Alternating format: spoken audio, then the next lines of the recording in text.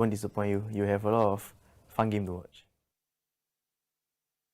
My name is Slowly. I play role jungle.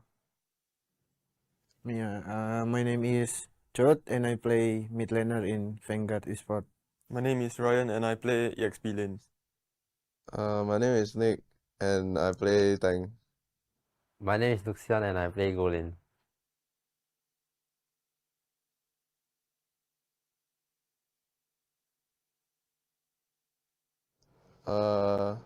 I believe right, this is just the process of us going into MPL lah. As our aspirations isn't just to enter MPL, we want to have a mark in MPL. Yeah.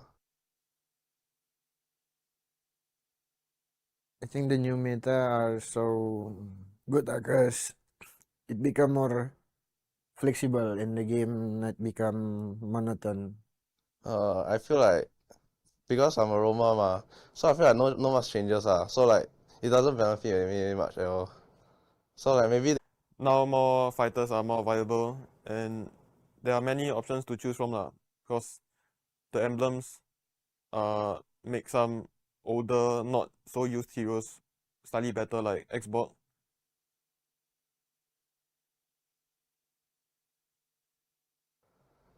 I feel like the team and me we are excited to face them, cause we want to show that we are the new darkhorse of MPLSG yeah.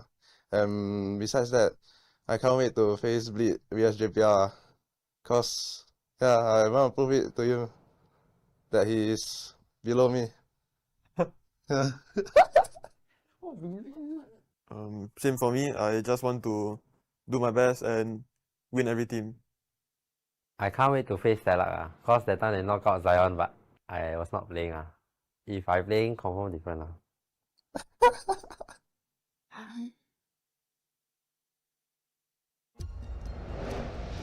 I am Optimus Prime. No one can outrun Bumblebee!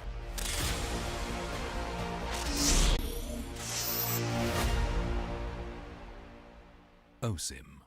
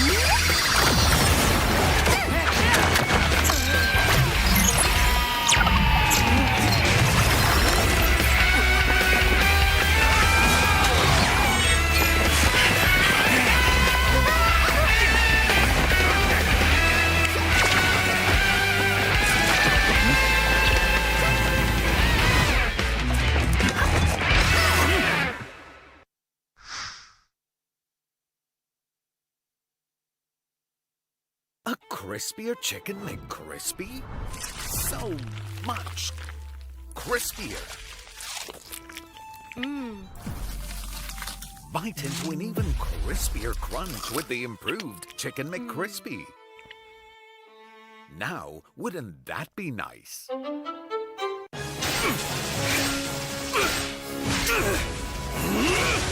Legendary! Tigreal!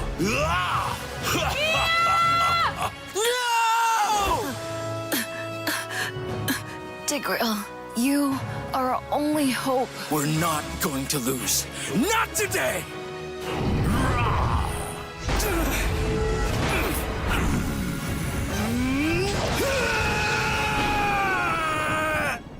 Huh?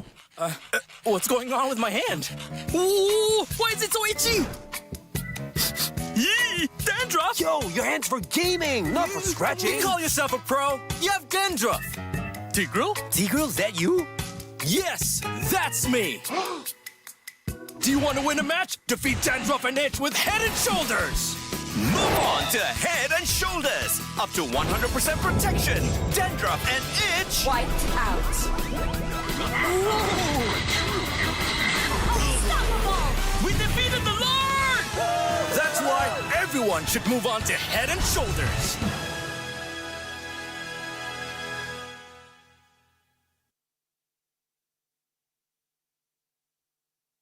So I guess what happened is during the regular season, why we always come off like not strong is because we're always not prepared enough.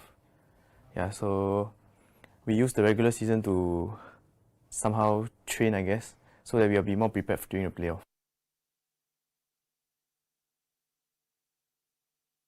Now you will see a different us. And because of now having got more imports and what happened last season, previous season and the past 2 seasons, I have learned a lot lah. So this coming regular season, look forward to it.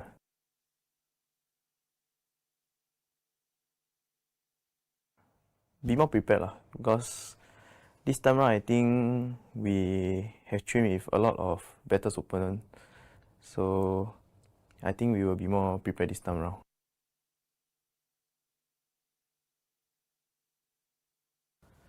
I think it's fine cause JS has always been a very good player and one of my favorite members in EVA as well. And I believe that he'll be able to dominate this season as well.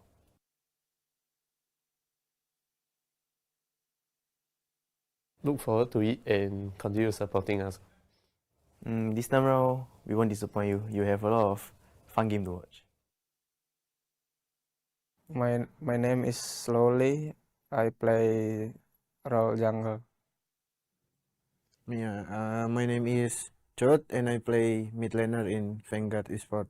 My name is Ryan and I play EXP lanes. My name is Nick and I play tank. My name is Luxian and I play Golin.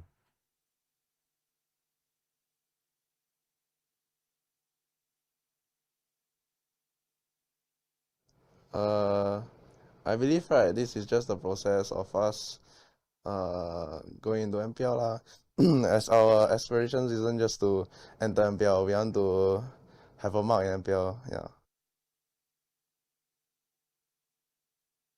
I think the new meta are so good because it become more flexible and the game not become monotone. I feel like because I'm a Roma ma, so I feel like no much changes so like it doesn't benefit me much at all. So like maybe they should put like more changes to the roam because roam only use support and tank for the emblem. So like quite shag I would say the emblem is much better now because now more fighters are more viable and there are many options to choose from because the emblems make some older, not so used heroes slightly better, like Xbox.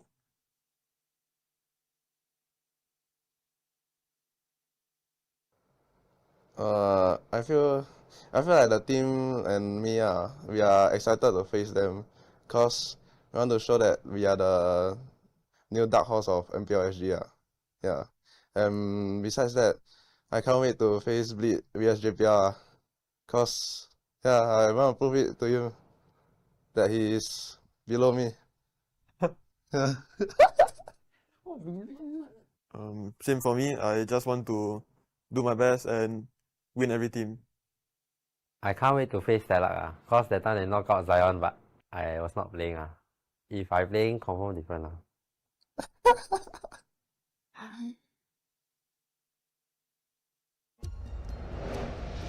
I am Optimus Prime. No one can outrun Bumblebee!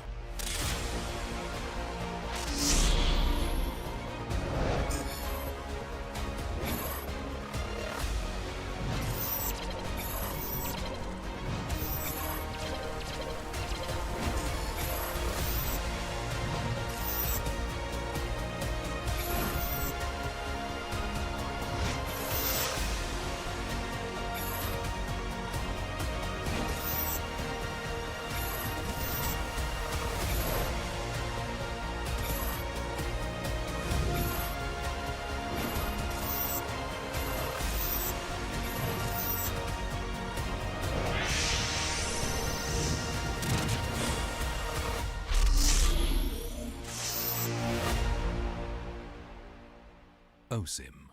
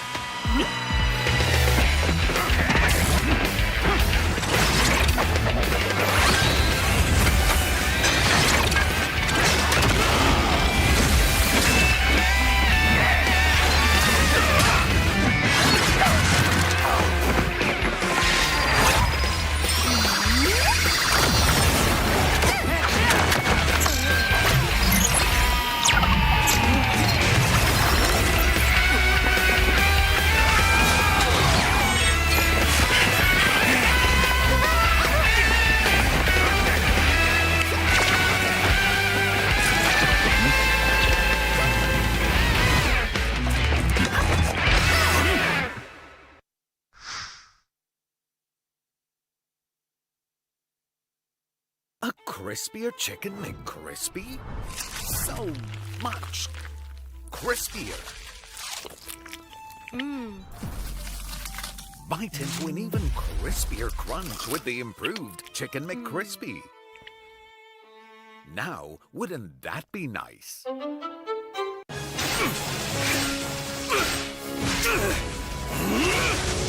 Legendary! Tigreal!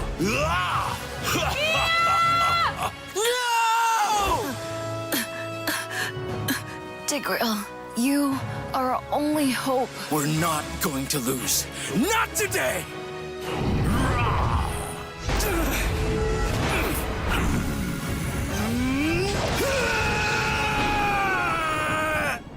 Huh? What's going on with my hand? Ooh, why is it so itchy? Yee! Dandruff! Yo, your hand's for gaming, not for scratching. You call yourself a pro? You have dandruff. Tigreal? Tigreal, is that you? Yes, that's me. Do you want to win a match? Defeat Dandruff and Itch with Head and Shoulders. Move on to Head and Shoulders. Up to 100% protection. Dandruff and Itch. Wiped out.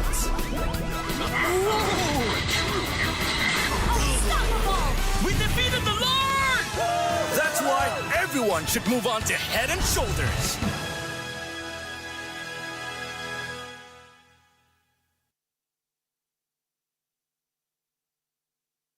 So I guess what happened is during the regular season, why we always come off like not strong is because we're always not prepared enough. Yeah, so we use the regular season to somehow train, I guess, so that we'll be more prepared during the playoff.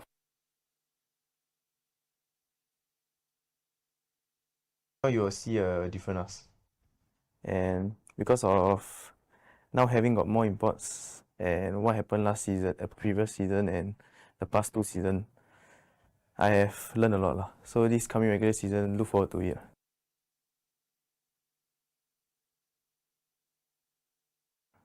Be more prepared lah, because this time around I think we have trained with a lot of better opponents.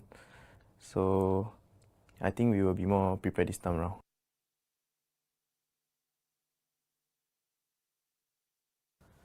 I think it's fine cause JS has always been a very good player and one of my favorite member in EVA as well.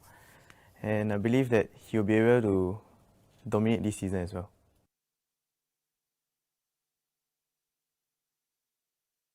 Look forward to it and continue supporting us. This time around, we won't disappoint you. You have a lot of fun game to watch. My name is Slowly. I play role jungle.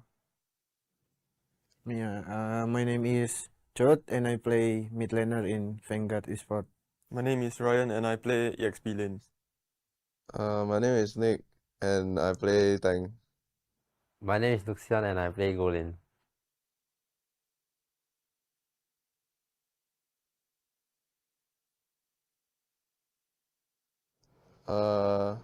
I believe right, this is just the process of us going into MPL lah.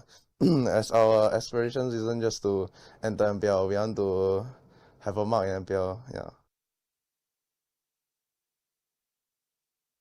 I think the new meta are so good because it become more flexible and the game not become monotone. I feel like because I'm a Roma ma, so I feel like no much changes so like it doesn't benefit me much at all.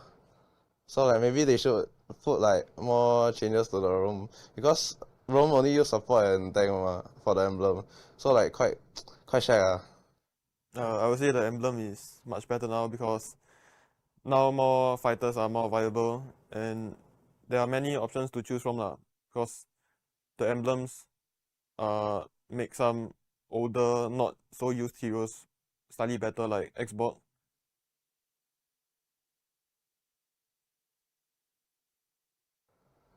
I feel like the team and me we are excited to face them because we want to show that we are the new darkhorse of MPLSG Yeah.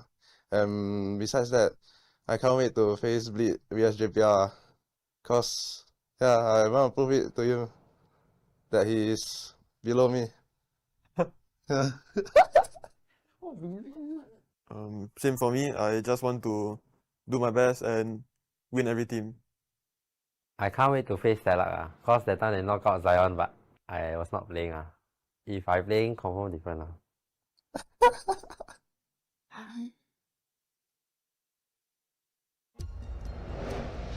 I am Optimus Prime. No one can outrun Bumblebee.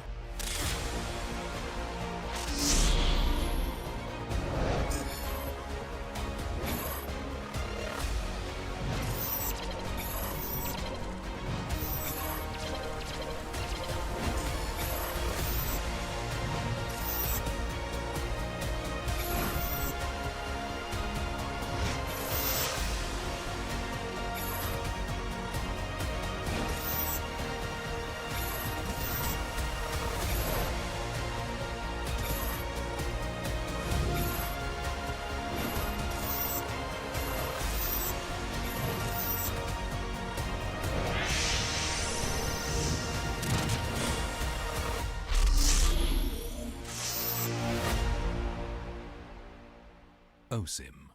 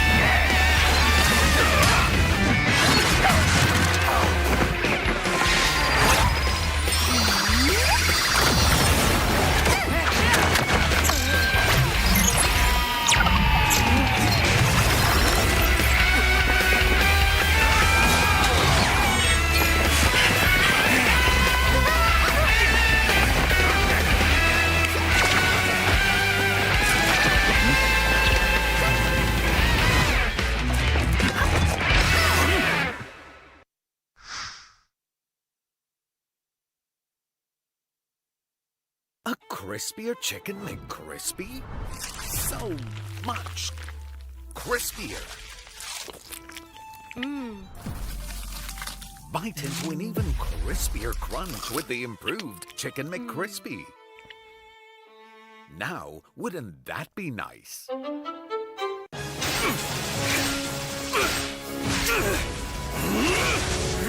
Legendary! Tigreal!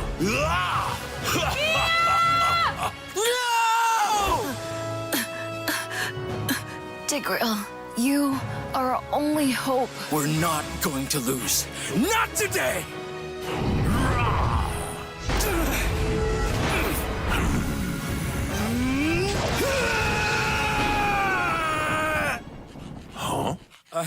What's going on with my hand? Ooh, why is it so itchy? Yee! Dandruff! Yo, your hand's for gaming, not for scratching. You call yourself a pro? You have dandruff. Tigreal?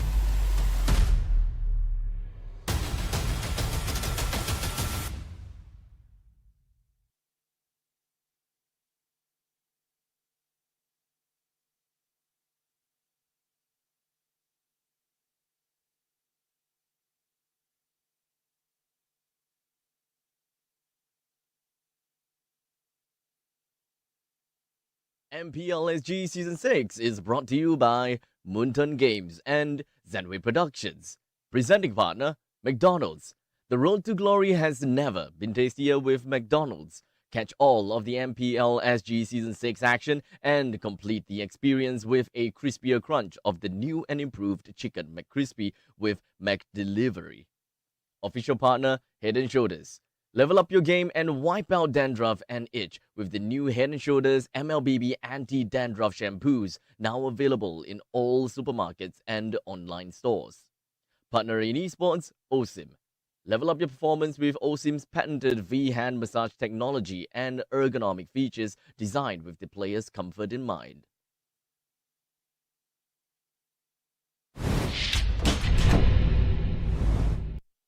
And we're back right here to week 2, day 1 of MPLSG Season 6. Now, ladies and gentlemen, as it seems, a coup is brewing right here at MPLSG Season 6. Why? Because it seems like our defending champion is having a tough time right here in the season with wonderful teams looking to overthrow them. So what can happen right here as the week progresses? You have to stick around and join us on the many platforms such as your favorites, such as YouTube, Facebook, Twitch, and more. So stick around on all of our wonderful different platforms to find out on all of the action that we're having here at MPLSG Season 6.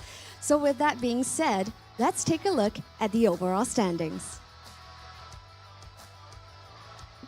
So on your screens, you see here respectively Homebois SG in first position, tied neck to neck with Team Flash SG. Bleed Esports right now in third position with 4 points to their name, tied neck to neck to RSG SG. So that's why, friends, really a coup is a brewing right here at MPLSG Season 6. And there at fifth position, we have Evil tied neck to neck with Stellark SG at 3 points, and Alchemy SG and Vanguard Esports right now with no points to their name.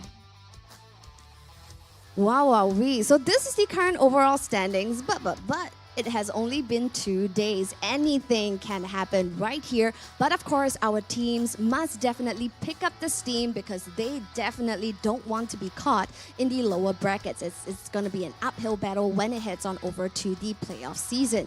So with that being said, we have an exciting lineup for you today. So let's take a look at the upcoming match schedule. So for today, kicking off our match, we have Evil going head-to-head against Vanguard Esports. That's about to come on at 10 a.m. And for match 2, we have RSG SG going head-to-head against Homebois SG. And that is a match that you don't want to miss, happening at 12:30 p.m. Now for match 3 itself, we will see Alchemy SG crossing swords with Bleed Esports at 3 p.m. And closing off the show, we have Stellark duking it out with Flash happening at 5:30 p.m. As you guys can see, this is a weekend that you don't want to miss because our defending champions are going to be heavily contested right here this weekend. So please don't miss out on any of the action. And of course, ladies and gentlemen, MPLSG Season 6 wouldn't have been possible without all of our wonderful sponsors. MPLSG Season 6 is powered by Zenway and Moonton. Our presenting partner, McDonald's. Our official partner, Head & Shoulders. And our partners in esports, OSIM. So yes, ladies and gentlemen, without further ado, I'm sure you must be very excited for the first team to come on. And this is going to be Evil going head-to-head against Vanguard Esports. So without further ado, presenting to you, Team Evil!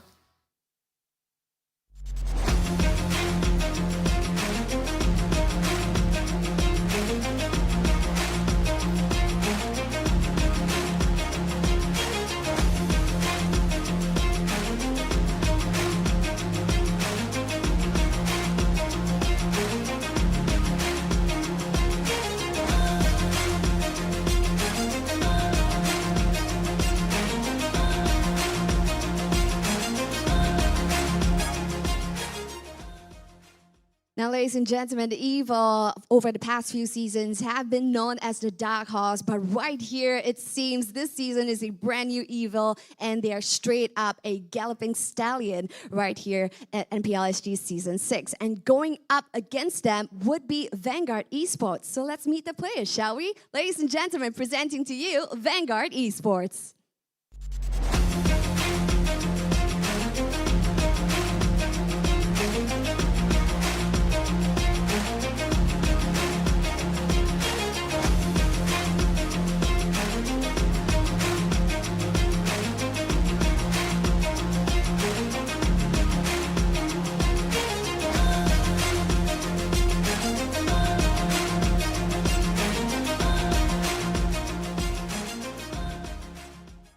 So right now, the boys are getting comfy right here at their respective battle stations. And as it seems, as the day progresses, they are getting traction right here over at the Land of Dawn. So these two teams going head-to-head against each other right here for Game 1 itself. We're very excited to see what happens. So without further ado, I'm going to hand my time over to our dashing casters. Take it away, friends. Well, not even my mom calls me dashing, but ladies and gentlemen, we are back. Week number 2, day number 1. My name is Jay, joining me right here on the desk. It's okay. It's okay. It's okay. It's okay. It's okay. I know people say that I look like Arashi, so I'm never special, all right? Oh, your hair's back. Yeah. Can I get a two? How's it going? And we got churros as well. Ladies and gents, it is a great morning today. We got so many spicy, speaking about spicy, of course, thank you very much, McDonald's. Spicy matches coming up, but let's talk about what we'll be seeing next. It's going to be Vanguard going up against Evil, right? Team Evil, you know, the community team that kind of claw its waves, and you already saw like Powerful starting to bring the notebook. Yep. They're starting the series strong, my boy. Yeah, I'm actually looking forward to this matchup because these two are doubted the dark horses in their own rights. You got Vanguard in the last seed in the bracket so far. You got Evil 1 match away from securing their place in the upper brackets in week 2. That's right. So with that said, you know, since we're on topic of Team Evil, right? Let's take a look at the team lineup right here. You know, these are your community boys, right? That somehow, somewhere, the evil magic is there that allows them to stay in the MPL Singapore season seed since season 3. Abstract, what's so special about them? They are evil. Let's just put it that way, right? Of course. Okay, so of course, when we were talking about Evil, they have always been running the same lineup and the same players: Coconut, JS, Twist, Powerful, as well as Carrot. They have been very consistent throughout their journey in MPLSG, and coming into MPLSG Season 6, they are starting things out pretty nice as compared to the other 2 seasons, where their regular seasons always seems to have a lot of problems, and they just unknowingly gets themselves the offline buff. Yeah, and it feels like, you know, the playoff buff comes earlier, right? Something also to mention beside Team Evil is that you got Jasis coming back, not as an EXP laner, because Twist is the EXP laner, right? He's coming back as a mage, replacing Melon. So yes, even there's some little twists and turns. if you catch where I'm going You're for. feeling very punny today, Jace. I'm sorry, it's a little bit too early. I'm so sorry, guys. Hope you guys had the coffee from McDonald's. But let's take a look at the Vanguard lineup, right, Charles? What is so special about it? This seems like they're struggling right here. How do you think they can actually take this around? Well, Jace, we've seen them a lot in the community tournaments that we've casted within Singapore. Local heroes, I would call them. Luxury Stain in the gold lane, Chud. Mid lane, EXP lane, Super Ryan. Pretty much similar name as me. Slowly in the jungle, as well as Nick Stain in the roam position. So they had a shaky start in week 1. I'm looking forward to seeing how much they've grown, especially in their camaraderie, their synergy within this week. Personally, I feel like, boys and girls, I feel like Vanguard Esports has shown that they can actually deliver, but I would say this is tournament luck, right, Abstract? This is just tournament luck, unfortunately, for them, is that they hit the ground running. They had to face like 2 of the powerhouses of MPL Singapore, and unfortunately, of course, you know, it's the big houses, Bleed and RSG SG, and now they're finally going up against Team Evil. I think this is like the prime experiment for them to basically try to get some points right now. This is a very similar situation as to what Revival has went through in the previous seasons. Yeah, Ryan.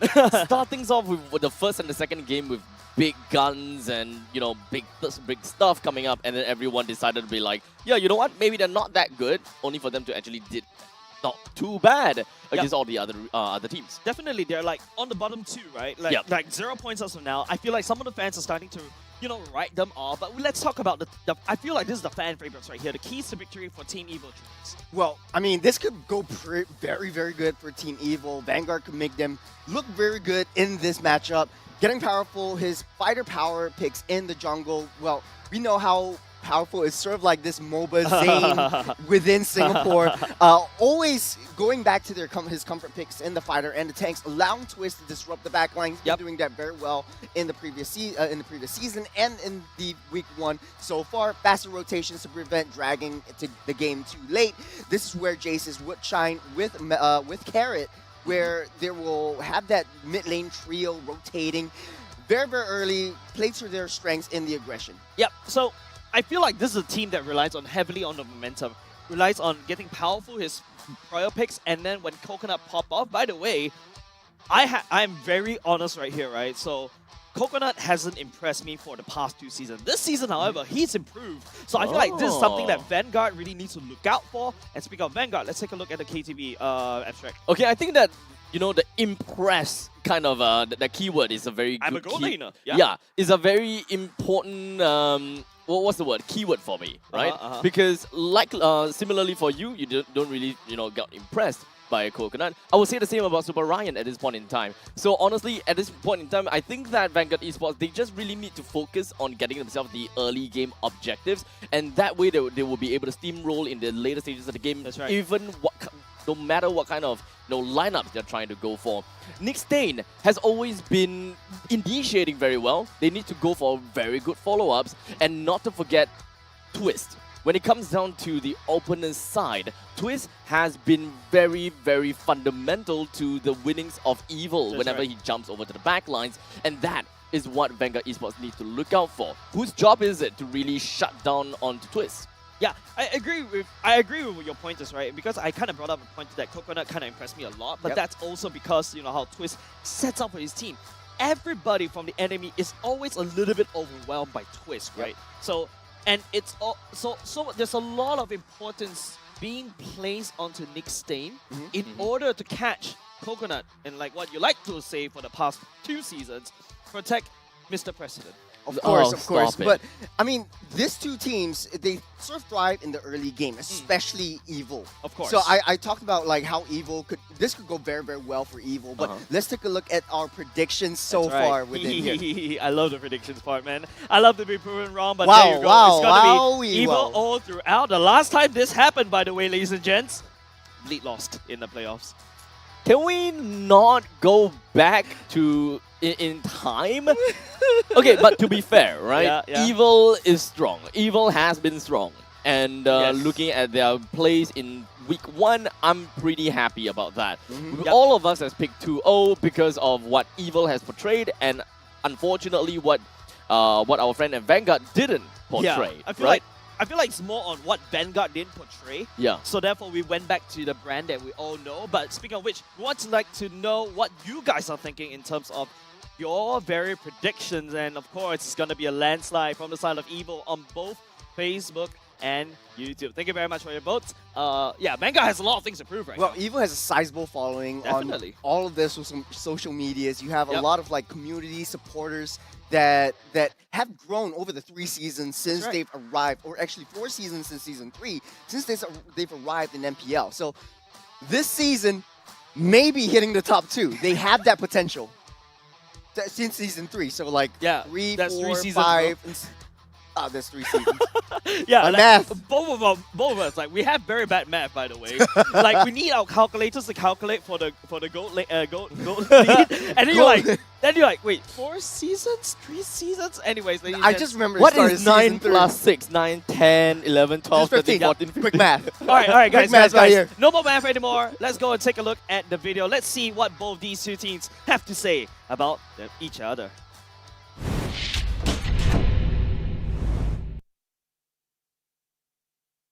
I think they'll perform quite well actually, but I don't think I can really say where to place them right now until we see their performance during the regular season and playoffs?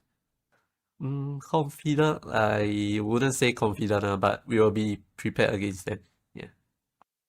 I'm not so sure about this, but let's see how much they are prepared for this season. I believe if they are really well prepared and they are really coming for like the throne, they are gonna work hard for aiming for like the top 3 or whatever. I think they are gonna work very hard to the top So if they are taking this seriously, I believe they will be coming in quite strong. Personally, for now, I feel that with the departure of Melon, I feel like their team might get weaker because Melon was like the main part of like their strong points So once Melon has left the team, I feel that they might struggle a bit, and plus they are not really like fully committed, I guess. So yeah, I think that their team won't be as strong as the past few seasons. Believe that our momentum can be even stronger than their momentum, so we can overturn their momentum and just win them in both the regular and playoff if we meet them in playoff. Team Evil, simple. No Melon, no win.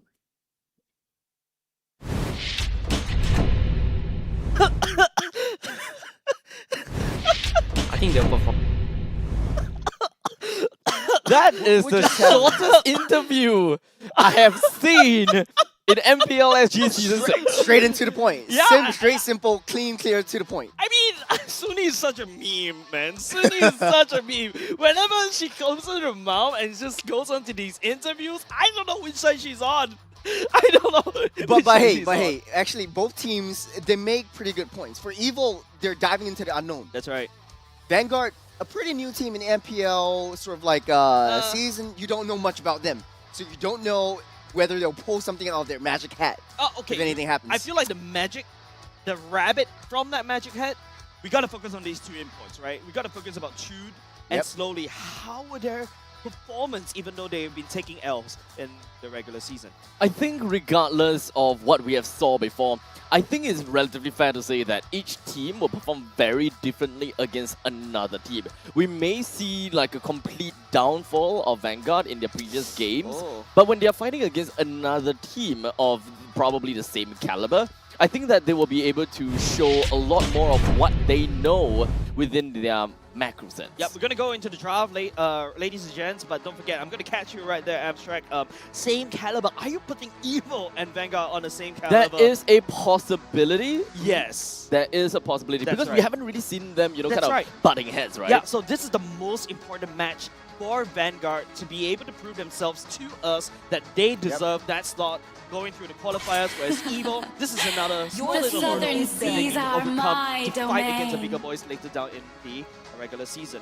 Yeah, I was doing a lot of research, watching some replays, some VODs, and I think Vanguard in this particular matchup is pretty much a defensive draft going into the game. It's not much of the draft, but more of the execution. Defensive draft meaning they know Evil is going to be riding on that early game aggression, especially with the very strong mid lane trio, Jace's, Carrot, as well as Powerful. So they need to be able to defend themselves in the early game skirmish.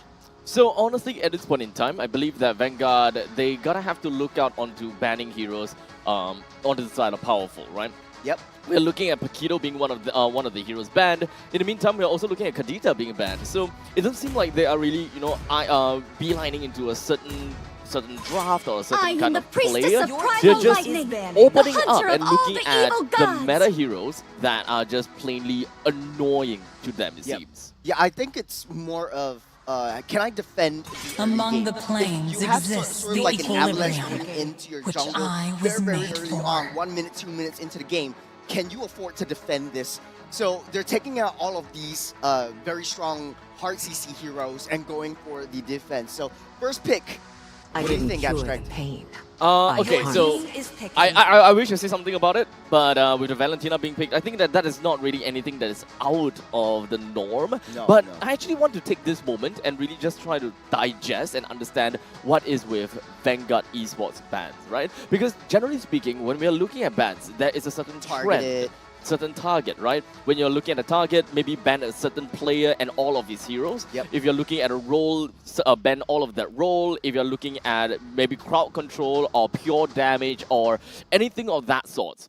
But Vanguard Esports actually do not have any form of trend here. We're looking at Paquito, great amount of burst. We're looking at Kadita, great amount of burst as well, but we can't say the same for Edith. If you're looking at crowd control, Kadita and Edith has it, but Paquito doesn't really have them. So what exactly is the trend here is something that I think remains as a mystery. I feel like Paquito is a not over the powerful. I remember one of these teams hands a Paquito over the powerful. Yeah, it's over. It's over. It's over, right? The meta now is more of Paquito EXP though, right? Correct. But it also shift back into powerful jungle. Yes. But then the rest of the bans, Kadita and Edith coming in as well. It's like these are bans that it feels like they're just going for safe bans, right? Yeah, it's like they're annoying. Yeah. So let's not play them. Exactly. Let's not have them play it.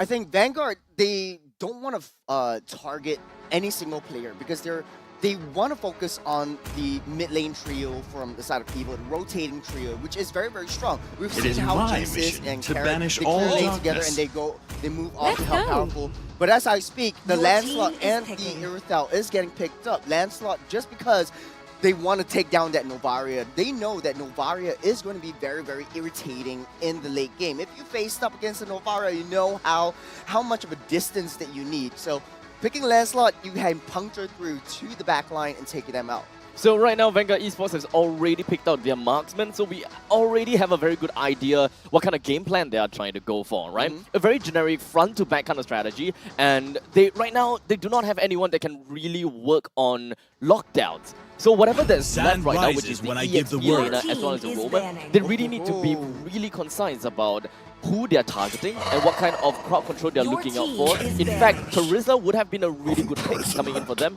but Evil already saw through their brains. Very simple. Evil wants to give Twist a very easy time in the early game. You have the Khalid, very easy wave clear, very fast wave clear. Well, I'm expecting very easy early level 2s for the mid lane and the EXP lane, and then just direct through the jungle. Like I said, Vanguard needs to be very defensive in the early game. You have a Fredrin facing up against a Fredrin with a Lancelot. You need to be taking shots to the face. So Evil's playstyle-wise is still relatively open, right? I mean, when we're looking at Khalid, I mean, I'm not suggesting Khalid roam, but we still have a certain amount of flexibility to that. You know, certain amount. Maybe it's kind of like an 80 to 10 kind of percentage with a 80 to 20, sorry, you cut math. 80 to 20% kind of percentage to it. While for Fredrin, I don't think that unless Khalid goes to roam, then the flexibility is still there. Alright, I feel like Evil to bring Khalid to the roam is a little bit on the impossible realm already. Not the nether realm, but impossible realm. I don't see Carrot doing that. Yeah, so. but I feel like Evil has kind of stated what they want to do. They have someone that to face tank, to pull a lot of attention, using Khalid and the Fredrin. Then you got Jason to land down the snipe from behind. But if you take a look up beside the Vanguard, I like what Abstract was talking about, how, you know, they want to fight front to back, but I don't see any fronts. I don't see any fronts for the side of Vanguard. It's going to be very difficult for Vanguard because they're placing a lot of eggs into one Irithel. You need to be able to soak up all of these crowd controls. And yes, I do is the proof that I'm DJ, still absolutely, alive. They need a very strong front line, which is what they are lacking as of now. Even if not Super Ryan, but the Valentina on for Vanguard picks up a Raging Sandstorm or picks up something very defensive or some set-up capabilities that they have, it might not be enough because you know how much of a glass cannon Valentina is. Glue is going to be that soaker that we're talking about. I don't think it's enough though. You have Nick Stain who is going to be on that Cho in the roam position. I don't know if the pickoff is going to be good. Alright, everybody in Singapore kind of knows that Team Evil are really strong in this team fight. And how do we dismantle team fights? Picks. So instead of Vanguard going for a front to back, I'm going to pick. I can pick with Blue, and then I can pick with Cho. So at least for Vanguard, right? I get an idea that yes, they want pickoffs instead of the very generic front to back. So now we are looking at something a little bit different. They want to win in the early fights by getting the pickoff. That way, they will be able to snowball the momentum even more. So momentum is going to be the main keyword out of Vanguard Esports. Now, my problem here is, in the early stages of the game, they actually do not have a lot of ways to actually capitalize on that pickoff. When we're looking at the jungler is the one that will want to go over to the back lines. So right now, the jungler's role and the EXP role effectively switched. Most of the time, we want our EXP laners to go over the backlines and annoy the crap out of the opponents. But if you have an assassin on your team, most of the time, you want to swap that role. Yeah, the Lancelot in the offside and just doing that split push for that pick-off composition. What the draft has said. I feel like the creativity coming from Evil is really telling right now. The fact that you got Novara with the ultimate to reveal, the Raging Sandstorm can connect even more targets, and on top of that, it also pairs really well with the Franco. You got the burst coming out from Brody this time instead of your mage. So this Franco-Novara kind of combo duo in the mid lane, I think it's... And imagine, you have bigger hitbox, Appraisal's ramp going in. This is a very scary team clash, especially when we go into the land of Dawn, ladies and gents. This is game number 1. Vanguard SG going up against Evil. Team Evil. Let's see if my hypothesis is right for Evil. Evil going for a very, very easy game skirmish, but look at how defensive Vanguard is. All 4 members just protecting Lancelot. They're just expecting the powerful to come in really, really deep into the jungle and just disrupt Lancelot, but I don't think that is the case for now. Evil sort of knows how Vanguard is going to be very defensive. They will play defensive, so Evil is holding back on the aggression. I really do want to see exactly how Vanguard would want to play this, because there could be something that I actually haven't really quite caught up regarding what Vanguard Esports is trying to do. Because the main thing that I'm looking out for right now is the fact that they actually don't have a lot of damage onto their side. Chute and Nickstain, they may be able to roam together quite a lot. Slowly can also do a decent amount, but Evil, when we are looking at the Brody, he's got good escape mechanism. Wait, what? Hold on a second, that's one first blood so early on, especially when it's Valentina. You need to be the lane bully, but now you're getting bullied yourself. That's not exactly what I was expecting to know. I mean, yes, Valentina was relatively low on a low amount of health, but to actually go down like that is completely unorthodox, probably due to the fact that Carrot actually managed to land on the hook. Yeah, playing a Valentina in the early game, not taking a tenacity, but hold on a second here. Twist. Nah, they can't kill him. Thorn Rose, and that's why Khalid's so strong, especially in the EXP lane. You got so much burst damage, you also got to sustain. There's no way that you'll be able to kill a Khalid right now. And in fact, I don't really like the general idea of a Lancelot actually starting in the opposite lane of EXP, because you just end up following the path and go over to the EXP where you have a good 20 seconds to actually do nothing, because you can't kill a Khalid. The only thing that you can do from that point on is actually to go over to the opponent's jungle and try to open things up a little bit more. Okay, right now, slowly does have the turtle's attention. Twist will be coming in split. Just twist and turn just a little bit. Jace's actually reduced by a lot. That's also the Bloody Hunt landing on top of Ryan. He goes down, and now the turtle ultimately forgotten. Twist coming in, slicing Nickstain where he stands. Slowly coming in, the powerful still managed to steal the turtle away from Slowly. What a massacre over the side of Vanguard in this early game. Oh, that went perfectly for Evil. They waited for Vanguard to come in a little bit too close for them and use the turtle as bait. If you looked at how powerful, they didn't even touch the turtle at all. He was just zoned away by Nickstain. But out of all of that, they just weren't ready for a fight at all. I mean, the fact that Nickstain didn't even have the ultimate at that point in time, there's not a lot of lockdowns that we are expecting to see at all. Well, with the concussive blast, he should be able to get that level 4 rather quickly because of that wave clear potential, but that wasn't the main point for Nickstain. He was looking for a little bit more of, hey, let's help out my jungle instead of getting my ultimate. But the fact is that they ended the jungle rotation over to the southern side, decided to go for a kill on the Twist, or rather a poke on the Twist, despite knowing that he's got quick Sand Guard. Generally speaking, I wouldn't go for that. I would just probably get Nickstain to say, hey, you know what, we gotta have to open up the bottom lane. We gotta get priorities. I feel like it's just Twist being Twist, right? The strong EXP laner to try to get all the attention away from Vanguard so that Evil can cook up the Evil schemes. This is a really good point, right? Because we are already talking about Twist. Maybe Vanguard is just like, you know what, we gotta have to deal with Twist. Twist is gonna be one of their win con, and we gotta poke him. We gotta get him out. And after that first time ganking him, they realize their mistake, and they'll be like, let's not waste time on him for now. Okay, Nickstain, oh no, he gets locked down. Crazy's wrath. nowhere for Nick to go, just a stain on the river.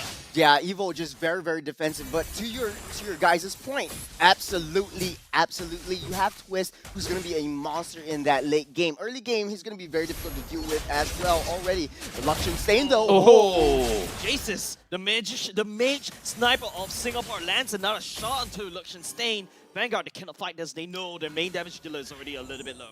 This boggles my mind. In a lane-to-lane matchup, it kind of seems like Earthfell should have an easier time than Coconut. You have a little bit more early game skill damage. A lot more trade potential yeah, as well. You have the more trade potential, but the turtle fight ensuing looks like Powerful is going to be baiting out that turtle. You have 3 people from Vanguard already showing their location.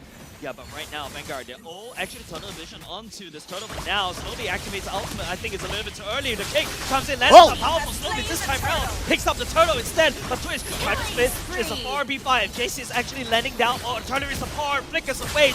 We'll be able to get out safety, but not for long because Twist is right there. Oh, what? Jaws. Ladies and gentlemen, Evil entered this fight with only 3v4.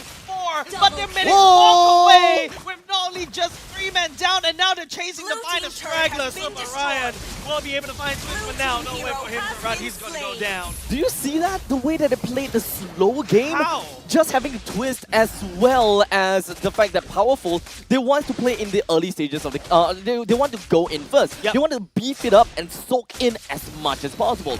We know that Khalid can do that. We know that he would want to use the Quicksand Guard as much as possible and buy his team enough time for the rest of backup to come. I attribute that a lot to Jace's in the right position, using that astral field to slow everyone down. And you have Fredrin, you have the Khalid who's able to sustain through a lot of those damage. So even if they were very low, they still went in together, went in straight up. You didn't have Carrot within that fight, but it doesn't matter because Jace's was there dealing that unforeseen damage. I mean, I don't expect Carrot to be there at that point in time, right? That was a second turtle, and generally speaking, when you're laning against an Irithel, most of the time you wouldn't want to do that, since you generally lose in the lane when it comes down to trade. Except for this time, it actually worked out really great for them. I think Nick actually picked Twist, but this time around he's going to engage with his own. It's going to be true. They got caught off guard, literally, by the main guard of the Sands. And now Powerful looking up. Nick's name for now. Jason's letting down so far. He's actually been so accurate for now. Powerful will be able to taunt. So for Ryan, he's forced to pop that split. He has to run away. We see how Evil comes in and Praisel's Wrath. Will not be able to connect. Takes down the small little blocks of Super Ryan. But Coconut manages the main damage down bot.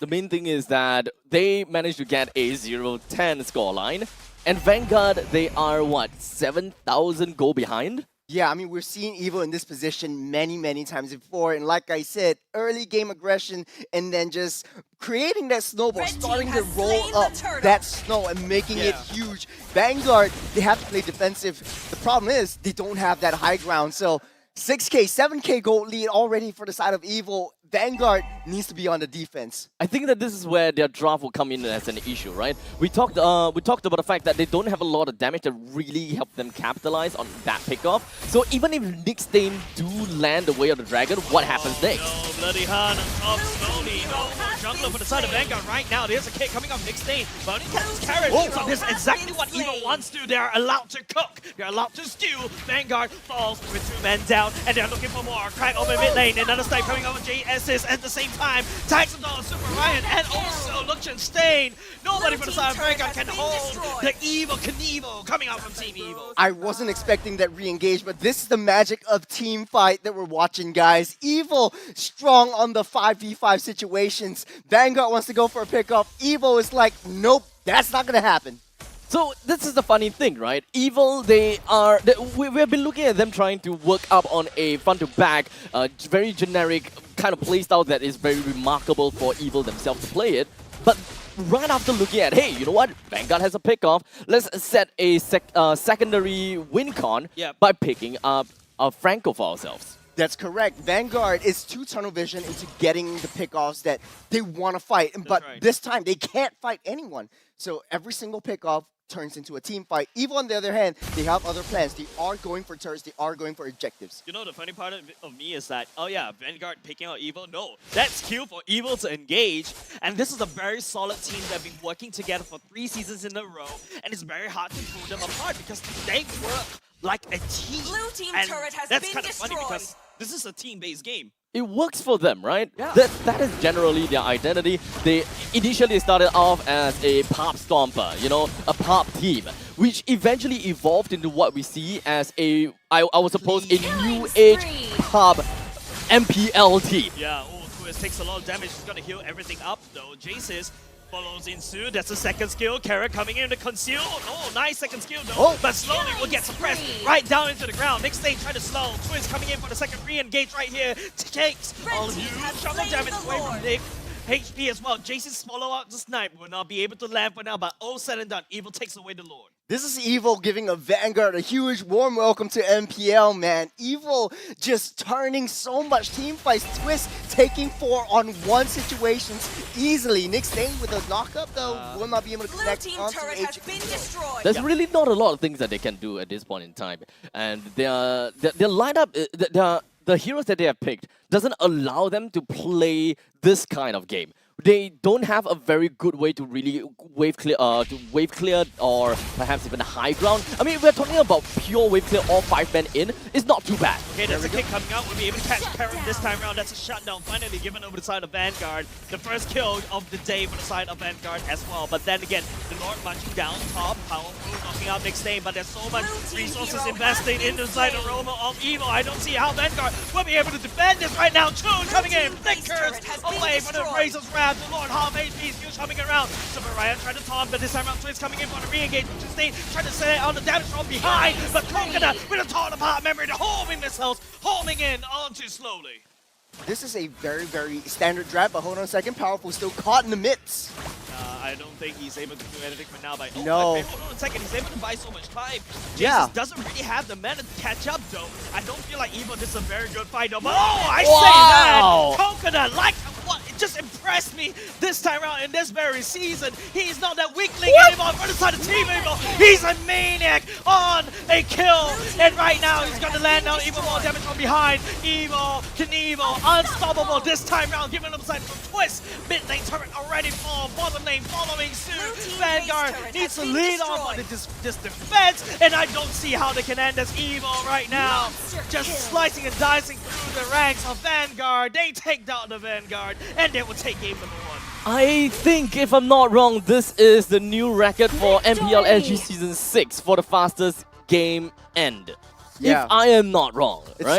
so far it is the fastest game. I think below 12 minutes. Usually teams would wait for that 12-minute Lord in order to get that enhanced minute and then push. But Powerful was basically the enhanced Lord himself. If you think about it, Powerful was just going in ham, eating those turret shots like a huge Giga Chad that he is. Yeah, he's actually just crashing onto the heroes. Yeah, instead of I crashing wasn't onto the turrets, right? honestly, I wasn't expecting that second re-engage by Powerful, but because of that, it just ended that game. They because just cycle.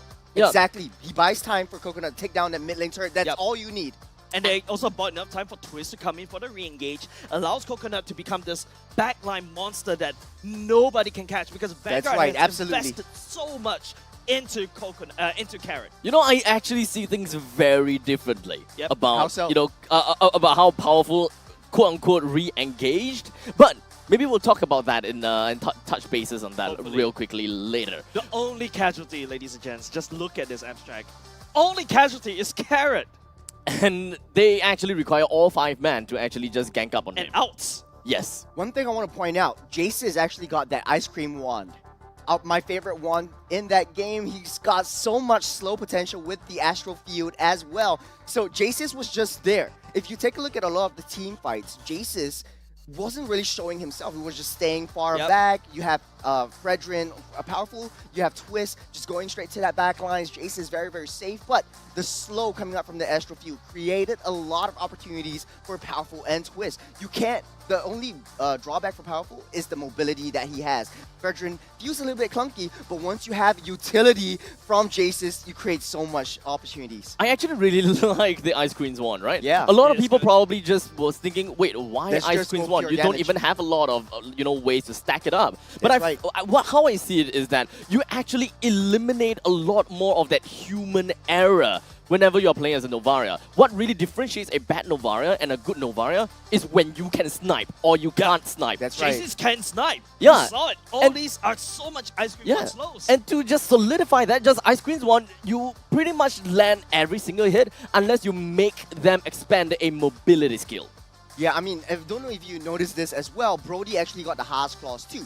So Brody has a little bit of crit damage, crit potential, as long with lifesteal potential. So he's being safe in the lane. He has an easy time with Airthel, and it goes beyond like textbooks and goes beyond like everything you know about lane-to-lane matchup. Yeah. Airthel should have won Brody in any case possible, but Brody had a easier time in that lane because of the tenacity being built up, because of the additional damage from that emblem. I love it when players make me eat my words. I love it when teams make me eat my words.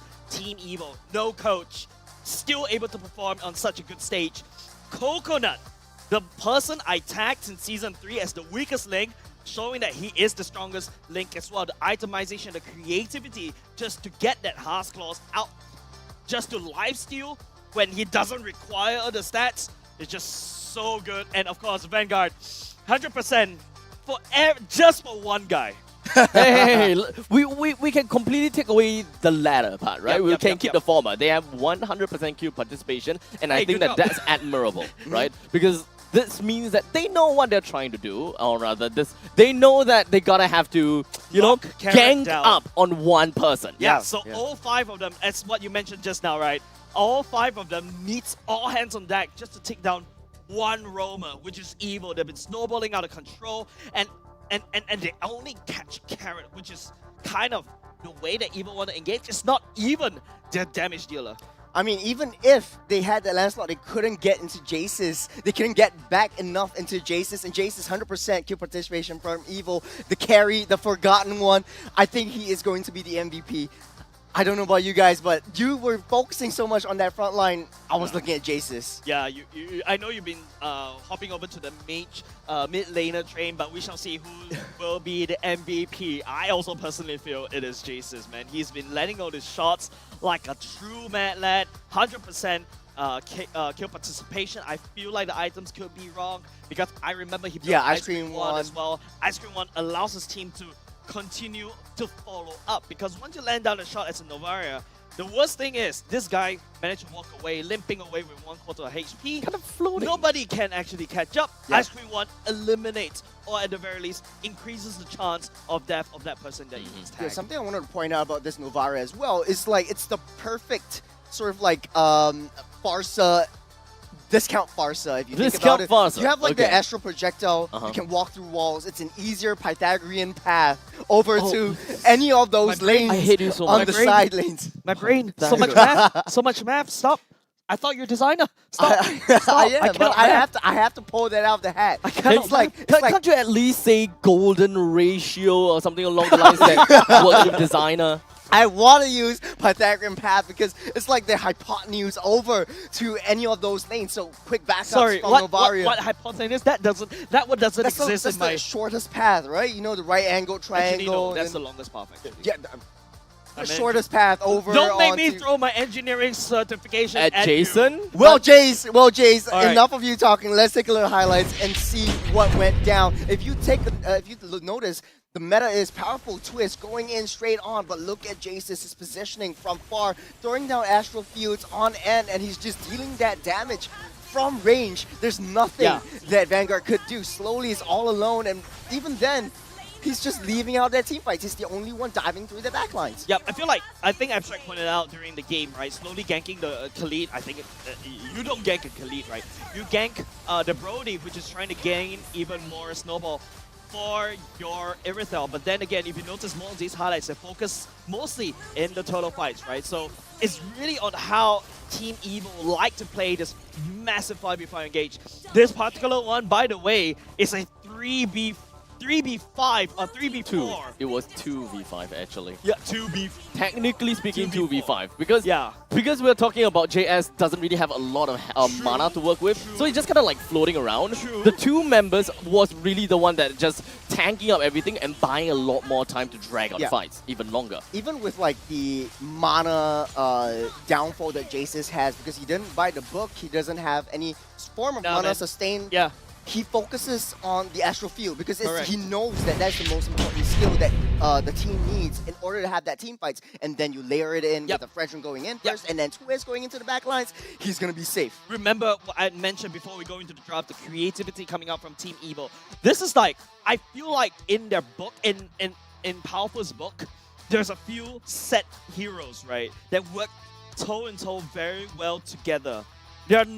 They are able to just make this Novaria ultimate to emphasize, elevate, to ignite the damage or basically the catch potential for the Fredrin and also the Khalid. So I really give them a lot of props on that one. Like they have a set rule whenever you pick up a certain hero, right? When you're picking a Novaria, okay, we gotta have to pick a list of these heroes for the next encounter.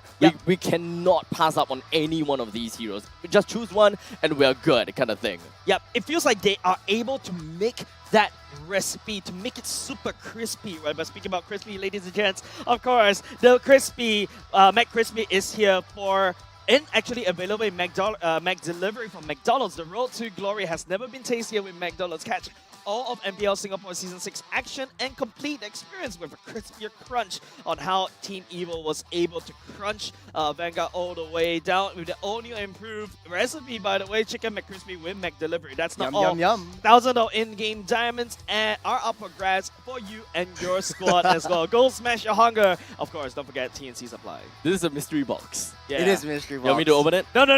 No. We keep it for last day. We keep it for the last day. There's like 50 diamonds in order to open it.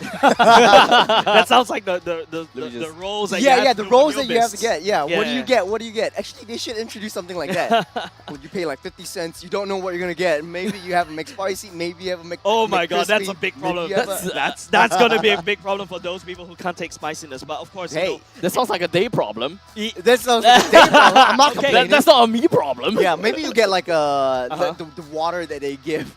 Okay, but the most important thing that it's obviously a Vanguard problem right now, right? Yeah. They have they're unable to prove themselves their worth, even though they brought in imports. Team Evil was still able to smash them right there and then in the previous game was what, 22 versus 1 in the kills. Yeah, that is the scoreline. Okay, so let's touch back bases about what I want to talk about when it comes down to Fredrin, Powerful being the Lord himself. Remember, kind of like flashback, the Lord has already been taken down, and what happens is that we've got Powerful that's still standing right in the opponent's base at a point in time, and the others are still poking him as well, respecting certain amount of distance, but they were still there, right? So what I'm seeing is that Powerful isn't really trying to re-engage, but it's more the fact that he's just there to make the opponents think that, yeah, we can kill him.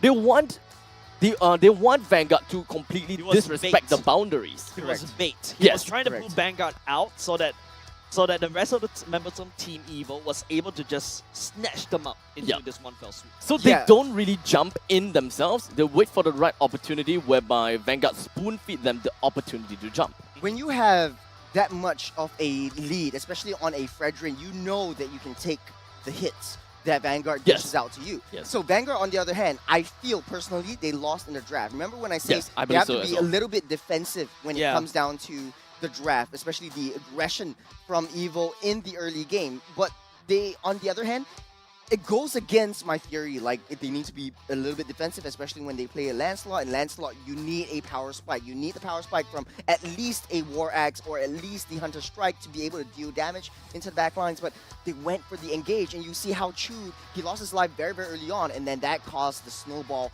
that Evo took through all the way to that late game. So here's the thing, right? While you were talking about the draft, I had some time to really think about the nuances of picking up a Valentina, because one of the chat actually makes a very good point about the fact that most MPL teams who picks Valentina with Irithel had a hard time. And I had some time to really think about it, and I was like, that is kind of true, right? Because when we are looking at Valentina, and we're looking at Irithel. Irithel is a hero that wants to kite. In the meantime, Valentina is a hero that wants to jump in and just really causing chaos, making full use of ultimates. You know, I don't know why we're focusing the camera mostly on Carrot for a long period of time. I feel like that's his mugshot right there. Right? He's the only one that gave the kill over to the side of Vanguard. Yeah, I think I don't know if it's a target prioritization issue, but when things get messy, Vanguard sort of like loses their communication, slowly wants to go for Jaces, and then the rest of the team members, they sort of like sit on Powerful and Twist. They sort of like get baited within all those team fights. Look at how Nick Stain is trying to stay composed. He's trying to gear himself up for the next game. It's going to be tough for them to come back into it, but with the right amount of defense that they need in order to face up against Evil.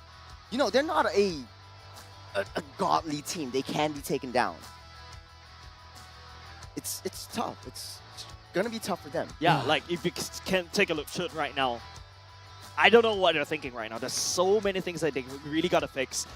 Really work down into integration differentiation, go back to the logarithm, and maybe work on their algorithms as well. I think the most important point that they really need to try to fix out is how are they able to make the synergy work? Because Evil synergy is untouchable. It's unbreakable. You can't break it down with integration. I think when it comes down to Vanguard, right, they're going to have to focus on themselves first. They need to really identify their team identity, how they play as a team, and work a draft that works for them. In the previous game, it feels like they are trying to go for something that's completely out of what they are used to do, because it's kind of like everywhere, right? You have a little bit of something everywhere, you have some kind of lockdown, you have some kind of pick-off, you have some kind of damage. You don't really all in and bank all in. You can only do that if you have exceptional macro skills and micro as well, right? You need to really win in your lane, which unfortunately is not a testament in the previous game, where the Irithel didn't win in the lane where we thought that she's supposed to. Alright, let's go into the game.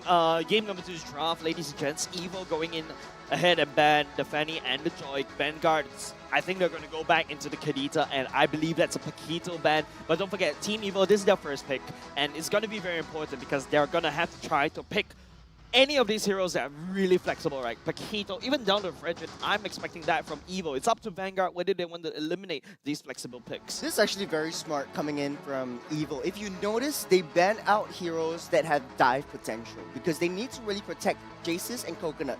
They know their weakest link. They know that Coconut really needs that space. Jaces really needs that space in order to do that damage. For Twist, Powerful, and Carrot, it's just set up potentials all the way through. They can play towards the early game, no problem, but they really need Jaces and Coconut safe. Among so the taking out a planes lot of exists like the long range equilibrium, artillery mages, which taking I out was those dive made potential for. mages, who's able to burst them down, is going to be very critical for them.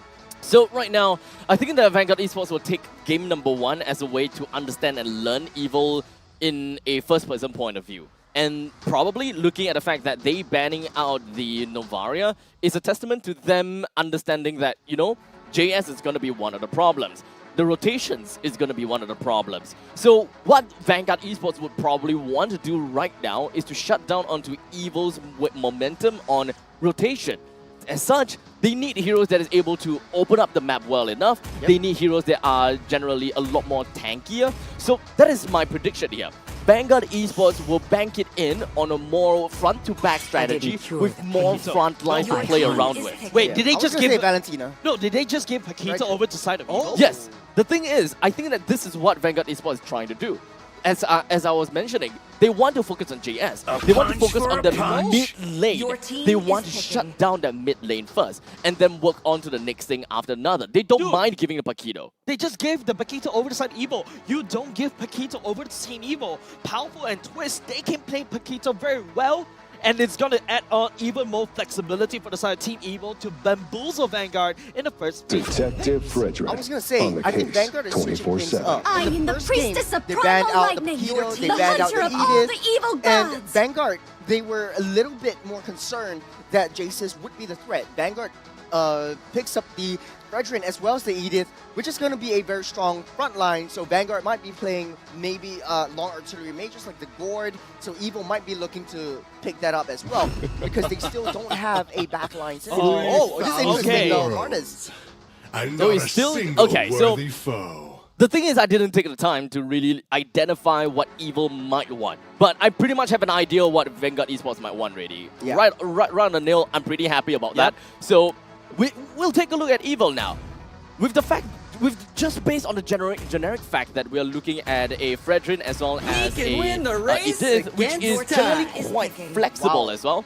Evil now goes on a lot more offensive approach, right? With the first 3 heroes that are relatively offensive, they can still gear the Martyrs to go for slightly tankier kind of variation, which is very likely going to be the case, by the way. So, with the Paquito to the EXP, with the Martyrs in the jungle, and then a Bruno in the gold lane, they have satisfied what they want. They want to play a... Actually, it's kind of tough to really understand what they want. What I'm seeing is like front to back as well. From Evo, right? Bruno is really strong with the front to back kind of matchup. But then again, I feel like this Bruno is going to become this janitor instead. And don't forget, they've got 2 janitors on the side of Evo, right? They got the Paquito to come into entrance to kind of punch and burst somebody down. If Paquito cannot land a killing blow, here comes the Martis, here comes the Bruno. Vanguard, I'm going to dub it, they are playing team wall and cannon strat. So what I mean by that is they have that front line in Fredrin as well as the Edith to be able to block out soak up a lot of those damages that may come their way. And they have long-range marksmen, long-range artillery, mages, they're in the back line. But Evil, they sort of understand this and they're going for die potential heroes with a lot of early game damage. So Evil, they know that they want to win every single lane. This will give them a much easier time. They want to snowball all the way into that late game. They want to beat their high score in terms of clearing out the There's no time to So chit-chat. right now, with the Landslord, Kufra, and God being taken away, I think that Vanguard Esports banning out God is a pretty good idea based on the fact that the Mystic Gush deals true damage. And they can't afford to actually give it away to Evil, especially since Vanguard Esports wants to go for the death ball front to back kind of strategy. They now need to look at what is missing from their current lineup. And Mage is one, and then a Roma or EXP is likely one. So they can leave the Nick's pick or Ryan's pick last. The Mage is ultimately going to be important. Since the Farsa is not picked here, Farsa is still going to be a relatively good one because it enables the momentum and enables the middle lane rotation to really ensure that the Fredrin or the jungle generally have a better time. If you take a look at Evo, right? I don't even think about the picks right now. Okay, fine. It's going to be the main pick. Exactly what Abstract was talking about. But if you take a look at Evo's bans right here, I feel like they're just banning out the imports, right? They're banning out Shoot and they're banning out Slowly. It's interesting. Building on your point, I think they don't want those heroes that are able to dive in. They need to be able to protect Jace's and Coconut in that late game, if it ever comes to that late game. Even on the other hand, going in wipe out for all the injustice in the world. Heroes, the Mage is still quite open. Farsa would be one of the most viable options, but yeah, they want to break down Vanguard's sort of lack of communication within the entirety of the game. Try to draw them apart, try to protect their main win conditions. This is a battle of mid lane. This is ultimately a battle of mid lane. Whichever mid lanes rotates faster, yes, generally wins in the early stages. You would want to ensure that you are always going to be in the opponent's territory earlier than the opponent. Sand rises when I give the word. Right? Or rather the other way around. But what we are looking out from Vanguard Esports, I actually do like their draft a lot better this time as compared to the previous time. They have a lot of lockdowns, which they are completely banking on in. They are looking at the death ball, they are looking at everything. They want all in, just kind of jump in. And then in terms of momentum and rotations, they still have the layler to ensure that they are putting enough pressure in the gold lane, for example, because they're leaving it to a Bruno versus a Beatrix, which is completely fine. Even if we are looking at the jungle to start off rotation opposite of EXP, so they end their rotation on the EXP, I think that's completely fine too. They don't have to go for a kill. They just need to leave the gold lane up to a skill matchup. Absolutely, and the thing that's changing about Vanguard's draft is they can take the invades coming in from Evo, and we might be looking at a lot of invades, we might be looking at a lot of flashy plays. 5 seconds till the enemy Game reaches number the 2 in battlefield. the Land of Dawn, ladies and gentlemen. Smash Of course, ladies and gents, it is up to Vanguard to show them their worth, to be, one of the protectors of the qualifying teams, and to make sure that, hey, we're here for a reason. But Team Evo, on the other hand, they've been here before, and they're already graduated themselves into MPL team, and I'm really excited what Team Evo have in store for us in game number 2. And right off the bat, we are expecting to see a very expected result coming in from Vanguard as to how they want to start their jungle rotation. Yeah. But for Martis, on the other hand, it seems like they have something different in store. Perhaps the game number 1 gave them a very good idea that their momentum is not the battle of mid lanes, but their own battle is onto the jungle. They would want to stir as much trouble in the side lanes as possible, even without the help of a mage. That's right. I mean, Powerful already securing a lot of those very key core neutral creeps in order to get that level 4 and then just live within Vanguard's jungle. Taking a look at itemizations, it does look like that Farsa will be building onto the Weapon Master. So a lot more damage So coming through. Assassin emblems all the way in. So a lot of, I don't want your physical defense. I need a lot of penetration coming through, and that's what you need to build when you're facing up against a Frederick.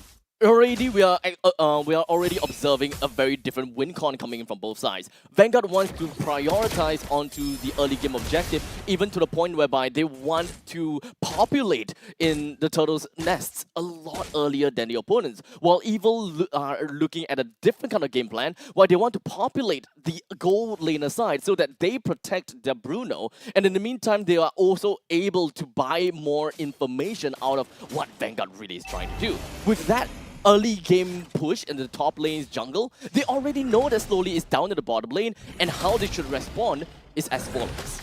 Right now, everybody's eating at the turtle pit. It seems like everybody's getting the super call right here, but then again, oh no, it's gonna be Nick Stain. That's a taunt coming out, but Powerful still walks away with a turtle. Decimate will not be able to connect. Shoot coming in with a reset, but first blood, give it over side of Vanguard this time round. Jason will take the trade onto the Khalid. So that turtle take essentially enables the roamers, right? Yeah. Because now Carrot is already level 4. In fact, every single one of the members from the Evil side is already at level 4. Nick Stain's still at level 3, so a little bit slow on the level up, a little bit slow on the No power turtle. spike that they have. They don't have that turtle as well, but Evil was very, very smart. They waited for level 4, but hold on a second right here. Carrot, You saw that, right? Carrot, Shunpo's takes advantage of the CC immunity past Nick Stain. This is a very slippery Carrot if you ever hold one. So just teaching Nick Stain how to play that Cho. A little bit of the ode of disrespect coming in. So honestly, right now, whatever that we can expect to see from the side of Vanguard is that they will play as per normal. They will play as per how they have played before, because their lineup is actually very tanky. They are not afraid of their general rotations, and Lilia is not afraid of being caught out at all. Unless Carrot locks him down, and then JS comes in and lock down as well, perhaps Powerful and Twist needs to be part of the action. But they gotta have to be really careful about spending all of those skills. Okay, Carrot being slippery right here will be still able to kick. That's also Jason's bit of better edge right looking at it, is doing so much damage. A crazy ramp coming in from the side of Vanguard, but Evo will lose 2 members for parts of 1. That is disrespect. That is disrespect from the side of Evil. They want to lock down slowly so much that they wanted to kill him as fast as possible, but didn't think that the Appraiser's Wrath would clip all of them. Okay, Coconut coming in, letting down the balls at the same time. Chun will also do the same. The damage coming in from Chun will be able to shut the gold lane of Evil down. Evil has bitten more than it can chew. Carrot looking for more at the same time. Nick will be knocked out. The kick coming in, catching Nick down at the same time. Powerful Decimate, and also Reset coming in. Liechtenstein forced the button flicker to get to safety. That went very well for Vanguard earlier on, but they stayed for way too long. They essentially have 2 heroes that thrive on the damage that they take and the damage that they can retaliate, such as the Fredrin with the ultimate, such as Edith. Powerful easily takes down that turtle. Vanguard not ready for it. They don't have Edith. They don't have Nick Stain over there to just zone the rest of the members of Evo out. And Evo played that really perfectly. Whatever that has happened in the past few minutes had a lot of causes, but there is no effect. Except for that one, perhaps there is a little bit of effect. getting a kill down on Super Ryan. But with that all said and done, Evil, they just want to jump on the Vanguard as much as possible, but that might not be a very good case for them. Yeah, Nick Sane actually flickers forward. Nice kick though, Carrot. Man, this guy is showing the mentee of JPL who is the better Cho.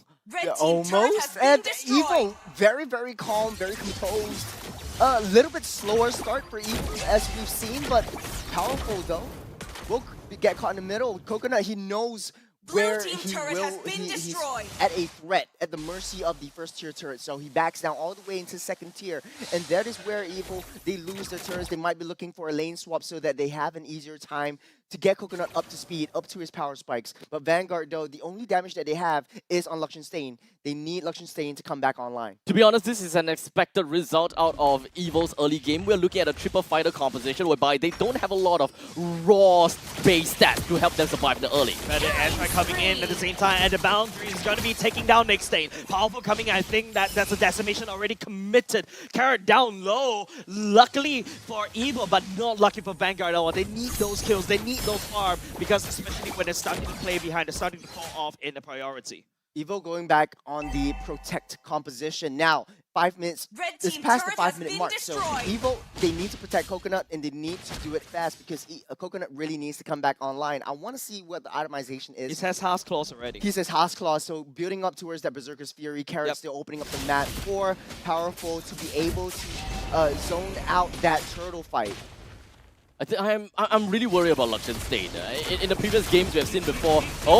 You see that? But here comes the Raging Sense over to Ryan will be able to slice. Met Twist all the way down. Evil tried to buy some time, but this time round the team fight went against them, and Vanguard has full control of the turtle priority. And now without Twist, they no longer have a way to really work on the back lines. But Nick Stain will be able to get kicked by Carrot into the jaws. And Powerful right here. They're going to try to race for the turtle pit, but unfortunately they're a little bit late for the party. Vanguard takes down the turtle for themselves.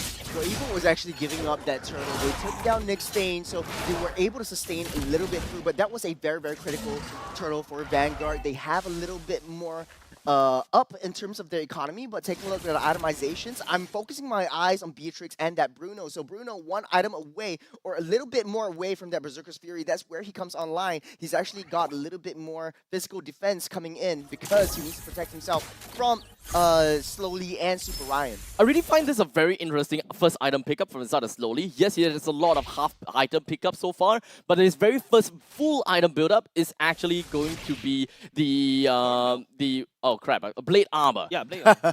There's a lot of physical damage dealers from the side of Evil. And we're not looking at him trying to build up onto health in order to really retaliate much, but he's really just trying to do more damage just based on that tanking ability. So it's relatively fair to say what Vanguard is trying to go for. They want to send Slowly in, and then he's going to be the main bait, main initiator. In fact, very similar to what Powerful did in the previous game at the final moment. As we speak, Coconut already got his Berserker's Fury. They might be looking for a skirmish. They need to be able to pick one member off of Vanguard to be able to cycle them through. So the mid lane turret in this point of time is going to be very critical for whoever gets it first. Vanguard looks like the turret is going to be down a little bit easier from the side of from Evil, but I don't know. As of now, both teams are at a standstill, Mexican standoff. All right, actually, no. Evil has a very strong mid-game priority in terms of the team. Vanguard, on the other hand, they have a better late game scaling. Of course, you got Super Ryan that's going to fall off. That's why Evil is actually starting to twist, but speaking of which, it's going to be Powerful, try to absorb so much damage for now. Carrot coming in, knocks up two, but no, will not be able to kick Nick Stain at a very awkward angle. Slowly coming in, Raging Sense coming up from Super Ryan, will be able to catch on top Twist. JC's a little bit unsafe right here. Flickers and Feather Ashray as well. Twist and Coconut ultimately lose their life. Vanguard, this is exactly what they were looking for. With the wall and cannon strategy slowly but surely working out for Vanguard. You have Fredrin and Edith standing on that front line. Vanguard having an easier time taking out this Lord. Without Coconut, without Twist, they might not be able to get it. This is a very critical Lord for them. Yeah, this is a very important Lord for the side of Vanguard and can ultimately deliver their first win. Now Powerful right here coming in will be able to just attract some attention, but main damage is coming out from the side of Vanguard. They'll be able to secure the Lord instead. They'll trade shoot with his ultimate intact. Well, silver lining is Evil can defend. They have that high ground. There's a lot of things that they can actually do at this point in time, because in the early stages, yeah, fighters, their base raw stats may not be as good in the multiple specific roles, but now this is the point in time where they already have the items. If you look at the health bar, you can already tell what kind of items that they have built up and what kind of objective they're trying to go for. Both Powerful and Twist, they have a good amount of health bar, in fact more than 1k. That means that they are going for more of the defensive kind of playstyle. While in the meantime, Carrot, I mean, obviously Carrot's gonna be a bit tanky, Powerful tanky, Twist tanky, but yet they all still have a decent amount of damage in their arsenal as well, which is what makes fighters so strong. I have to say though, Coconut is a little bit too overconfident. He's always standing in the front lines, and what he lacks is range. On the other hand though, Luxon Stain, he's online. He has that House Claws, which is a very, very interesting item for Beatrix, because usually Beatrix, they will go for the Rose Gold meter instead of the House Claws right now, because House Claws now give critical percentage, and we basically don't see Beatrix building House Claws anymore. Actually, House Claw is still required by the Beatrix because you do need that life steal. Unfortunately, that crit is a little bit of a waste of an item. That's why Beatrix fell in terms of priority. But right now, it's just going to be Vanguard, you know, looking for some angles to fight against Evil. Evil managed to wave clear and also defend against the Lord. For now, Crisis averted, but Vanguard is on this late game comp. But how far will that late game comp actually bring them? That's the question, right? Vanguard, they can't exactly play a very long game per team fight. As for Evil, they can actually do that a little bit more, right? Coconut eventually will be able to melt a lot of people down, and he's going to be, quote-unquote, the bruiser at one point in time, and allowing Powerful and enabling Powerful with all of the decimates time and time again. Because Decimate is such a strong tool against a team that relies on a lot on health points. In fact, that is generally what Slowly is looking out for. Health points, great amount of HP, that is the point in time, pop, goes Powerful. Wait, this is a very different Evil right now, boys and girls. If you take a look, rather than handshaking all these team fights that Evil always like to do, look at where Coconut is, look at what Twist is trying to do. Create pressure from the side lanes. Red team turret This has is been all destroyed. attributed to the draft. Yeah. This is truly attributed to the draft. As compared to the previous game where they have no fighting chance at all, this time is very different. That's going to be a K. Carrot will be able to push Slowly all the way down. Don't forget, the Lord should be spawning very, very soon. This is a big timing that Evo is trying to look out for, and now they're going to explode onto the side. Carrot right here. Whoa! Nice! 4-man knock on the side of Vanguard. 3-man already down, giving Evo the opportunity to shred through Vanguard's drop, and this is exactly the timing that Evo's looking out for. Who cares about whatever that has happened previously before? Who cares whether you're playing slowly or not? In the end of the day, it is still the macro game that really matters of all time. A very, very good pick off from Carrot over onto Slowly, just giving them so much space and opportunity to be able to come back from a slight little deficit. But yeah, I have to attribute this to Vanguard's entire draft being a little bit too predictable. You know how they're going to be layering in. But I like it though. But for Evil though, you never know. You never know when they're coming in, especially for Carrot. Ooga booga, baby, that's why I like it. Yeah, exactly. This is, you love big, massive team fights, right? And you cannot lie. One ball combo, Unga booga! Yep. Which is probably what we are. Okay, never mind. It's not going to be happening. Nope. But 5-man will not be able to catch Twist because Vanguard is not going to take that gamble. What if one of them went down and Evil would just, just start to do this amazing split push? Because if you take a look, Evil all spread out, chaosing and terrorizing the Land of Dawn. The onus falls in Super Ryan. Can he clear out Coconut? Once he clears out Coconut, there's the winner opportunity that Vanguard can focus on. Okay, Jason's been fed airstrike zoning out, but this members of Vanguard just staying a little bit scared to step forward. As here comes the Bandit's Rage, will be able to tag on to Carrot for now.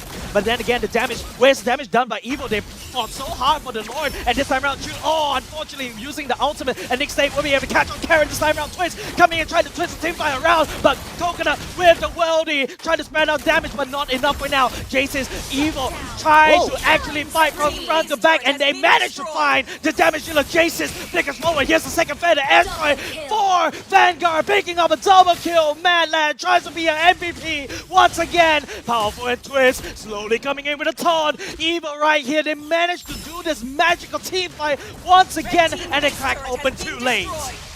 There is so much to talk about in that one, but we'll break that down in a while later, as it doesn't seem like the fight is going to be over yet for Evil. And he just, Nick Stain, unfortunately using the human form, not good enough. And now Jace is spread out this zone of no man's land. Vanguard cannot enter to defend. The waves of the minions are trickling slowly. And Vanguard looking to defend, looking to secure. They were so close to getting the game number 3. Super Ryan coming in, but Coconut says no. The damage from Vanguard is here, and Evil has overstayed their welcome, and they are looking to retreat. Oh man, that was a huge turnaround team fight from Evil's 8k gold lead just from that 2-minute fight into that base, cycling Vanguard all the way through. If they had a little bit more minions coming in, Evil would have just cleared out the game. But Evil though, Coconut, that was a very risky play. He just puts himself right in the face of Vanguard, always getting targeted by Slowly and by Super Ryan. But Vanguard, they prioritized the wrong target. They used all their ultimates onto Powerful. Now, this is a very good note to point out, right?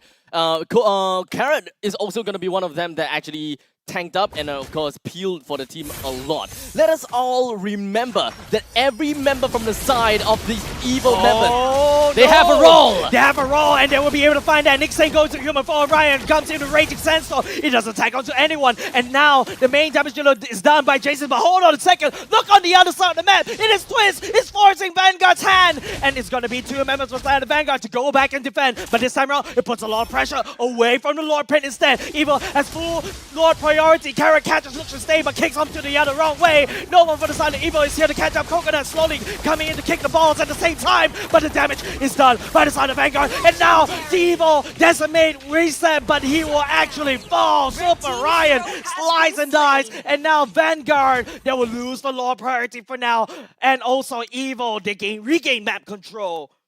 Very smart play from Evil, just distracting, buying a lot of time for them to split apart. Vanguard needs to be in 5, but Evil, they're not making it happen. They're doing things a little bit differently from what I was expecting, right? Because Evil, they already knew that Paquito is going to be pushing down to the bottom lane. Generally, as a main body, you'd want to ensure and stop the members from Vanguard from recalling. But in that case, Evil actually let them go for the recall. So at that point in time, I thought, okay, they're letting them go for the recall. Does that mean that they are going to take the advantage and go for the Lord instead? Especially when 17 Mark Twist, you should not lose your life. Does have immortality though. Worldy coming in a little bit clutch, pushes Vanguard away, but look at Vanguard, they're beelining straight for the Lord instead. It's going to be a concealed play, trying to look for some pickup right here. Any pickup from the side of Vanguard will do, but they will not be able to catch anybody from the side of Evil. Vanguard is holding themselves pretty well this game, don't you think? There is a lot of a difference from what they are capable of doing, just from a change of lineup, just a change of heroes, just a change of roles in this very instance. Because now Super Ryan is the one that goes to the backline instead of leaving it to Slowly. Wait, why? Wait, hold on a second. It's going to be powerful. Pops up with the Chunkin as well. Jason's creating the space, but Slowly managed to land a Praises Ram onto Jason's. Force the button flicker to try to get on the way. Powerful already down. No more jungle for the side of Evil already. Looks to stay shredding the damage onto Evil for now. They cannot take this Lord. They need to forfeit it, whereas Vanguard needs to go home and do some clean up. Oh, Twist was still going, actually. He was still intending to continue. Now the bad thing is that the game has been extended to 18 minutes, and this actually works in the favor of Vanguard by a lot. That's right. This is a late game comp. Vanguard has already hit that late game mark. Evolve on the other Lord hand, too. they're already slipping away.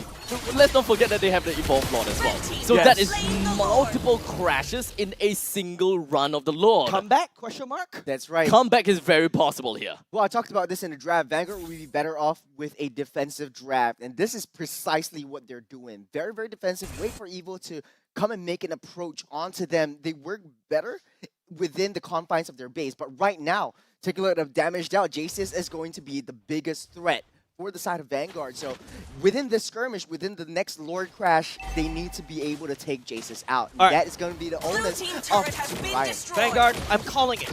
New skin buff right there. You got a Lilia, you got a Frederick. I'm calling it right there. What is with this combo? What is with this combo, Jace? Okay, I completely forgot about that. That is a point. That is a point to make. New skin buff, guys. Get yours right now. You.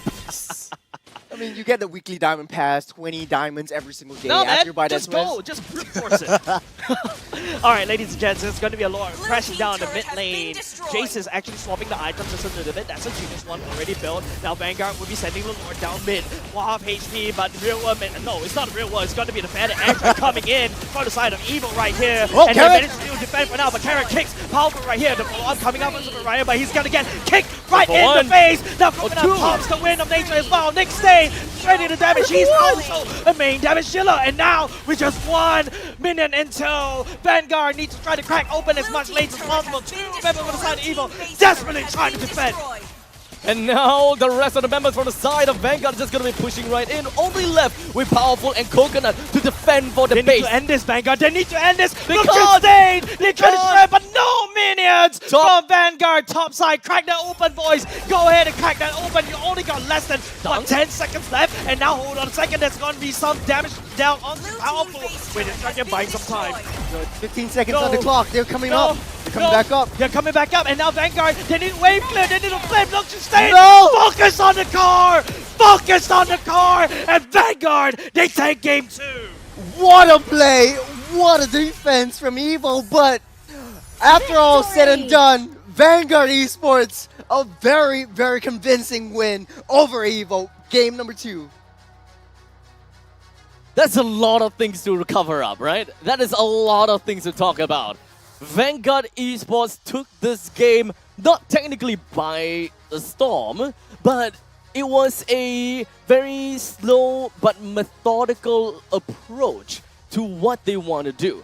They managed to get themselves a lot of that, the sustainability, tankability as well. They're just very, very tanky. As such, they are able to absorb a lot of those damage. Yep. And remember, the main 2 damage dealers coming in from the side of Evil is a Bruno as well as a Farsa. Farsa at the later stages is probably going to be one of the only main problem of Team Vanguard, because Farsa is a jack of all trades. You're able to clear waves, you have high ground, you have damage.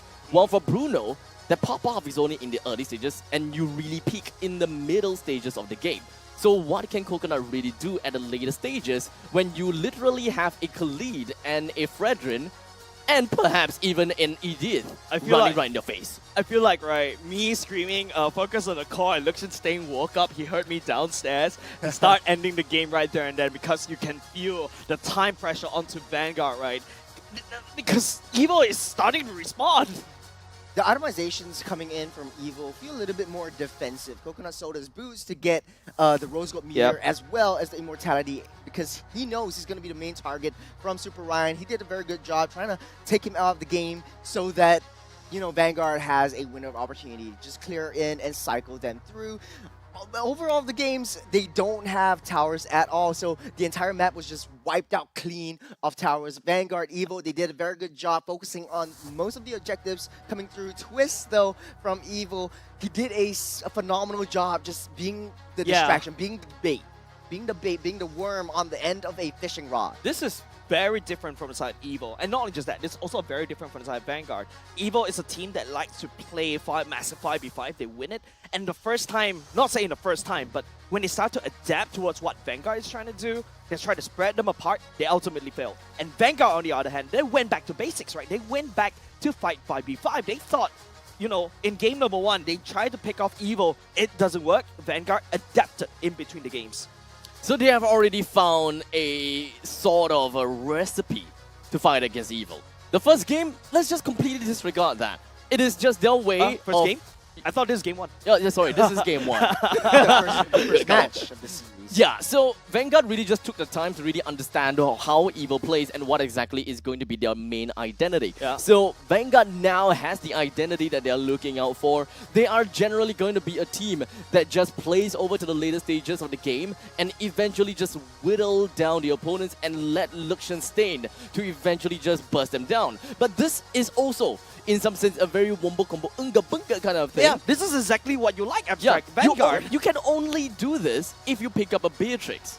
Yes. You can't do this with any other marksman. Correct. So you need to still play some kind of hiding kind of ways in order to really work on this wombo combo kind of situation. Otherwise, it's some generic front to back game, which is very different from what we are seeing here.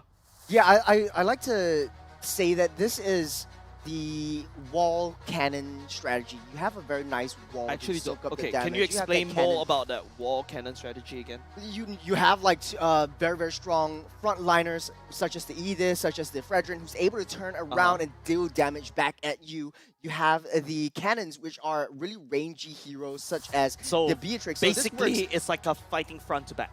Fighting front to back in It's a way. basically but fighting a fortress. yeah, in order to do that, you really need dive compositions. How do you face against a fortress? A fortress like a Fredrin and an Edith. You really need to have those, attach yourself to wings and fly to that backline and attack that throne as it is. But it's so difficult for them because the front line is just too much of a thick wall. And not only just that, Nick Stain, he's a wall, but that wall can actually hurt. That wall hurts. It's a wall with thorns. That is a tank damage dealer at the same time when he pops into human form, and that's what I feel like Evil did not account for. That is true, right? Because they have a lot of flexibility on that part. And remember how I say that composition is enabled by a Beatrix? Yeah. If he don't get an MVP, something's wrong. He's very fortunate. I mean, very full of fortune. A lot of 8s across the board. 88% kill participation. 809s go per minute. 828. Wada. Okay, you know what? I'm going to quote Luxian Stain right here. If you guys follow him on Instagram, he did say that, 0-6 win rate. Finally, he got 1 win. Yep. And finally, he is the MVP. About time. About time. Perhaps we'll He be is able a to see Beatrix something. one trick. Maybe It's a we'll Beatrix see one something trick. a little bit different in the next game. The question is if whether Evil will respect Vanguard this time. Because we've seen a few times where Evil completely disrespected Vanguard and thinking that, you know what, we can tide through this. We are a tanky composition. But then I think that one thing that Evil didn't quite expect is that, yes, they are tanky. And yes, the opponent is relatively tanky as well, but at a flick of a, not flick, with a tap of a button, one of those tanky capabilities heroes essentially have melting capabilities on your tanky side up. Actually, both of them, Fredrin and Edith, they sort of have the very similar mechanics. The more damage they take, the more damage they deal out in the last second. Yes. And this is where the fighters will break down. I think that blindsided all of us. They did. It did. All right, let's not blindside ourselves anymore. We'll be able to see it in the highlights right here, ladies and gents. Let's see how did they actually, come back from such a dominating lead from Evil. Well, from Evil, very, very strong early game. They're playing it to their strengths. It's basically a boxing match as of this. Longest or largest economy difference is around 7,000 to 8,000 gold lead for the side of Evil. Yeah. But for Vanguard, they are very defensive, playing it very textbook, so soaking up the damage, waiting for the right opportunity, and then Luxian Stain comes in. I remember screaming at Evil because they were going into the base of Vanguard. They managed to defend it, if I'm not mistaken. I completely forgotten about that. Yeah, they had like this 3 waves sort of cycling through all the enemies, and they almost cleared them out. But once Nick Stain came back online, that's when they all backed off. This is the GG push. Yeah, the whole time when I was looking at the game, there was one thing that or rather looking at the highlights, right? Yeah. There's one thing that I kept looking out for is that Raging Sandstorm. Yep. Raging Sandstorm, Raging Sandstorm. Because when we are looking at Diablo play the Khalid, we have our eyes out onto this Khalid time and time again. But this time, Super Ryan actually holds on to the Raging Sandstorm a lot. Like, we don't see him use it that a lot of times, and sometimes he don't really sacrifice himself for the greater good of the rest of his company. Like the previous, I think 2 clips ago, he had his ultimate the whole time, and the opponent was completely clumped up. He was keeping for the next game. He was keeping for the tertiary engage. Yes. So I think that, the out economy is, yes, of course, very important. But I think that he, at one point in time, he forgot that he's a damage dealer, but he's still also a pause 4. Yes, that's true. I mean, for Khalid, his the early stages of that game until the mid game where they needed to defend, he was a little bit too cocky with his ultimate. He used it on Powerful, knowing that Powerful has that CC immunity, has that iframes to be able to get away from his Raging Sandstorm. But at the end, after he was defending, he knew that his target was either Jace's or Coconut. Once those 2 were out of the game, there's a window of opportunity for the entire team to just come crashing in. Yeah, come crashing in and clean up all the dandruff of your enemies. There you go, ladies and gents. What you're waiting for, go and grab yourself this Head and Shoulders. Don't forget, this is a premium. This is our MLBBX Head and Shoulders edition as well. See and Eudora on screen? Yeah, it's a You see the Eudora Tigreal and also on a screen? Tigreal. Yep. Of course, my hair. Thank you very much. This time around, not the Jimmy Neutron hair. Thank you very much, makeup artist. But of course, don't forget, this is a 2 new limited edition anti-dandruff. Shampoos featuring Tigreal and Eudora in our signature Cool Menthol. I believe this is the Cool Menthol. And this is Apple Fresh. This is the Apple Fresh one. And of course, it will be able to help you wipe out the dandruff like how you wipe out your enemies in the Land of Dawn. And all you have to do is go on and get yourself one right now at fair price. Unity Watson's Cold This Storage smells good. and Giant Stores Island-wide. No. Smell it. Oh, Apple Fresh actually smells nice. You smell it. Oh, Smell it. okay. You have this. Oh, You yeah. have the Cool Mint at home. Yeah, You have the I Cool Mint do. at I home. do have the Cool Mint at home. Well, I should get myself that one of reminds me this of Apple Fresh. you know you know when we were young we The go to box, drink yeah. bubble tea and then we have like green apples, So green like apple, that flavoring crushed green thing. apple. You smell this. Yeah, Smell it. Smell it. Smell it. Smell it. Can Smell I it. have some of your on your hair? Yeah. No. You actually want That's how we realized that I look like Arashi. Fair. Remember? Fair. He has nice Remember hair. that story? Shout out to Arashi. He has nice hair. You know what I'm talking about, but yeah, thanks. You still want to smell it? I smelled enough. Thank you very much. You can put it back onto the display right now. But of course, don't forget, you can also stand a chance to win in-game items such as coin skins and, of course, exclusive merchandise with every purchase. Man, this is been a banger of a I series smelled so enough. far. Yeah, it smells like. I think they both need a shower. It's so filthy, right? The Land of Dawn is literally covered with the bloods of both these two teams. They fought all their lives out. They fought all the blood and especially sweat, of course. Ladies and gents, we're going to take a very short moment to go into a short break. When we come back, game number 3 between these two teams, of course, with, Vanguard trying to fight for their first series of the day. You want to smell more? No.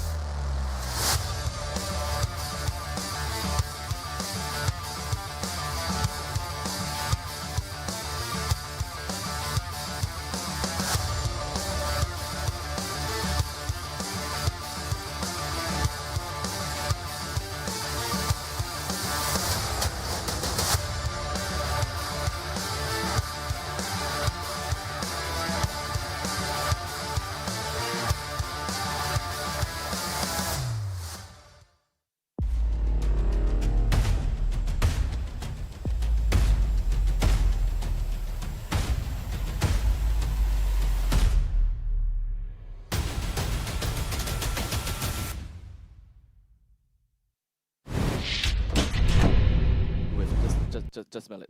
Come on, come on. It's nice, come right? on. Yeah, I pretty know, good. but like, I know, I get the point. I get the point, so get yours now in your closest supermarket. But ladies and gents, we are back. I am getting attacked by the aromas of Head & Shoulders. Thank you very much. It smells really good in here It now. does. Actually. I can't It really stop. smells real good in here. You know what? You need it to be like in a breeding machine, that kind of thing. Oh, the nose thing. Yeah, correct. Just I'm gonna put this in my what's that? Can you put back the display? Humidifier? Yeah. We can actually turn that into a candle, put some soy wax in there, and then we light it up on stage. On Sounds screen. And then good. we have like a cool minty smell over the studio. Do you guys want us to do that? Let us know in the comment section down below. And then we'll make him smell it. We'll make him do it. We'll make him smell it. I don't know what you guys I have no idea what you guys are cooking right here, but ladies and gents, we are Candles. once again back. Head & Shoulders candles. Hey, that's a good idea. Hey. That's a good idea. Yeah. We're just brainstorming on stage. Exactly. Can you imagine? You're using Head & Shoulders on the bathtub, and then you have the Head & Shoulders candle as you're soaking in the tub. It's a perfect combination. Well, you know why? Because this series is fire. Ladies and gentlemen, we're getting back to the series. Evo versus Vanguard. Jace, take it away. The link how? Okay, I don't know. I was trying to segue my way through. Let me do the segue for you. Okay. We'll try. Link where? Dropping faces up. Come on, quick. All right. Let's soak it in. All right, ladies and gentlemen, let's soak it in with your Head & Shoulders in your bathtub with the candles and everything. Vanguard, they need to cook. Evil, on the other hand, they need to try to stew. But then again, these cooking styles, and it all boils down into that drop. Vanguard secure a team fight The drop falling against stars Evil, brought and us it here. works Is for some weird reason. Yeah, now Time to Vanguard, drop the like beat I of the said in flower previous tea is drafts banning. before, Vanguard really needs to be in a very defensive draft position. So first pick might not be very good for them. They might need to see if they want to secure a Fredrin. Worked pretty well for them in the previous matches. Evil, on the other hand, they want to just stay with their aggression, pick up heroes that they know that they can snowball their way through Your with. team Compete southern against, seas are banned out. my Basically, domain. the mages Among the on plains side of exists Evil, the equilibrium, banned out. Evil, on the other hand, they're was also made targeting for. the range capabilities as well as the dive potential from Vanguard. I think for the side of Vanguard, these are the same, Evil, these are the exact same bans against Vanguard. You just want to limit Truth, don't give him his Eve, and then you don't give slowly their junglers. I think that Vanguard may actually play the same damn thing as what they have done in the previous game, because, I mean, it worked, right? Yep. But there's also a saying that goes, fool me once, shame on me. Fool me twice. I didn't cure you. A punch for a punch. Fool me once, shame on me. Yeah, right? Fool me twice, shame on you. Ah. Yeah. So, okay. Does look like Evil wants to sit on that Paquito again. They're prioritizing the mage position or the mid lane position in that Valentina, because Vanguard and Evil, they in the previous two games, they were just waiting until the last minute and then they pick up that mage. Now Evil, they know that they need Jaces to prioritize the mages that he needs to play. So right now with the Valentina pick from the side of Evil, they are rotating themselves more towards the team fight potential once again, right? They will never stray away too far from their original identity. Vanguard Esports, like I said before, they still want to play the Beatrix because that is their main win condition. It's all bank it all in, throwing in the Banet's Rage or the Nibiru's Passion. They just need a lot of crowd control and the front line that really soaks up to allow the Beatrix that kind of space and the breathing space to unleash all of that. Evil, again, a lot of early game aggression, early game damage, early game rotations, the pathing for Baksha as well as the neutral creep gowning time will be the fastest amongst all of the tank junglers. So this powerful, hopefully it's going to be powerful playing this Baksha. It's going to be clearing on the jungle, getting his level 4 a little bit quicker than slowly on that Fredrin. Now, the thing is, they don't have an Edith just yet. And previously, the Edith is one of the main reasons why they're also outputting a lot of damage. So just from that fact, I don't know if whether they understand that they need some kind of... We all need a little adjustments here and now again. And Liechtenstein is just like, no reaction to that. I'm sorry. I missed that one. Someone just casually just flicked his microphone right in his mouth. He didn't want to talk, and he needs to make him talk. Liechtenstein really Communication needs is to communicate. important, I guess. It is for Vanguard. But getting back to it, Terizla, Glue, and Irithel getting banned off the table so far. I think it's a lot of the mage and gold lane priority that is a threat that Vanguard has identified from Evil. So right now, I do like the Boxer pick though. I like it too. With the Boxer pick, it essentially enables them to ensure that the Fredrin doesn't go anywhere too far with their sustainability, because they disrespected Vanguard once. They tested the capabilities of what the Fredrin was capable of, yet when it comes down to the Appraiser's Wrath, they got absolutely clipped and melted down, and giving Fredrin a lot of play space to work with. It does look like Franco getting banned out. Vanguard buying. We can win the race against your time. Bear in mind, Fredrin could very well go into EXP lane again. Evil, on the other hand, they're playing the same thing that they did in the previous game, but with a little switcheroo. Instead of a fighter in the jungle, they might want to go with a tank in the jungle to reduce the sustainability coming in from Vanguard. I think that as much as I want to see Evil picking up a Cho for themselves, but Vanguard Esports locking down onto Kufra ought to make things a little bit tougher for them. I think that whatever they're trying to go for is a lot more into the early stages of the game. They would want to enable the Bruno to pick up items a lot sooner. As such, information is going to be key. Whatever they're trying to do here, they gotta have to buy a lot of information. If they would want, they can actually play a Grok to ensure that they are not gonna be controlled by any one of the members from the side of Vanguard, or they can go the Bleed way, which is a little bit difficult to execute, but that involves using a Valere onto the roam, which ultimately is really good against a Fredrin, which was once a big problem to them. I will be there upon the Oh first wow, crossover. okay. Okay, It's that's gonna very be different. the sustain tank coming in, especially with the Angela, but Vanguard going back to the wall and cannon strategy, the front to back that we so love. Evil, on the other hand, they are playing a front to back off their own, but I think Twist, my eye is on Twist right now. The moment he has a nice flank onto Liechtenstein, that opens up a lot of opportunities for Evil to come back into a lot of those team fights. So the magic of team fights again for Evil looking strong. Remember back when we have Valentina Flex that can go over to the jungle? Yeah. Man, imagine if that is possible right now. Or rather, if they want to go for that, there's so much shuffling that can happen. Imagine an Angela mid, Valentina jungle, and a Boxer on roam. Right. That will be fun, but that's not going to be the case because we are going to be looking at an Angela that goes over to the roam instead. With that said, ladies and gents, game number 3 is afoot. 5 seconds. Right now, it's Vanguard Esports desperately trying to get a series win onto MPL Singapore in the regular season, but will Team Evil stop them at that track? Just soon find out in game number 3. Vanguard has a very strong, solid, tight-knit composition. They and do. synergy that they have so far, but I'm really vying for the first 2 minutes of the game because Vanguard, over the last 2 games, they have been struggling to get that level 4 fast, but forced to use the retribution. My heart dropped a little bit. My heart dropped as well. But here's the thing, right? Evil actually has got a lot of kill potential in the early stages of the game, especially even sub-level 4, just because of the puppet strings, which is what Carrot is capable of doing. With JS and Twist coming in, if they had even more space to work with, I'm pretty confident that Chute would have gone down. Little bit of a standstill right here, but I see Evo actually going for the level 2 strat, the mid lane to EXP, so that they can ride on a little bit more aggressive playstyle. And I see Evo, on the other hand, Bruno, played by Coconut, is put onto that gymnastic because he needs to have a little bit more sustainability, and he knows it. Whereas Vanguard, they're just playing the same thing that they played in the previous games with the Weapon Master as well.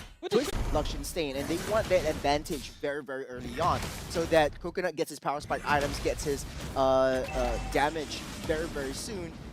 Evo, on their hand, they have the turtle fight ensuing. Twist already level 4, so Nick Stain again not yet level 4 in the midst of that turtle fight. No Tyrant's Rage for them. Right now, slowly trying to distract the turtle over to the other side, but look at Vanguard! So much AoE powerful coming in. We'll be able to have the protection of the hard guard. First blood given over side of Evo for now. First turtle as well goes in the hand of Vanguard, and Evo Make them pay for it. Make it 3-man down for the price of the turtle. Totally not worth. And Twist didn't even lose a single health out of the team fight, yet got out with a total of 2 kills. So this is the epitome as to how both of these teams want to play. They want to bring fights away from the gold lane. They want to leave the gold lane into a matchup of mechanics and micro. That's Insanity coming in. There's also the extended Super Ryan. Now get caught without Faraga armor. Oh, Twist, don't die again. On Don't the die chase. again. Oh no, Twist. He's snowballing out of control, using Super Ryan as a stepping stone. He's taking it personally, man. I didn't know where he came from, but Super Ryan, he just flew off the face of the land of He's Dawn. just Ryan for now. He's just Ryan for now, but yes, to Abstract point, Evo is trying their best to lure everyone away from that gold lane. Give Coconut an easier time. Give him the advantage that he knows he has in the early game. But slowly, he actually took in that red buff. Okay, that's a taunt, by the way. We might actually get punished right here. Giving Coconut that kill. You allow the enemy marksman to scale. But by the way, Powerful still contains and holds on to his own orange buff as well. Nick has to jump away. Vanguard right here. This aggression, a little bit uncalled for. And so they essentially won the fight in the northern area of the map, while Twist is all the way down to the southern side. They cleared the waves just so fast. So Vanguard now would have no choice to really just hide behind turrets, even though this is sub 5 minutes. There's still a lot of those energy shields that's still running, and Vanguard is supposed to be able to roam around a lot freer on their side. Nick, that's a pin onto Jason for now. It's gonna be Powerful try to spin, but where's the fallout coming on Vanguard? That's a wonderful catch by Nick. How deep Twist is... Have to fall back, but Powerful didn't. Actually, Evo had the advantage there to get that turtle. Twist already cleared off the wave. He's already there. He's already ready. But Evo, they gave up that turtle because of one taunt from slowly making Powerful incapable of hitting his retribution onto that turtle, losing them the entirety of that team fight. Powerful, he wants to go straight to that backline. He's a little bit kill hungry, I must say. I'm not too sure exactly what he's trying to do at the point in time, because as a Boxer, 1v5, even with an Angela on you, there's not a lot of things that you can do at that point. I think it's just Vanguard just baiting Powerful in, using his over-aggression and over-confidence because he has the Angela confidence. That is true. So we'll see how far that can actually lead them on it, because let's be honest here, Baxia has got pretty decent damage in the early stages of the game with all of his renewable S2 plus the Tortoise's Persons to ensure that, you know, all these sustainable heroes doesn't really get sustained. But at one point in time, Evo will understand when they would want to start pushing in, because the EXP lane is hard winning right now. So honestly, at this point in time, how far they want to play is completely dependent and reliant on them, because Twist, I'm pretty sure that he has got a lot of gold onto him, and I don't think that he's just going to be building onto any generic tanky stuff. He'd probably want to go for Hunter Strike and then a Bloodlust Axe, depending on how he wants to go on from that point onwards. All eyes on the Twist right now. If Vanguard finds a choke on Twist, that is all going to be bad for Evo. Wow! Because of Colonel Wall with the ultimate ball, catches Powerful. He gets burned down to the ground. Coconut tried to output some damage, but then again, Evo, they've already lost the front line. It's really hard for them to actually handshake all this team fight against Vanguard. Nick Strain trying to charge it back up again, preventing Jason from actually running away, but using and taking away the ultimate off. Nick Strain, he's able to shove Vanguard away, but they walk away with the mid lane turret. This is massive for Vanguard, opening up the entirety of the two sides of the map. Now they need to really try to find a way to control Twist. Twist is doing a little bit too much of a distraction play on both sides, but we take a look at Powerful. He always wants to go for the engages, always wants to go for the fights. Look at Slowly and look at Powerful. 3-level difference. Powerful still going in. Powerful, okay, would not be able to tag onto Nick Stain. Force the flicker out of him. That's A-okay. But Nick Stain, he's actually going ninja right here. He's a ninja ball. Right now, Coconut gets shoved right back. Vanguard, this is their time to shine. And they are your heroes against the villains of evil. I don't know, the conceal play coming in from Nick Stain. It's so point. It's like, I'm gonna obviously become invisible. I mean, I don't know whether that was just kind of like... Why not? I mean, it worked out because that essentially allowed Nick to just run past Coconut. So I'm not too sure whether that was kind of like a tunnel visioned Coconut whereby he didn't notice that at all. No, you cannot target onto a concealed person. That's yeah, why. but he didn't even try to do anything, I believe. I mean, they burned everything. Yeah, he was trying to get away, but Nick Stain, Red team I think, turret focused has been fire destroyed. onto the coconut. I think it's just untargetable. I think he just Genuinely submitted himself. Like, he don't have a flicker, so the only way out is a Purify, which was on cooldown as well. And so he's just like, yeah, you know what, I'm dead. Yeah, there's He no got way. caught. It's basically Vanguard checkmating Evo right now, and it's a very different Vanguard this time around. Don't forget, the jungle pressure is winning on the other side of Vanguard. Evo, on the other hand, they're falling behind, and this is not their identity. They're not a team that wants to fall behind. Nick Stain charging up, not sure whether he wants to jump on charge. Right here, powerful actually, but the Lord doing decent amount of damage in the mid lane turret for now. Coconut using the world, he's trying to bounce the damage around, but look, Nick Stain manages to snipe out, but Nick Stain jumping in, pays powerful, goes to the wall, hard guard, but to no avail. Twist coming for the flag, but will not be able to catch on to any damage dealer for now. Appraisal's Wrath, zoning away Evil. Coconut trying to land down Chase. He feels passion to cover their escape, and Vanguard gets away with murder. Both of these teams have got very different kind of win conditions at this point in time, right? We're looking at a 35,000 gold team Vanguard, while 28,000 gold team Evil. Team Evil right now, main thing that they are looking out for is for secondary value. They know that they can't win in team fights against Vanguard at this moment in time, so the best thing that they can do is cut their losses and leave it all up to Twist. He's probably the only one that can really go for side lane pushes, and all of that top lane and bottom lane turret pushes is all by Twist via slow pushes and hard pushes, trying to get all of that lane priority. But because Vanguard has been, you know, crowding together as 5 so much, they don't have the resources to really answer to what Twist is doing. So Evil is trying to go for a long game, and eventually at one point in time, they hope that Twist damage would eventually be way better than what Coconut is capable of doing. Venice Rage coming in, clearing the way to now. Powerful once again, trying to get caught, but he's able to slip away through the cracks. Tom would not be able to Top tag lane on priority him again for now, but Twist, oh wow, you know, doing God's work, trying to hard push all the way, hard shove, mind you, all the way up top. Evil right here, this is not how they like to play MLBB. Okay, so the thing is, I'm pretty sure that a lot of people had this idea in mind, that Evil should have took a fight against Vanguard in order to allow Twist to continue with the push up in the top lane. Here's the caveat.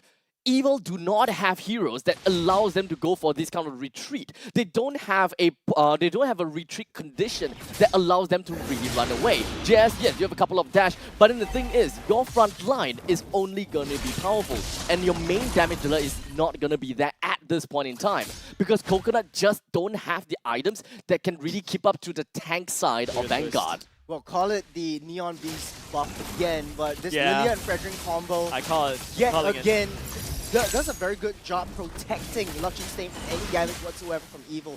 Evil having a tough time going for the win conditions. Powerful. Hold on a second. Tries to come in for the drive-by. Jace is coming in with the last sanity. Doesn't attack anybody. Here comes a main engage. Nick Stain will not be able to pin anybody from down to the wall. Powerful does have the hard guard. Try to attack on, try to peel for Coconut, but the members on the side of Vanguard is all here, and the damage overwhelming for Evil to hold on. Too much damage, too much ultimates already expired from the side of Evil. Vanguard still has all of their ultimates all up for grabs. Evil just a little bit too overconfident for that turn, for that Lord. Wow, yeah, slowly secures the Lord for themselves, and now they're looking at Twist as the main target. Twist right here trying to desperately try to buy time. Two with the slows. We'll be able to slow down Twist. No way for you to run, my boy. You definitely have to be shut down and going down into the pockets. Liechtenstein 602 is the KDA. That is the kind of problem that you would face as a Paquito if your idea is to go for the backlines, but your team can't find a way to commit into it. And unfortunately, Evil with a 3-man loss in the fight and with a Lord just marching down the middle, Evil just outright lost in a game of, I would say, micro. Yep, this could be it, ladies and gents. That's going to be a Lord coming in. Will be actually peeling for the team. Vanguard right here looks to stay got caught, but instead it is Powerful that gets caught instead. The damage will be done by Vanguard, and they're looking to solidify this series in a 2-1 fashion. Their first win in Season 6. GG, well played. I don't know if Lilia and Fredrin has this sort of like connection. It's sort of like a 80% win rate in MPL Season 5 so far. The Neil Beast buff. But it does make sense. The Lilia slowing everyone down with Fredrin just taunting everyone in. They can't escape this Wombo combo Unga Bunga. It's the identity. It's really, at this point, identity. So with this game out there already, I think that Evil would have a very good idea how to deal with them the next time that they actually beat Vanguard. Hopefully. Knowing them, they will, Yep. right? Because Vanguard kind of like took the ace out of their sleeves a little bit too early. Yeah, I feel like they're showing a bit too much, right? Yeah. If you notice how... You can see a very big difference and a shift in the way Yeah. that they play in Game 1 to Game 2. Yeah, and they've realized that, and Evil wasn't able to adapt quick enough to react against Vanguard.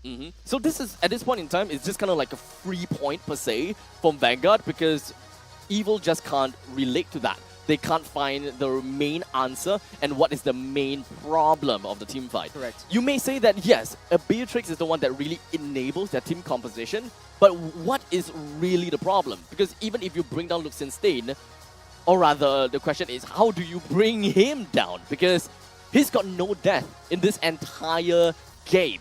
That pretty much means that Evil, definitely they know that the problem is Luxenstein being the win con, but they can't reach him. I'm calling it Luxenstein, Beatrix one trick. I'm calling it right now. Oh, 6-0-3. That is a huge... Oh, and they funneled him to 12k gold lead. Yes. Oh, man. I mean, Vanguard really staying true to its name, playing a very defensive draft, and over towards that mid to late game power spike that Beatrix has. And Luxenstein, now you know. Now other teams know as well, Beatrix needs to be banned out. But looking at Carrot, I don't know if Angela would have been better off with a fully defensive kind of item build, but having the fleeting time and having the mana boots and almost building up the Necklace of Durance sort of like forgoes the defensive capabilities that Angela sort of needs. I would just give him the benefit of doubt and say that he went for fleet time very early. So only by then, in the early stages, he wants that global presence. He wants a lot more global presence, but only in the mid stages of the game he realized, okay, I need to be a lot more tanky, and then he just built the tankiness as per his games, right? Yep. So he was reactive, but by that point in time, fleeting time was already available, so you can't possibly throw it away and sell it. I mean, right? the item adjustment should be there still. Knowing that he is far behind, fleeting time wouldn't work because you need to be able to kill someone in order for fleeting time to work. But taking a look at the emblems real quick, Vanguard sort of knows how to beat the tenacity kind of early game strategy that Evo is using. Even when Coconut builds up the tenacity, it's not able to deal with a Beatrix.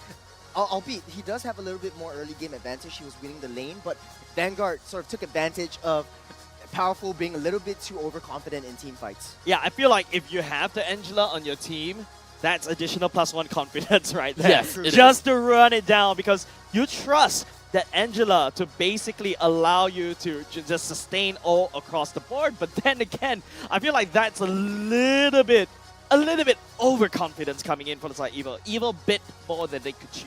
I have to say though, Chewed is one of those unforeseen mages. So in this, today itself, the mage players are coming back up online, showing a lot of unforeseen presence. Every single time that there is a fight, Chewed is there, slowing everyone down. The utility that Lilia brings along with Fredrin, you know how clunky Fredrin is. The wombo combo Unga Munga that Lilia and Fredrin brings on the table is just unparalleled so far in MPL Season 5. You gotta have to say that Lilia is the one that paved the way for to this slow everybody down, you mean? That is the later stages, right? Yeah. But in the early stages, it's all about the clear speed, right? The clear speed as well as your presence around the map.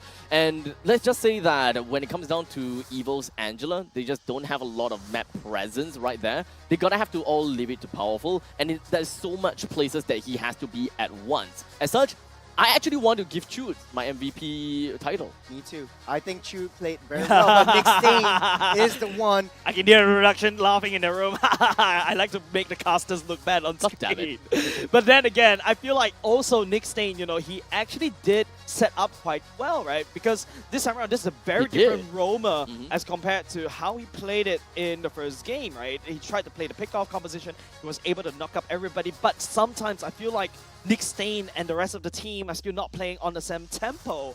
And that kind of make it feel like, you know, he's a little bit ahead, whereas everybody is struggling to, you know, catch up. But before we go into the mic check, I would like to quote Cine right here.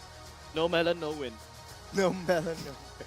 Oh my goodness. It might be true. It might be true. I'm going to quote that right here, right now. Stirring the pot. Yeah, I'm Let stirring him cook. I'm stirring it. Unfortunately, Evil will fell short this time around. With that said, Melon, come back! Melon, we need you back. But before that, let's take a look at the mic check of the winning team. Congratulations over to Vanguard. The Franco top. They minus one. Go. Flicker faster. Nice. Come on. Hey, cannot. Hey, guys, go. Nice. Go. Hey, I go. Can fight. Gas. Hey, come. Hey, go, choke, go. Guys. Bruno, nice. Nice. Low. Fight. Flicker. Hey, pack it off flank. Just cover. Hey, base, boy. Go. Nice. You bring fight. Purin. Nice. Good. Nice. Okay. Oi! Ngapain, woy? Oi! Shut up lah. Nice. I don't know. I like to Which be one is excited it? as Chewed. I like to be excited as You're I know always excited. I'm always excited, and Yeah. then Jays is the one telling me to shut up. I understand. Yeah, that, Chewed. that's basically I what feel you. somebody. I feel you, and I get that all the time. Don't worry about it. And I'm just there playing, not saying anything. But you can tell, right? You know, when they start to get the momentum, it started to shift over them. The confidence start to come back. And with that said, I feel like this is a redemption arc for Vanguard. You know, it's very tough ride for them in week number 1. This time around, they got their first win in week number 2. With that said, ladies and gents, we're going to throw over to Cheryl, over to the player interview. And of course, you know, no Melon, no win. No Melon, no win. No Melon, no win. You're still stirring the pot. Yeah, I'm going to keep stirring. With that said, over to Cheryl. And we're back right here for the player interview. And now I have Game 3's MVP right beside me, Nick Stain. Can say hi to everybody. Hello. So we're excited to have you here. Do you still stand by no Melon, no win? Yes, I stand by that lah. Cause we can see the gap. Yeah. Right. So earlier on, just off cam, I was having a conversation with Nick, and he said that you actually faced off Evil, but that was in Season 3, and the score was? 0-2. 0-2. And now meeting Evil today, how do you feel like in terms of like, is this the Evil that you met previously? Is this a new Evil? What are the differences? I would say it will be still the same Evo lah. Just that in Homebois SG, I feel like we disrespect them quite a bit. So at that point of time, they were like a new qualifier team. So we played like very weird drafts so that we don't show any strategy. But right now, in Vanguard, I choose to draft more safe because as we know, Evo is a strong team. So yeah, we just draft more safe and as shown today, we can win. That's very interesting. Now, another fun fact, rather, as I was having a conversation with Nick, is he is the all-in-one, or the so-called Pao Ka Liao, where he is the manager, analyst, drafter, coach. Am I right? Yeah. Right. So the fact that you are the all-in-one, you know, how did all of your experiences in your past seasons and experience in the Pro League has assisted this wonderful new team of Vanguard Esports? I would like to say, first of all, I would thank Yang In a lot for helping me throughout my journey in Evo, Slate, and Bleed. He really helped me develop a lot, and I also learned a lot under JPL lah. Second of all, even though on paper it shows like I'm doing everything, but Yang In has been helping me off cam as well with some strategies, and like he's been teaching me how to draft better so that I don't look a fool on stage. Wow. But Yang In, unfortunately, is not casting today. But if he is watching the stream, I think it will be, you know, nice to know that, you know, whatever he shared has gone way beyond when you are just in the team but setting out on your own. Now, another interesting thing is you have 2 new players here on the roster, namely Slowly and Chute. Like, how did you find them and, you know, get them to come on board right here for Vanguard Esports? First of all, for Slowly, is Luxian brought him into the team because when we were playing rank, we realized that he was quite good. Then previously, he was from RQ, MDL as well, so the experience as a. Then as for Chut, Slowly brought him along because they are like so-called best friends, besties. So like we thought, oh, why not? Got more chemistry. Right, now that's very, very interesting as well. So basically you guys got your, you know, as friends and then you came together and played together. That's fun. Now, moving forward, when it comes to the whole qualifier phase, you guys basically like sailed through like easy. Now, bringing the team onto the Pro League right here in MPLSG, like, is there any differences that the team did not anticipate?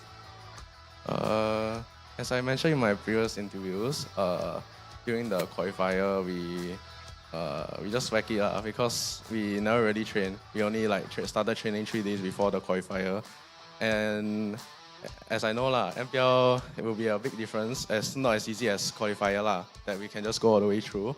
That's why MPLSG we have been training every day. We have been scrimming every day, so that we can keep up with the pace of this MPL. Right, and it has been a tough week 1, to say the least. And right now, you guys have finally scored points, you know, to the team's name. Do you, as team captain, have anything to say about that? For week 1, I feel that we were not being ourselves because in scrims we were doing extremely well, but in game it's not showing . So I just want to let my team and myself to know it's time to buck up so that we can secure the upper bracket slot. Right, and moving forward, it is only gonna get tougher, and even just for the near future itself, who you're going up next is against Stellark SG, and they, on their own right now, they're a complete wild card. So how are you gonna approach, you know, facing Stellark next? I'll say just come. Yeah, just come. So you have basically prepped and you know how to go against them later. I'll say prep. Don't really need it. Just go in and try our best. Yeah. Okay, so yes, thank you so much. That's most of our questions that we have for you, Nick. Thank you so much for joining us for this interview, and all the best for your next upcoming matches. We're looking forward to having more interviews right here with Vanguard. Thank you. Fantastic. So ladies and gentlemen, right here we have Nick Stain from Vanguard Esports. Next up, the match that's going to come up real soon for match 2 of the day is going to be a spicy one that you definitely don't want to miss. And this is going to be our defending champions, RSG SG, going head-to-head against Homebois SG. What will happen over at the Land of Dance? Stick around and we'll see you in just a few moments' time.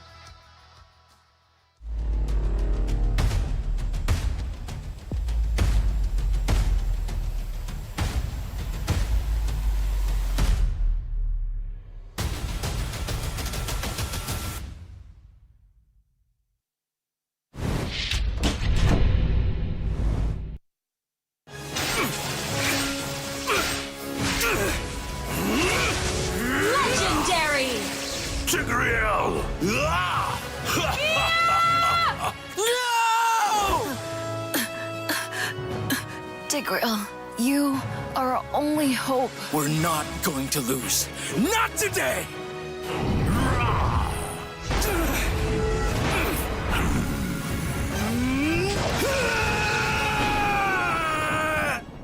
Huh?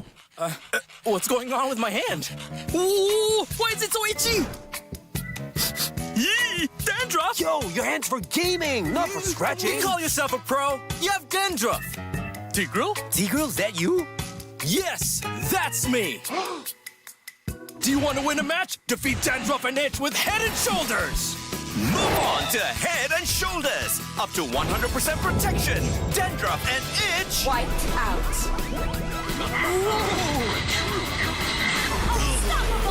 We defeated the Lord!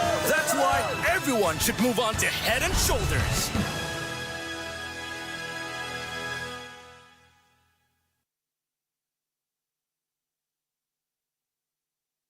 For me, I think it's losing. I don't like to lose.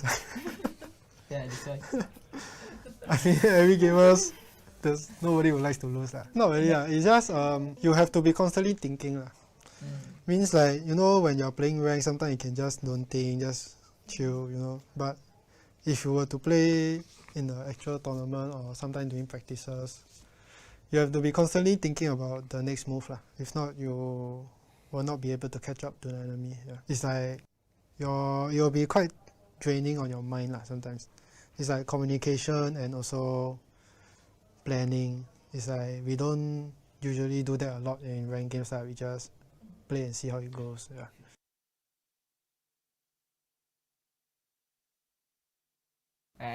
You guys can try lah. You guys can try lah. Yeah. You can beat me, just try lah. Okay.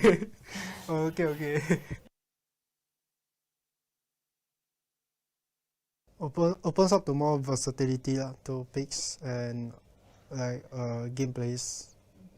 Because last time it was like very dead. The game is like everybody plays the same way, but now it's like you can play differently. Like there are a lot of things to explore, so it just takes time to really integrate into the new emblem system. For me, I think the mid lane got quite big changes recently because now the rotation is also very different. And if you mess up your rotation early game, I feel now early game very important. So if you mess up your rotation early game, it's very hard to come back, especially when you lose the fight early, especially at the first turtle. So because of the recent EXP changes, now there's specific rotations for specific heroes. So depending on which hero you play, you have to rotate differently. So this part is quite new, and also we have to I feel mid laners need to adapt to it, and me also.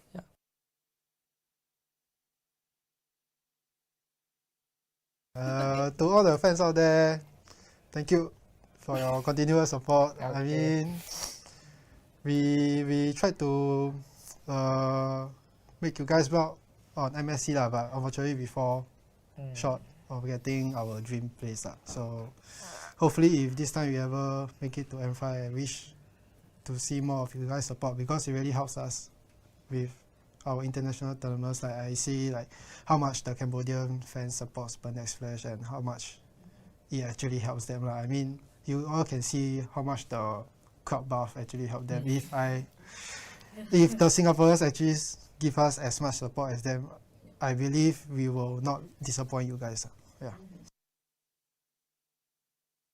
Hello guys, my name is Enya. I'll be playing the goal lane for Homebois SG. My name is Devi. I'll be playing the roam for Homebois SG. My name is Jox. I'll be playing the jungler for Homebois SG. My name is Pick. I'm playing in mid lane for Homebois SG. Hello guys, my name is Firnokur. My role is XP lane. I play for Homebois SG.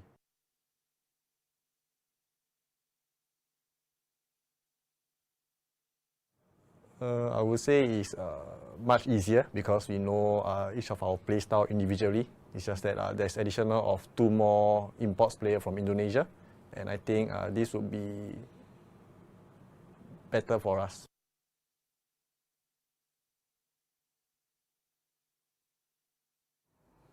Nick Stain. For me it's Nick from Vanguard. Cause we are close friends. Then he was also my ex-teammate. And like he didn't really like play in MPL scene before, so like this is first time, so like we're quite excited to go against him. FMM from Bleed, because he's a better goal laner than me, and hopefully one day I could win him in the goal lane. Fight Oki or Lucian? Oh, I think Oki. And Lucian, my friend. Maybe just Oki. Oki, my friend, and we best friend. I think I won't fight Oki. Bantai Oki. Ya, bantai Oki. Bantai Oki cok. siap-siap Oki.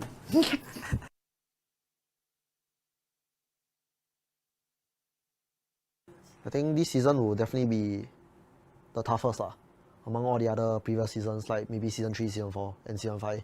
Because back then, season 5, I think there were only maximum 2 teams playing import.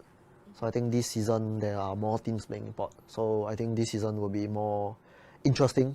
I don't think it will be like one-sided games anymore already. Like a one-sided team, like a more favor team like that to win champion this season. So hopefully I think that is what everybody wants to see. I am Optimus Prime. No one can outrun Bumblebee.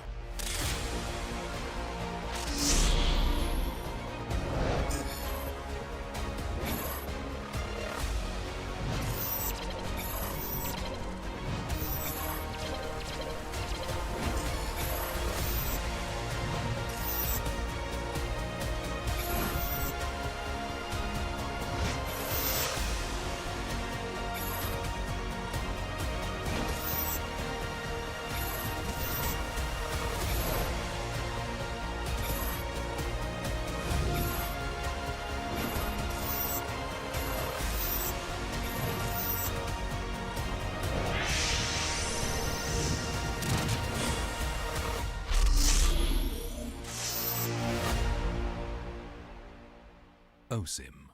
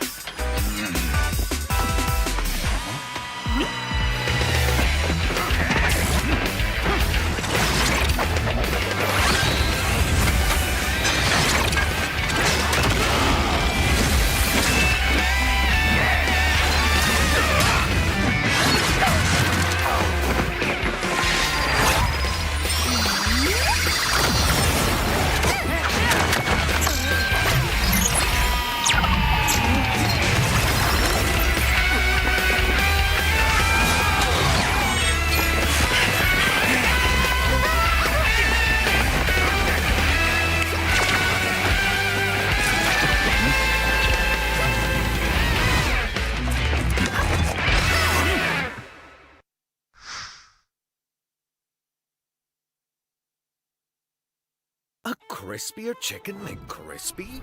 So much crispier. Bite into an even crispier crunch with the improved Chicken McCrispy. Now, wouldn't that be nice?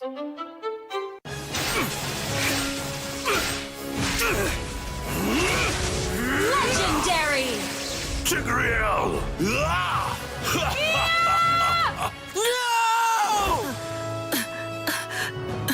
Tigreal, you are our only hope. We're not going to lose.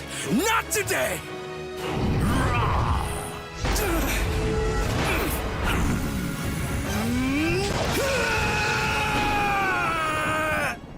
Huh? What's going on with my hand? Ooh, why is it so itchy? Yee! Dandruff! Yo, your hand's for gaming, not for scratching. You call yourself a pro? You have dandruff. Tigreal? Tigreal, is that you? Yes, that's me. Do you want to win a match? Defeat Dandruff and Itch with Head and Shoulders. Move on to Head and Shoulders. Up to 100% protection. Dandruff and Itch. Wiped out. Unstoppable! We defeated the Lord! That's why everyone should move on to Head and Shoulders.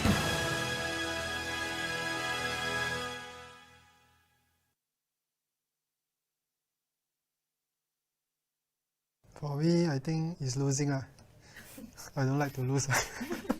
Yeah, that's why. I mean, every gamers, nobody would like to lose. Not really. It's just you have to be constantly thinking.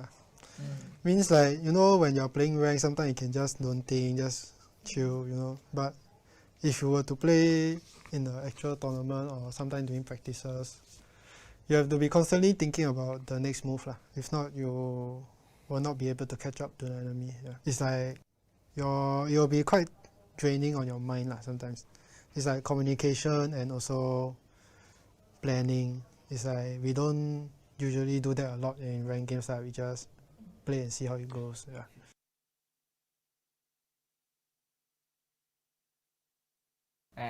You guys can try lah. You guys can try lah. Kalian lah. Yeah. You can beat me, just try lah. Okay.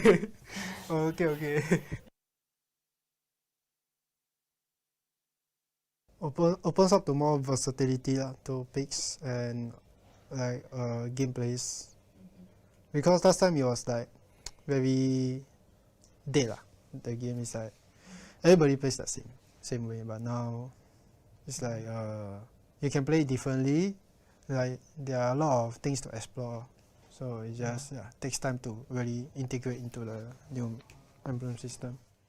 For me, I think the the mid lane got quite big changes recently because now the rotation is also very different. And if you mess up your rotation early game, I feel now early game very important. So if you mess up your rotation early game, it's very hard to come back, especially when you lose the fight early, especially at the first turtle. So because of the recent EXP changes, now there's specific rotations for specific heroes. So depending on which hero you play, you have to rotate differently. So this part is quite new, and also we have to I feel mid laners need to adapt to it, and me also.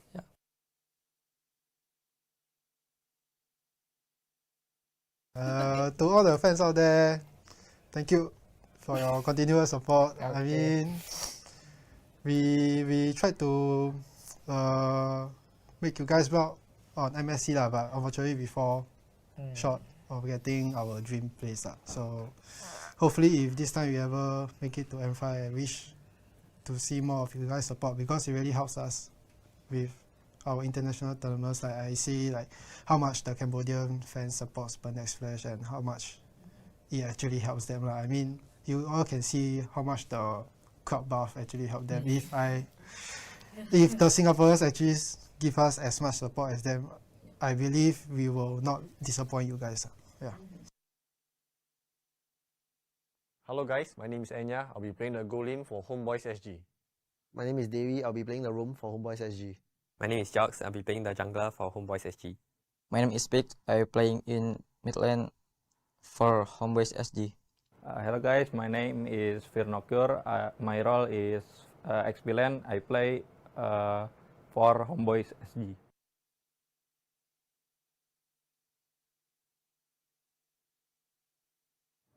I would say it's much easier because we know each of our playstyle individually. It's just that there's additional of 2 more imports player from Indonesia, and I think this would be better for us.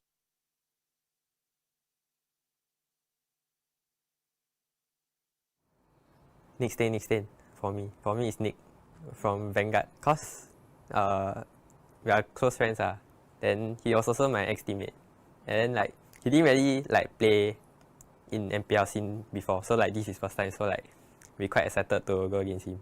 FMM from Bleed, because he's a better goal laner than me, and hopefully one day I could win him in the goal lane.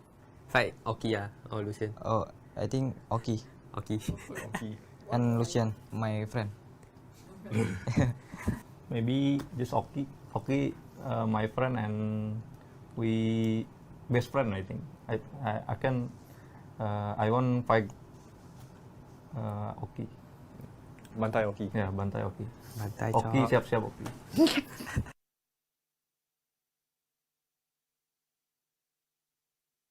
I think this season will definitely be the toughest among all the other previous seasons, like maybe Season 3, Season 4 and Season 5. Because back then, Season 5, I think there were only maximum 2 teams playing import. So I think this season there are more teams playing import. So I think this season will be more interesting I don't think it will be like one-sided games anymore already. Like a one-sided team, like a more favor team like that to win champion this season. So hopefully, I think that is what everybody wants to see. I am Optimus Prime. No one can outrun Bumblebee.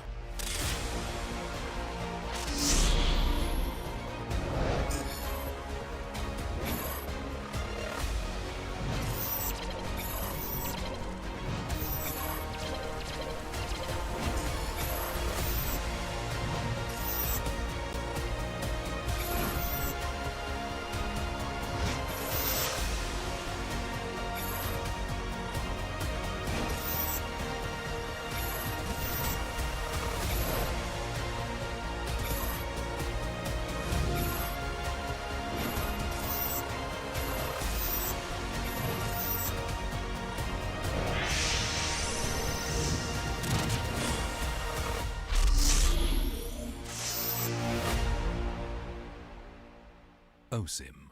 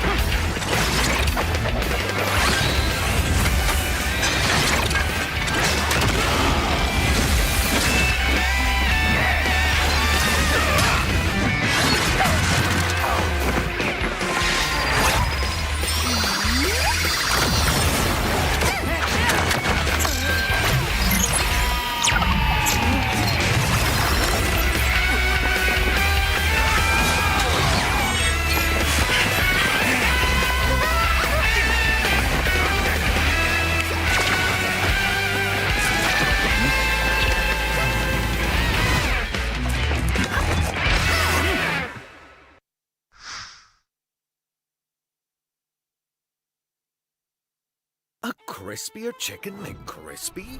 So much crispier. Bite into an even crispier crunch with the improved Chicken McCrispy. Now, wouldn't that be nice?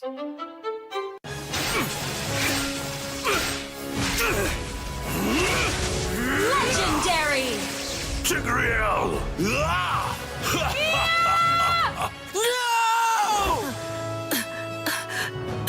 Tigreal, you are our only hope. We're not going to lose. Not today!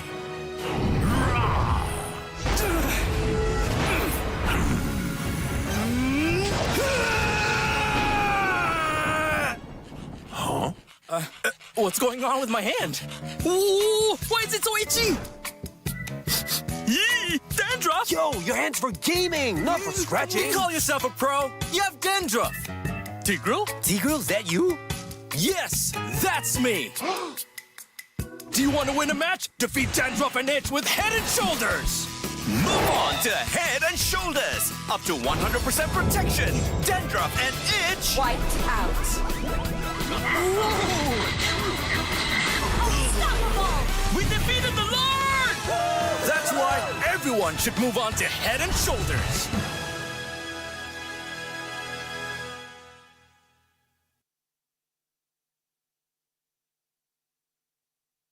For me, I think it's losing. I don't like to lose. Yeah, that's why. I mean, every gamers, there's nobody who likes to lose. Not really. It's just you have to be constantly thinking. Means like, when you're playing rank, sometimes you can just don't think, just chill, But if you were to play in the actual tournament or sometimes doing practices, you have to be constantly thinking about the next move. If not, you will not be able to catch up to the enemy. It's like you'll be quite draining on your mind sometimes. It's like communication and also planning. It's like we don't usually do that a lot in ranked games. We just play and see how it goes.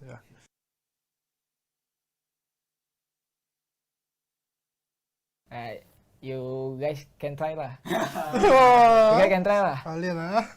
You can beat me, just try lah. Okay.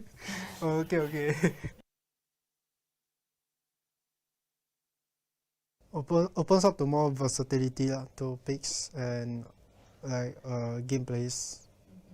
Because last time it was like very dead lah. The game is like everybody.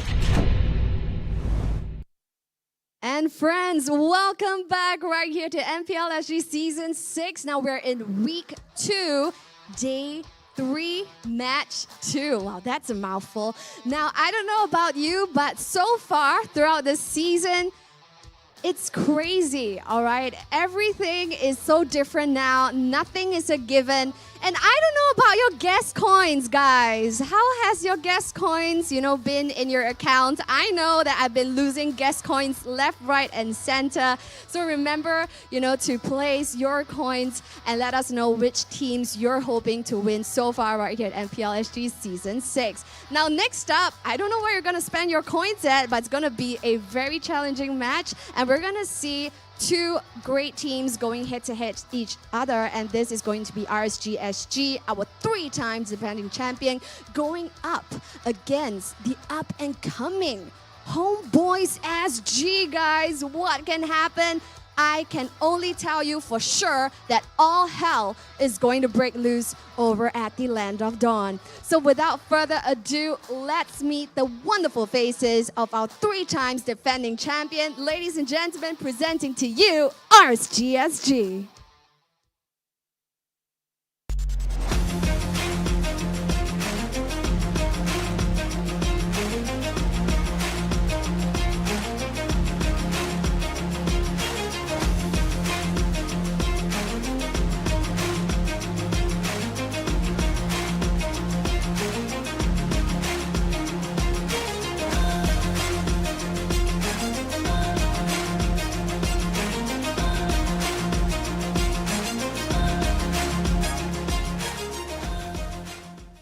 Now, I don't know about you, but every time they are getting ready at their battle stations, it just always looks like a Head and Shoulders commercial where they sweep their hair back and put on those headsets as they're getting ready to head on over to the Land of Dawn. Now, going up against our 3 times champion, looking to usurp that throne, ladies and gentlemen, presenting to you, Homebois SG.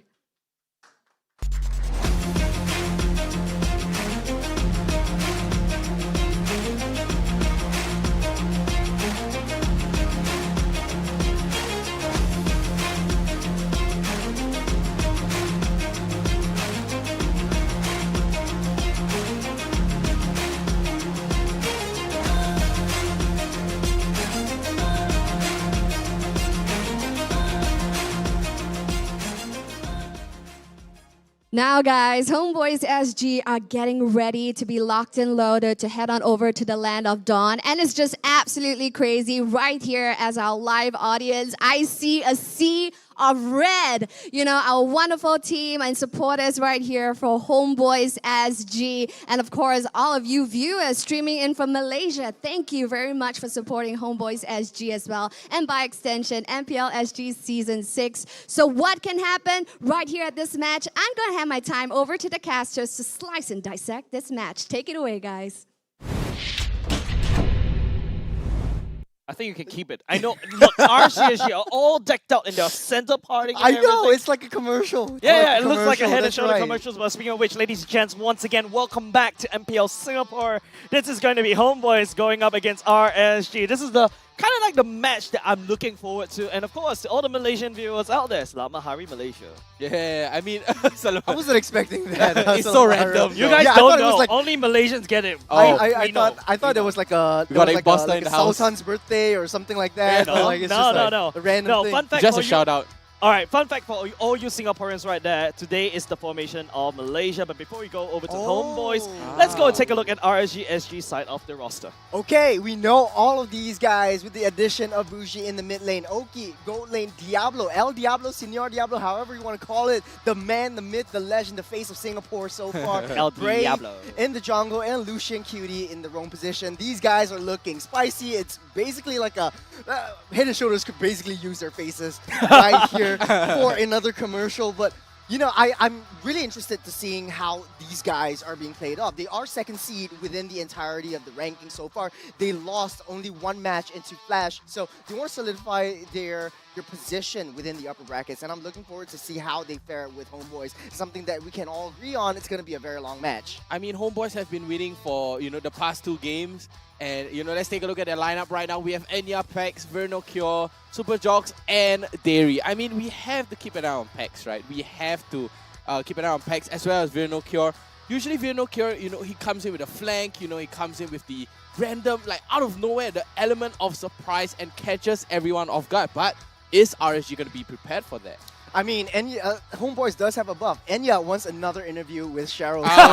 Only if he wins this. Only if he wins this entire matchup. Enya will get his wish and get another interview with Cheryl. So it's going to be very tough for RSG to hold back the wrath that is Enya. Enya is the wrath. Enya is the wrath. Like, do I want an interview or do I give Enya an interview? He's really tasted sweet success once. Will he face it again? All right, this guy. All right, this guy's going on all strong. right, guys, we gotta calm down a little bit. We're gonna go back into talking about how we get Enya to the interview. Oh wow! I mean, Enya has to pop off, right? Yeah, he has to pop off. But of course, everybody have to pop off. But we shall be taking a look at the keys to victory. I believe we'll be looking at the one from the side of RSG SG first. I feel like RSG SG has already shown everything, right? Like their shopping list for their win conditions. There you go, right there.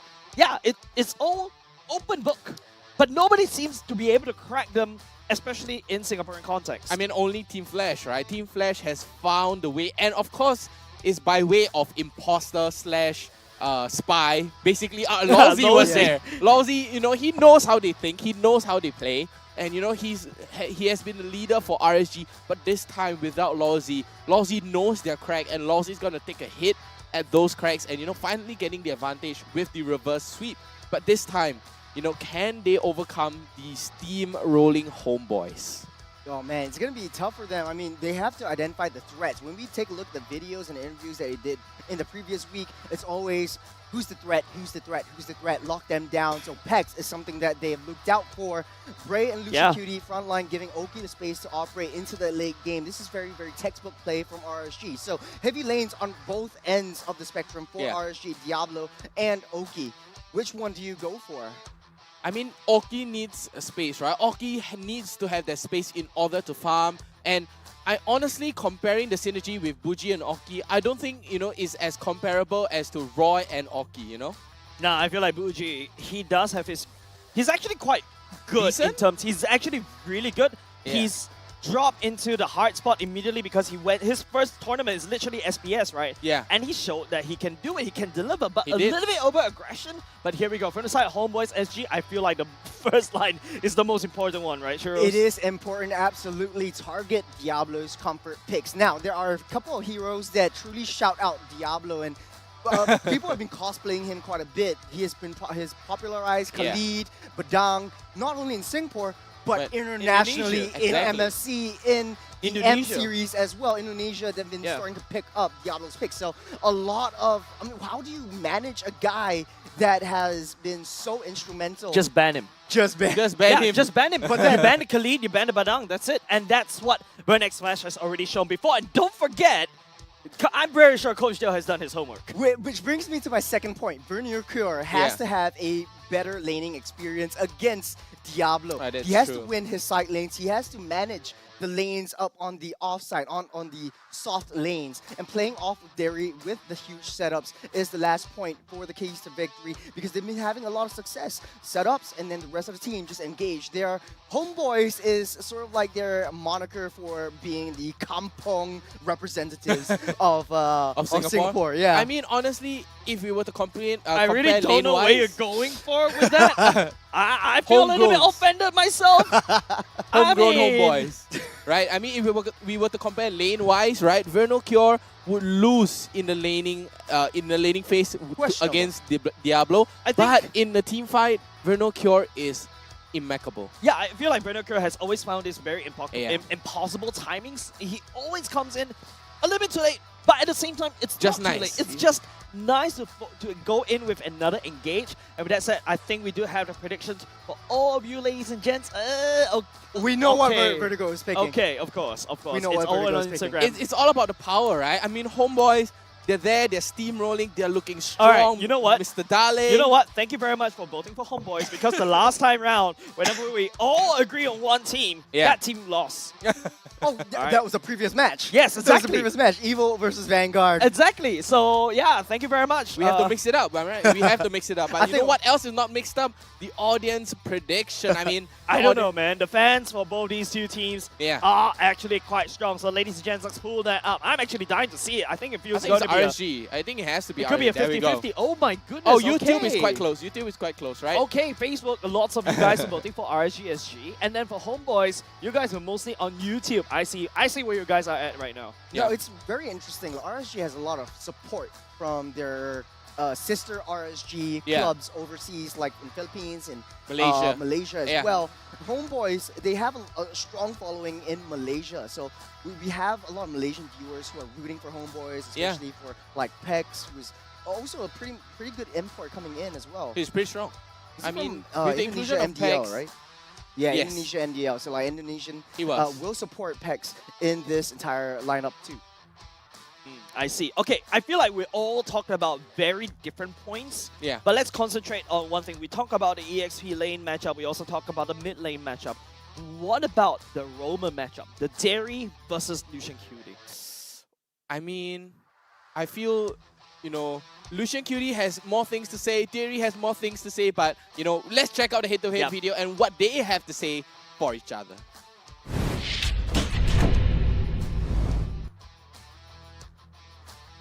For the three Singaporeans wise, I do not really think of them as a huge threat, although they are strong.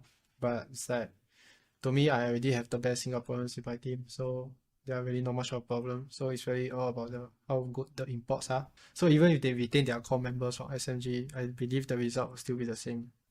For me, I think Homeboys is one of the team that we need to anticipate, because they also import the two players from Indo, Finocchio and Pex, the mid laner. For me, I think we can clean sweep 2-0 against them. Yeah, it's good for us. Also, knowing that a really good coach coming to SG, it will be a really good challenge for us. So also a fun challenge for me. So I really look up to against them. I think the best thing to do is don't underestimate them and don't think that they are better than you. Think of them as same standard as us, even though they are back-to-back champion 3 times in a row. Because if you have that mindset, if they are better than you, the game would have lost from the start. I think Oki, very easy, because he can only play with tricks. I want that the players has confidence to fight with anyone. If they want, like, I believe that if you want to be a champion, you need to put more confidence by yourself and trust to your teammates. I think for their current lineup, I think it's still as strong as last season. It's on the surface, it looks very strong. Whether we can beat them or not, anything is possible. You can win, you can lose. Anything is really possible. It's just determined on how you play out the game. Hey Bray, you prepare, you don't take out your assassin. I tell you, you know my secret pocket pick already. Oh my goodness! Spicy all throughout the board. For the three Singaporeans. Oh my god. Yeah, Spicy all throughout the board. I know exactly what Derry will pick. Yeah. And I feel like Bray has already, I remember correctly, Bray played with Derry, and Derry has already pulled out that pocket pick right in front of him. That's like big sirens blaring in Bray's mind right now if he dares to pull out an assassin. I mean, would he dare to?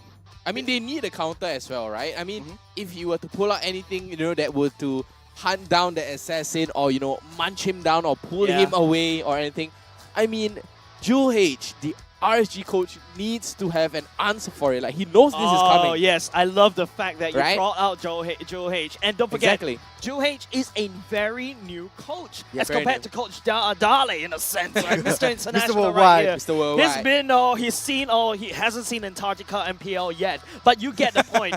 He is very experienced and he should know how to deal with RSG, because don't forget, RSG SG, whenever they go into a draft, it's pretty much predictable what they want to do. It's really interesting because For RSG, Bray has not pulled out any assassins just yet. It's playing a very slow game. They want to just get Oki up to speed, up to his popping power, his power spikes, and then go with a lot of these team fights. We're talking about like the comparison between the roam position, Solution QE, as well as Derry on both ends of the spectrum. They have very similar play styles. Derry very held back, very reserved, but when he knows that his team is ready to fight, he'll go in headstrong. Actually, the only thing that I think that both of these teams are pretty lacking behind is that they are going to be playing or picking up setup heroes. So it's pretty predictable in that sense. You know what they're going to be picking up, but going into the drafting phase. Actually, to be honest, instant, straight off the bat. Of course, it's Coach Dale. Because, all right, there's 2 points I really need to pick up before we go into the drafting phase proper. Don't forget, the reason why Bray cannot pick an assassin jungler is because Diablo likes this crazy cheese and high damaging EXP laners. But then also another point, Derry is a very aggressive roamer that really likes to run it down. Yeah, it's really interesting to me that Homebois is identifying Diablo as a threat. Don't get me wrong, he is. Everybody identifying him as a threat. But He's El Diablo. How do you face up against a team where all 5 members know their place and position? Especially Buji, who is pretty much up and coming. This is his first season as a mid laner for RSG, and it's pretty new as well. He's been through SPS. His first tournament was an overseas tournament, and RSG SG has the gall to put a newcomer right there, and he's coming back stomping everybody in MPL Singapore. But hey, to complete my point, I mean, Buji has been very phenomenal in the first week. Homeboys might be looking to identify him as a next level threat after Diablo. Let's say we take out Diablo, can we stop the rotations coming in from Buji, stop him from snowballing, stop him from controlling a lot of these team fights? I mean, looking at this, right, Homeboy did a very, very good ban by banning away the Fredrin. I mean, RSG Bray has been playing the Fredrin over and over apart from the Arlet as well. But this time, RSG, I mean, they have to pick the Arlet, and Arlet is an amazing, amazing flex pick as well. It can go into Diablo's hand, it can go into, you know, Bray's hand as well. But what are they going to go for? This time, let's take a look at the bans. Banning away the Valentina, Xbox, and the Claude. I mean, they know Enya wants to play this Claude. Kadita, Joy, very open right here. Kaja also extremely open. Martis is also open for a first pick. You want to take that away from Bray. Or even take the Arnold away. No, but no, they're going to go for the flex pick of this Edith. Could be going into Derry or Vinocure. RSG might very well look to pick up the Kadita, look to pick up Joy. A lot of strong, heavy magic damage. Look at them smiling already. They know. In the mid stages of the game. And they know it's pretty much wide open. With Kadita, they can control the map. It's like walking into a minefield. And basically, the only one that can open the map with a Kadita would be an export, but it's banned out. Edith would be the second best choice, but when you face check a bush, let's be sure you're going to get bursted down too. Exactly. I mean, Vinocure on this Edith is actually kind of strong, I would say, but Edith in the roam, I would say, is a little bit of one step higher than an EXP laner.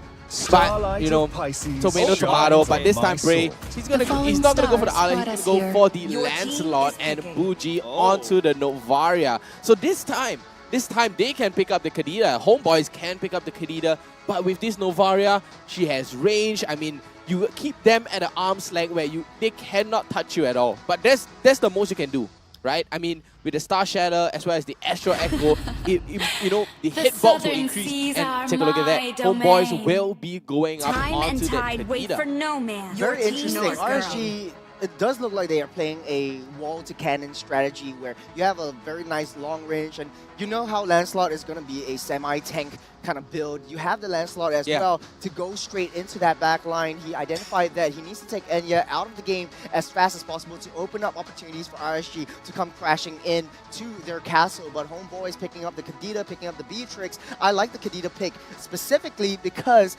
they will be able to control the late stage of the game, especially within the map. Yeah, but it's going to get reviewed by Novaria very easily, so that's why RSG decides to go for the Novaria first pick. Now we're going to have to try to counter that Kadita or something to kind of slow down in terms of the warm-up combo. I'm thinking of Minotaur from the side of RSG SG, but decided to go for Oki's Bruno first. Bruno has been making waves, literally, all across the meta. From a lane-to-lane matchup, Bruno would in theory, win out Beatrix before level 4 very, very easily. You have a lot of stacks you can build up with your passive. You have the Powerball as well. So Beatrix will be kept at bay. Homeboys will be looking to the goat lane as the heavy lane. Your so team is wasting the resources trying to shut the goat lane down. But this gives a lot of time and space for Diablo to do his thing in the foreground, in the offside. Worthy trade, I would say. Yeah, I mean, right now RSG, they already picked up the Lancelot, so they do not want Jogs on this Martis at all. They are banning away the Martis because Homeboys, they've been playing Martis, they've been playing the Lance. That's why they picked up the Lance. Right. They want to snatch away the Lance. And Homeboys as well, they picked up the X-Bog, and you see, hence RSG's ban for the X-Bog. Knowing how RSG is very early on aggression, they might go for the Bruno Diggy cheese. What do you think? I don't think... No. Could potentially go for the Bruno Diggy cheese. Time Journey is going to be very good against Homeboys. All the injustice in the world. Kadita and Edith. It's also like a buy one get one free, but I don't remember whether Lucian Q. No, he actually showed us that he can also go for soft support. So yeah, because I remember, if I'm not mistaken, he pulled out a Valeria. If I'm not mistaken, hold on, let me just double check on my stats. I think Lucian QD might very well go for a deny pick if he wouldn't pick up a strong damaging or strong zone out, such as the Diggy to pair up with the Bruno. It's a typical cheese that we see usually in ranked strats. There's not really much thing that Homeboys could do to defend from the wrath that is Diggy and Bruno. You always get pushed back into your second tier turret. So giving Enya a very, very tough time. And Homeboys definitely banks on Enya to get his power spikes. Okay, I'm sorry. It's not Lucian Kitty that banned. I love the smell of good powder in the morning. That's why they proceed to ban away the Franco for the side of Lucian QD. You really want to prevent them from getting those free checks on the bush with a blind Iron Hook. I mean, if you're going to be using that blind hook and you want to open up the map, I think a Kufra would be really, really good here. Yeah, it's a deny pick as well. I mean, you don't want to give it over to the hands of Homeboys, but it's a good counter. I mean, Kufra counters the Bruno and the Lancelot as well. And it's a very good catcher as well as an engager. Good to, check bushes, walk up, clear the brush, open up the map for your team. And this time RSG, I think they should pick it up, but no, they're picking the Grok instead. So it's the same idea, right? You want to have that CC immunity. The Grok does have that CC immunity. The tankiness to check a bush, yep, he does have that. And he also can do he has a very strong early game wave clear, and then he has a massive ultimate. This is exactly what RSG wants, to slow down the combo of Homeboys SG. I think RSG now desperately needs a stronger front line, especially since Bruno is lacking in range. But Homeboys, on the other hand, they have a lot more range. They have a lot more retaliative kind of composition with the Edith as well. You come straight to the Edith's face, she'll flip you back, she'll knock you up, you get stun locked. So Homeboys looking to have something that really covers up. You could very well pick up a Benedetta as well for Homeboys. Try to deny it from Diablo. I am the power of light incarnate. This is the Emperor's order. Out something that is a little bit more on the dive pick, but they will settle for the Kaja and the Kai. Yeah, I mean, Kaja with the Arkai, they're here to stop any, if the Grok were to come, the Arkai pops the heavy spin as well, but the Divine Justice coming out from that Kaja, it shows, that they're going to be doing that combo, the Kaja and the Kadita. The double combo, they're looking for a catch, they're looking for pickoffs, and Homeboys are looking to capitalize on that pickoffs in order for the Kadita as well as the Beatrix to snowball. That's a lot of CCs. That's a lot, yeah. So much. Yeah. I mean, 4 members of CCs.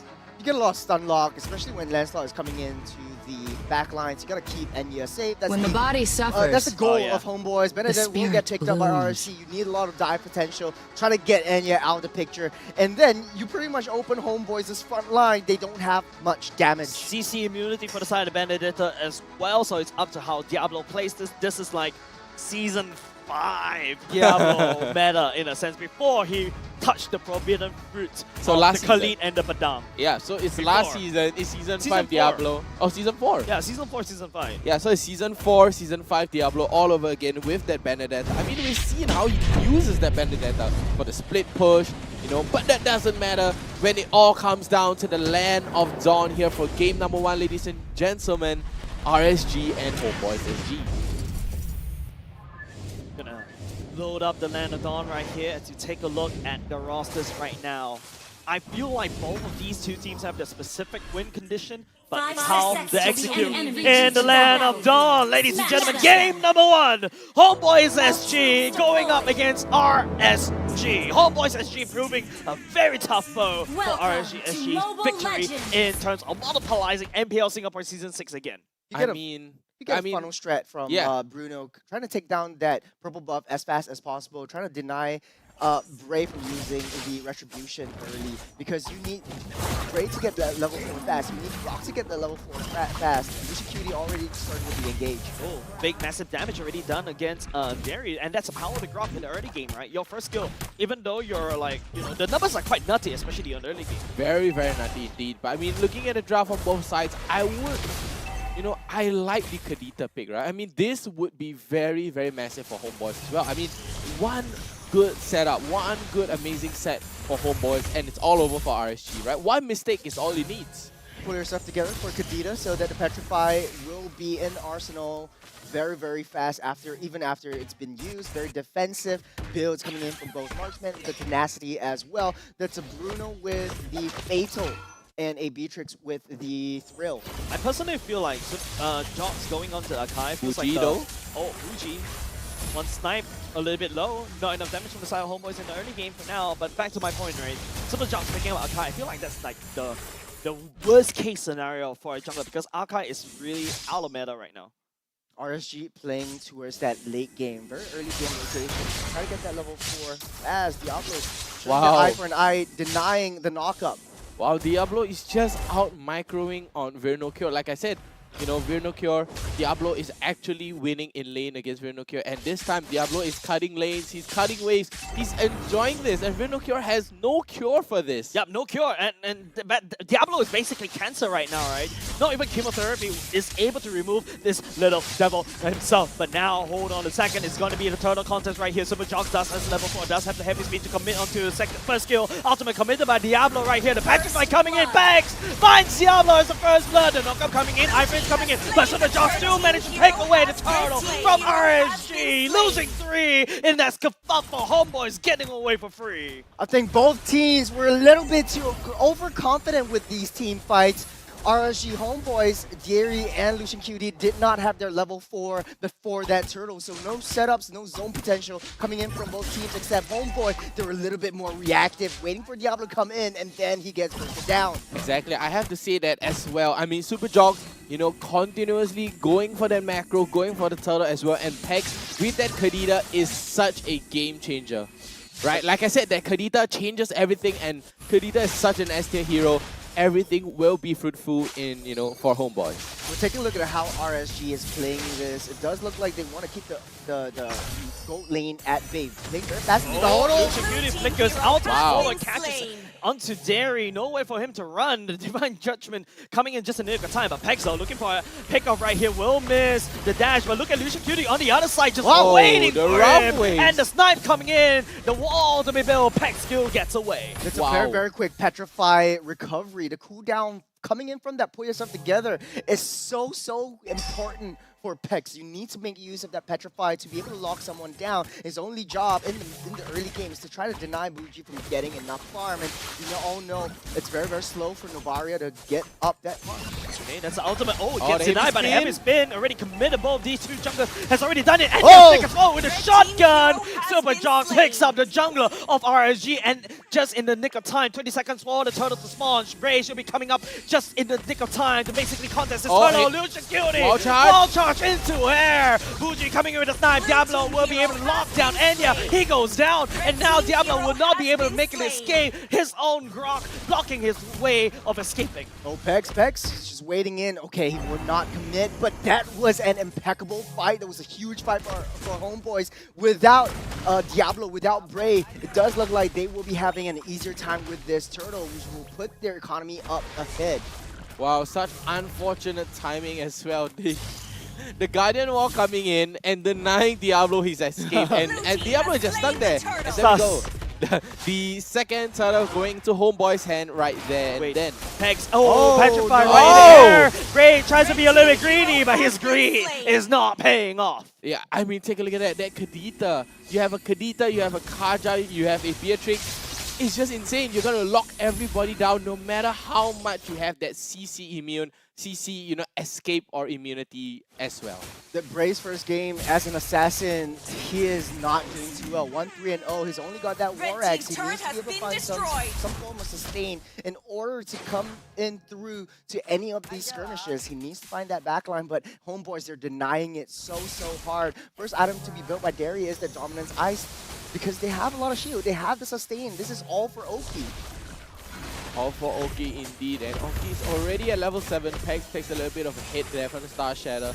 But I have to say, Homeboys with a 2.5k goal lead right now. Bray trying to jump in onto Virnocure. But take a look at Virnocure, he's just... Oh! Nice flip right there. Yeah, but he is ultimately getting punished instead. I wasn't expecting that.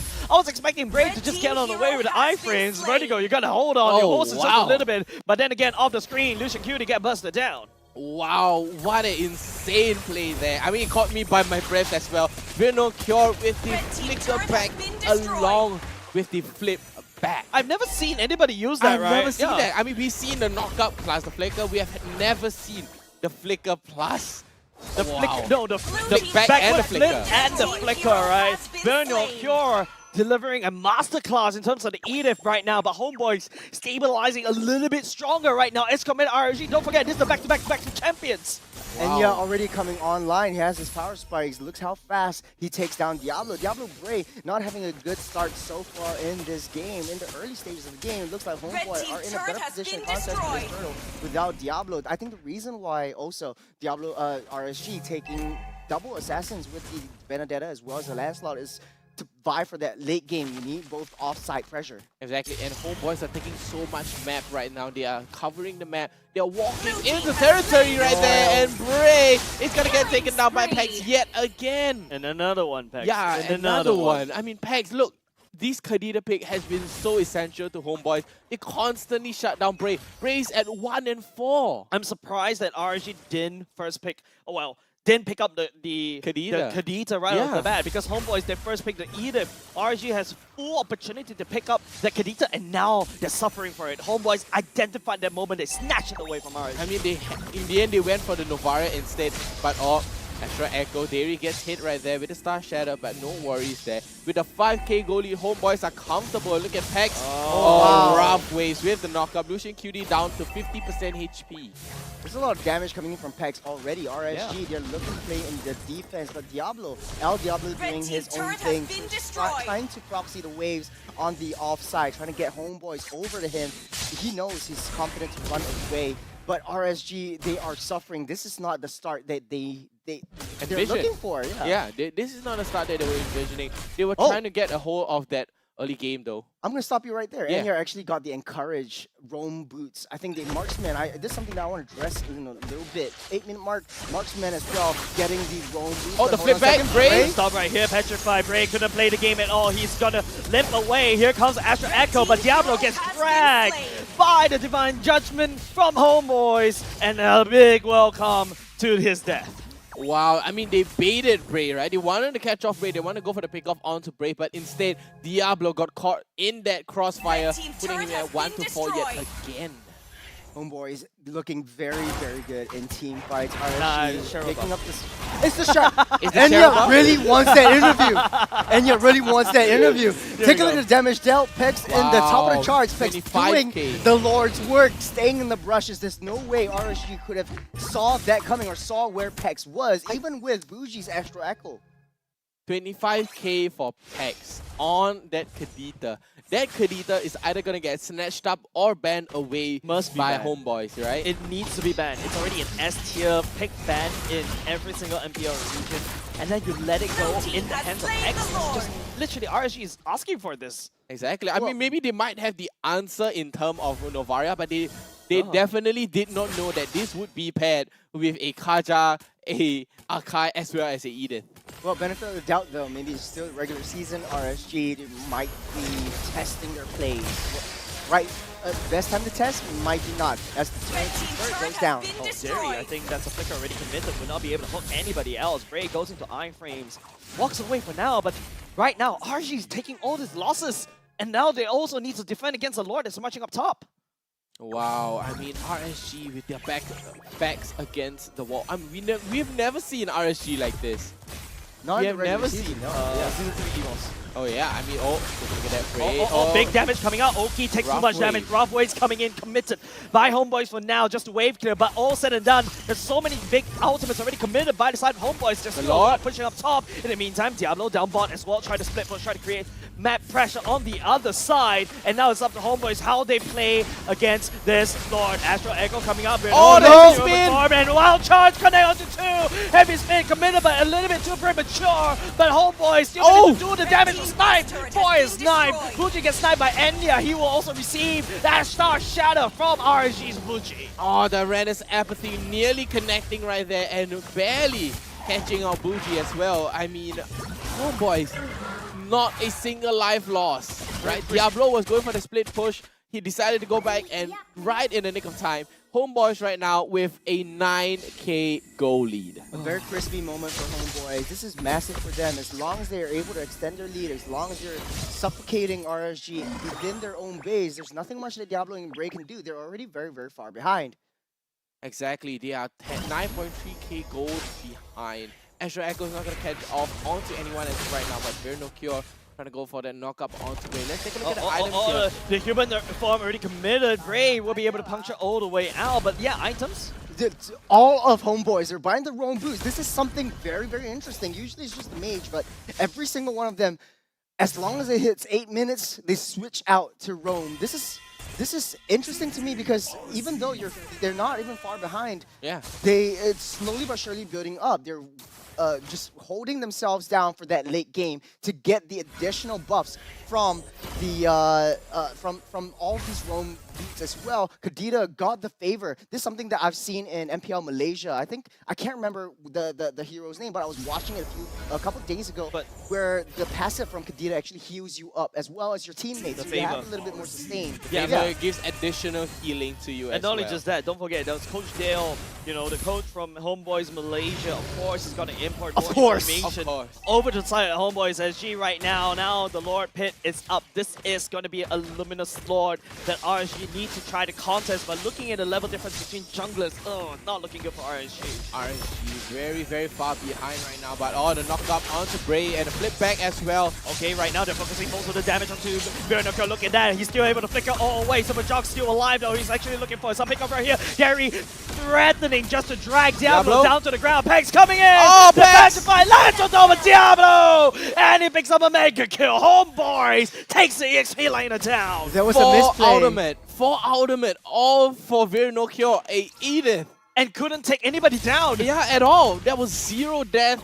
coming out from RSG. RSG is the cause of Diablo as well. And Homeboys right now able to secure the Lord. 4 ultimates invested onto one very no cure. That was a big, big misplay. No contest for the side of RSG anymore. They burned so many resources onto Virno Cure. And remember, I was joking about the fact that Diablo was a cancer. No, Virno Cure has found the chemotherapy required to put down this cancer. He has found the answer to the cancer. It shows why Edith he cured cancer. He cured cancer, wow. Well, I mean, Edith, this shows why Edith is S tier, right? You would need to be able to check within the bushes, and for RSG, the entire Land of Dawn is basically a minefield. Every single bush it's dangerous for them. Enya already getting funneled to infinity and beyond. He's almost at full build at 12k gold. Just for himself, looks like Enya might very well have another interview. No, he's farmed enough gold to fund for himself for a full build and carry Cheryl in game with a full item build as well. Oh wow! sorry, Cheryl, I'm just we have to stick with this narrative right now. But hold on a second here, Homeboys with the skirmish, with the crash down. All right, right now there's also going to be a reveal committed by the side of Bucci right here. The Illusion QD gets suppressed. Very pulling back, and they're doing the damage. Wall charge, a defensive one, not ideal. If you are a Grok, Verniker walks away. He's untouchable by the side of RSG SG, and now Lord already dealt with mid lane, already cracked over by the side of Homeboys. Bray trying to make a play right here. Pax will still be proven like a slippery fish. And RSG SG, the snipe from Enya lands on the Illusion Cutie, and RSG on defensive mode right now.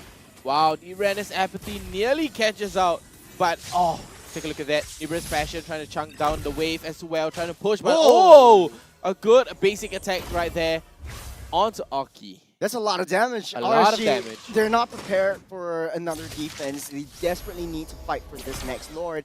Bray in no position, Diablo in no position to be able to soak up those damage. And RSG, they're just lacking in terms of this tank ability. The wall's just buying time right here. But RSG, what kind of time are they buying, Churros?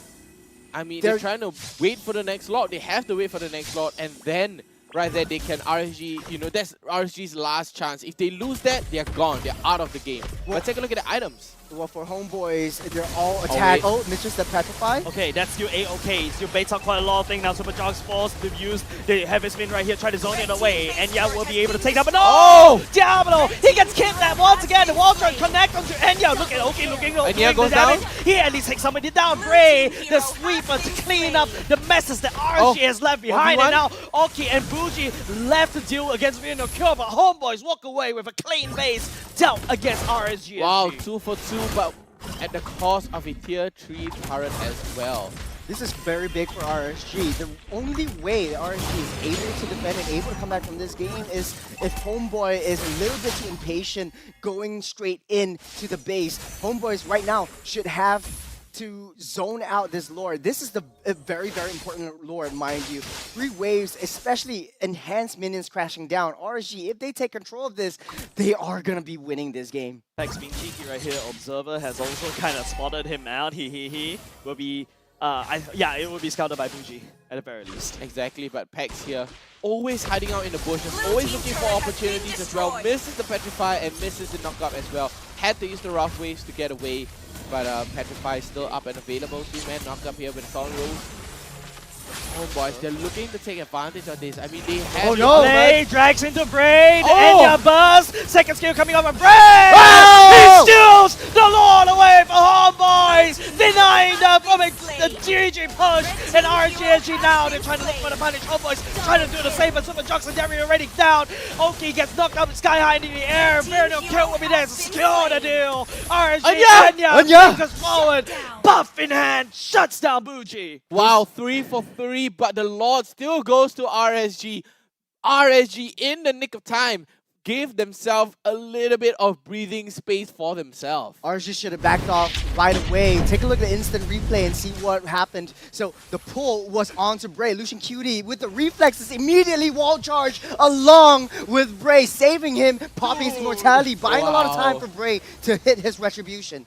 Wow, but Bray still manages to hit that retribution despite the heavy spin by a pixel of a frame. Dude, he got dragged, he got burst upon, he had to go to second skill, Super Jux coming in to push him away, and then he still secures the Lord. Exactly, but a fight right now is going to be coming up at all. Okay, the time round is going to be Lucian Cutie gets dragged down to the ground right here. Enya does have the damage to burst it now. Pex! Oh!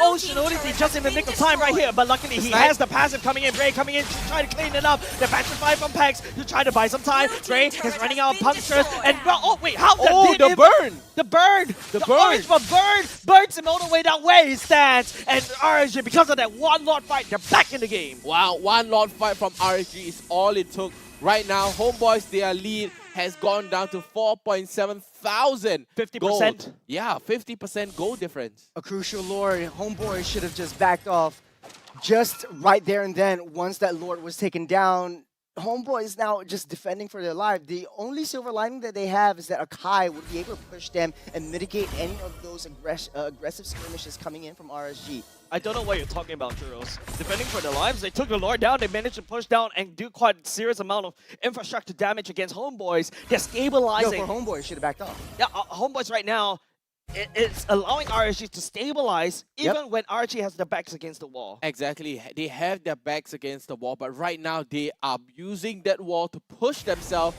towards Homeboys, denying them of the GG push, walking right up to their face, taking the Lord away, and denying them the game. Super Jobs. Super Jobs. Scouted out right there. I don't know whether this is a push that you want to walk in. Lucian Cute immediately builds a wall. Tagged by Bougie for now, but both these two teams buying time. Lord coming out in 20 seconds. So RSG RSG needs to play in the split lane because Diablo and Bray, they really need to find a way to get that lane priority. 10 seconds. Lucian! Wild charge! I don't know. No, this is definitely not map hack. But RSG SG, they found the two main damage units from the side of Homeboys is right there in the bush. And Lucian Cutie, wild charges all the way in. RSG punishing Homeboys right here. And Pegs taking them for a run. A bit of a scenic route to buy some time for its own team. Bougie still managed to snipe down Pegs. What a catch from Lucian Cutie with the two-man wild charge as well as the conceal. I mean, maybe he had a small little glimpse of them moving into that bush. Communication, right? RSG saw it. A lot of people saw it, and immediately, this is RSG, right? They managed to find that checkable armor, and now they're penetrating all the way through. Homeboys right here is playing on defense. That's the heavy spin committed onto Bray. They should really try to buy some time. Wild charge already committed by the side of Homeboys. RSG right here. They need to try to end the game right here, right now. Homeboys are coming up. Enya's coming up, Derry's coming up, and RSG needs to back off. Maintain lane priority, maintain that the Lord is up. They can go for that Lord. I mean, they have to go for the Lord, but don't forget, Super Jog is still up and ready with that retribution, and RSG instantly turns the table onto Homeboy's head. And take a look at that. This time, RSG is in the goalie and is now neck and neck. Yeah, now it's stabilized, right? RSG has managed to stabilize from a dire situation, and now they have full control of the Lord Pit right now. Homeboys is trying to make something creative. Just a slow little play from RSG and Homeboys. But Homeboys, they're not showing their location. They cannot show Enya because they want to run it down. This Lord might be used as bait for both teams. Lucian Cutie needs to look for that back line, or Diablo needs to maintain lane priority. So the mid lane pushing down, RSG will have the upper hand in terms of that top side of that mid, of the Lord. Exactly. It all boils down to this fight right here. This last Lord fight. This has to be the last determining Lord fight right now. Diablo. Immortality's up. Diablo shown up top. Derry goes in Hex? conceal, What looking was for that? somebody. Will not commit to the Divine Judgment. Bray is still running around rampant. Pex lingering around a team fight, looking for somewhere to enter. Derry and slowing down. That's a knockout right in the face. Right into Enya's Nibiru's Passion as well. Bray right here. Oh, that's also one killing spree. Oki also picking up another kill as well. But RSG is slowly running out of steam. Enya, the next target for the side. RSG gets knocked down into the ground. And Homeboys lose 3 for nothing. The Lord resets. Oh no, but Pex Trying to make a play right here, the rough ways, but he's only just one Kadita. Wait, Oki actually pushed him away from the knockup. Wow, what a push. But then 3 members down right there, but no Lord, and this time RSG, they want to take the game away. They are trying to steal this game away. They're going to be ending this. They're going to go for the GG push as well. That's 4 members down as well. There we go. Only Super Jogs left. He does have the heavy spin though. Heavy spin to try to wave clear, but there's super minions that are marching all the way down. RSG will be able to deal with Super Jogs very easily. And RSG there we go. Going in for the victory lap, and they take game number 1. Wow, what a reverse sweep and a reverse comeback. What a comeback from RSG. Playing from the back line. Their base was bald as my forehead right now, with 0 hair. No, you're going to be as bald as Roy.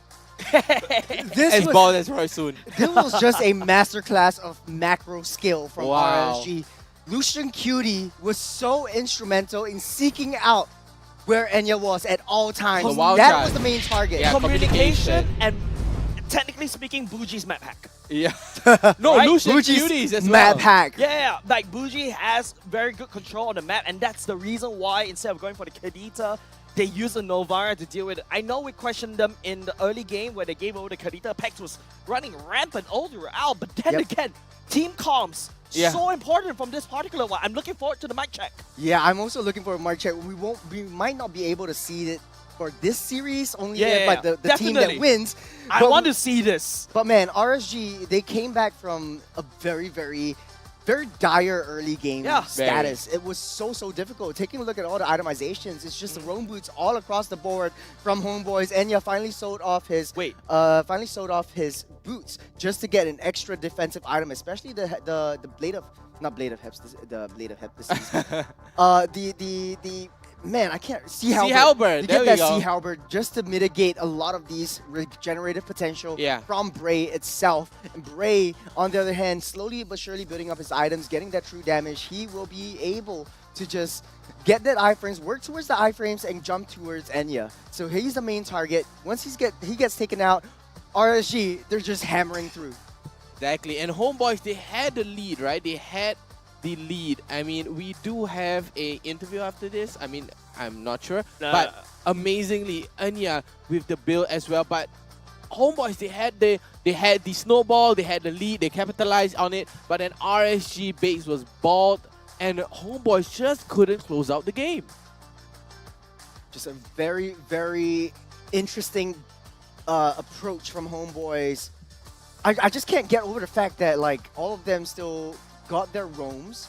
They played towards the late game, 60 seconds on the death timer. They still haven't had the opportunity to find that right target. It's so difficult to get through to RSG, especially when Bougie playing towards the late game. And we see again the ice cream one from Bougie, just to use himself as utility to slow the rest of them down. He also got the enchanted talisman, something that I never see much in competitive matches. Because I mean, usually you just want to constantly spam out the ultimate, the Astral Echo as well, the Star Shatter. And guess what? The Star Shatter gives you information as well. It grants you that short window of of vision inside the brush. You can shoot it into any brush you want, and you would even though it would not hit onto the enemy, at least it will still be seen. Yeah, it's just the enchanted talisman. Once you build that on, you sort of lose one item slot for a defensive item, which is a little bit more on the passive approach as well. I feel like the reason why Bougie had to go for that is because he wanted that ultimate to just constantly on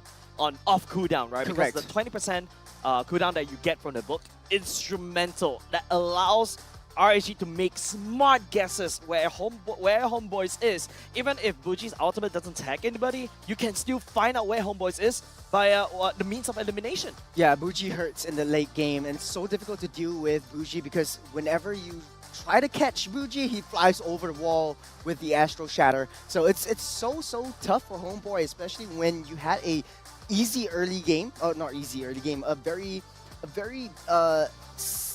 I would say easy early game, and then you sort of like lose that lead because of one mistake. You were a little bit too overconfident. You tried to get the aggression, try to get the skirmishes down within the base of RSG. I mean, the timing from Homeboys, they were good. They had the snowball, they had the timing, they had the lead, but the GG push just wasn't solid enough. It wasn't solidified.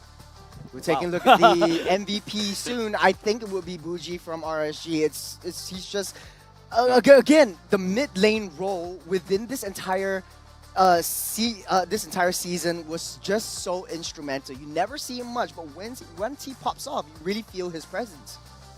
I mean, Lucian QD was so essential in this, constantly catching over and over and over again, especially with their last play, they conceal, they had the information, they were running it down, they were gunning it down, and Enya had nowhere to go. Yeah, and the worst part is Enya's right there, of course, there MVP, given over to Lucian QD. But mind you, ladies and gents, I feel it's the communication of that team that allow Lucian QD to make all these crazy wild charges play. Mind you, it is unfortunate that Enya and Derry had to play that very bush. Yeah. Yep. I mean, Lucian QD, very, very target focused. That's why I like him. He knows who his target is. So once he spot Beatrix down on that last Lord fight, he target focused on him, making sure that he always has vision, or his team always has vision on Beatrix. You don't want Beatrix to just sidewind you coming from the flank and then just gunning everyone down. Lucian QD is just right there on top of Beatrix. So even though Beatrix was the last one off the charts, Lucian QD using that wall towards the full potential, using wall charge, trying to keep Enya at bay. So once you keep that win condition at bay, the rest of the team can just gun it down. Yep, let's take a look at the highlights, ladies and gents. Let's see how, RSG turned the tide. I think it's just way too crazy. And it shows, when RSG SG does have that discipline to maintain composure even after they have a horrible early to mid to late game, right? Yep. But they maintain composure and they turn it around. Homeboys unable to end the game right there and then. This was the one where the wall blocked Diablo out from escape. It's a little bit funny how, like, okay, in the early game... this is the time where you start to press the emergency button for Lucian Cutie. Yeah, and then from this one, Pex, a little bit too fast on the rough waves, a little bit too early for the rough waves, so he didn't connect onto anyone. That's Again, where Lucian Cutie catching out Enya over and over again. Enya finally going down, and he got his target priority correctly. And he got his target priority This is the right. one. This was the one. Look at where Beatrix was at all times. So the pull, and then Lucian Cutie with the incredibly fast reflexes. Once Bray was pulled, he knows he immediately goes down with Bray. Yeah, he saved Bray right there. Allows Bray to breathe just a little bit, to land down a retribution. And this was the very fight that practically earned RSG that win. Exactly. Yeah. I think this fight was a little bit of a misplay from Enya. If Enya continued to stay with the main 5, he would have been able to clear out the rest of RSG, but it was a little bit back. But this was the one where Lucian Cutie went straight for the backline. The rest of RSG just comes crashing down like a rough waves in Uno reverse. Wow, instant catch. Yeah, look where Enya is in this one. So Enya staying at that back front, Bougie getting taken down, but they know where Enya is at all times. The rest of the team, they ditch Pex and they ditch Jocks and they went for Enya. This is target prioritization at its finest. The reason why is that you cannot catch Pex at all. Pex is very slippery, so Pex is there to buy some time. Enya, on the other hand, as a Beatrix, you only have one dash. Once you use a dash, that's it. Yeah, You've got nothing else. You only have the dash or the flicker. If both is gone, you're dead. You're basically a sitting duck. You're just And then here comes the Lucian Cutie, rushing you right into your face with a conceal and a wild charge as well. A little bit of a misplay from Enya as well, because he wants to go straight for the flank, but he always needs to make sure that there is a roam or there is a tank to be able to protect you if you wanna execute that flank. And this time they understood that Enya is still alone, so he's pretty much wide open. It's like, come and get me. Well, I personally say that it's not Enya overextending. It's just that Pex is actually trying to take the attention of RSG away. RSG, after in the early game, they learned the lesson: don't chase Pex. They chase against Enya. They chase Enya, and then they got it right. It's not Enya overextending. I don't think Enya actually expects that. But with that said, I think we got a surprise interview. Vertigo was a little spoiling, spoils everybody a little bit. But apparently, it is an interview with Puji. Apparently, another brother, Abang from Malaysia. Of course, another Abang to another Abang. Cheryl, over to you. I'm here to interrupt the regular broadcast right here with a very special interview of a special guest that hailed all the way from Malaysia. Come on over and join me. Hello. Selamat datang. Yes, also selamat datang and welcome to MPLSG. Okay, goodbye everybody. This is the end of my shift. Okay. Tell us a little bit more about yourself. So actually, I'm a man. I'm a guy. Nice, I love. You know, it gets a little bit lonely here, a little bit cold. It's always nice to have a friend. Actually, I'm coming here to support Homebois SG, but unfortunately, they are losing the first game. So, but I don't have RSG jersey, so I'm hoping for anybody to sponsor me their jersey. Then I will change right now, right here. Honestly, before this interview, you just show everybody lah. You see, then now I'm sorry, I have to close. I have to close. Once they win, like then prata like that, flip. cannot. Kali close. Oh, close. Daddyhood name is alright. It's their owner. Okay. So yes, we're very excited to have you here. Thank you so much for joining us. Thank So you now well. I wanted to ask you. Yes, so yes. now, who are you supporting? Actually, supposed to be a Homeboys, but as I said before, RSG is winning, so I'm rooting for them right now. Right now, I'm rooting for them because RSG is the champion, right? Practical lah, bang. Too practical RSG, lah. I love you. I need jersey. So this is how you ask for sponsors now. Yes. I need to work harder, I think. Because right now it's 2023. We have to be more outspoken. Yes. If not, they don't know who are you. Oh, they're asking for jersey. Okay, sure. So this is how you do it. I need to take down notes. Yes, just like that. Yes, good one. Everybody's As asking Homeboys, for they are jerseys very now. rich one, and also RSG, also a good brand in Malaysia and also Singapore. Fantastic. So right here, I mean, you have been very involved in the MPL MY scene. So what do you think? First impressions right here of the MPL SG scene. Actually, I'm quite surprised because in Malaysia, we don't have Pikachu. Yes, we have a very surprised guest in our live audience, a regular So it's actually I'm quite surprised also, but she's a good venue, good people, and the environment and everything. Also in Malaysia we also got pretty hosts, and also in SG also got pretty hosts. So I'm really impressed. Oh, I thought you're gonna say the difference is Rose is the pretty one, and then No. Singapore. If I'm at MY right now, I will say Rose is the most prettiest, beautiful, and everything. But right now I'm at Singapore. I'm sorry to say Rose, but she is the one. Rose. Because he is here in Singapore, we'll make a call to the customs that he can't go back. Stirring the pot here. Now, we're very excited to have you here once again. So, will we be seeing you more right here? Hopefully, if MPLSG sponsor me. Oh, okay. We will do our best. So, you have been making a lot of content online. So, where can our wonderful viewers, view all of your content online? They can search me on TikTok actually. POPOPOGIEE. Popo G. G. So yes, right now we can see all of our teams. Do you want to say again, who are you supporting right now? Actually, I'm supporting to whoever winning after this. Much easier lah. Can't get content like this, It's too PR. Actually, in Indonesia, they are calling for people like me karbitan, and at Malaysia they call lalang. Whichever the wind blows, I'll be there. Oh, okay. On Singapore, I don't know what's the term. Right. So can you teach me something to say, to all of our Malaysian viewers out there? My Melayu is tak tahu. Okay, just it's like hey, what's up, guys? That's English. Actually, there's a very good term in Malaysia. Khairul Aming. That means like trademark one. Say, hey, what's up, guys? So. Hey, what's up, guys? So all the Malaysian know that term. Oh, so just hey, what's up, guys? Hey, what's up, guys? Okay, No, more nose. Hey, what's up, guys? Okay, so we do it together. Yes, sir. Okay, 1, 2, 3. Hey, what's up, guys? All right, so thank you so much for this interview, Poji. And we will throw it back to our wonderful casters to tell us more about the next game.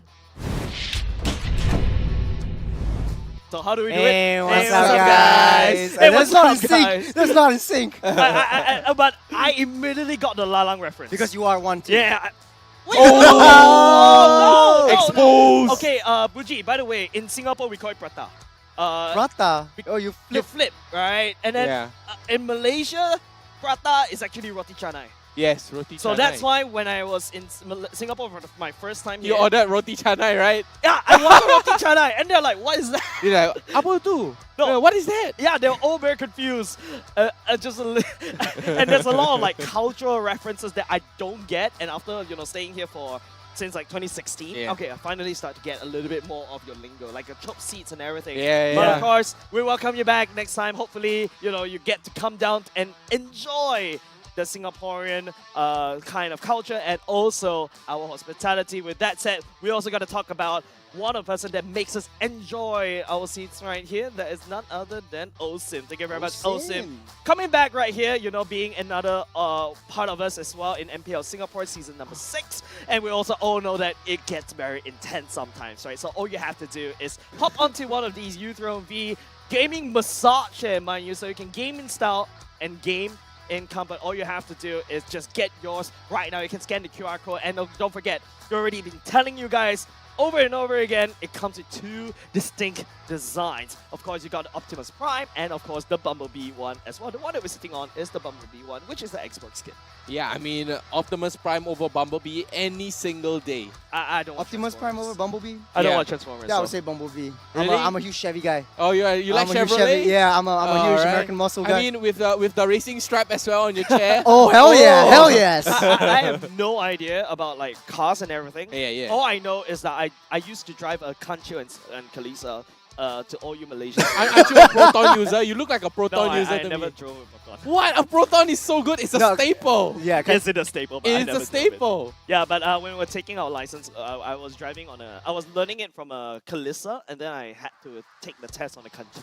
Yeah, Oh, it's a wow. huge test of how strong your driving skill is. Yeah, Because once yeah. you're stuck on a hill on You're a Kanchu, stuck. You have you're to stuck. roll backwards. You roll back. You cannot. Literally, you cannot. It's not enough power. You can. But speaking of You power, can. talking about Homeboys and and RSG. Yeah, this man. two powerhouse of team, they're literally, especially Homeboys right now, I feel like they're stuck on the hill. Because they almost were able to end the game, but RSG SG says no, snap them back. It's all about the execution, right? Yep. RSG is like Mother Nature. If you don't press your brakes, you will roll down that hill. You mean gravity? Yeah, gravity, basically, right? But if you're able to execute, clutch in, change up to the gear, and then move up across that hill, and then, constantly change the gear, sailing, right? it will be smooth sailing. So but then the execution, it all boils down to that. That's right. It's all up to how Coach Dale is going to have, especially this moment in between. You only got like around less than 1 minute left to the next draft pick. It's very crucial for Coach Dale to really identify what went wrong, especially in game number 1. They were so close, and maybe today, I don't know, it feels like a day of reverse sweeps today. Oh, is it the reverse sweep day? We just had a 2-1. Maybe. We just had a 2-1 just Yeah, now. maybe. I mean, Homeboys were on a roll. Maybe Coach Dale knows the problem. He's course Mr. he does. International, Mr. Worldwide, Mr. 305 here. He can hunt down and point out their mistakes and point it out to Jogs, Dairy, to the whole of Homeboys SG, and then, maybe then, they can execute to perfection. No, unpopular opinion here. I think RSG in the You're first unpopular. game, they were just... I am unpopular, yeah. But like, continue. After all of that, like, I think RSG might be using the first game as a test bed. Test water. Yeah, to test water, see if they can Yeah. deal with an Edith as well as a Kadita within a single game. And they proved that they could do it with a Novaria. The execution was very, very on point. Bray and Diablo All the way had to the late game. All the way to the late game. Only in the late game they turned on. falter, They right? turn on a little bit more. Diablo Bray, they were shuddering a little bit in the early game. Yeah, they were. I think 1-4. this time around, it's personal. It's personal for them. personal. Definitely. El Diablo, the devil himself, is not gonna have that twice. Like Abstract said just now, like fool me once, shame on me. Fool Yeah. me twice, shame on you. I mean, the OSIM chair, right, it kind of mimics, how RSG were playing. Maybe they were like doing this, they're like, it's okay lah, I mean, just chill only ma. And then after that, once they start getting sniped down and melted, they're like, hey, serious mode. Yeah, serious yeah. You gotta pull out the serious mode. Like, Exactly, okay. it's like when you're playing at Okay, home, just right? chill. You're like chilling, all of a sudden like- when your enemy starts to be a little bit strong, you You're like, sit up a little Oh, bit. yeah, this is the focus mode. And you Neck start to crack a sit up little bit. Like, oh, serious mode. I gotta go Yep. serious mode, right? RSG just flipped that switch and then constantly claw their way back and manage, to harvest that fruit. And it's not easy, right, to It's be not able to easy. defend against a clean base, especially when you have like a 10k goal lead too. 10k goal lead. After 2 fights, they managed to equalize it and stabilize right there. And once they're on equal footing in terms of the itemization, that's it. RSG just, let's just fight as equals. Yeah, I want to focus my attention a little bit on Verno Cure. That man in that game was just so instrumental in creating a lot of tempo for Homeboys, and it's just pushing RSG back into their bases, pushing them back on the defense. But RSG, they are very disciplined. They have a lot of international experience before. They know how to deal with how Indonesian plays. And you see the similarities between the Indonesian imports for both teams. They know when to back up, they know when to engage, and when they engage, it's full on. They don't like halfway through, they run back. It's always like all in. Yeah, the reason why RSG SG had basically was able to pull that off out of a miracle play, if you ask me, it's all because that they had international experience, back-to-back champions, of course, they've been through the different M series as well, and I'm pretty sure they've been through this kind of situation before, so rest assured, they know how to deal with when it comes to local context. Exactly, they're like, we've been overseas, we've been against stronger teams as well. I mean, we've gone up against world-renowned teams, the world champions as well. Yep. They're like, you know what? Yeah, this is easy. This is peanuts. And going back into the draft and like the strategies, talking about strategies, the threat of Diablo might not be as evident as in game number Bucci. 1. Yeah, in game number 1, he wasn't really that prominent, right? Correct. It's RSG's Lucian Cutie setting up the plays, Buji providing the map hack. Okay, fine, the snipes. It's not map hack, but it's the snipes. But then again, RSG right now, vision. this time round, they're banning away the Valentina. I mean, right now, Homeboys, they have to ban away the Kadita as well, right? I mean, they are have second to. pick. RSG are first pick. They do not want this Kadita to Sun go into rises Buji's when hand I or give the even word. Lucian Cutie. But this time, they're going to go for the Khalid ban instead. They're still going into the Khalid ban. I think Homeboy should pretty much stay to the same recipe. The wall and cannon sort of strategy, having a strong front line, and then getting your Basically fight front to back. Basically fight front to back, Yeah, but that's I'm dubbing it in a much cleaner way. You have a wall that would hurt. This is a wall that would hurt. You have the Edith, you have possibly a Fredrin that you can play along with it. You have long-range artillery support from your mages as well as your marksmen, Exactly. which plays very well into the late game. But for RSG, they have to be able to prioritize Buji's heroes. I think that is the key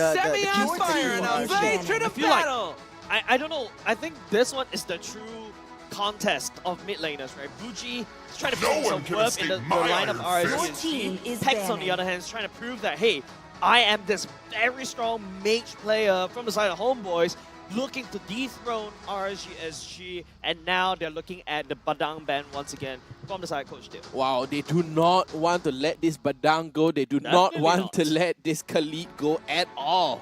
But it's a Malaysian hero, right, Badang? Was it a Malaysian hero? No. Singaporean? The Singapore Stone, remember? Badang is Singapore Stone, was it? No, Lapu, no. Lapu is, Lapu is Filipino. Yeah. And Badang is like the Malaysian hero. I remember that, and he sort of like made his name. Fact checked it. Okay, but going back into it, RSG looks like they're vying up for that XP lane clash. All right, it's always like that one-to-one matchup within the XP lane that sets the tempo, that sets the precedence for how the entirety of the game is going to go. So they ban out the Kadita, so this game, Kadita is S tier. They're respecting it. They want to have an easier time. All right, I'm going to say this out loud. Badang was a legendary Southeast Asian strongman from the Malay world, but don't forget, it's a very long history. He's from Johor Batu Pahat, but he's most notably known for the Singapore Stone thing, where he tossed the Singapore Stone aside. Oh, but he hails from Johor. It's like you. It's like you, Jace. It's like you, Jace. You're more notoriously known in Singapore than Malaysia.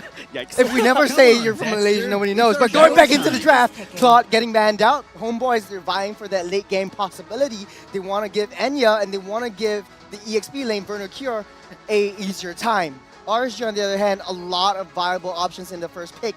Edith, Joy, Yves, maybe even a very good hero. You want to pick up the Novaria? Sure, go ahead. I don't think they should pick up the Novaria again. I feel like first pick Novaria is really risky coming outside of RSG. Very, very But risky. Pex can also play the Novaria as well. Oh, that's true. So do you first pick the Edith, or do you No, first they pick... have to go for the Edith. They have to go for the first pick Edith. Fredrin is open, so they could go for the Fredrin as well. Yeah, it's a good Team flex Gray pick. being very comfortable Yeah, in the it feels jungle like with the Fredrin. Correct. It feels like right now in falling this particular stars game, brought us they here. Oh, they're still going to go for the Novaria. They need to deny that Novaria from Pex. So it's really tough choice that RSG SG has to make, and that's why in this particular matchup, being first pick is going to be very tough. Yeah. Ooh, they're going to pick up the Fredrin for themselves as well as the Edith. I mean, RSG, they're not picking up the Edith, so you know what? Homeboys, they're going to take it. Thicky front lines with a triple C. You get Fredrin and you have Edith, both of which, when they absorb a lot of damage, they can dish out Even as more well. damage, yeah. Even more damage. So they're really like honing down on the possibility that it's going to be a front to back. We're going to get the wall and cannon. Homeboys, they want to go for that long-range artillery rocket, maybe even an Eve to try to get that utility on as well. Or you could pair up the Fredrin with a Lilia in the early game, make it easier for him. RSG might be looking to take that out of the tables as well, that long-range artillery rockets. Like right now, if you notice RSG, they paid the price right here, Football giving up engaged. the Fredrin and My also favorite Edith, team is picking. so that RSG can secure again, I can love counter this. pick Pex Novaria away, and that's going to be the Minotaur and Bruno being selected by RSG again. The Minotaur is going to be very important to basically counteract against a combo to put a bit of a knock-up in between the combos on the Fredrin and the Edith. Exactly. I mean, with the Minotaur, with the Minoan Fury as well, and the Bruno and the Novaria, they are at an arm's length, right? They keep Homeboys away because of this Fredrin as well as Edith. But the Minotaur is there to disrupt them, you know. And right there, Homeboys, what do they have to counter this lineup or disruptive lineup? I think they should go with something that is a little bit more comfortable for Enya first. I think you because pick, yeah, you no, pick I up think something you that pick is Mages right now because Pex is very important, but no, they go for Enya instead. That means that RSG SG is going to start hunting down and cutting down the mage pool. Look, correct. Kadita and Valentina already gone for the side of RSG, banned by the side of RSG. They're prioritizing Enya's heroes. He wants to pick something that Enya is very, very comfortable with. They want to play towards that late game. So if they pick up that mage first, RSG is going to be banning out a lot of those marksman heroes, marksman pools. And best be sure, Homeboys have a lot of options with the mage. You could very well play a Lilia who's able to have that fast wave clear. You could play utility mages like that Yi to be able to zone the rest of RSG out. But with the Minotaur alone, that is just huge for RSG. Face checking into a Edith, you are able to use your ultimate just to mitigate all of that. You have iframes, you have CC immunity coming in from a lot of these face check engages. Oh, but the Lancelot ban though coming out from Homeboys, denying Bray for going into the Lancelot yet once again. I mean, that Lancelot, that one crucial Lord steal, it's all it took, you know, for RSG to turn the tides. You know, no pun intended with Hikari. Among the planes exists there we go. the RSG, equilibrium, they're looking to ban out all of which these I mages, was all these made long-range for. artillery, all long-range utility mages, because RSG wants to have an easier time. You have long-range, you burn down Bruno. Yeah. So Oki needs to be able to get up into your face to get a lot of damage done. The only fallback for Bruno is that range. So RSG needs to take all of those Farsas, the Farsas, the artilleries, the rockets. This is what I'm telling you guys. This is very, very good draft coming in for RSG. Even in the first phase, the mitigation from Minotaur, that 9,000 IQ move over there to just stop Fredrin and stop Edith in their tracks is just incredible. Now they might be looking at like divey heroes. Wow, I mean, minus, you know, taking out the Lancelot, taking out the Hellcat, they are afraid, right? I mean, the upcoming mages as well is going to be pretty squishy.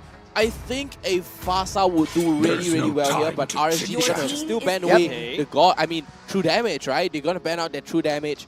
But, you know, you see, the Xbox true damage, the God true damage. But this time, RSG, they are very open and susceptible towards maybe a Valentina or maybe even a Fasa. I think a Fasa would work here. Valentina's already banned, so the only thing that you have is either a Lilia or a Farsa. Farsa will help you to rotate even faster. As well as the range to burn down the Bruno. That's right, and you've got that burst damage. But then again, if the Bruno comes in close, the Lilia excels in close range burst, right? And you can zone deny as well from the side of Homeboys. But if I was just a tree in the forest, your team is things have been different. No way! And yes, smiling from ear to ear. No way! Oki is just confused. He's like, yeah. Is he sure? Are you sure? Are you sure? Is that the correct pick? Did they pick wrongly? No, but it's confident. It's a lot of confidence. All smiles coming out from Homeboys as well. The Nana pick. Nana coming up from Hex. We have this never time seen the Nana ever. I've never casted a Nana before, have I?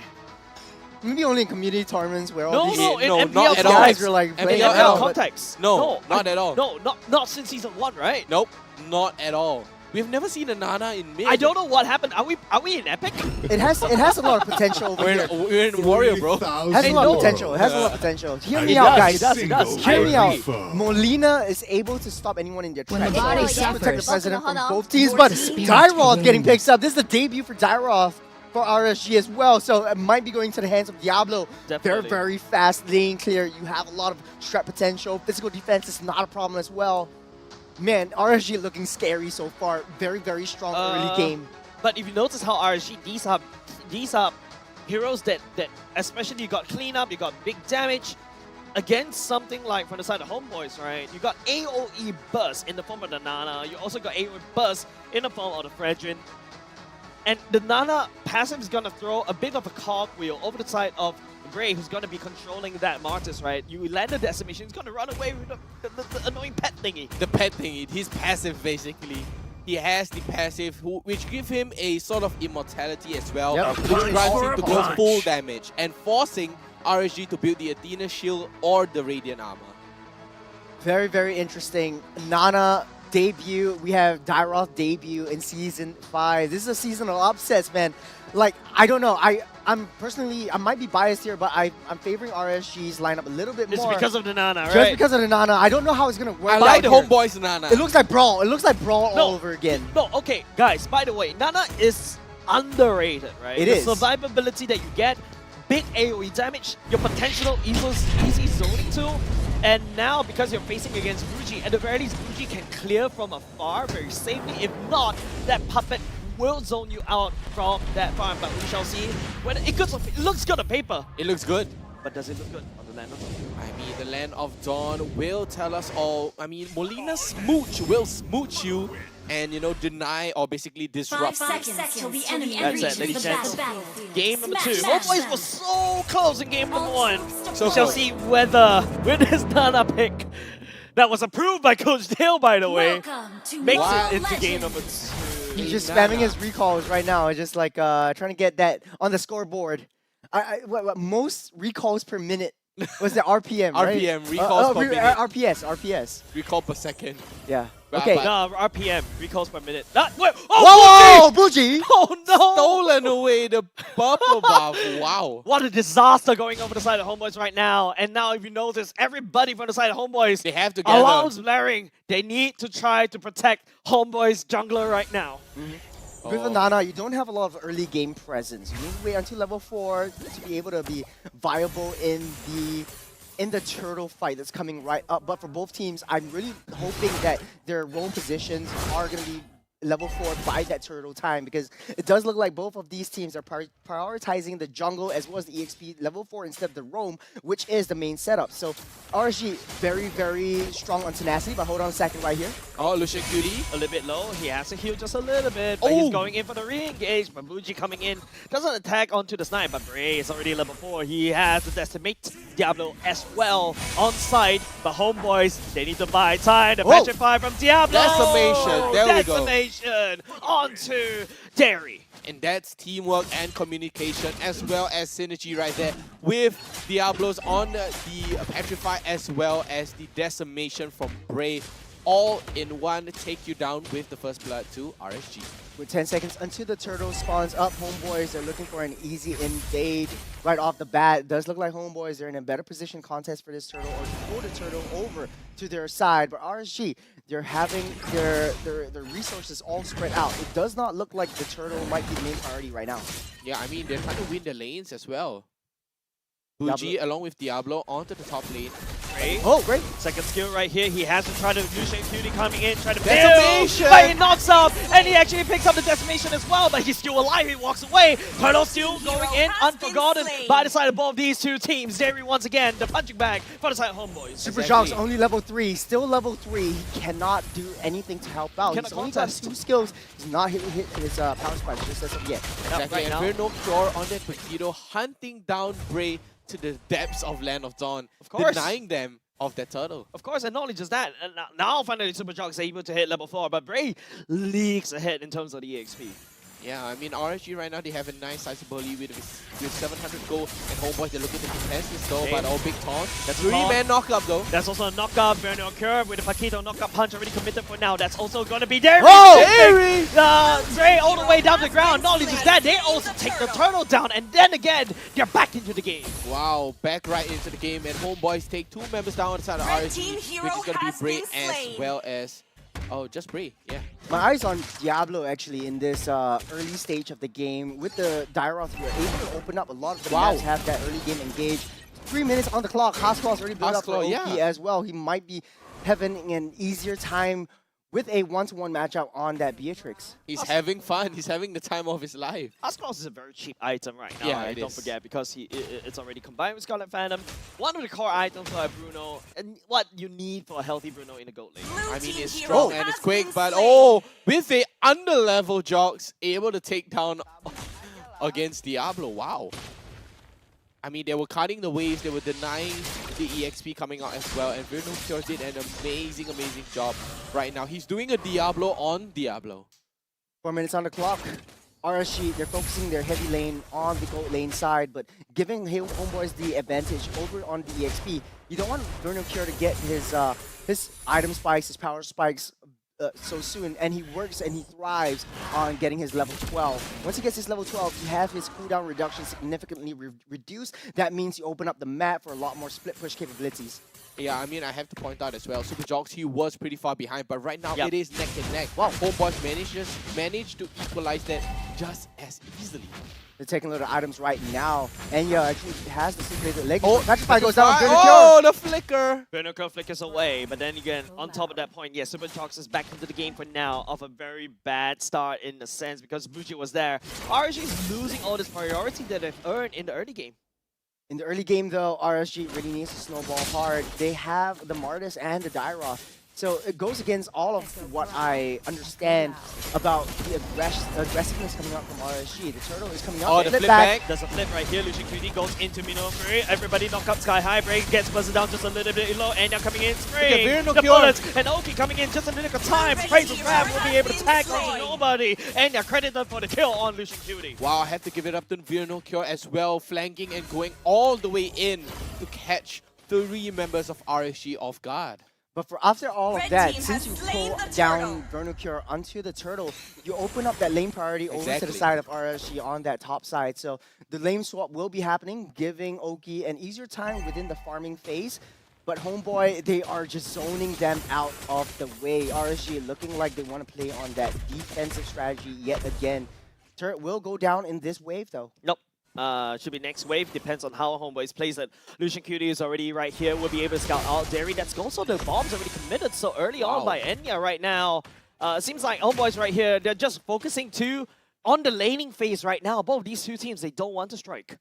I think with the Nana there as well, Homeboys wants to fight a 5v5 as much as they can, because the ultimate from Nana actually hurts quite a bit onto Bray. Take a little players go. Enya at the top of the charts, Oki not far behind. They're just trying to stay afloat at this point in time. RSG trying to float all those resources over into Oki, trying to get him his power spike items, especially that Berserker's Fury, and then they can go ham with that damage. Yeah, but guys, both these two teams, they don't really want to fight at all. They're just focusing on farming.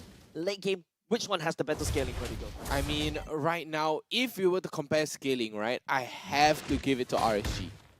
I would beg to differ. I think Homeboys would be much better in terms of that defensive scaling as well as the offensive damage capabilities coming in from that Nana alone. And yeah, with the Beatrix having a lot of aggression as well in that late game. RSG, you know how hard the Mortis falls off. You can only, immune your CC, but Vernocure is caught in the middle. Oh, okay, Vernocure slipping away. Derry coming in, will be able to flick Lucian QD all the way. This time out, flicker long away, sky high. Ray looking for the Decimate, will not be able to find it right now. Benya coming in, trying to fight Nibiru, and then the lockdown coming out from Super Dogs. It's also going to be Bray, and Lucian QD falls for that fight. The snipe coming out from Bougie, not enough damage for the side of RSG for now. Wow, 1 for 2 there. Amazing, amazing team fight coming out from Homeboys as well. They pushed up, they took the map progression, and they took down Bray as well as Lucian QD.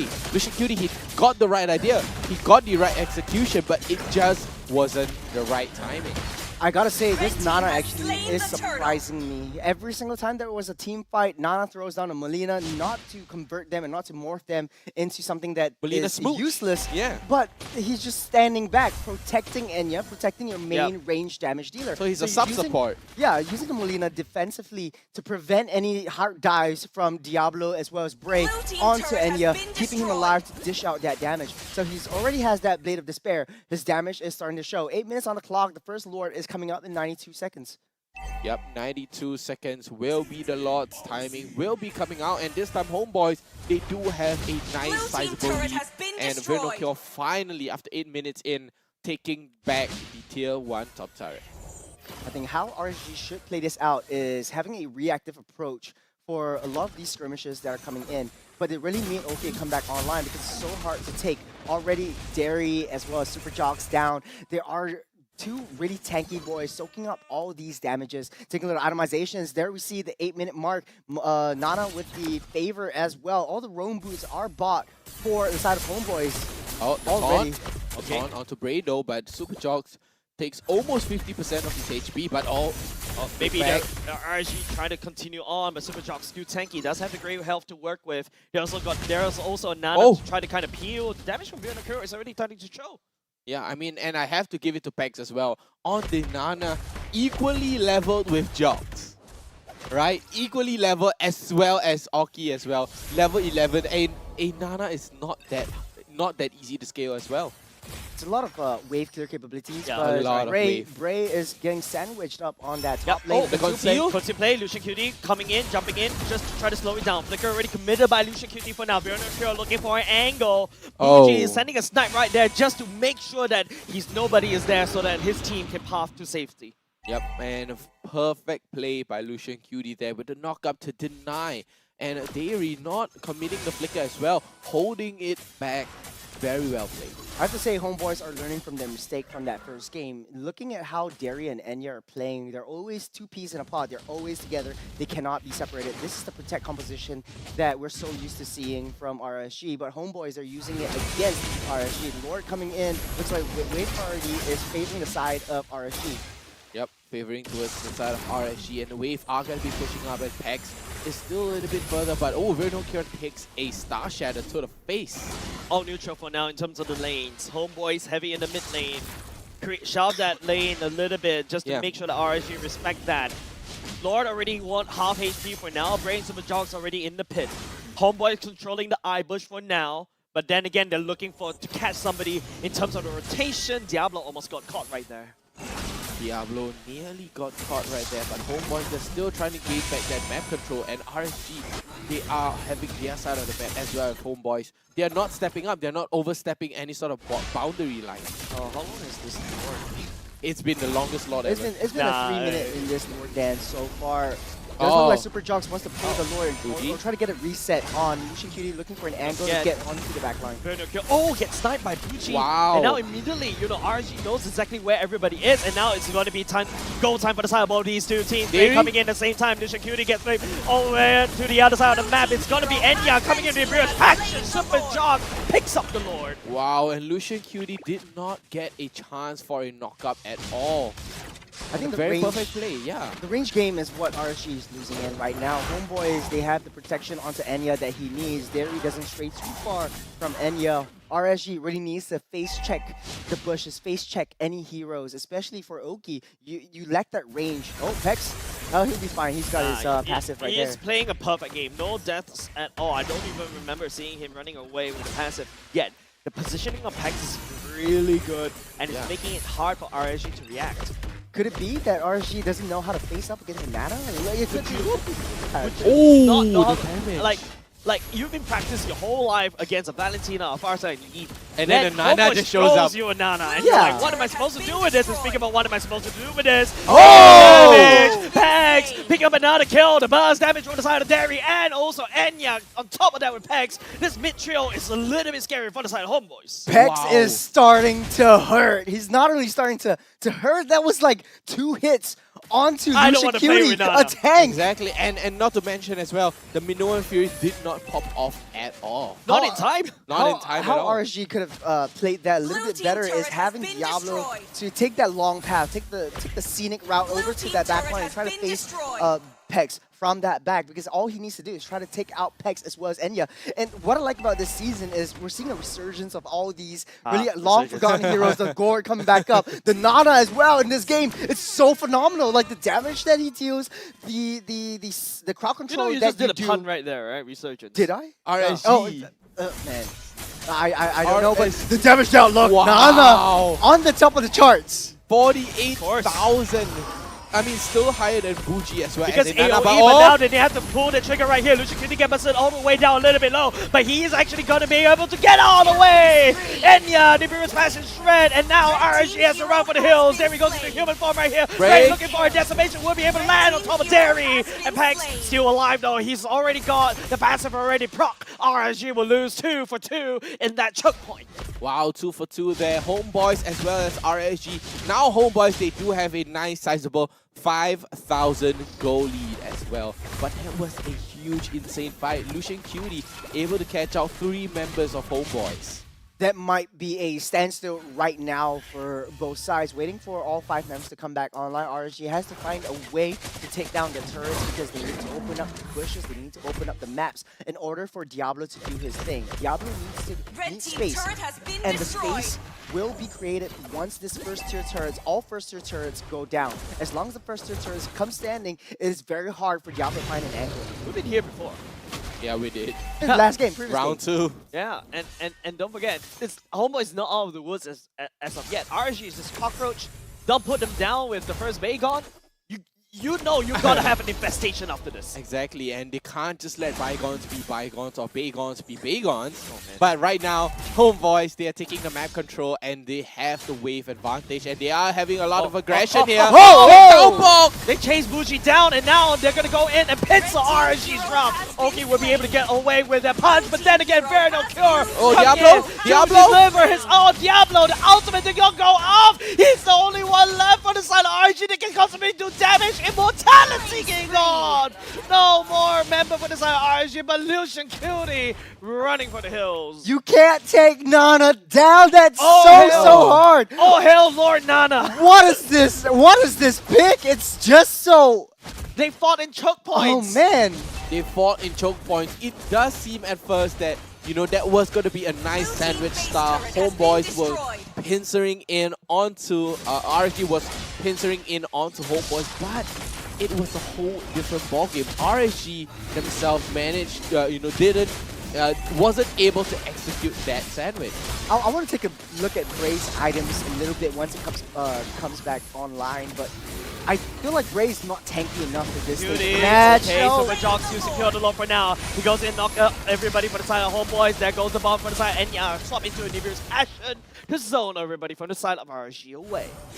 It's a very, very disciplined play from Homebois. Once it's out the way, they fall back. Okay. Full tank. I mean, even got a Sky Guardian, Molten Essence, Anti-Cuirass, as well as Athena Shield. Probably going to go into a Immortality as well. Not too sure if they're underestimating the Nana a little bit. There's no... Okay, the Athena Shield already built up. But, okay, Nana going pure damage as well. Double Blood Wings? Double Blood Wings? Is he gonna go for his Blood Wings? Actually, if he went for a Holy Crystal, that's a lot of damage. That's and I'm underestimating the damage that Nana will deal out. But there's a 309. It's so hard. It's impossible to take Pex down. Right now, the Lord marching in continuously just hard look at the privacy of RSG. Derry will be able to pick up Bucci. And you're coming in with the reverse passion. And Homebois right here. They're exploding onto the base of RSG SG. Bray tried to peel. Fury pushing away. Fury attacks only one. Super Jaws get chunked down a little bit low. Derry coming in. The 3 at the same time, but Decimate will be able to connect onto somebody. I think it's Pex, but then again, he finally gets shut down. But Loki goes into the Wind of Nature, desperately trying to buy some time. Gray throwing his life for the same thing as well. RSG, they're desperately defending with the 2 remaining imports for the side of RSG, and our boys are looking to end this right now. Ladies and gentlemen, Enya has done it, has punched out RSG, and now they focus on the core to deliver that victory. Oh wow, what a play from Homebois. And Pex with yelling over. Yeah. Like, yo, you what, mate? You what, mate? You what, mate? Right. We'll see Pogi taking off his jacket. No more daddyhood. We'll be back to Homeboys' team as of now. Man, this has been a banger of a series so far. I mean, we all can pretty much agree that this is and will go up to a 3rd game. It's so tough for RSG to come back. Is it time for testing? How do you deal with a very unorthodox pick? The cat's already out of the Nana is out of the literally. bag. I mean, literally. The Nana is out of the bag. Literally, the leopard's out of the bag. And apart from that, I don't think anybody prepared for a Nana. No one has seen a Nana coming. I'm actually thinking, how do I deal with a Nana like myself? I don't know. You just run away. You just run away. Itemizations. We've got the Feather of Heaven over from... Not Feather of Heaven. But the Feather from Pex, you have a lot of damage being dealt by these Nana alone. You have the Divine Glaive, the Blood Wings, and the Divine Glaive. Everyone has that roam boots on, so you have a little bit more of this has been the roam meta. This has been the strategy has been going in for the side of Homebois, right? For 2 games in a row, everybody buys roam boots after a certain period of time. 8 minutes. Yeah, RSG on the other hand, they're going back to standards, and they ultimately fail because they did not prep for a Nana, I believe. But apart from that, there's also, Diablo coming in. Unfortunately, this time around, it's not a Benedetta. Goes for the Zarif instead. Hopefully to use the double execution. Unfortunately, you got Nana that has the passive. Exactly, but I have to give it to Diablo as well. Constantly catching 3 members, 4 members, off guard with the Petrify, running right in, jumping right in.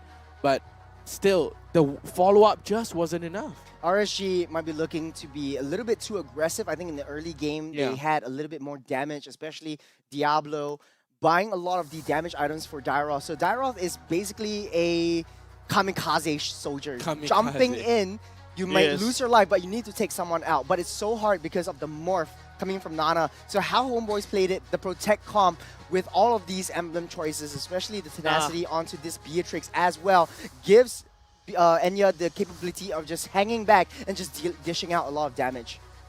Who needs a Protect comp inside RSG SG? It's all boils down to Oki's positioning, right? Because Nana doesn't really care about your front line. Correct. My ultimate has such a big, massive AoE, and it goes through everybody. So yeah, that's just one way that Homeboys has found. I don't know what devil actually whispered into Peck's ear or Coach Dale's ear. Nana. Just pick the Nana, man.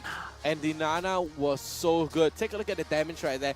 The highest damage dealt in the game, it's by a Nana. Absolutely. Yeah, you don't have to rotate. You just need to wait for people to come to you, like your enemies to come to you, and then you just retaliate with a lot of your damage. Boomerang, Molina's Smooch, Molina's Blitz, and as well as you have that Molina's Gift to get away in case you're very close to death. I think he only died once, which is nearer to the end of the game, right? Yep. But that's also after pulling Bray all the way out of positioning. Exactly. And therefore, you know, leaving Oki and Lucian QT to fend for the base. Had Bray were there, at least Bray can still peel for Oki. And that said, ladies and gentlemen, I can feel it coming, it's right? Pex. MVP. It's Ladies Pex. and gentlemen, bow down to your new overlord. Oh, hell, Nana. Yeah, oh hell, Lord Nana. Wow, look at that. You have the Clockwork of Destiny, the Lightning Truncheon. Weapon Master. You know, Weapon Master, Rupture, as well as Impure Rage, and the Assassin emblem, mind you guys. That's why he, that's why on top of that, he hurt. He hurts like a truck, right? And he deals so much damage, especially when RSG SG is handshaking all these fight in a choke point. Yeah, I mean, looking at Nana's rotations or Peck's rotations within this game as well, he's just hanging back onto that mid side. He never goes anywhere out of position. He never goes anywhere too far. He doesn't go like to join team fights within the off lanes if he doesn't have to. He's just farming up. And that's why maybe he doesn't build the tenacity that gives him a little bit more protection. He just needs to go for damage because what do? You just hang back and just shoot your skills. He has blood wings. I don't want to say Holy Crystal. On top of that, Weapon Master gives you Glaive. 5% additional. As well as Divine damage. Glaive. He already has innate magic penetration from the emblems. He's gonna just Hurt. explode everybody, right? Boom. Yeah, and the thing is, Molina actually waits for the clock control immunity to end. So if you're playing a Lancelot, you use your Thorn Rose, the Molina waits for you to come back online, and then he morphs you in. Let's go take a look at the highlights, ladies and gents. All eyes on Lord Nana. Oh, man. Take a look at the Nana's positioning, guys. I mean, Verno Cure gets away, Jox comes in, and take a look at Pex. Look at that. Denies Bougie. Yeah, he denies Bougie can't even join the fight at all. Then does leaving, you know, Lucian QT and Bray to fend for themselves. And yeah, that's the power of Nana coming in. Oh, hell, Lord Nana. Yeah. Oh, hell, Lord Nana. And Nana's just right there just to protect Enya from any harm whatsoever. The damage that the ultimate that Nana gives over onto the backlines is a little bit too much. Even that passive, giving him a second lease of life for Enya to come in from that backup, taking out Diablo. So it's just protect, protect, protect is what is screaming from Homeboys. Yeah, but Homeboys with the pincer right there, taking down 4 members as well. Decimation comes down, the Taunt comes in as well, and Pex is still at a very nice position. Take a look at Diablo though. He went all the way in, catches 3 members, but still to no avail. Oh, hell, Lord Nana. Oh, hell, Lord Nana, indeed. All the members of RSG, they want to shut Pex down. They want to go for Pex. Every single one is just wasting your resources going into Pex. It's the same thing that we saw in game number 1, right? RSG tried to chase down Pex. Pex was using a Khadija, leaving Enya to do whatever he wants, right? And then when finally RSG decides to focus onto Enya, boom, you know, Pex has just scaled out of control, and boom, everybody dies on the side of RSG. Yeah, and a big, big explosion indeed. And take a look at that as well. 3v1 onto Bray, Oki and Lucian QT left to their own endeavors to defend for themselves and defend the base. Oh, hell, Lord Oh, Nana. hell, Lord Nana. Oh, hell, Lord Nana. I think Homeboys have been very good in splitting into their their win condition. So Nana was the main win condition in that game. Oh, hell, Lord Nana. Was it Enya? In RSG, they have to split their resources. They have to spread themselves very, very thin into these two these two guys. Yeah, with that said, ladies and gents, we're going to go into game number 3. We're going to go and erect a new altar for Nana. Because Yes, we are shall. going into the cult of Nanas. Going into MPL Singapore. I really cannot believe I'm saying this Yeah. in MPL's in Singapore. It's gonna be cut and put on stream. It's gonna be Definitely. trimmed up. With that said, ladies and gentlemen, we're going to go on a short break. Let's go build that altar Let's right go. now. Alright, let's go. Let's go. Oh hell no. Oh hell no.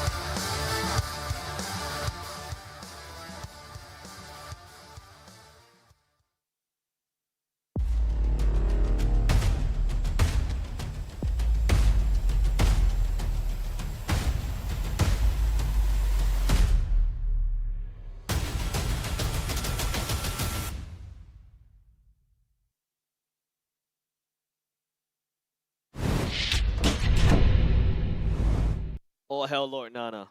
All hail Lord Nana. Yes. Welcome to the count of the Nanas. But of course, apart from that, I would like to see where that Lalang has been blowing right now. Man, this is a crazy ride. We get to see a Nana and they won with it. This is going to skew the analytics of this whole tournament in a very interesting way. By the way, ladies and gents, thank you very much for joining us. Once again, we're going to go into game number 3 of RSG SG going up against Homebois SG. Wow. Joining me on the desk right here, Vertigo and Jules. Oh, hell, Lord Nana. All hail Lord Nana. I'm still at a loss for words. Like a lot of You're not these part teams, of our cult? I'm trying to be like on the fence whether I should join you. No. Because Nana works very good. There's no other things but Nana. It's either you're on this side or the other side You know, of the it'd fence. be You cool can't if like sit on the fence. Homeboys actually bring back all these like the heroes that were first introduced to Mobile Legends. There were 14 heroes. You have like the Tigreal, the OG heroes coming in. Clint, the Tigreal, the Clint, the the Layla, Nana, the Balmond the Clint again. was And very they early. make it work. And then the Layla coming in too. Well, Chico guys played the Layla. I know, and the Mia too. Yeah, Mia. Yeah, he did, I think. We might see Anya Mia. Yeah, Mia is very much possible, Mia. right? No, I think... And you know what else is possible? Yeah. And you're having that second interview with Cheryl. Yet again. Here we go again. But I feel like It's right very now, much it's just... possible. I feel like we're going to have to interview Pex, right? Like We have to. All We hell have Lord- to. We All have hell to. Lord Nana right now. But then again, we have to go into game number 3. Draft is within 1 minute. Any thoughts on how RSG SG is able to recoup that momentum loss? I think it all boils down to execution. Yeah, I think the okay. draft was perfectly fine, but you know, RSG drafted well. They drafted, you know, very well, as well as Homebois. Homebois, they're just pulling the whole cheetah out of the bag as well. Yeah. But Nana. RSG, They put the Nana out of the bag. they just didn't execute properly, right? There were just a little bit of cracks here and there, a little bit of you know, mistakes. Okay. You know, You talk about execution. What about you? I think that RSG should just play towards their strength. It's sort of like our Homeboys has got RSG on a carrot, and RSG is taking the bait. No pun intended It's to evil. No pun intended to evil, but the fact of the matter is RSG has always been in a very reactive draft in this series so far. They want to force over like heroes that they want to test on playing. I feel like RSG is still testing things out with like how do my composition or my synergy works with Novaria? Can it work with something else different? And they should just play it to what they know that would win. Treasuring was open, Joy was open. They were all not being picked up from RSG. It's surprising, right? But then again, you know, like I said, RSG this time round, it feels like the Diablo problem is starting to show because, like, you know, you start to ban away Diablo, you don't have the Bada, you don't have the Khalid anymore, and then you see you force him into these awkward, weird EXP D-Roth. Dyrov. I mean, you still have Uranus. Yeah, there's also Uranus, but then again, if you notice, Diablo has always played aggressive EXP laners. Yeah. Correct. And that kind of forced, you know, Bray to not being able to play assassin. In fact, Lancelot was one of his very rare few times that we get to see him playing on a full-on assassin in MPL Singapore. Yeah, and right now they're still shutting down Diablo, going with the Khalid course. first ban. You know, who knows what's next? Of course, it has to be the Badang. I mean, but if it ain't RSG broke, banning right now. If it ain't broke, don't fix it. Yeah. Homeboy's just honing down onto the Diablo ban. Once he's out as a threat, then Homeboys are able to identify, okay, who's the next layer of threat? And I think it's Bougie. So they've been doing that pretty well so far in the game. They want to give over, maybe you can give the Novaria over to Bougie, just not the Kadita. So I think Badang, Khalid, and Kadita will be off the tables for Homeboys. For RSG, on the other hand, Valentina will be taken out. I think they should shut down Verticure. No, Nana ban? impossible. I think it's impossible. I don't know, but oh hell Nana, right? I don't think it's worth banning out the Nana. 99.9%. 99.9% it's not going to get banned out, but there's always a 0.1%, you know. I love that 0.1%. I always play that 0.1%, but it is all possible that Nana might be banned away. Of course, the Vertigo thing to do. The Vertigo thing to do. That's the Vertigo drop, right? It's a land of all the possibilities out there. Time's ticking for the side of RSG. They need to make a decision right now. So the ban that's going to be taken away. So Export again taking away. Homeboys now has the advantage of first pick. They might be taking out Kadita out of the table, giving themselves an easier time within the jungles, or like you like to say, Jays, the choke points within where where Homeboys likes to take fights. Yeah. For RSG, on the other hand, they need to mitigate themselves for a lot of these early game aggression coming in from Homeboys. Try to hone down on a defensive draft. The falling if I stars might brought say us so here myself. is But a Homeboys, down? hone down, yeah, home down. Home down? Wait, hold on. Are you listening? I don't think that RSG likes to be on the defense. They're usually on very aggressive kind of picks. That's why Yeah, you got that's these- what I'm saying. It might be that RSG honing down on a defensive draft might work out well. But that Homeboys already goes taking out the against. Novaria. But I feel like that goes against what SG is Good known at. for. Yeah. This kind of hard hand-on aggression, right? In order to win all these team fights. Yeah. Then if you all of a sudden ask Diablo to switch back into those kind of defensive kind of play style, I don't know whether Diablo will be able to adapt quick enough. Well, I mean, Diablo has been training well. He has said that, like, oh, he knows how to play Terizla already. He knows how to play all of these meta EXP Come laners. on, So Dexter. you might It's see our that showtime. online. Is Claude picking. getting taken out again. Very, very standard draft all across the board. Kadita. Edith, Kadita, Fredrin, Joy I will still on the protect this tables. world. The Your forest, team Edith the will. Edith. sky, They have to will take be all of Edith. it. And right now, RSG, they can pick up that Kadita if they want to. They're not afraid of it. I mean, the Valentina is banned out, so... This feels like a game number one craft all over again. Homeboys opens with an Edith, and then RSG gets a respawn. Paquito is quite open for the side of Diablo if he wants to go for it. Or Novaria or a Kadita must be selected, because if not, Homeboys, rest assured, we're gonna keep picking that up. I don't think that Paquito might be picked up for RSG because you need to face check someone else to get that fight. So if you face check an Edith, that's you're signing your own like death will. I mean, So- they can go with the...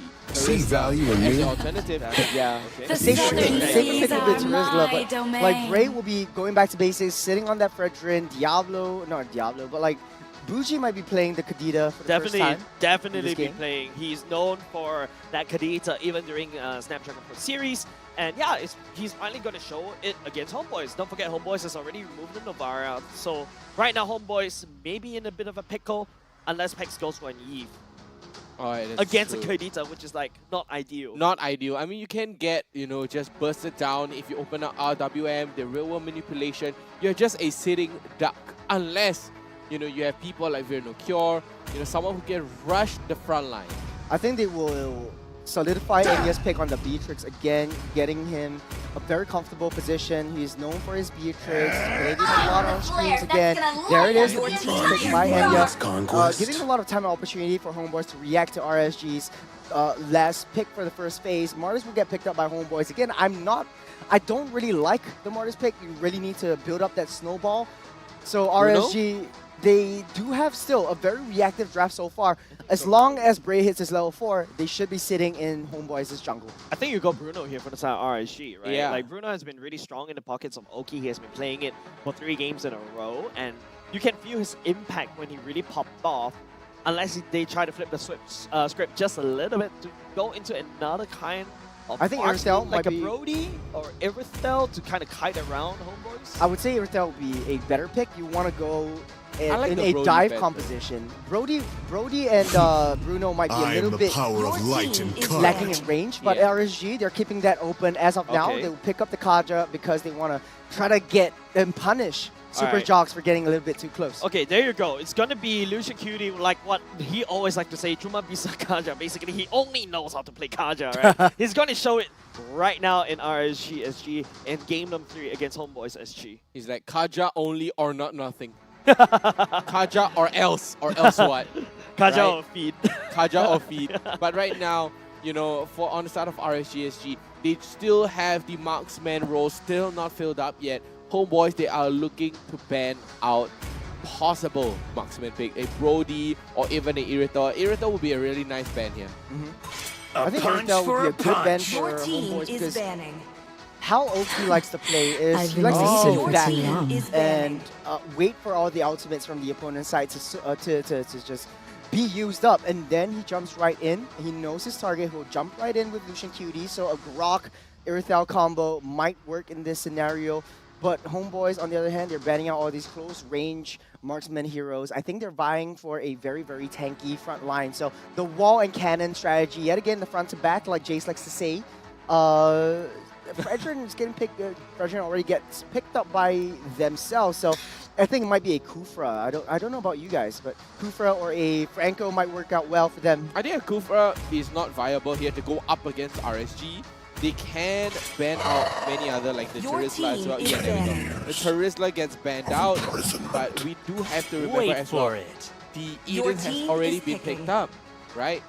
The EXP has already been picked up. Vernocure is going to go onto the Edith. I mean, we know that it is a good flex pick as well. Derry can go into the Edith, but Homeboys right now, they're going to go for the Bruno ban. Well, I think the Homeboys would definitely want to keep it open. Yeah. It's going to be the last, but the best part is Homeboys is going to go into the next pick phase. They need to select and solidify the whole roster. RSG need to use that last pick as a response over to Derry. Yep. Whatever he picks, be it Edith or be it something else like a Franco, right, to counteract that counteraction. But you need to try to find a way to slow down the Wampa combo coming out from the Kaja. Minotaur? And yeah, exactly. The Minotaur is the first thing that comes into my mind because RSG, this is a roster that currently, as of now, relies heavily on chaining up their skills and also executing their combos. Yep, and there we go. The Irritail secured onto Oki as well. Homeboys, I think they can go for a Minotaur.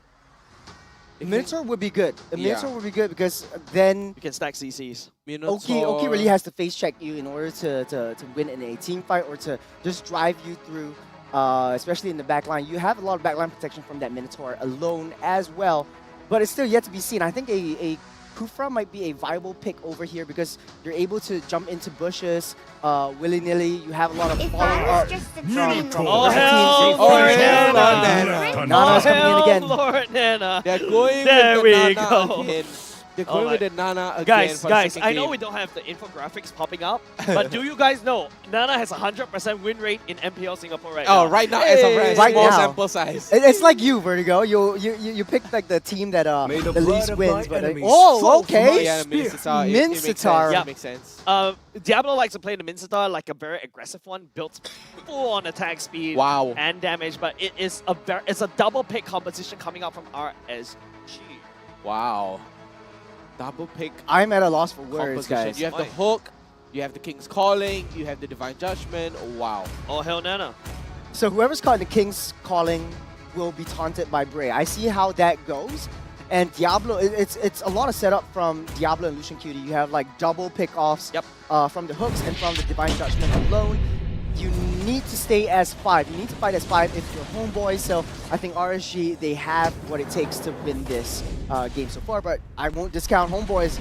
All hail Lana. All hail Nana. All hail Lord Nana indeed. It's going to be another Nana game going into against RSG SG. It feels like, you know, 5 seconds till you the talked enemy about reaches combo the disruption. battlefield. Nana can also disrupt combos as Exactly. well. With the Minotaur as well, use a double disruption. And then there's also the Ida flip at the same time. Holy moly.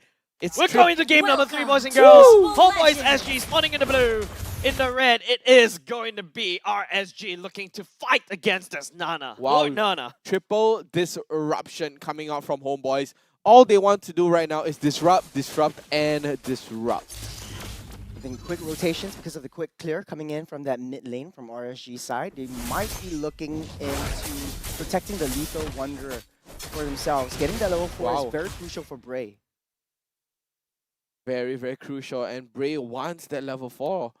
And the Lethal Wanderer is still not touched yet, still not contested. But look at Buji having a tough time to basically fight against Peck. This is the reason why, you know, the Novara is a lot better to deal with the Nana, right? Because you do have that range.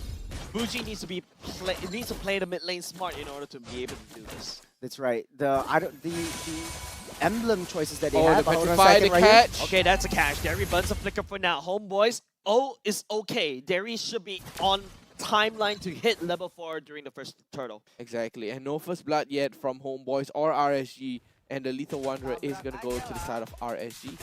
RSG needs to play this a little bit passive. Wait for Bray to get his power spikes, especially at level 4. And what I noticed is that Bray has this concussive blast, not the quantum charge that we're so used to seeing for Fredrin. You see how Oki tries to down that goat buff so that Bray quickly dives right in, gets that level 4, so he's ahead of Super Jog just for a little bit. Yeah, despite not taking the gold crab as well. I mean, Super Jogs is still up ahead, you know, as compared to Bray. And this time, Verno Kill will be cutting the waves. And Diablo with the hook in though. Oh, unfortunately, Edith will be able to just get out of dodge. Nice cut coming out from Inferno Cure. The Oderi right now doesn't really have the flicker. Whoa! But Inferno Cure has his own. Hit flickers forward. Buji dashes all the way to safety for now. RSG, they almost got away with one death, but it's all up to how they set up for this solo fight. King's calling Diablo. already activated. Diablo calling for the King instead. The ultimate of Nana already activated, and now, oh, The Diablo hooks in two. Brave follow up with a Princess Ram. Double kill. Given over side to RSG. Double man hook and he appraises Rev to follow it up. That doesn't get as juicier as it gets. Oh my god, so nice. So juicy. Okay, top lane, Oki already pops his ultimate, tries to get a little bit of chunk health off of Enya, but RSG, this is the good start that they're hoping for. Out of the 3 games, this is one that they've gotten the turtle first. Yeah, and not only just that, now Oki yeah? is chasing down Enya, nowhere to run. He has the wrong gun. And Lucian Cutie coming in really clutch, but battle spells being burned all across the board for the side RSG. This is not where you want to be when you're facing up against RSG. They have the early game, so RSG might be looking to roll up that snowball and get things started. RSG in that bot side, Diablo having a very tough early start against Inferno Cure on that Edith. Very well played there. But, I mean, take a look at RSG right now. They have a nice sizable lead, 2.5k goal lead. They are walking up, they are taking control of the map, and that was one of the fastest Little Wanderer I've ever seen being taken away. Usually for RSG, they like to go for that level 4 rotation in the early game, great. but I've never seen that in a while. That's a taunt coming in. Bray will be able to just cut the waves, cut the manpower for the side of Homebois just a little bit. Super Jogs coming in for the flank, but once again, there's a choke point. Nana just spreading damage all across the board. Derry jumping in at the same time. Razor Grab will not be able to connect. Enya takes down and guns down Lucian Cutie where he stands. Derry will be the sacrificial lamb for the side of Homebois. Both these two teams trades roamers. Exactly, 1-for-1. Dairy for Lucian Cutie right there. Very well played. They were able to get, that pincer, that catch, and Super Jogs came in able to, just disrupt the peace of RSG. That wasn't a fight that Homebois wanted to get, because if they lose one of their members, they were not able to defend their top tier turret. So Homebois might be looking for a lane swap right here, so that Enya will be able to farm in peace. RSG, on the other hand, they are ramping up the aggression. We see the change gears coming. RSG, they're taking this personally. They're going after that turtle. Once they have this turtle, this is around 5k gold lead, and Homebois are going to get starting to choke up. Lucian Cutie spawning out. That's also going to be a suppression. Buji follows up. That's why Kadita must be banned of pick. Then again, Brandon Kill flickers will be able to catch Oki as well. Doesn't have the verify. Will fall down. Brandon Kill goes into human for Prey. Focusing on the turtle instead. Will be able to secure it. Diablo calls for the King. And Brandon Kill goes down because of the King's calling. Nowhere for him to get on away. I give it to Pex. That was very, very good positioning coming out from Pex as well. On the Nana, doing a good, decent amount of damage as well. But Bruno Cure able to catch, but is going to exchange his life for it. Massive disrespect though, Vertigo and Turtles. The fact that Pex has so much confidence. So much. Out of Nana in an MPL. The Edith with a double brute force breastplate right in on the steel-plated leggings right from the get-go, as well as the rest of Homebois building up a lot of defense, is really showing an ode of respect over to Buji as well as Oki. Those early game damage that they need to sustain to be able to go through. But Diablo with a nice hook. Big bombs do not lie. Nibiru's passion follow up, flickers forward for both these two. And Enya will get that, and this time round, Lucian Cutie will be chasing down Enya, dragging him right where he stands. But the members of RSG, they're a little bit busy. Lucian Cutie, with the help of the turret, will be able to take down Enya down in the bot lane, but the fight's not over yet. Brave will be able to tag onto Super Jogs for now. Oki giving chase, trying to wave clear for now. Pex safely tucked underneath the turret, trying to output some damage against Brave, but Brave's just stun locking Super Jogs. Appraiser's Rev connects onto Super Jogs. Wow, the Appraiser's Rev came down, going down onto Super Jogs as well, taking out that. Taking out that Martis as well, and RSG with a nice 4k goal lead. And if you ever encounter inappropriate messages, I'm joking, guys, I'm joking. Yeah, but of course, Diablo He's no joking about it. He's able to mute Enya right there with the King's Calling once again. These patches from Diablo is starting to pay off. Ray coming in from the flank just a little bit. Derry will be able to slow it down. Burnout Kill on the front. Diablo will miss the hook. Flickers, oh no, actually gonna flip. Lucian all the way down back. Diablo still able to do some damage against Burnout Kill. He's a monster. Someone stop this King. Wow, RSG is going on a rampage right now. 12-3 with a nice 5.6k goal lead. And they're going to be pushing up onto the tier 1 mid turret as well. Bougie and Oki are doing an insane amount of work and damage. Wow, Ray is taking out the turtle. It was very good layering from RSG. Amazing in layering. a lot of team fights. Ray soaking up the turret damage, soaking up a lot of these ultimates that are dished out by Homeboys, trying to force Homeboys to use their ultimates so that Oki and Bougie have a safe entry or safe path into all these little objective team fights. The damage dealt still staying at the top of the charts is Pex because he's still untouchable, staying in the back, throwing his ultimate, throwing his Molinas, throwing his boomerangs. It's just untouchable. RSG, they're not bothering about Nana at this point. Yeah, but 28k for a Nana is so high. And it's above AoE, bro. Yeah, the AoE damage. Huge AoE, but right now Homeboys are going to be grouping up as well. And RSG, they are 7k in the lead, and the Lord is going to be coming up in about 80 seconds right now. Yep. RSG, Diablo is making such a scene, he's making such a ruckus. He himself is the disruptor. Yeah, the King's Calling just basically denied. Remember we talked about how Homeboys need to deny the combos? What's that RSG? One King's Calling, Diablo is the one that's denying all of these, you know, flicker forward, and get caught, no way for him to run, Petrify following suit, Derry knocking everybody sky high, Burner Curl follows up just a little bit more, Oki still safe, trying to throw down the heavy crossbows, the members of Homeboys just melts right underneath Diablo, he takes a triple kill. Wow, what a triple kill coming out from Diablo as well. What a catch and what a play. Flickers forward to catch though, Churros. This is RSG's typical 4-1 kind of play style. You have Diablo on the offside. Homeboys always like to stay as 5. This is where Homeboys gets caught and threatened out. Pex guts the hook but gets out safe. RSG taking down all of the tier 2s. Yeah, but he burns a flicker, right? So no more flicker for the side of Homeboys, for the side of this mage. He has to play a little bit safe. For now, he does have the passive to work with, but then again, RSG right now, look at the goalie, 10k. 10k. Wow, close to 10k. I mean, 9.8, we're close. We will round that up, right? We'll round that up to 10k. Yeah, 9.9, we're going to round that up to 10k. And RSG, they are dominating Homeboys right now. They are steamrolling Homeboys, and they are going on a roll. They're like, no, we're not going to give you the third game. Right now. Homeboys not touching the Lord, not one bit. They are biting the bait once again. Diablo on that offside. The Oki and Lucian Cutie are at the ready. They don't have that concealed play going in yet. They don't need it because they want to take down that Lord. They want 3 lanes to skirmish into the tier 3 turrets. But here we go. The Homeboys again with the roam boots strategy yet again. Homeboys, they really want to play a team fight, but they're losing all of these team fights because of this Minstatar.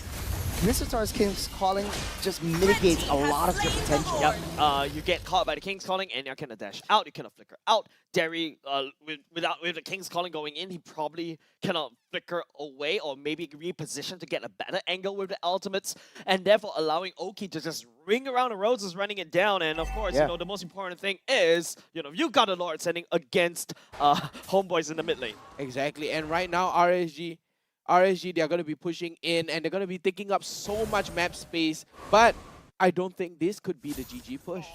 Maybe not. Maybe not. I mean, yes. Homeboys, they do have a nice, good clear. They have big AoEs, like we said. The Nana has the AoE. We have Dairy on the Minotaur, a nice big AoE. Veer Cure as well. And Super Jocks on that Martes. They will be able to clear this lot away though. Yeah. But they're going to be struggling a little bit. And RSG, they are not over pushing. They're not over pushing it. But the second Bougie will be able to catch and burst down to eat it for now. That's a Nana ultimate already committed. Bray coming in. That's a knockout for the side of Bougie, allowing Oki to burst down Super Jocks. RSG now. They took game number 2 personal. Yeah, game number 2 was very personal to RSG right there. And they're going to be destroying them. And take a look at Diablo even getting the Sea Halberd as well. Whoa! 3-man drag! A 3-man hook! Right into the King's Calling, ladies and gentlemen. RSG! Diablo hooking victory to himself. What a big hook there. I mean, they're going to go for the end. Can they go for the end? I don't think so. RSG's backing off. They're just suffocating Homeboys at this point. 13k gold lead. They're trying to make it 20k at this point. Minions are marching in. Juggernauts does have the flicker just now. Doesn't want to commit AoE for the side of the ultimate for the side of Nana already committed. And Juggernauts gets taunted. He's going to flicker all the way out. Lucian Cutie drags, just dashes away. They don't want to touch anybody for the side of Homeboys as of yet because they are already coming up online. Exactly, and RSG with a very, very disciplined play, going back and trying to starve Homeboys of any resources and anything that they can have out of the jungle as well. Yeah, absolutely. Diablo building the XP laner like a gold laner. Exactly. Look, you have the Holy Trinity as well as the Sea Halberd, a little bit of tank ability, you know, that tough boots as well. Yeah. But he's gonna go for a BOD next. You know, one of the big changes he's gonna go for a BOD. Yeah. One of the big changes that RSG has in this game is that you have two tanks who are able to absorb and soak up Molina. In the first game, they didn't have anyone who's able to soak Molina up without getting caught out, without getting, you know, getting gunned down and sent to the graveyard. So RSG has a little bit more defensive strategy this time. Heroes, I personally feel it's the fact that Diablo is not giving Homeboys any form of... and as I say that, they're not even giving Homeboys any way to basically breathe. Because right now, look at the King's Calling just zoning out. RSG, they kidnap Vernal Pure, sets down King's Calling. Nobody can approach, nobody can follow up. Lucian Cutie with that Divine Justice catching out onto Vernal Cure to isolate him and take him out on the spot. But there's 4 ultimate coming out from RSG already invested to take out one player. Now this is a composition from RSG that really thrives on fishing. And what I mean by fishing is that Homeboys can hunker down in their base all they want. RSG just needs a nice hook, a nice little pull, and that's it. Homeboys are done. Whoa, the economy is constantly increasing and increasing. So good. Golden stuff, bro. You get set up from this Mincetar and you get a lot of damage. He went for the Malefic roll. Yeah, I thought he's a bit greedy. I thought he would went for the BOD, but no, he's safe. He wants to play it safe. He wants to get the Malefic roll this time around. He will be able to drag on to some jocks. The burst damage coming out. OG, the knockup coming in as well. And they're coming in with a Benevious Passion. Diablo sending down the King's Calling to slow down Homeboys' pressure. And Oki just guns down. Kill little Enya right in front of the core right now. Journal coming in, but I don't think it's a good idea. Diablo coming in. Will not be able to find any more person, but this is it. RSG managed to crack game number 3, and they take this series. Wow, and much emotions coming out from Bray as well. Such an insane play coming out. There we go, Pikachu RSG. over there. Oh yeah, Pikachu. And I have to say, it was a insane series. Why? But RSG as well, they were disciplined. They weren't ahead of themselves. They don't, they don't go too greedy. Yeah. Right? They don't go too greedy. Greed is good, boys. And, Greed is good. they're like, you know what? You Yeah. know, they can end it right there, but no minions. They're like, okay, you know what? Let's just starve them and guarantee ourselves the win. Yeah, let's just back it off just a little bit, and you gotta give it to Diablo, right? Yeah. I'm no bias right here, ladies and gents. No bias right here. Sure, right? sure, man. Diablo's setup is really good. Managed Really to catch good. people, and then after that, his King's Calling actually used to zone out any potential follow-ups coming out from Homeboys. But 2 things I have to say about Diablo is always surprising me with his off-meta picks, which I like. They work very well within the synergy of RSG. It's very on-brand. And secondly, oh man, they really adapted well to Homeboys' playstyle. They know how they were going to play. Take a look at Homeboys. A lot of defensive items across the board. Vernal Cure is just pure defense all the way. Ramping up for Irithel's damage coming through. And you have a lot more of the roam meta as well. I'm not sure if it affects you in the later stages of the game where all 5 members buy the roam boots and then you don't have any gold whatsoever, or the gold penalty gets removed from the 8-minute mark, so on. But RSG, building up all of these damage items, you only have 2 members from RSG who's able to soak up and tank the damage. Yeah, but this is a good idea coming up from Homeboys, right? You try to catch everybody off guard with the Nana pick, but then again, this time around, RSG has formulated a plan. They're more than prepared. They're prepared to just drag somebody, bust you down, pick them one by one, and that's why RSG went for this double pick composition, because Homeboys, if you notice, all throughout the map, he's been just damage walking around like a massive 5 time and depth. Yeah, Bray and Bougie actually have the same scoreline. I didn't notice that until now. Wow. They've always been so present, omnipresent within a lot of these team fights. Whenever Lucian Cutie gets a pull or whenever Diablo gets a hook, they're always there. They're always following up. And this is the Kampong RSG that I'm so pretty much used to. I mean, the original RSG that we're all used to and we all love as well. I mean, take a look at Oki as well. He went for the Huskclaw, Berserker's Fury, Gross Gold Meteor, just in case, just in case. Yeah, because you just don't want to deal with Pex's damage, right? Yeah. The magic resist will come in clutch. The bonus lifesteal as well. Enya, unfortunately, I mean, he has no time to go for the Wind of Nature, right? Because Not at all. Yeah, he wasn't prepared He's for so the far damage behind. coming out from the side of Oki. And even if you get Wind of Nature, what can you do against Diablo and Lucian Cutie, where just homing onto you with these pick compositions? I think we'll see it in the emblems later on. I think Enya went for the Weapon Master instead of the Tenacity, which he needs to defend himself and sustain himself in the early game, giving Oki the advantage. Because in a lane-to-lane matchup, Earthel and Beatrix, Earthel wins 10 times out of 10. You have a lot of range, you have a lot of early game damage that Beatrix needs to scale up. So the emblems over here, okay, I was mistaken. It was a Tenacity. But I think RSG really went up ahead with that pick-off strategies. There's nowhere to run from this Earthel. You have double pull yourselves together from Kaja as well as Kadita. So you have the battle spell, Petrify, the Flicker, who's always at the ready. Also, Triple Quantum Charge. Triple Quantum Charge, yes, that's right. Yeah, because they just really need that bonus movement speed to continue on to catch somebody. They want to run you down. Something else to note is that he has that support emblem, so whenever he deals a lot more, he has a lot more sustain coming in when it goes down to team fights instead of the tank emblems that the tank base emblems that he used. So sustain is the name of the game for RSG because you know that you need to take in the Molina morph. Exactly, and RSG is going to be reigning victorious right now, taking over and winning the series over Homeboys in a grueling 3-match series. And congratulations to RSG, but take a look at the emblem as well. I feel like the Diablo emblems, even went for extra attack speed. Yeah, this is basically the same emblem that he took the last time he plays the very Mincetar. greedy Mincetar. Yeah, definitely. This is exactly... Brother built the EXP laner like a gold laner, bro. Yeah. He basically just looked at what Claude used to build, learn it from Oki, and then just copy and paste it over to But his hey, side we had this one time where Mincetar was actually played in the gold lane. Remember that? Oh yeah, it was by Benny Cutie. He popularized the use of Mincetar in the gold lane. But we can't discount Homeboys just yet. Derry, phenomenal job opening up the map. Unfortunately, it was a little bit too close for comfort. Every single time he reviewed himself, RSG taken advantage of his presence. Yeah, but X dealing so much damage yet again on this Nana. Definitely. I feel like, boys and girls, it's just...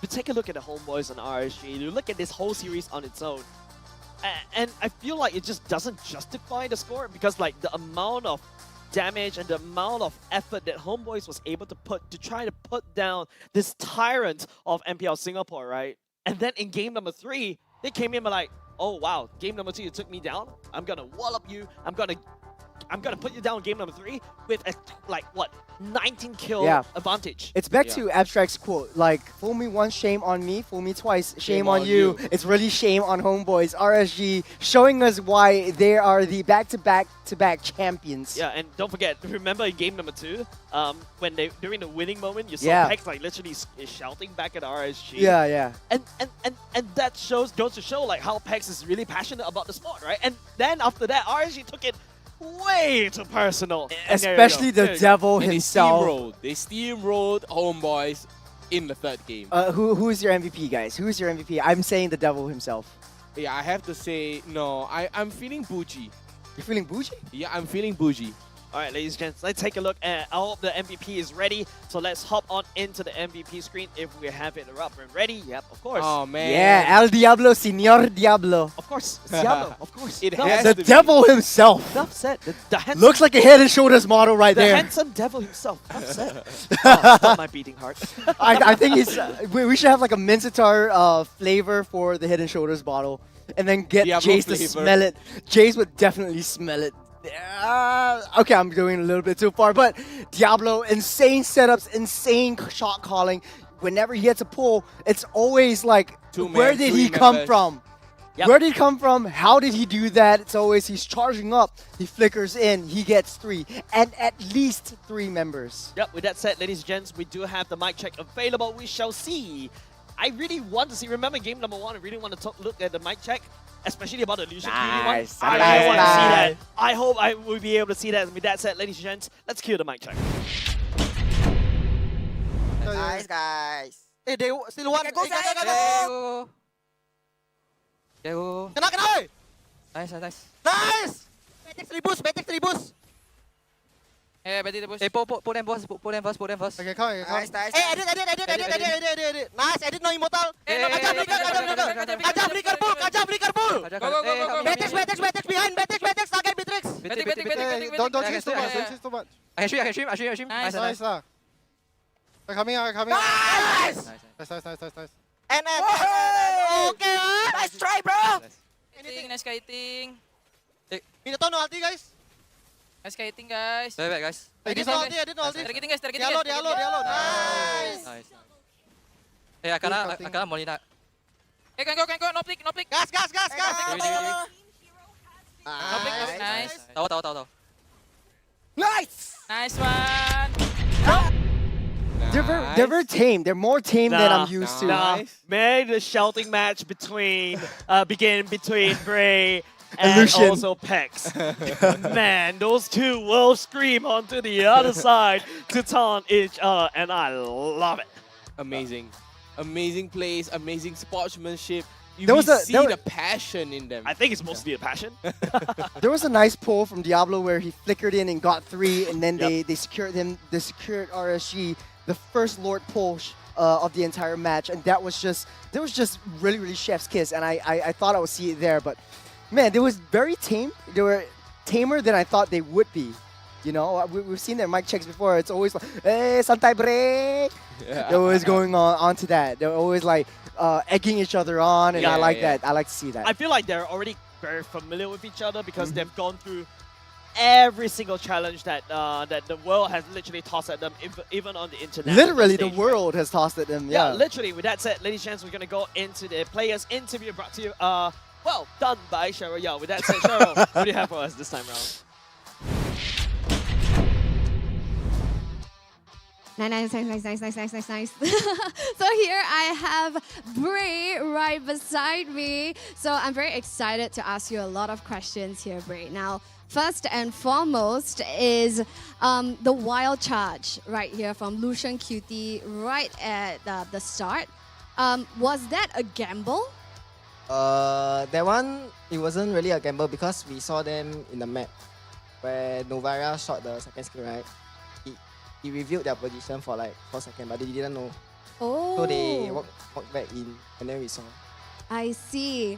So when it came to the first game right here with Homeboys, and it was so close. Like, was this something that you guys expect? Honestly, I did expect it because having their team, they have 2 imports now, and they are quite well known in Indonesia also, and they're also my friends, so I know how they play. And seeing how they play against like Bleed last week, like how they performed last week, it was quite amazing lah. So I did expect them to put out a fight today. Right. Honestly, so far, do you think like this is still another day in the office like for our previous regular seasons here at MPLSG, or you feel like almost every game is like playoff season already?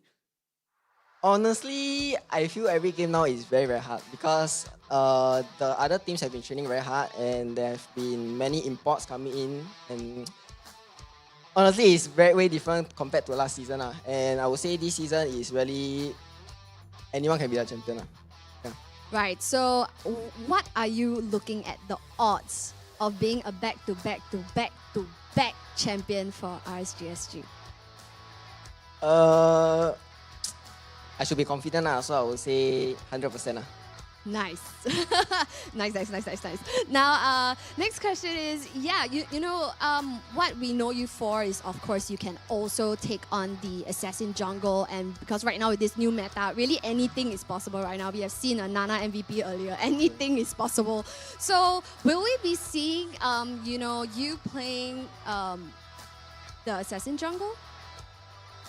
This one I have to see my coach as what I said last time also, because I'm pretty sure a lot of people want to see me play assassins also, because majority of them know that I'm an assassin player, but I want to win, so I sacrifice for the team and I just play the tank jungle. But if we do make changes in our game style, gameplay, I'm pretty sure we can take out the assassin.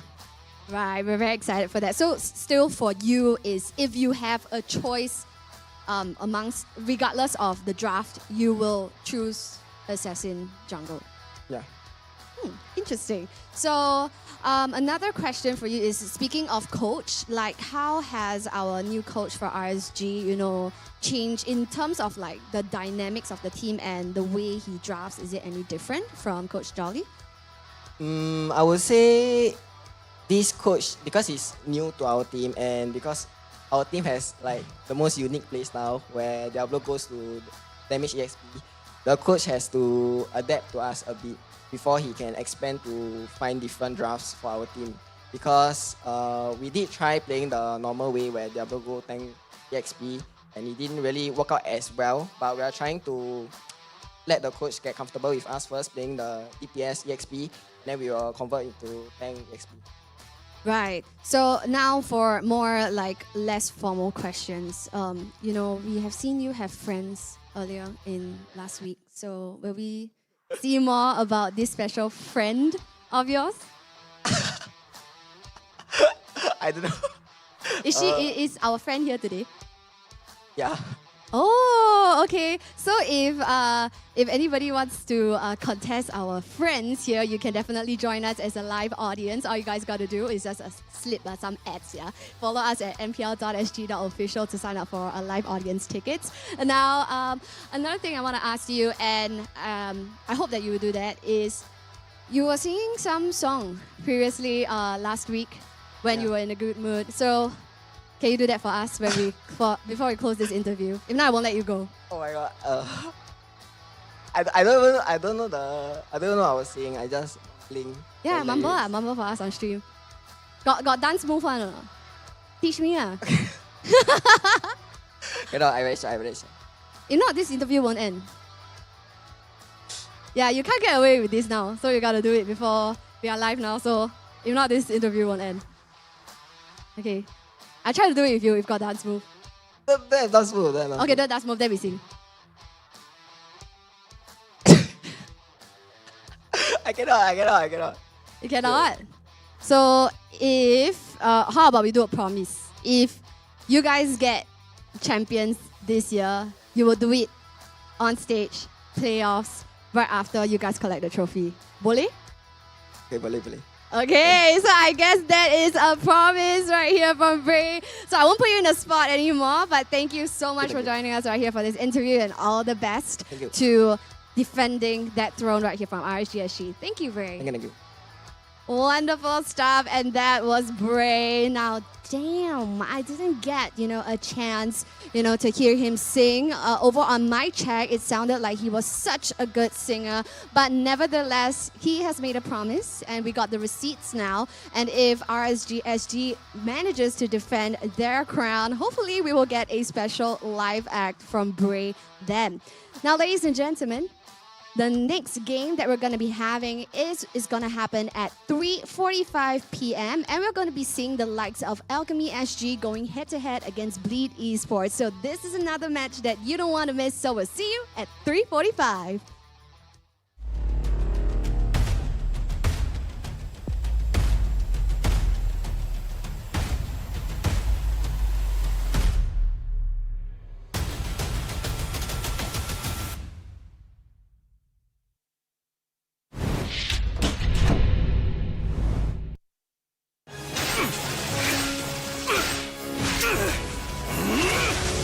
Legendary!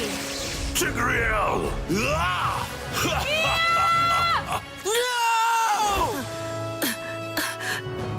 Tigreal, you are our only hope. We're not going to lose. Not today!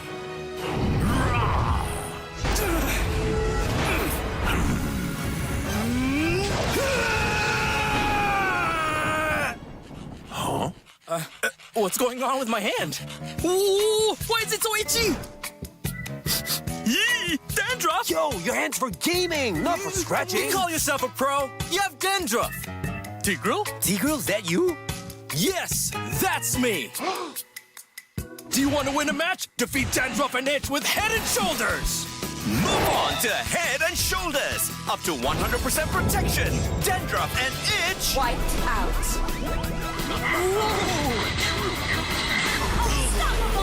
We defeated the Lord!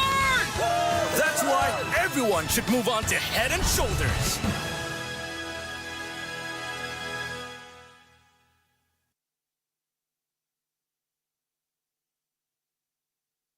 Mute. I usually shout at my team. What? I just shout at my team. I just mute. If we do well in the first 1 minute, the comms is always your house, invade, invade.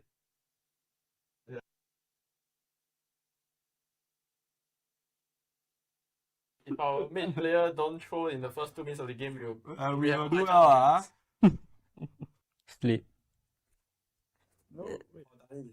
There's really nothing that we do. I mean, we just, as a team, we bonded for quite long. So going into games, we are comfortable with each other. As long as we don't mess up. No fumble. We have a ritual after we lose. What's the ritual? I don't even know the ritual.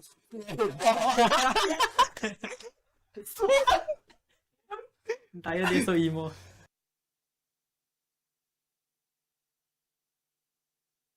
It basically started from none of us. It's actually Yeah, Alchemy was created 6 years ago, I think.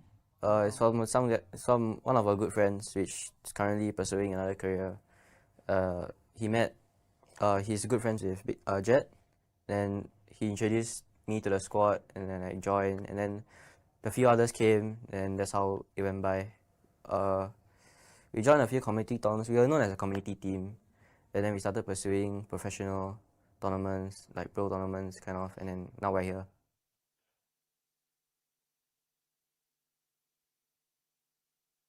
Better to go at our own pace. You know, we might not be as strong as them, but we'll get there eventually. Yeah. We don't have expectations of ourselves to like mirror or like follow in others' footsteps. We just wanna do our own thing, go at our own pace.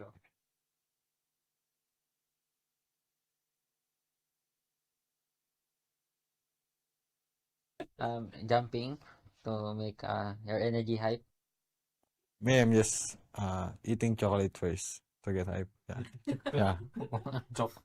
Yeah. No bro, don't eat chocolate in game, bro. I am hype if I eat chocolate, bro.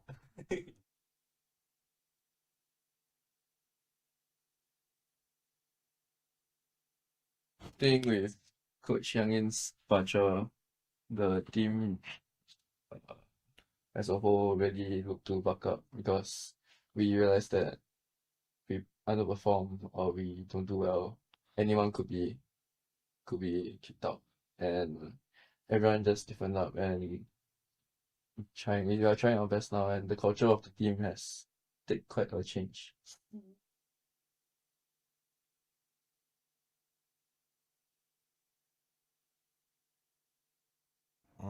I think for me, my playstyle, I adjust my playstyle to fit on them. I adjust so many things to fit to the team. So I think that's why I can fit to any team because I always adjust for the team.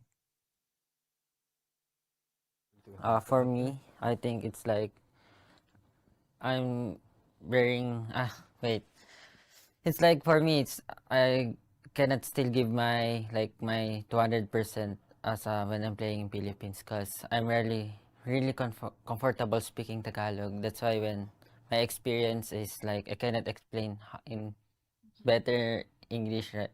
So maybe still adjusting. Then let's see how after the MPL start.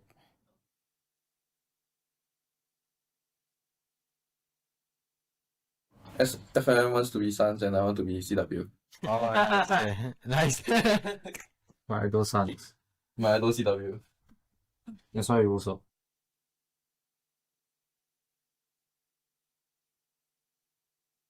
Last season I couldn't get my blue buff, but this season I don't even need blue buff. Hope you guys come down to the MPL Arena and support us. And watch you taking on blue buff. And hope you guys can continue supporting us for this upcoming season. Yeah. Thank you. Thank you. We will do our best. Thank you. Welcome. I am Optimus Prime. No one can outrun Bumblebee.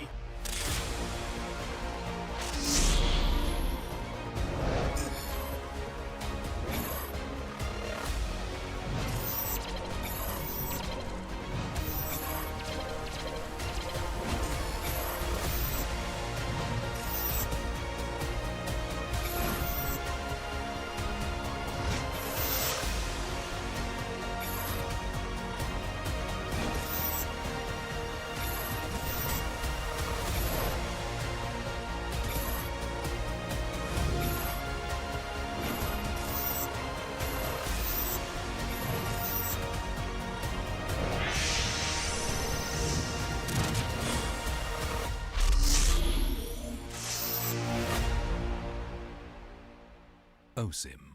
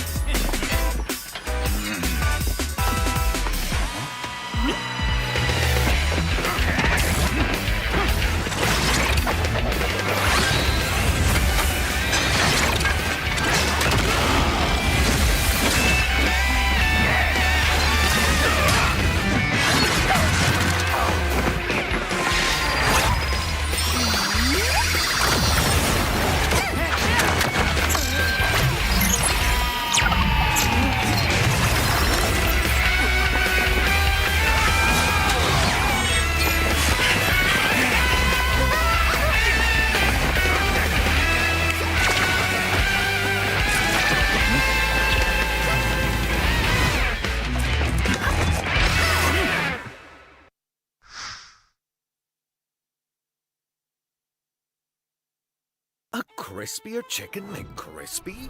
So much crispier. Bite into an even crispier crunch with the improved Chicken McCrispy. Now, wouldn't that be nice?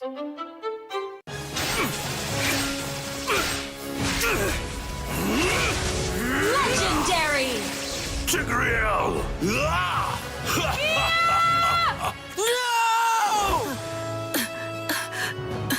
Tigreal, you are our only hope. We're not going to lose. Not today!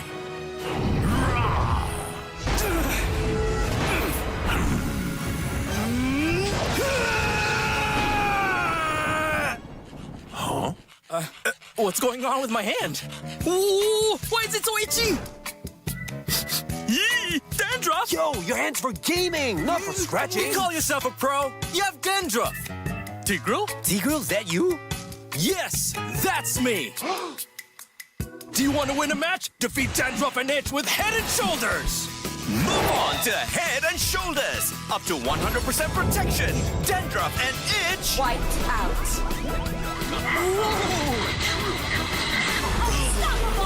We defeated the Lord! That's why everyone should move on to Head and Shoulders.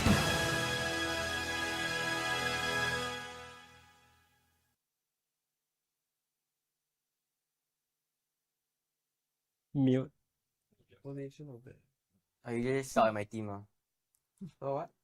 I just shout at my team. I just mute. If we do well in the first 1 minute, the comms is always your house, invade, invade. Yeah.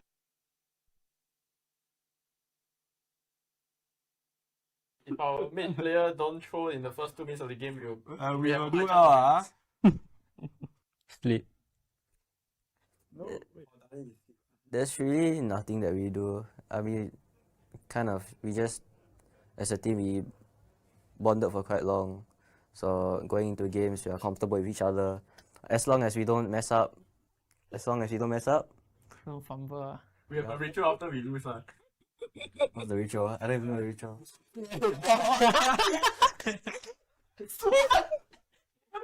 Entire day so emo.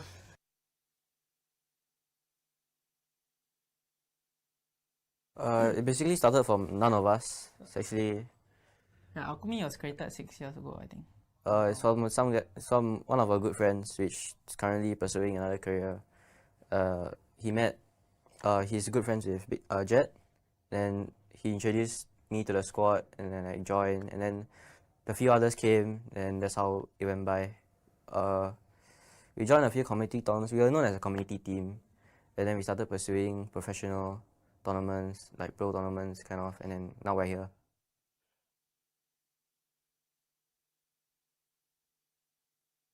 Better to go at our own pace. You know, we might not be as strong as them, but we'll get there eventually. Yeah. We don't have expectations of ourselves to like mirror or like follow in others' footsteps. We just wanna do our own thing, go at our own pace.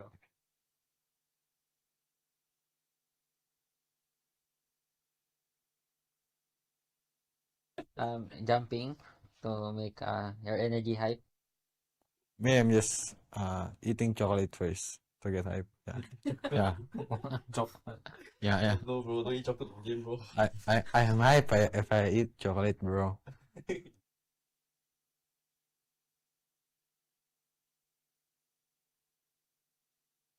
think with Coach Yang Yin's departure, the team as a whole really look to buck up because we realized that we underperform or we don't do well, anyone could be kicked out, and everyone just stiffened up and we are trying our best now, and the culture of the team has taken quite a change.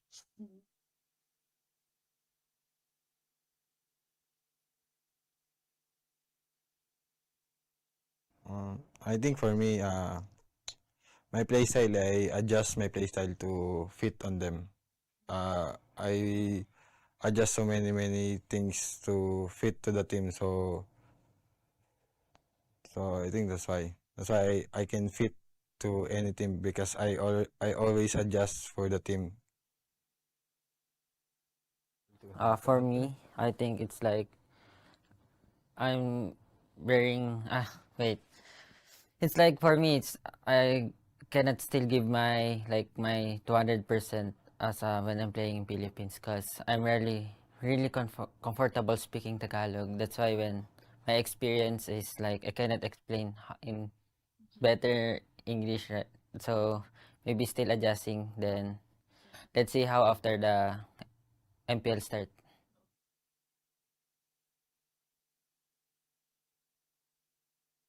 As FMM wants to be Suns and I want to be CW. Oh, nice.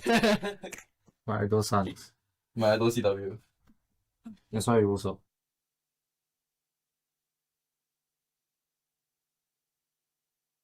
Last season I couldn't get my blue buff, but this season I don't even need blue buff.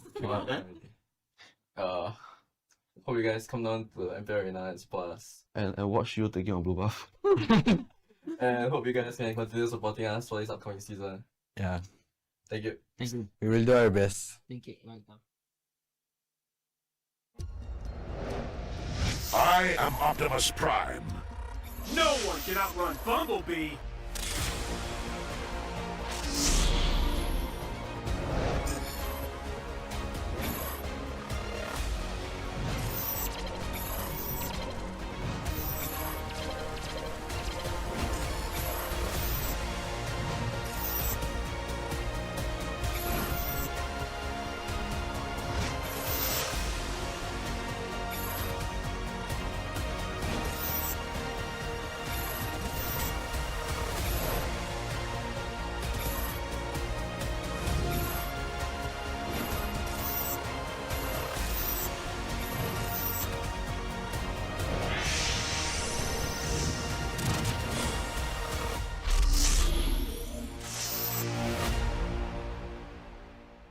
OSIM.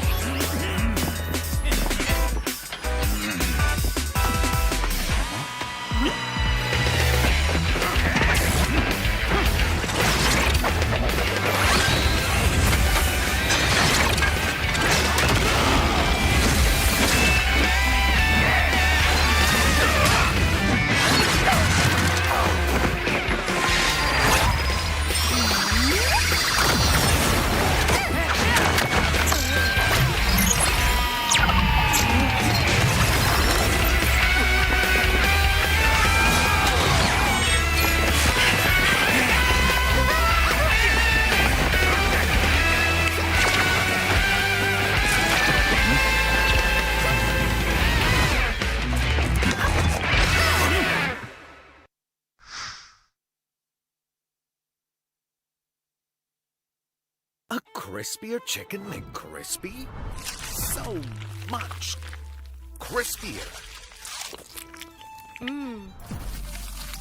Bite into an even crispier crunch with the improved Chicken McCrispy. Now, wouldn't that be nice?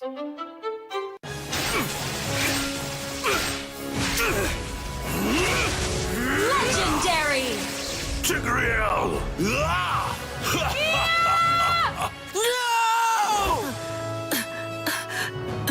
Tigreal, you are our only hope. We're not going to lose. Not today!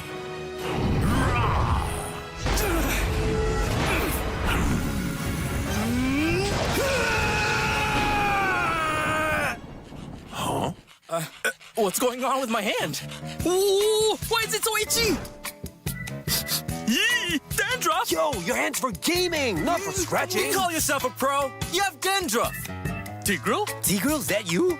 Yes, that's me.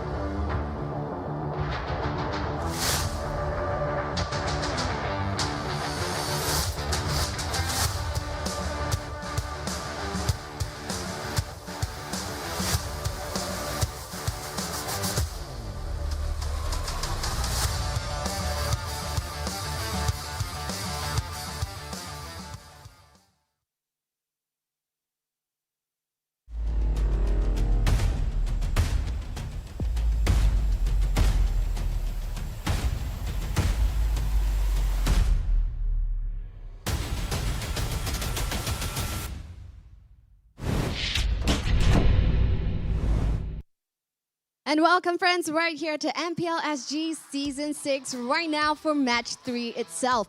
Now, just checking in, with all of our audiences who are watching us online, regardless of the platforms. I've seen online and your comments when it comes to your in-game points, your coins. Yeah, so I'm wondering, how are your coins in-game doing? Because for sure, I know that all my coins are now down to 0 based on the allotment that I've placed. But I would say it's a good thing. It shows that right here at MPLSG, you think you know it, but actually you don't. But what about the next match? You can only stick around to find out more. Now we're going to see 2 teams go head-to-head against each other, and this is going to be none other than Alchemy SG going head-to-head against Bleed Esports. So without further ado, let's jump right into our team's walk-in and intro by presenting to you Alchemy SG.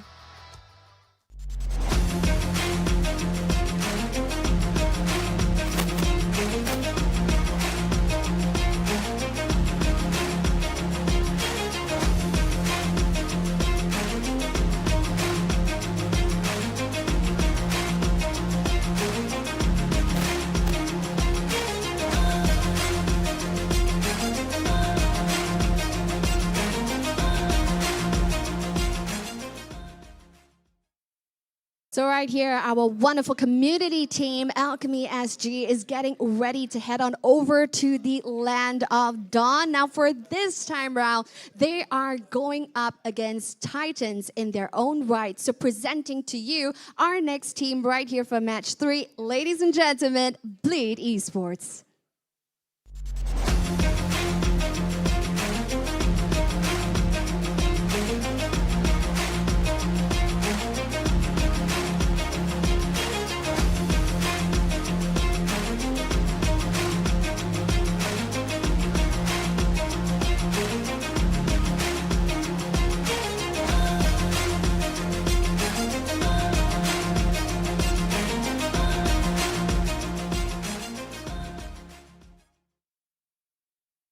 So wonderful. We have our wonderful roster right here at the desk for Bleed Esports, currently getting ready to get locked and loaded and headed to the Land of Dawn in a few moments' time.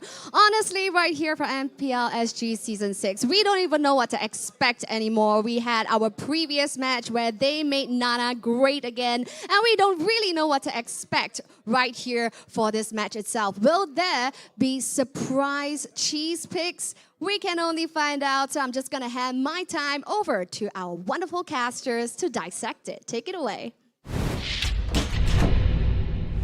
All right, ladies Man, and I missed that. gentlemen, welcome back to, of course, yet another series when it comes down to Bleed versus Alchemy. And it does seem as though this is going to be yet another satisfying game, as I believe that the earlier parts of today... Yeah, all hail Nana. Aside from that, because I absolutely hate Nana. Oh, hell Nana. I thought it's Cyclops that you hate. Cyclops Tang? Guinevere Tang? I Oi! hate Cyclops. I hate Cyclops more than Nana, but we'll leave that topic on the side. Okay. But so far, we have had both series that went to all 3 games. So far, the series hasn't been disappointing at all. That's right. So the question is if whether this is going to give us, a run for our money. Man, I'm going to quote Nanami from JJK. I feel like I'm going to overtime. You don't watch JJK, don't you? I do. Okay. Nami is the one with these sunglasses. Yeah, that's right. Yes. Yeah, that's right. I feel like we're going overtime Just today. nod your head and agree. Yeah, I Yes. feel like we're going overtime today because these teams have really shown that they can actually do it. So I'm really excited what Alchemy this time around. A lot of hopes on them. But of course, this is a Bleed Esports that we're talking about this time around. Exactly. And of course, before we even continue with any more of this panel, my name is Abstract. With me here is Jace as well as Vertigo. The 3 of us is going to be our caster for today, or rather for this series. Now, of course, I think that we pretty much know what Vertigo is going to be predicting. And all. Of course. So Of I'm course. just There's only one gonna way.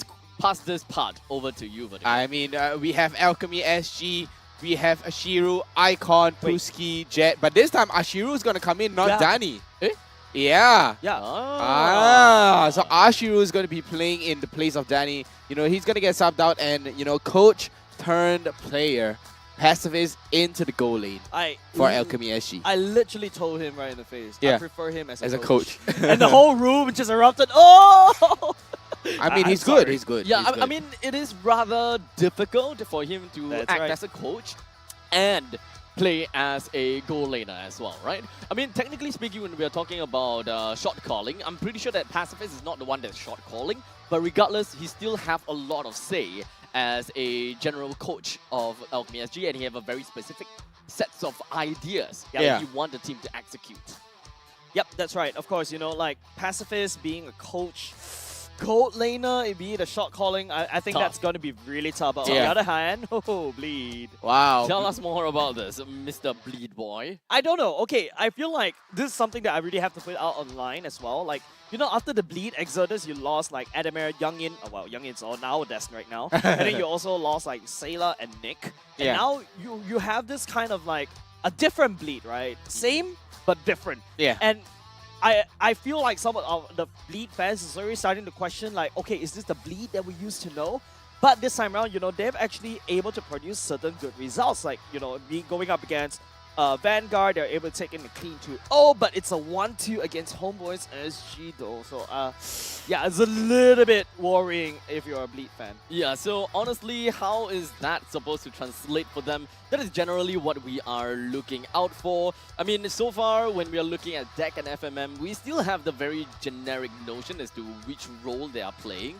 Or rather, you know, we are forced to think that deck is going to be jungle. Yeah. We are forced to think that FMM is going to be gold. Yes. But that is completely different now. But so far, from what we have seen before, Bleed, they have quite a bit to prove for themselves. Yeah. But this step, fighting against Alchemy, they did, however, say that they have a lot of confidence to fight against Alchemy. Exactly. And right now on the screen, you see the keys to victory for Alchemy SG. And they have a lot of, you know, we've seen them giving up objective over and over again, non-stop. And they have to, you know, prioritize Icon's jungle against early game invades. But we've seen in previous weeks as well how Icon actually rushes into the backline with the Fanny. And Fanny is going to be a definite ban there if Bleed does not have an answer. And as well, for making space for Pacifist the farm. Honestly, I think Pacifist, he's just not there. His snowball rate isn't as fast as compared to, you know, the likes of FMM or the likes of any other goal laner, maybe like Enya as well. It's just not fast enough, right? He seems to be lacking something. Just one thing.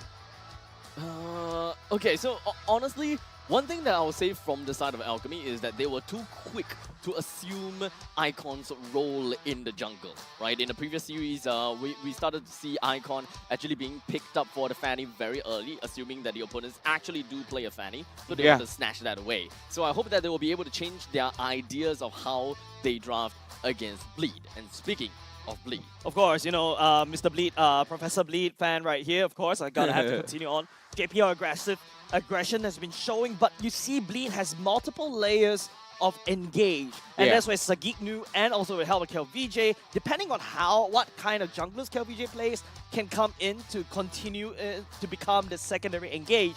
But don't forget, FMM, this mage player has rotated aggressively like a roamer. And that's something that I feel like this is the one key player that we all have to look out for from the side of Bleed Esports. as such, with that idea, I think that Alchemy probably have a very decent idea that their early game, or rather Bleed's early game, revolves generally around FMM, right? Yeah. The quick rotations generally means that the heroes that he plays is going to be fast wave clears, such as a Lilia for the very set of examples. So one of the things that they would probably want to stop is the fact that they have mid control. That's right. They want to stop Bleed from having mid control. As such, their EXP laner is going to be very important. It must be a winning lane with great priorities, as well as their mid laner as well. So tackle against FMM head on is probably going to be one of their winning formula. Depends on what kind of identity they are really looking for, in my opinion. Yeah,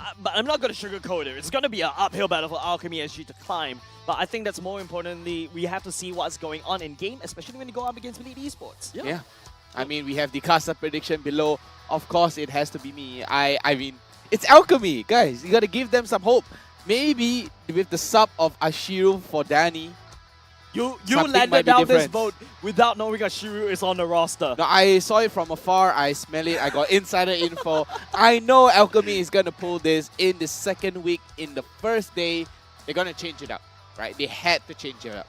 Danny was... I didn't say he wasn't good. I'm not saying he's not good.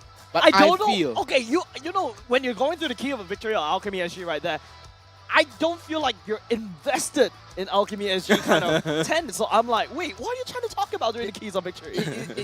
He's kind of convincing. Sarcastically convincing. Alchemy SG. He's trying to convince himself. Has what it takes. Yeah, I'm gaslighting myself, guys. But do the audience actually echo your Oh, thoughts? will they? No. 7% of them agree At with me. at least not right now, right? Oh my Alchemy God. has got a lot to prove for themselves, and as Jace has said, they have a very steep hill to climb. On the YouTube side, though, it does seem like we do have like 30-odd% more people that is rooting for Alchemy. So honestly, there is definitely some form of chance that the YouTube community believes in. Alchemy SG do have what it takes, but it's all about the execution. It's all about the draft. I mean, Bleed has been drafting phenomenally without Youngin, with the addition of Potato as well. But the cracks in the execution from Bleed is just a little iffy for me. You're gaslighting yourself. Yeah, I'm just gaslighting myself. Well, anyways, let us just jump right on and take a look at what the team have got to say about each other in this head-to-head video.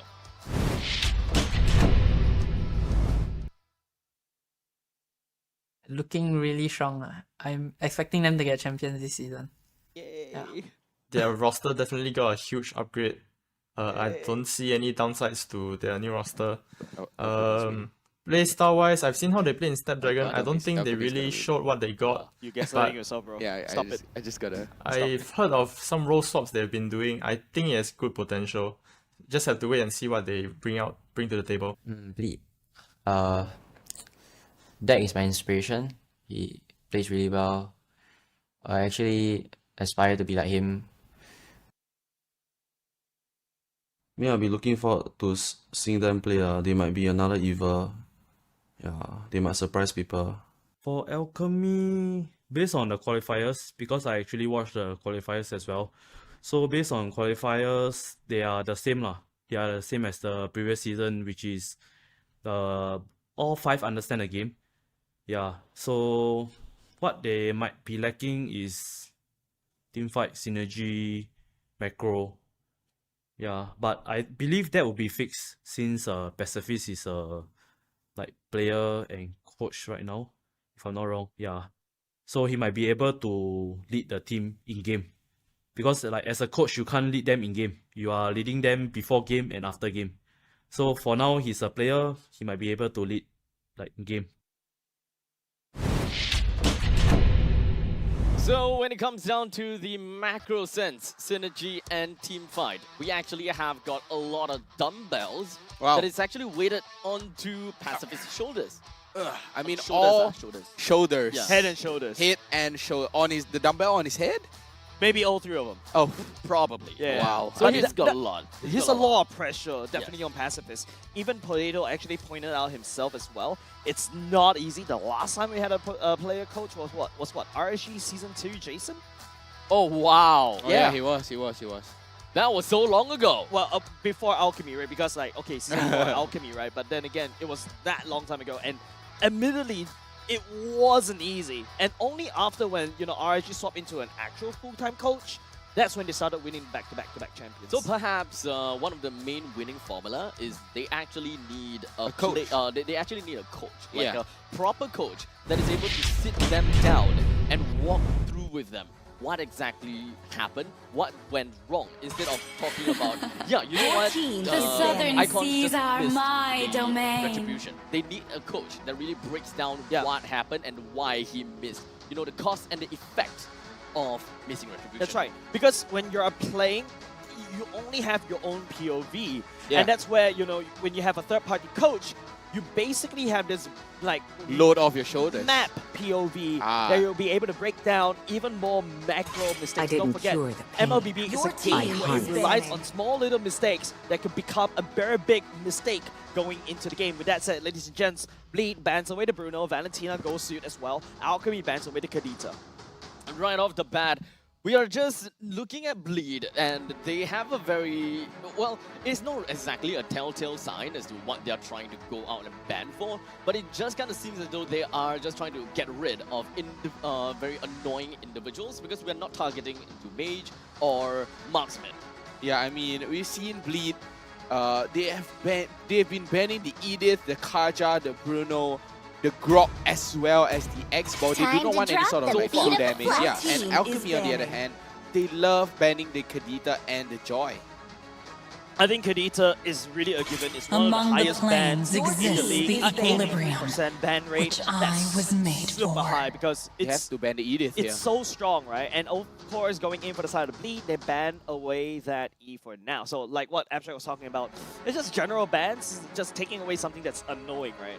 Okay, so one thing that Potato looks out for is the fact that Alchemy SG possibly doesn't have a very good team fight synergy or macro in that sense. Yeah. So it's very likely that what Potato wants to do is just butt heads, right? Yeah. Team fight for a team Clash. fight. kind of Constant thing. clash. Constant clash. But so this is where they are just going to whittle down heroes that excels in team fight, especially when it comes down to the mid lane for Jet. Because Jet has been Very showing aggressive. tremendous growth so far. So See getting down to value in me? Valentina and the Your Yip team makes is perfect picking. You sense. should. So now it's just about a question about how Bleed want to start things off. Edith, I think the first Yeah, So the just Edith. flat straight away. The Yeah, Edith just or the so straight. Matis, either one. I I will feel like protect Edith is this a better world. one. Yeah, they have but to there go you for The the forest Edith. is picking. Exactly, All and of right it. now Alchemy, they could go. I mean, they banned away the Fredrin, right? They can go for the Novaria or the Grok. Yeah. I think that what Alchemy SG would want to do is they would want to take control of the mid lane, right? So that's pretty This early to world actually decide their main. I meant to say Gord. No, this Grok. yeah, Grok. Okay, but this time around, Alchemy, okay, this is a very strong backline mage. And then especially when Bleed, right now it seems like they can fight no front to back. protection And then from now, me. in order to build like this invisible front wall, front line to hold With the everybody bucks, in yeah. place, there is a Buxer coming out. It also kind of stun locks and basically reduce the healing coming out from this Edith. Reduce that healing, reduce, the Tortoise Basons coming in as well, denying any heal of any sort, and now Bleed.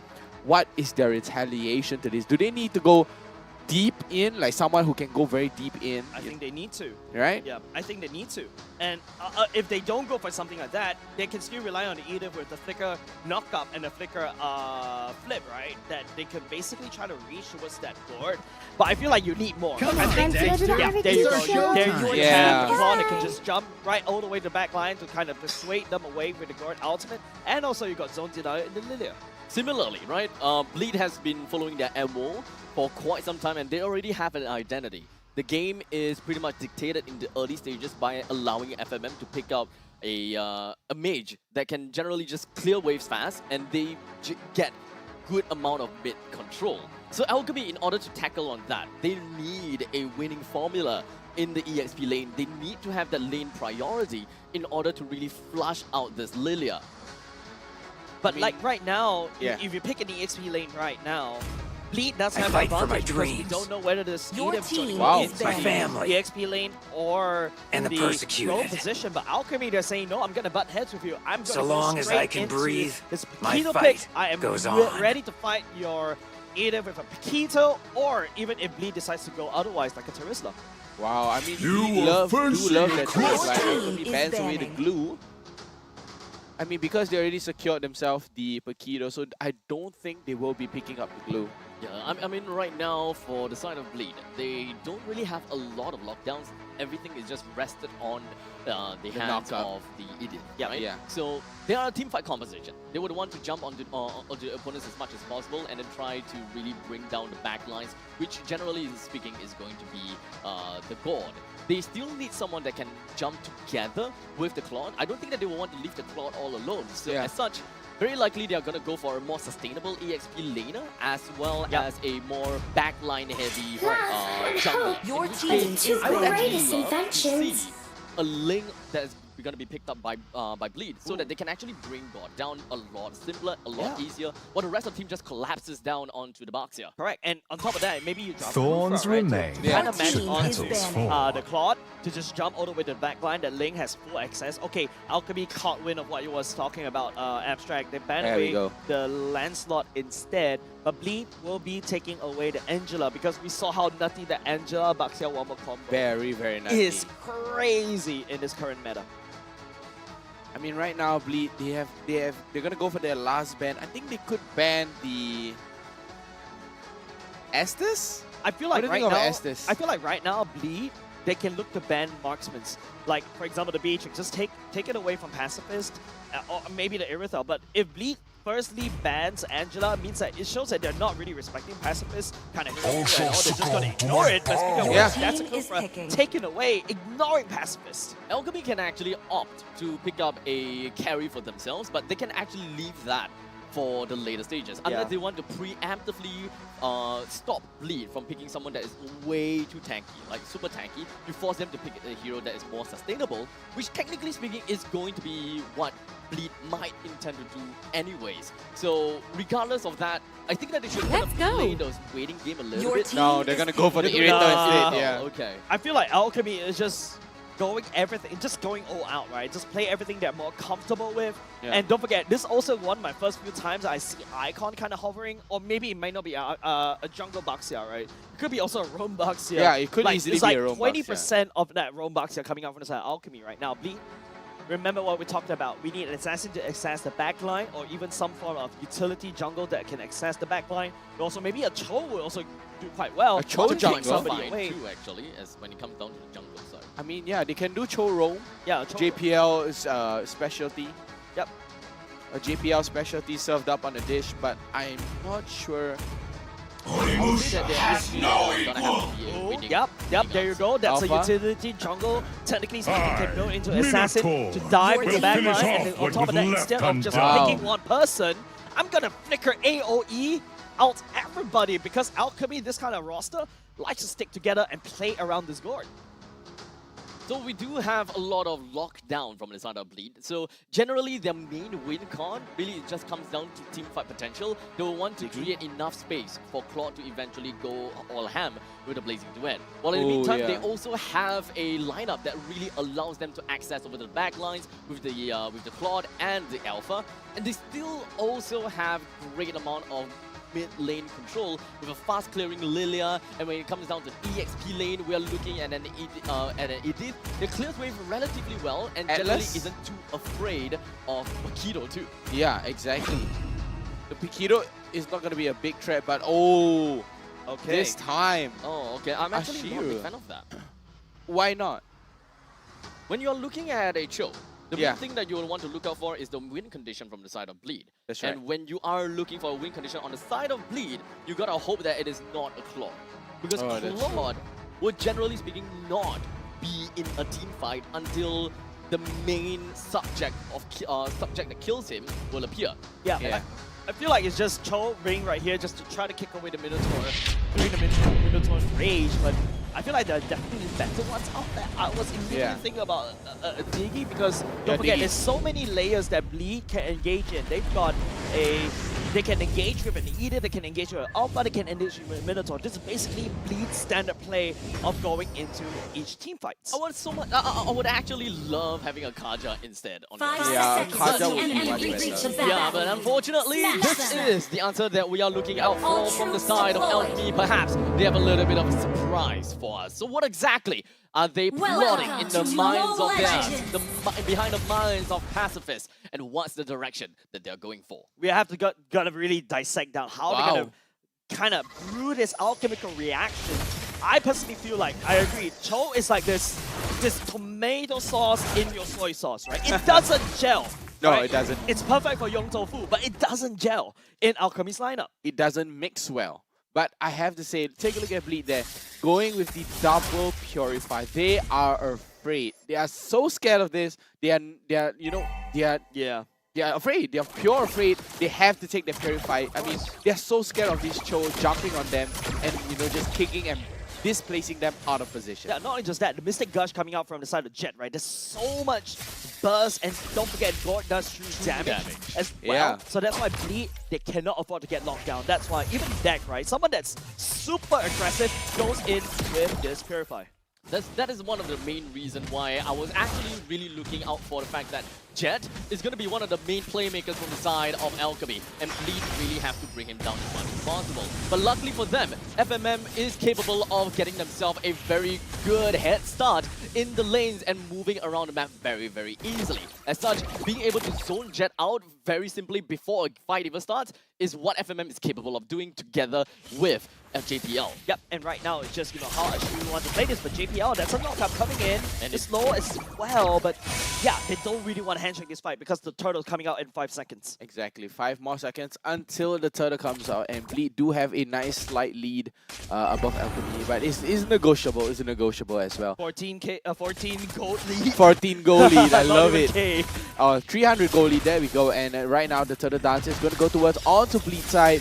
They're going to put a little bit of pressure, and Alchemy, they're still not contesting this for some reason. I mean, maybe with the addition of Ashiro, they might be able to contest something to go in like this. Do remember that Jet as well as Ashu does not have their ultimate until now, as Jet did manage to get himself the Mystic Gush to bring Sagitnu down in all of that. Puski doesn't have a lot of health to work with, but he do have shields that keeps him alive away from Kill VJ. Alchemy ultimately takes the turtle, and this is uncalled for. The king got out-retreat by Icon. Icon getting out retreat by KelVJ himself, but he's able to take the turtle away, and Alchemy just like that, able to take the first turtle into their pocket and get first blood as well. So it would that's have turned 2 in out 1. so bad, actually, if they don't get the turtle. If they didn't get the turtle, then it's kind of bad, right? I mean, because you got first blood gold as well, but this time Alchemy, they got the first blood as well as the turtle. There was actually a lot of risks that Alchemy was doing at the Very point in risky. time, but they were pinning everything onto Icon. Luckily, Icon did manage to get the retribution and allowed Jet to get that level 4 for that Mystic Gush in order to force Bleed to disengage. Yeah, right now, Alchemy is just stacking around 4 members, right? If you notice, the EXP laners on the other side of the map just cutting the waves, but the priority is more or less given over to the side of Alchemy because Puski can rotate even faster as compared to this unit. Exactly, and the knockdown from Sagitnu over onto Puski, and Puski is just rotating. I mean, the EXP right now for Alchemy as well as Bleed, they're just playing around, they're just moving around, they're cutting waves, but this time, Alchemy, they have to take advantage of the lead. They do have their first turtle. How are they going to capitalize? How are they going to run away with this lead? Do they control onto the macro? Do they contest? And as for Bleed, do they try to bring it back? Do they try to make it balance back again? Unfortunately, it's not exactly going to be as simple as Alchemy is looking out for, Yeah. since they're only looking at a 600 gold, right? And when it comes down to EXP, it's just a shy bit of 1 level between some of these matchups. Yeah, so just 1 they level. don't want to play overly aggressive. Blazing at the point in Duets. time. Ooh, Blazing Duets nearly catches out onto Pacifist and still survives. So, anyways, the turtle is just now going to be taken down by Bleed as they are getting themselves a good number of priority. And now the rest of the members from the side of Bleed is just going to get themselves a decent amount of knockup. Icon, not a lot of health left. As such, Bleed will want to take advantage of this situation to take the turtle down. The rest of Alchemy, not a lot of health to work with. As such, they gotta have to concede this away to Wow, so much aggression. Yeah, it's a good fight coming on Bleed. That's exactly what they're supposed to do. They're finally on board. Don't forget, Alchemy does have a strong mid-game power spike. They are not able to capitalize, even though they got the first blood and the first turtle as well. Bleed, on the other hand, they are on a late-game draft. They are on a very, very late game draft. I mean, take a look at this. You have the Claude, you have the Lilia, as well as the Alpha and Edith. But right now, I mean, the Alchemy do have a sort of late game insurance as well in the means of, you know, Irrital. Yeah. Gord has a very strong late game. Very strong late game. Yep. Take a look at the Ice items Queen right won now. already. Yep, Ice Queen 1 secured by Jet. That's one of his core items. Pass Claw's already built by Pacifist, so that's exactly what they need. Brute Force Breastplate for the side of Icon as well, just to make sure that he is able to continuously chase down somebody but deck. Ooh, that's a blazing duet against I mean, he four wants to men clear. down- He wants to clear it. Yep, down bot. he understands it very well, right? He Yeah. knew that Alchemy is pretty much stacking down on the bottom lane, and the best way that he can get himself into safety is to clear Clear the it, wave yeah. as soon as possible before Alchemy even have the chance to react and let the creep tank the turret. Red team turret Exactly, has and right been now, ooh, destroyed. Buski almost jumping in, but take a look at the bottom lane right now. It is going to be a conversions and a triple flicker and a knock-up as well. Unfortunately, Ashiru, he went for deck straight away, and the Purify immediately gets himself away from all of that, while the turret is still targeting onto Ashiru. Look So, at FMM. unfortunately, not much value was made, while FMM dives over to the back. He did manage to deal quite a number onto Jet and Pacifist, while the rest of the members from the side of Bleed collapses themselves onto Icon, leaving him no choice but to go down to the depths of hell. I like the fact that FMM is like, yeah, la Nope. la la la, I'm just gonna walk down the river, find Jet right there, and just perma slow him all the way down. Look at the damage that he's able to just inflict. Had KLBJ be there on time, that would be just almost a huge wipe out. But hold on Oh, a second. deck! Pacifist doesn't have a lot of HP as well, and he's now gonna go straight down. Ashiru takes JPL right within the turret, but that quick little heal from JPL makes him to survive that entire onslaught. And Bleed, they managed to find so much value out of that. I'm gonna quote deck right here. Alchemy is a good team. Yeah. Free win. Free win. If you watch their content. Yes, yes, that's what he said. Oh my goodness, deck Red showing team who's turret boss. has In been fact, Blazing destroyed. Duet, it survived 2-3 Red ganks team down has bot, and slain then the after that turtle. shove bottom, yeah, this turtle, you can give it over to Alchemy, because Yeah. right now, just Bleed, in terms of the micro and the macro, the shove, Bleed is ahead.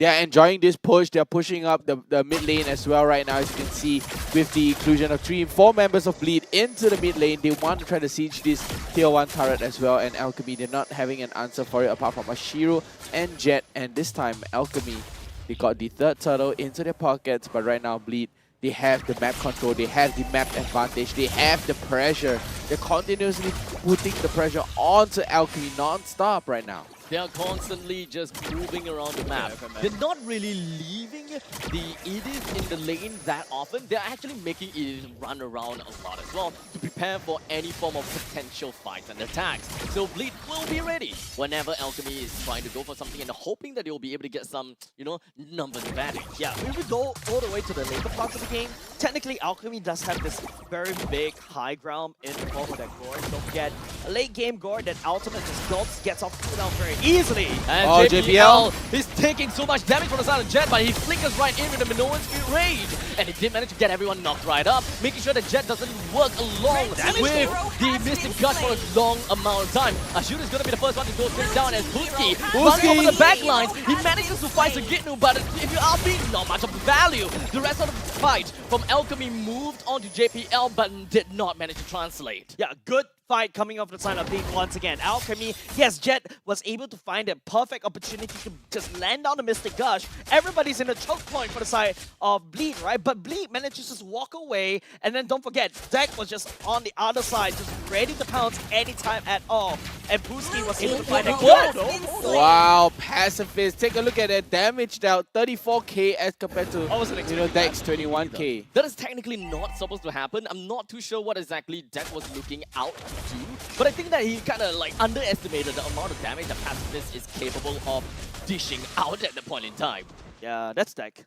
He underestimates a little bit too much sometimes. He overestimates himself and put himself in a very awkward position sometimes. And that's just how he plays. And now because of that, they gave Alchemy that mid lane turret. The key mistake is now going to be leading to the Bleed's downfall. Oh my god. As Sagitnu finds himself taken down and JPL not having the flicker, they're not able to translate the rest of the fight into more. But on the other side of the map, KLBJ still managed to pick up Puski. Right now, just one man down. Yes, Sagitnu also doing the same. Bleed just managed to put Alchemy on a level spot. Don't forget, Bleed, the goal lead's still not too far, so expect both of these two teams, the items is almost similar, so it's all up to the retro battle right now. Yep, all onto the retro battle right now, and Icon, as you can see, he's going to go into the ball. He's going to be rolling around as well, and now Alchemy, they have to contest with this. And since we see the FMM was taking quite a lot of hits, but the Dark Shoes gets himself out of the way. Pacifist and Icon, they don't have a lot of help to work with, but Pacifist was hoping that he will be able to go back into the fight. That is a very risky risky play. But Bleed manages to get themselves away, or rather allow Alchemy to get away from the entire fight. Yeah, it's entire fight indeed. It's just Dak just VMI right into Mystic Gush, right? And literally got melted. He's like, you know what? Come, let me take the whole true Let me damage. take the whole laser damage thingy, but don't forget, that Mystic Gush penetrates through everybody, so I don't know what he's tanking doing. anything. He's Ain't not nobody tanking anything. gonna tank that. That's right, but don't forget, because of that particular fight, Bleed was still able to push Alchemy away. Don't forget, they started off in equal footing. Bleed managed to deal enough damage to push Alchemy away and earn that Lord for themselves.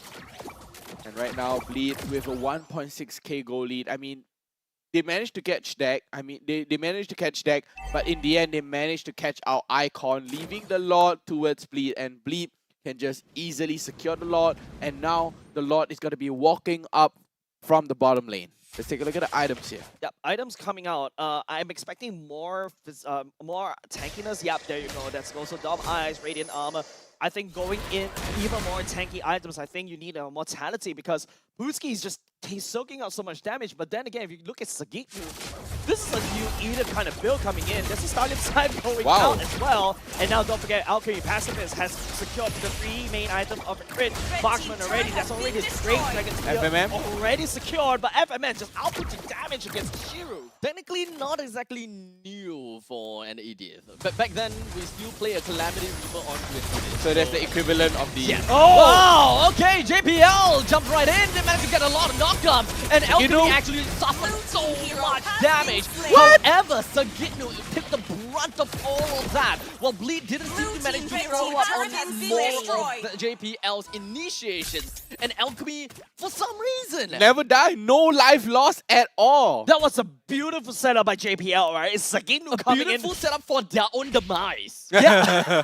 Like Bleed setting up for a team fight, Alchemy won. And I'm like, hey, wait, what? I thought they had the items, I thought they had everything, but turns out their turret dive, that game ball, just doesn't work. Jet coming in with the AoE damage, and also don't forget, Ashiru does have his own innate knockup as well. Pooski, the knockup punch, is also something that can just shove everybody out of position, and that's where Bleed just couldn't handle, especially these deep dives. They're not far enough to basically commit to these tank dives. Exactly.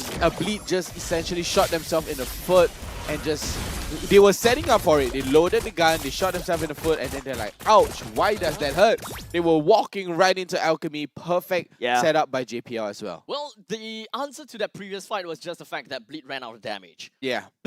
They literally ran out of damage. That's all they could do. That did follow up. That's the thing. They did follow up. There's a lot of damage that is dished out by Dak, but he's just not farmed up enough to really bring down the front lines. And Alchemy set themselves up to be in the proxy between the first and the second. So there's not a lot of things that CalVJ could have done at the point in time. Because he only left with a sliver of health. Yes, he does have immortality, but even if he comes to immortality, he still need to wait to get back up. So why waste it? Let's not count out the fact that Pacifist has already secured the main 3 crit items as well. Don't forget, it's a heavy crossbow, especially when Bleed engages. They're all stuck up together. It's gonna be painful. It's just AoE damage all across the board by the side of Alchemy against by Pacifist against Bleed. And I'm like, wait, what? This is not how I expect Bleed to play. Exactly. It's very different right now.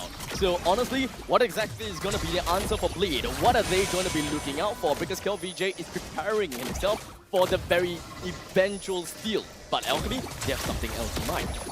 Booski is just going to be finding himself over at the back while Ashiru buys a lot of time or rather space. And now Jet goes straight in with a Mystic Gust, only for JPL to flicker right in to stop that Mystic Gust. As now all hell broke loose as Pandemonium is going to be raked down onto Alchemy. The rest of the members from the side of Alchemy gotta have to run away. While Bleed, they did lose JPL. Icon's life has been lost as well. So Alchemy has got no other way to eventually fight this Lord. Alchemy probably should have gone back, but they decided to keep this fight going on and on and on. Only left with Booski, left with a sliver of health. CalVJ almost lands a finishing blow. And now he is going to go down, or rather the immortality is going to be popped. None of the members from the side of Bleed has lost their life just yet, but they managed to get more than enough time for JPL to come back in.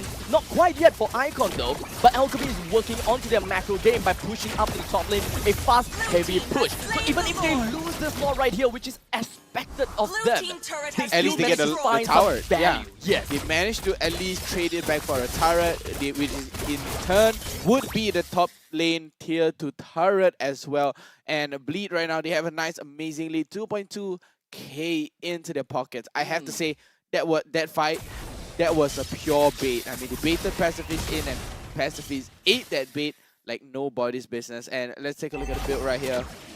Ooh, Rose Gold Meteor for KLVJ. Double Divine Glaive. Yeah, I think that's something of an issue that we realized that in the previous game, sometimes the item certificate, but we'll get during the post-game starts, right? But I feel like we've got to have to focus on that previous team fight. But hold on a second, JPL though, just now, he flickered forward just to deny Jet, but Jet popped the Purify, and that's what allowed, Bleed to just chase down Jet. I feel like they could have busted down the Lord even earlier, but KLVJ was a little bit too greedy, I would say, trying to chase down Alchemy, especially when Pacific could just kite them for days. Now the question is if whether it was worth it, right? Yeah. When it comes down to the ultimate or when it comes down to Jet's ultimate. It's an ulti for an ulti kind of situation. But we're just going to hold that thought for a little bit as the Lord is just going to be marching down the bottom lane.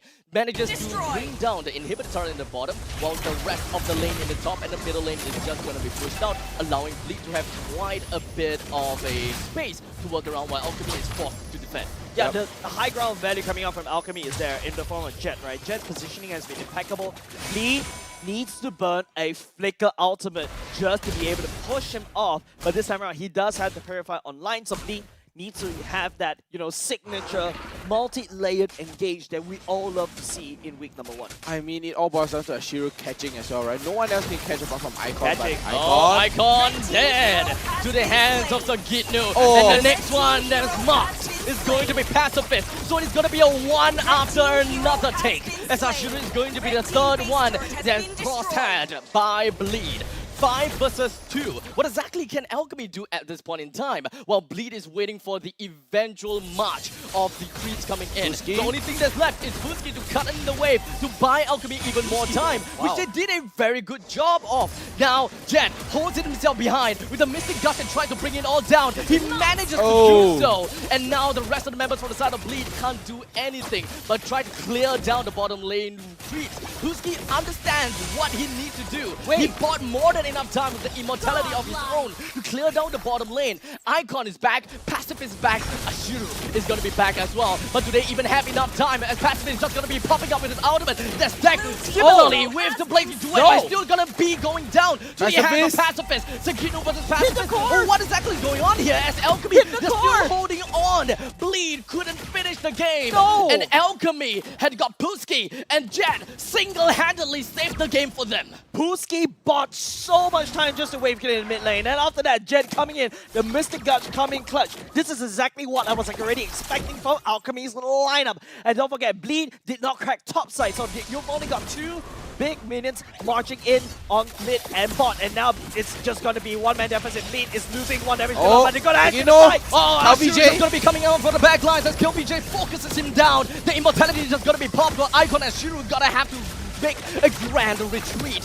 While the back lines on the side of Bleed, they still have got quite a lot of resources to work with themselves with. Well, Alchemy, they don't really have more of that. As such, they're gonna have to move themselves backwards. They're gonna get themselves healed up again, go for the slow push up to the northern side, and give this Lord over to Bleed. Yeah, and that team fight just now was really good, right? Even though Bleed was 1 man down, one damage dealer down. Don't forget, KLVJ, he's been building like a damage dealer in a sense, right? And not only just that, FMM, his damage is just supreme. Alchemy couldn't even hold because there's so much zone denial that FMM was able to put out against Alchemy SG. I have to say, Bleed right now, they're taking so much map. They're walking up. They are depriving Alchemy of everything that they need. And right now, they just have to wait for the Lord. They just have to wait for the wave. And Bleed can easily close this game out.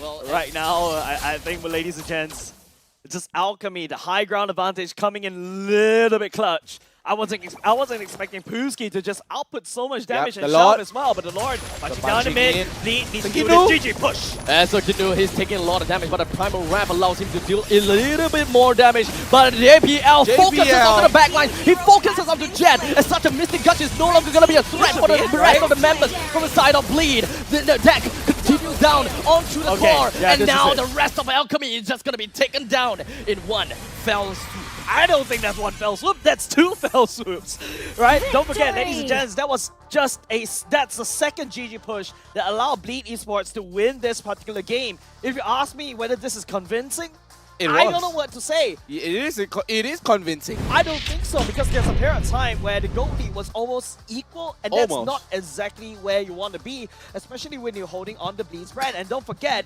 you know, that overcommitment at the first GG push, that could have almost lost that game, because Alchemy could just turn it around with an epic comeback. So to be honest, this game is, well, it's kind of confusing to It me, is. right? Because it seems as though Bleed has been keeping Alchemy on the leash the entire time, but yet they can't end it against Alchemy. And don't forget, right, like, Alchemy, this is one of the lower tier teams in MPL Singapore in terms of the power rankings, right? I'm going to say it out loud right here, but they're already giving Bleed so much trouble just to end it already. Exactly, and I have to say, Alchemy, they had the idea, Bleed had Alchemy on a leash, but don't forget, Bleed are already online and Alchemy are still on the way there. Hence, that's why in the end, nearer towards the late game, they look very, very strong, because they were just online, barely just online, but then Bleed already had the lead, you know, they had everything that they have. They had the snowball as well. They pushed in into the turrets and just finished off Alchemy in the first game. I mean, Alchemy did have the damage, they did have the items that they need. That's right. It is pretty much neck and neck in terms of a proper 5v5 fight, in terms of itemization, right? But unfortunately, I think that one thing that really fell short for Alchemy is the lack of lane priority. Yeah, definitely. Like, how do you, if you want to compare Alchemy to Bleed, you don't really have any lane priority. But if you take a look at Jet, right, going in for concentrated energy as well, you know, my man is suffering. My man needs to heal up because of the unsurmountable amount of damage that Bleed was able to just do, because you see what FMM could do. Just one landmine, poof, everybody just half HP, especially when Alchemy SG congregates.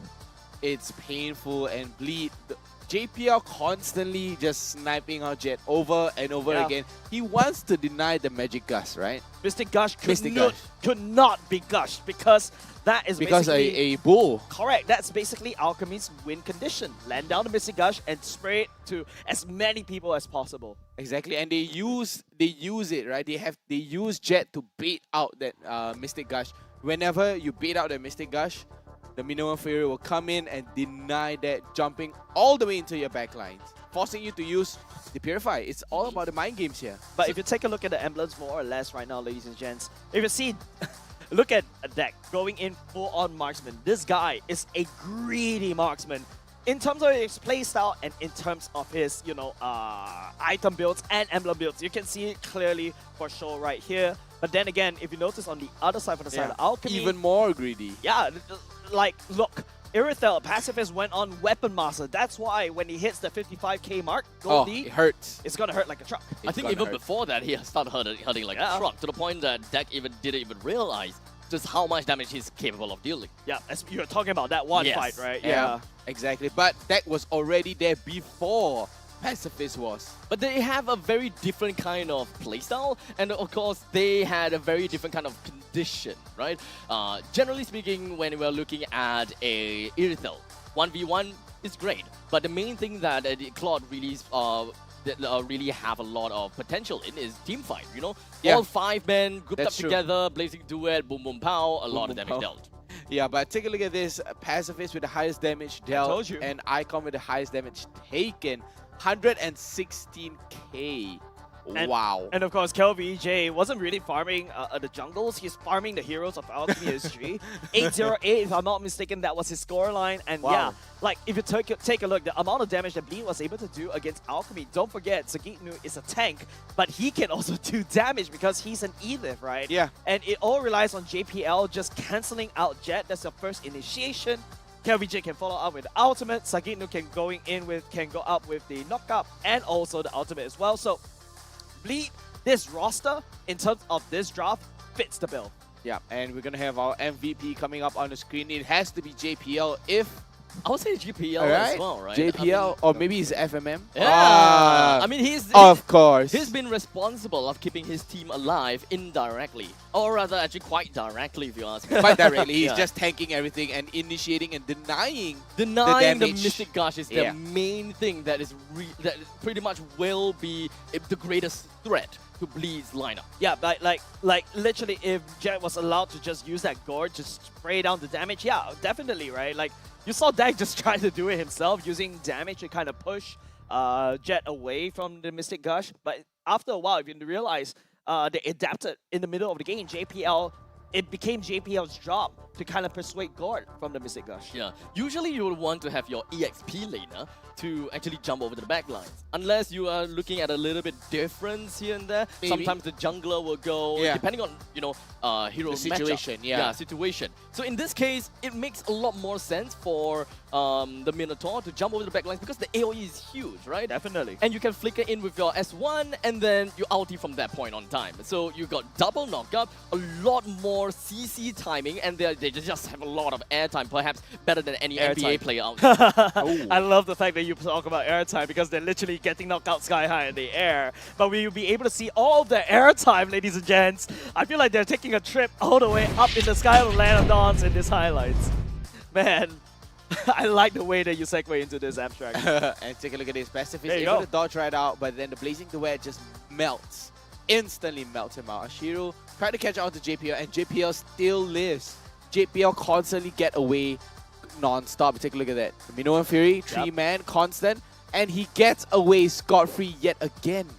The thing is, we constantly see that the follow-ups from the side of Bleed takes a little bit longer than we would like them to.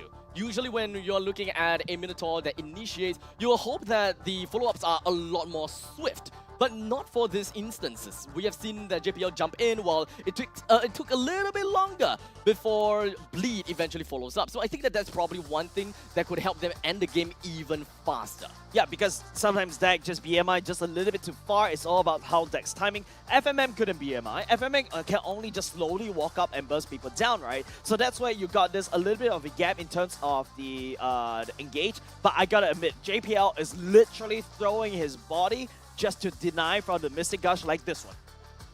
Exactly. Going all the way in, getting the Mystic Gush denied, taking out Puski as well as Jet and Ashiru, and it was all game over from there. Blazing Duet, going right in, and then the GG push. Bleed has made Alchemy bleed.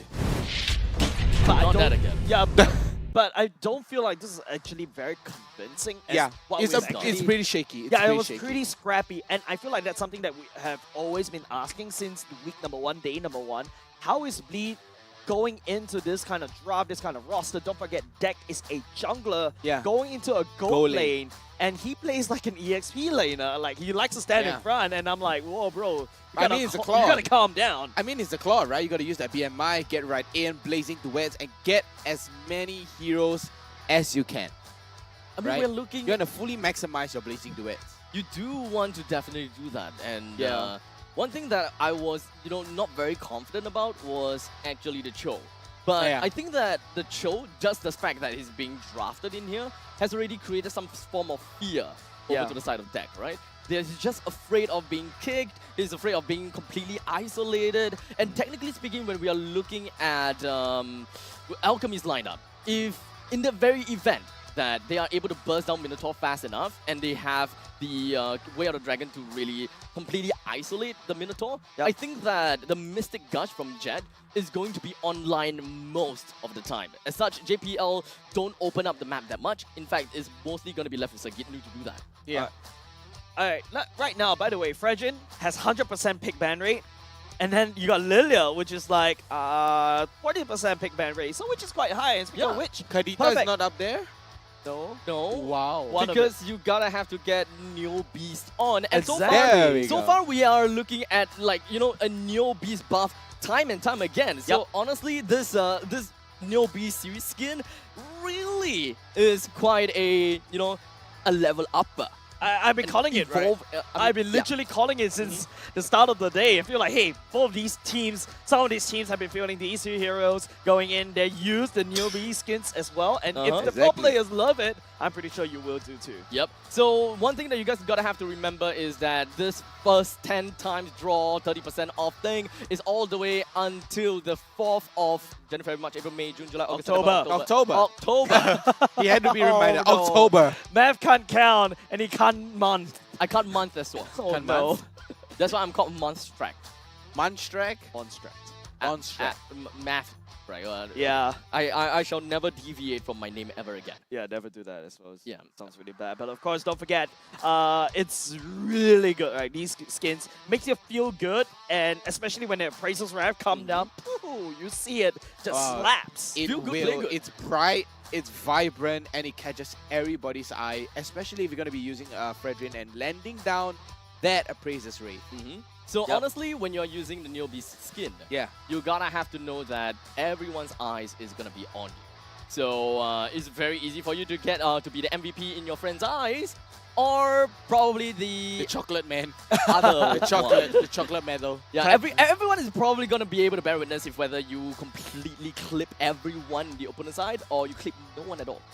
It's okay because But you know you still feel look good. great. You look great. You look You great. look great. Everybody wants to play with you because you look great, right? Exactly. Yeah, and it feels good. It feels amazing. Definitely. But of course, you know, you start to see even Bleed is having a bit of a trouble going up against Alchemy SG. Yeah. Then don't forget they drop a series against Homebois SG.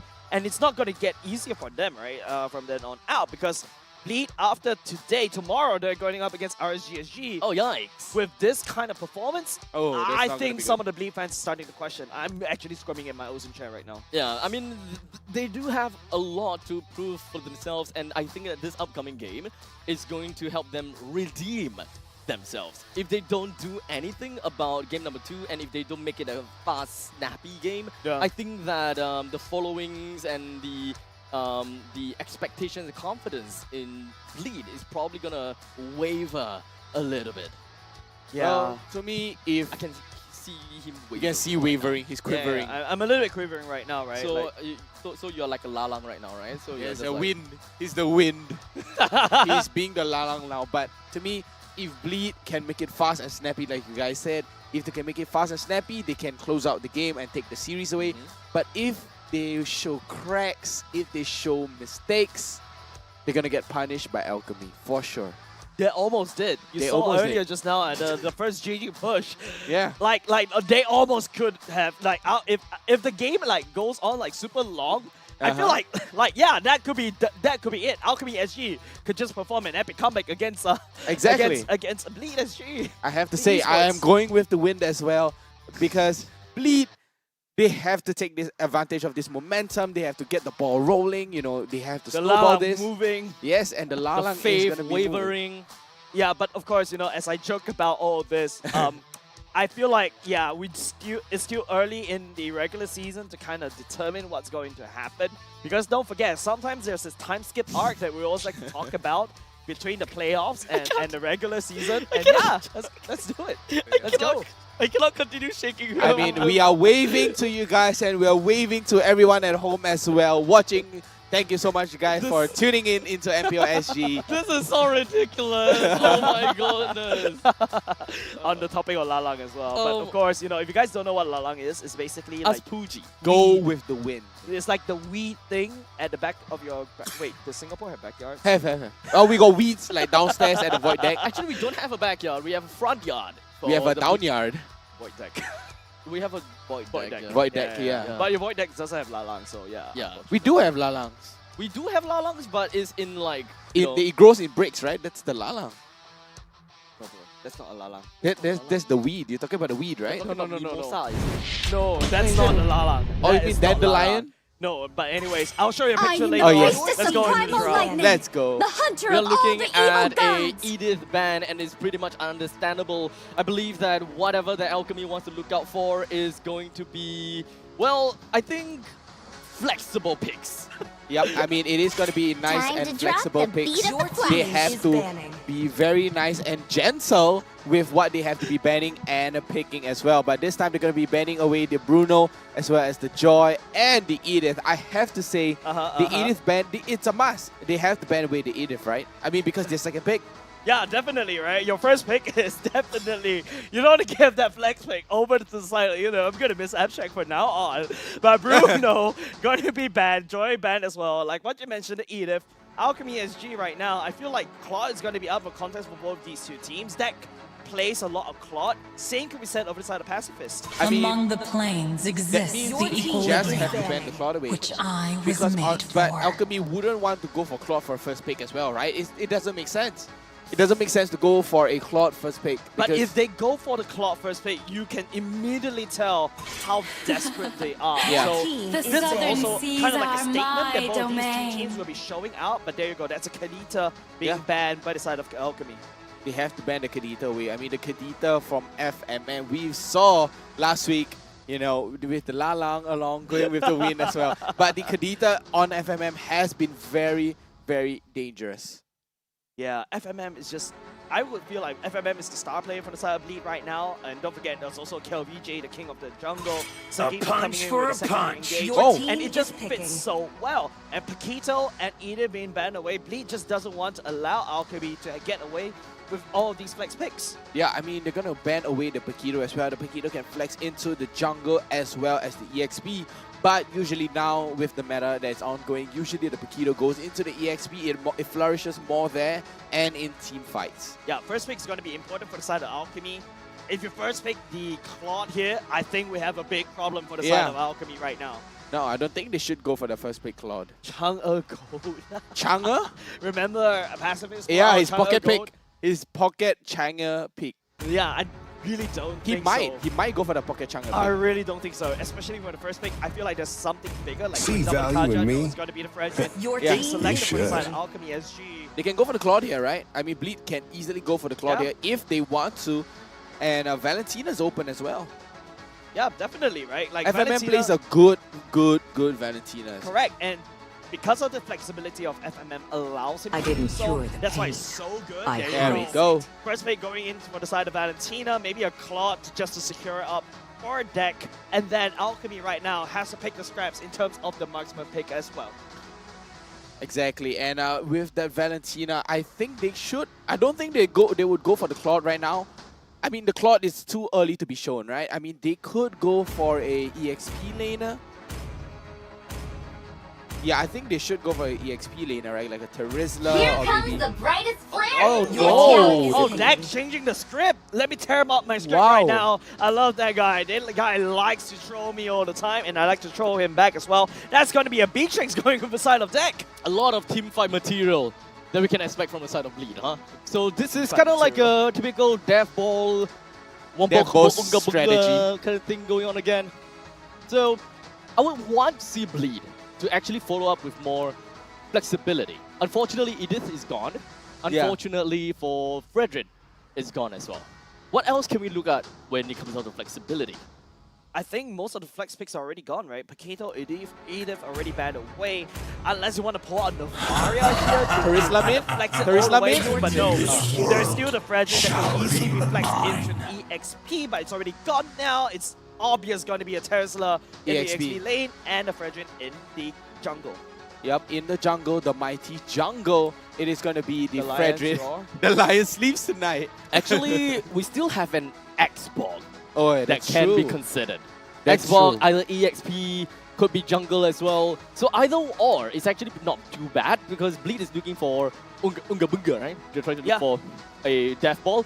They're looking for perhaps front to back. I think you go Minotaur here by the side of Bleed, right? Really? It works in game I mean, number yeah, one. it works, but I don't think that It they is should- they my don't have tunnel mission vision. to banish Your all team darkness. is banning. There you go. Wow, the Lance. Potato disagrees with me, but he agrees with Abstract. It's going to be KLVJ going into an Assassin Lancelot in the jungle this time around. They're going to go for semi-tank if... I mean, they definitely have to go for the semi-tank, right? They can't go for full tank, full damage. I mean, you have the Terizla, you have the Fredrin. You need to sustain throughout the fight. I would like you to say that in front of Kyrie. Kyrie's like, no. No. Damage only. And then swap out for Immortality, swap out for Winter Trunkian. Basically, he swap buys. out. Yeah, basically he buys. He has enough. He's gonna swap in Let's the late game, right? But there you go. That's Your gonna be team Irithel is banned away by banning. Bleed right now. It's a lot of problems by the side of Pacifist that he's able to deal against Bleed, and I feel like Bleed is gonna target down more marksman bans. And for the other side, Alchemy, I think they gotta have to focus on more lockdown heroes. But okay, Valir is not what I'm expecting, not gonna lie. Wow. But technically speaking, JPL did play the Valir before. Yeah, the and Valir it does is to make sense as well. The Valir is to deny the Fredrin and the Terizla if the penalty That is zone were right. to ever come down to jump towards the Flicker as well. The Valir with the second skill pushback But would they gotta be... ban the Minotaur. They have to ban Minotaur. I mean, they can pick it up from themselves. I mean, They can pick it up from themselves as well. If Bleed weren't to second last pick the Minotaur. I don't see the need for them to pick up a Minotaur because that will actually allow that would actually allow the Valentina to steal away the Minoan's Fury, That's true. which is gonna be worse. The Kufra works. Oh, there we go. It gets banned out. Yeah, they hurt me. Okay, right now, at the very least, Bleed is not more or less focusing on the marksman ban away. It's like you're gonna take away the Kufra, right? Yeah. Don't want easy access to the back line. Like even more easy access. You already are got the facing a close Flicker penalty zone.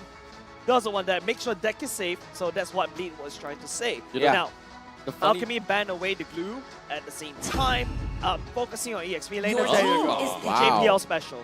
You know the funny thing is the bans of Bleed can become a team itself. They can be they can literally be a draft itself. A ban? Their yeah, bans. the bans. Bleed's bans are essentially one of every role. Potato is Alchemy as well. just like Potato, right? Alchemy as well. Exactly. But Alchemy I mean, a bit too much magical damage if you ask me for Alchemy. That's 4 magical damage. You can go for a Joy Jungle. You can go for a Kadita Mage. And Wow. then roll. Ooh, a Kali tank?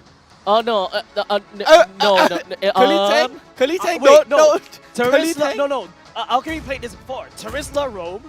Oh, yeah. And then Chivalry you is got, dead. Puski going into Khalid, and that's Pacifist going back into his Oh, and Clint. Clint. A very long range kind of matchup against Bleed instead. Oh, that's true. I'm relatively curious as to how Alchemy wants to play this, because this is not exactly a very conventional way of drafting, not. right? Because they're not focusing onto one entire team fight. They're not exactly focusing on pick-off because they don't have that form of pick-off. But they are not exactly looking for a team fight because they do have team fight. We're looking at a Khalid that jumps in, that dives in, and then we've got the God that comes out of the Mystic Gush. It feels like there's multiple layers behind what Alchemy is trying to do, but that also thins them out into a very individual micro play sense. Yeah. If anyone jumps onto God, then that is the Clint's job to bring down whoever is going after the God. Exactly. There's going to be an Arlot coming out for the side of Bleed. That That's concludes the draws. That's an EXP lane. Arlot, Cho going into the roam. Assassin, well, definitely KLVJ. I see Lancelot jumping around, like puncturing around in the draft. Yep, going into the jungle. FMA going to Valentina. Valentina can take so many items outside Alchemy, if you ask me. Raging Sandstorm, Mystic Gush, Penalty Zone. FMM will be spoiled by choices. Yeah, I mean, FMM will be like, what do I want to have today? Will I want the Penalty Zone? Do I want the Raging Sandstorm? We've seen how FMM use the Raging Sandstorm, and it is crazy accurate.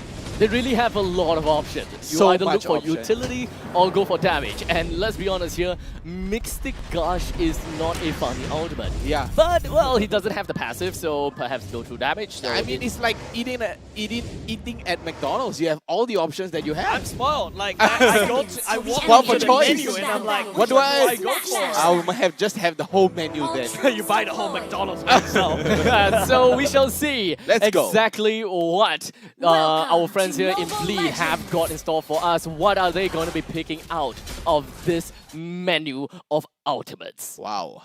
The whole menu, and of course Jet has to go for the Purify, and nothing out of the ordinary here. All flickers as well as Retribution. Purify for Jet. Yeah, a little bit of only. respect over to the side of JPL. JPL. JPL is definitely going to be the homing missile to find Jet to deny him on the Mystic Gush. And this time around, is a Cho, right? So it's a lot easier just to Shinpo all the way in, Jit Kundo, knock him up, and then, maybe fall out with the way of the dragon. So Yeah, kick him all the way back home. yeah, so it's a lot easier for the side of engage this time as compared to a Minotaur. Exactly, it's a nice pick of strat as well, and this time with the Terizla on the rope. I mean, it's kind of weak, but it kind of helps with the wave clear as well. And this time, Bleed, they're going to be prioritizing onto the Lethal Wanderer. Puski is very on the go and is very reactive to what's going on in the middle lane. Even though we're looking at a God versus a Valentina, both of which have got exceptional wave clear, it does seem as though what Alchemy is trying to do is really just to whittle down the amount of space that FMM is able to roam around, understanding that FMM's roaming capabilities is very strong, and they do not want to be kept behind the cell walls of what FMM is capable of doing. LVJ there prioritizing that Dawn Rose. Puski. I don't think that Puski will go down anytime soon. I mean, we're talking about a Khalid after all. Yeah. Yeah, but it's a flicker not going to be available for the next turtle fight, right? Don't forget, KLVJ using the ultimate just now at the top lane to secure the gold crab. Yeah, he's going to have it up just in the nick of time for the turtle coming up. There you go, he's already up right here. FMN struggling to get to level 4. He needs that level 4. Just one wave clear should do the trick. Yeah, it's not too far and it's not too long. In the meantime, for the side of Alchemy, there's still a lot of players that still does not have their ultimates just penalty yet. zone Ashiru as well as Puski, for example, they still don't have it. While FMM actually stole the penalty zone already, waiting for the perfect opportunity for her to actually land it right down. And there we go, with KLVJ taking down the turtle almost immediately. Jet comes in with a Mystic Gush with not a lot of damage onto KLVJ at all. The only one person down is the side of Bleed with the Valentina. A 1-for-1 trade, while Bleed receives the turtle for themselves. Yeah, and now, you know, you got Bleed scampering away. JPL is super low. Saginu coming in just in the nick of time to land in the Vengeance. And, of course, cleaning up after the fight. Bleed walks away with one turtle and, of course, with one kill and one death at the same time. I think that's a better trade in the favor of Bleed as compared to Alchemy SG. Yeah, exactly that. And Bleed were the winners of that little skirmish into the first turtle fight as well, and gaining a nice substantial lead for themselves.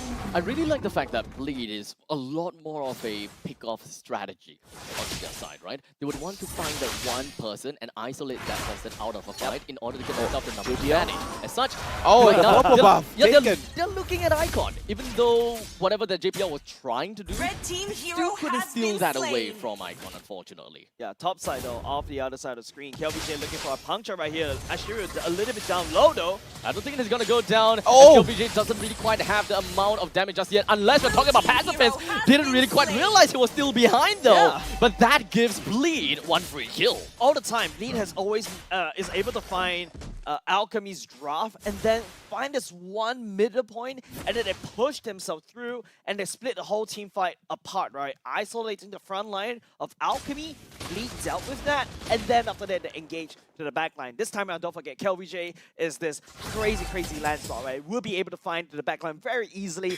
and don't forget Sagitnu with the Vengeance. There's so many ways for entry. And Lashiru doesn't have a lot of health to work with, but the penalty zone still managed to get himself out of the range of what Deck was trying to go for with a snipe. Bleed did not manage to find any value out of that, unfortunately, but the turtle is spawning. Yep, the turtle is spawning, and the second turtle will be out. Icon there to dance the turtle over to himself. And Bleed, they have to contest this. They want to take this. They have to capitalize on this lead that they have from the first turtle, and they might go into a clash fight here.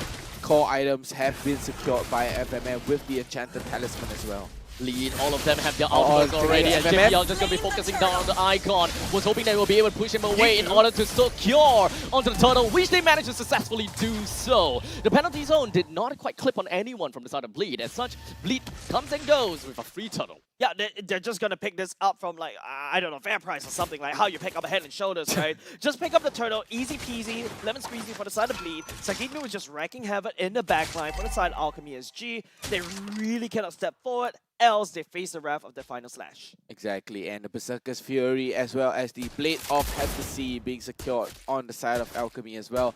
2-2 though in the kills, but Bleed do have a higher lead. But take a look at that. Jet running right in, pops the Purify. The Purify gets him out. Yeah, so that is actually pretty clutch, but unfortunately Ashiru is not very fortunate. Maybe now. Man, Alchemy, I thought they would be able to just get on away because he's how lucky they are, but Bleed say no, luck is not a skill.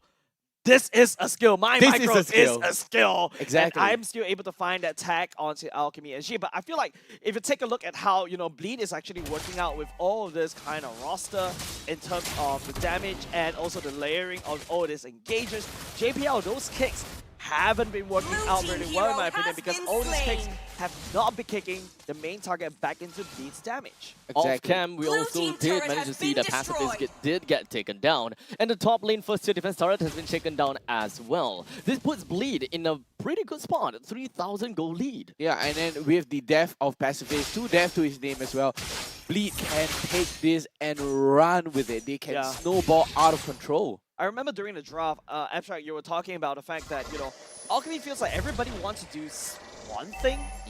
They can all do one thing. But then again, Alchemy wasn't able to put all that one thing into one person, right? Yeah. Their fights are very disjointed.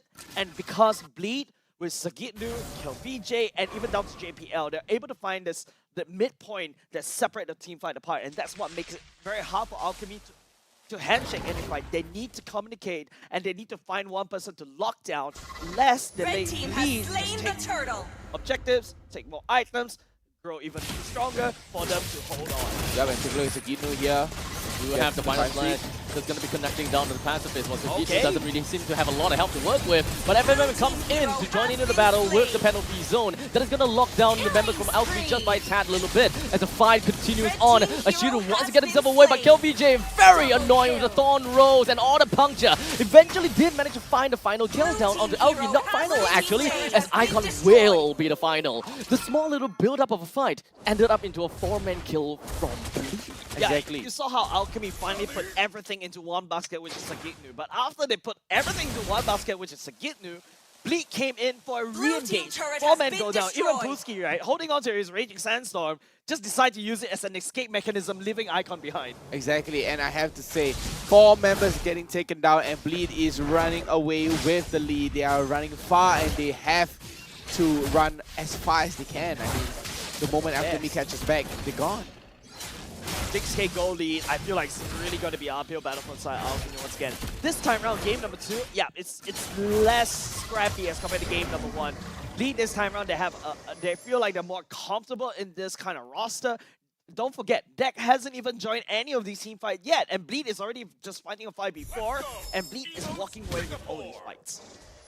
Blue team turret has been destroyed. Bleed has been walking away, and Alchemy walking right into Bleed's hands over and over and over again. I mean, with the disorientated fight, right? Like chunks of bit here and there, but Bleed made it happen, right? Yeah, they definitely. all combined into one single unit and then focus on the macro. Yeah, damage dealt, mostly done by KLVJ. The punctures, the AoEs definitely coming in soon. FMN Deck, on the other hand, as a gold laner, damage dealt 5k, but he's mostly not joining these fights, right? Yeah. He's mostly focusing on pushing down objectives. Exactly, and I was about to comment as well. Deck on the Beatrix, he's not as accurate on the Random Apathy, or he's just using the deliberate fashion, just pushing and just clearing waves and then just clearing turrets. That's all he needs to do as a marksman. He's focusing hard on the macro. I think one thing that we're gonna have to remember is the fact that Alchemy's lockdowns are mostly ultimates. Yeah. And they are mostly skill shots as That's well. right. So the moment that Alchemy whips up a single ultimate or a single way to lock the opponents down, they are pretty much dead. And most Just like of the that. time, but most of the time, we are also looking at them completely singled out. Wow. Because they are playing on a 3-man fighter composition. Yeah. They are relying onto these ultimates, and they don't have a lot of raw stats that really backs them up in order to open up the map well enough. That's true, and right now, Bleed at a 9k gold, 9.4k gold. They're almost there. FMM Builds a clock right now. I mean, I feel like the game is almost like, a foot in the favor of Bleed. There's a lot marching up top, and Bleed right now, they know better not to force it, because don't forget, Jet does have the high ground. They are showing a bit of respect over the door, and that's exactly what I love to see coming out from Bleed. That's right. Alchemy unfortunately already have a foot in the grave. Oh! And Bleed is just looking for the point in time to make that grave even bigger for Alchemy to have their entire body stabbed in.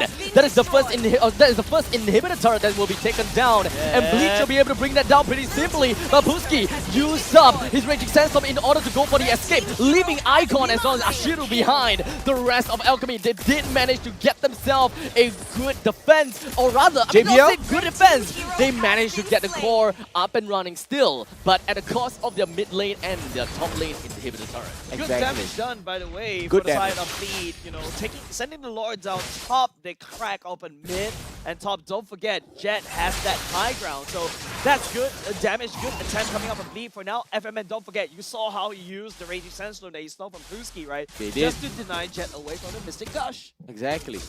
Denying away the Mystic Gush is the key or the name of the game, basically. Since game one. Yeah, since game one. I mean, JPL was hunting down, and this time FMM himself can hunt down and deny the Mystic Gush as well as JPL. I feel stressed, right? If you're a Jets, I feel stressed. Like you got FMM that could also come at you with the Raging Sandstorm as well. Don't forget, Sagitnu also can deny you from that with one final slash. Bleed this whole draft revolves countering Jet's Gord. Exactly. They have a lot of ways to just jump over to the back lines. As such, it is definitely a lot of pressure just on Jet himself. Pacifist, though, that is playing as the Clint, he's a lot more of an early game burst marksman, right? And he eventually gets that. We're looking at two idle pickups from the side of Clint. And unfortunately, versus the Beatrix, Beatrix is also 2 items. However, the items on the side of Beatrix is definitely a lot more expensive. We're looking at BODs as well as Malefic Roar. So Clint still have a little bit of a skilling in order to really reach that and deal enough damage. Clint's building towards a great Dragon Spear. I mean, it kind of also helps him whenever he casts his ultimate, he gains this movement boost and also damage as well. But while we're talking about the items, Bleed secures a lot for themselves. That with the Wind of Nature this time round, he does have some form of sustainability. From the side of Bleed, they should be able to land put the nail into Alchemy's coffin in game number 2. Exactly. When's the final nail in the coffin? That is the main question. Right, Bleed is right not now. really focusing on to closing out the game via suffocating Alchemy within of their own confinements, but it's more of just flowing every single one of these lanes down onto Alchemy because they know that the bottom lane is going to slow JPL? anyways. Oh, but JPL, finally. it manages to connect down on the Icon. HP not looking very good, but Sagino is just going to be jumping over to the back lines and allow them to actually bring Icon down. That is one of the front lines that's already missing, while Puski is just following behind down onto JPL. Force FMM to work on the penalty zone to bring him down. That is 2 men taken, and Alchemy don't really have much to work with anymore. All they gotta do for the side of Bleed is to wait for the next wave to push in, and Bleed slowly will be able to whittle them down over and over again. Alchemy does not have the Mystic Gush anymore. As such, bringing down all these creep waves will take a little bit of a finesse, but once he do have the Mystic Gush, he decided to land on the opponent zone, which is what Ashiru is trying to go for in the backlines as well. Deck did go down, but unfortunately that is a 1-for-2 trade. Man, Jets, Gord, late game ultimate coming off cooldown so quickly came in clutch, allowing Alchemy that fighting chance. Don't forget, it's also nice coming from the side of Ashiru to land down the penalty zone to make sure that nobody escapes from Jet's ultimate. That's chef's kiss. Don't forget, Puski in the start of the fight was able to tag onto Deck, forcing him to burn the flicker so early on, which means that he doesn't have any form of escape mechanism when Jet lands down the Mystic Gush onto him. Exactly, and right now Kelvin J on the Lancelot just barely securing his BOD at full build right now. I think that one of the main thing that we're looking out for is that Deck, he probably don't have like a proper front line that really soaks up and creates space for Deck, right? It's most of the front lines is mostly just divers, right? JPL, we're looking at the Cho, we're looking at the Arlet as well. So it's required for them to jump over to the back lines and then work their crowd control from that point onwards. But the thing is, Dak don't have the space. He don't have the space because he gotta have to give respect to Ashiru's ultimate, give respect to Puski's ultimate as well. There's so many things that he needs to look out for, and he don't have a proper way to dish out all these damage. And especially during the last fight as well, Puski with the Raging Sandstorm, with the flicker all the way towards Deck, and forcing Deck to use the Wind of Nature, changing it into... and Flicker as well. Oh, it's so tough for being deck right now. Yeah, because right now, Alchemy is building this dive composition at the same time. They also got that long range to suit that dive, right? And not only just that, Bleed also has a dive composition. So what happens is that you got the divers on the side of Bleed are supposed to act like the front line for deck, diving to the back line of Alchemy. Alchemy also doing the same, leaving Jet and Pacifist behind and leaving their underbelly exposed. Leaving their underbelly exposed to be tickled right there by Bleed. Bleed will take them really, really hard as they took the level 2 Luminous Lord right now. I think that so far, Alchemy, they are mostly reacting, right? I feel that they're mostly reacting. They're not really just trying to open things up and finding opportunities to catch Bleed out. Even in the early stages and even in the mid stages. I think that they are trying to be as comfortable as they can be and look for the small little spaces that Bleed gives them. But unfortunately, I think that space that Bleed give is so minuscule. It's so small that they can't react on it. As such, they always want to react and then they take it back. They want to react and then they take it back. Yeah, it's a back and forth seesaw right here. And Alchemy up. I think the main thing that we need to keep our eyes on is onto Dak. But the main thing now is that Puski has already been taken down. Dak is still hanging behind the Lord and is still going to be ensuring that he can escort the Lord. Lord's gonna be taken down. Jet has got free reign when it comes down to the Mystic Gush. Dak is still playing very safe, as you can see, because he's still giving a lot of respect. But until now, as we're looking at a double penalty zone, one after another. A great surprise coming in from the side of FMM to ensure that he's gonna be staying alive. Well, Dak still hangs on behind. He will be able to miss out the help on Shiru, but they focuses down onto the core, and that is the game for Bleed. FMM delivered that final nail on the coffin right there. It was a standstill. It was a stalemate. The high ground coming up from the side of Alchemy SG was a little bit too hard to hold on. But FMM, the Valentina that's holding on to the penalty zone, catches Pacifist. And even activating the Winter Truncheon at the perfect moment without dying. Oh, just chef kiss. Yeah, like I said, FMM is the player that you need to look out for the side of Bleed, and he has been delivering these kind of results over and over again.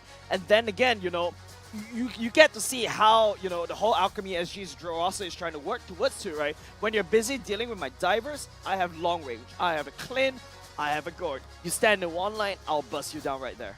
I think the other thing that Alchemy is missing out on is probably mid-lane control. They don't have heroes that can really help them to get a lot of information. What they are trying to go for is an all-out battle in terms of teamfight. Just clash and clash and clash and clash. So ultimately, they don't have someone that have great amount of mobility to move around the map. They don't have the support. They don't have any kind of supportive skill that can help their main jungler to open up the map even more effectively. But they have a Terizla that generally have the same idea as to what a Khalid is capable of. So they have two heroes that kind of does the same damn thing. I feel like it's a given. I think it's a good idea for the side of Alchemy to do exactly that. But I feel like they don't really have this one person to say, okay, lock this person down. Okay, lock that down, right? Rather than that, they separate all their skills to do separate things. And all of a sudden, your whole team composition, Jet and Pacifist, is just left behind. Like, there's nobody to peel for them. And that allows Bleed, like Sagitnu, even down to KLVJ, to just jump to your backline with the punctures and also with the final slash and vengeance, one more combo, find its two main damage dealers, and Alchemy's done for. Exactly that, and I have to give it to FMM as well. Very, very well played. He uses the penalty zone and catches them out at the perfect timing over and over and over again. Like I said, Bleed would have to take the Valentina during the drafting phase, and they did.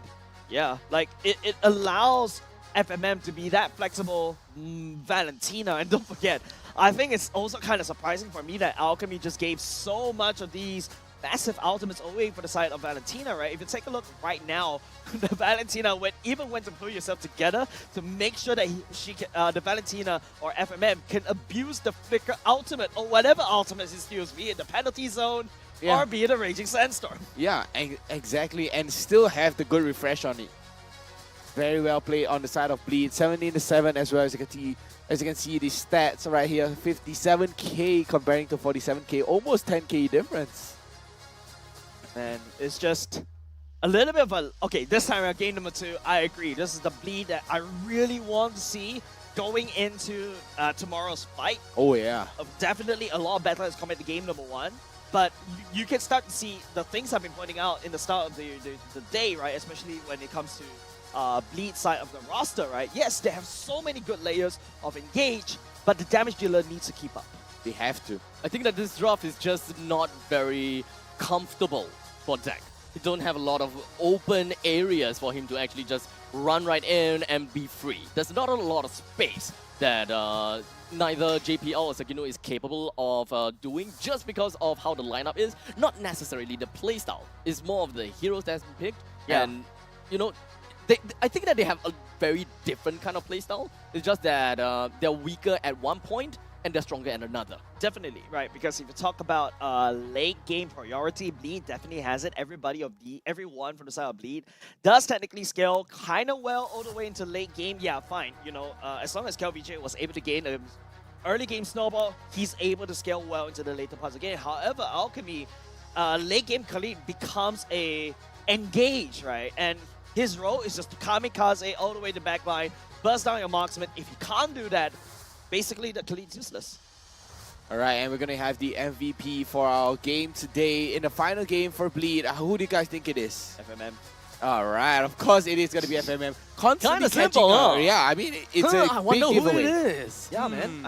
I'm scratching my head. Oh, man. Let me check my notes. I thought it was Jace. Hey, wait, what? What? I thought it was Abstract. Oh, man. Thank you. But FMM, by the way, this is a marksman turn roamer during a community tournament period, and then Mage. after that, turn mage. I still see him as a goal lane. As a goal laner, right? I still see him as a goal lane. Yeah, but he's been delivering quite good results as Well, a mage as well. He is a fiery marksman. FMM. Oh my god. He's a fiery marksman and will always be our fiery marksman. And now he's a fiery mage Master. Ah! Yeah, fiery mage master. That's not his. That's not the name. His No, actually that's real not. name. if I'm No, not no, mistaken. that's not Yeah, his- that's Shut not up, his it real is name. now. Yeah, Shut I'm up, not it is gonna. now. I'm not gonna. Fiery I'm not mage gonna master dox now. him right there. But then again, FMM has considerably delivered over and over again, and it just goes to show. And everybody, I believe, on the side, especially RSG SG, is paying attention to this particular matchup as well, because I feel like going to tomorrow, they still need to work on a lot of preparation to going up against their nemesis since the beginnings of MPL Singapore. To be fair, Bleed, the way I see Bleed is that Bleed is always preparing to fight against RSG. And that has always been the case for the previous few seasons. But I think that this season is starting to be a lot more different now. Yeah. We're starting to see a lot of these teams stepping up, and they are starting to get a lot more scary. Homeboys, Team Flash, for example. You gotta have to prepare for them as well. Evil And as well. Yeah, and Evil as well. In fact, everyone needs to be prepared for each other. And the Nana as well. All hail Lord Nana. Well, okay, perhaps good thing we don't have to see a Nana in this upcoming mic check, so I'm pretty happy about that. But for now, let us take a look and hear their communications.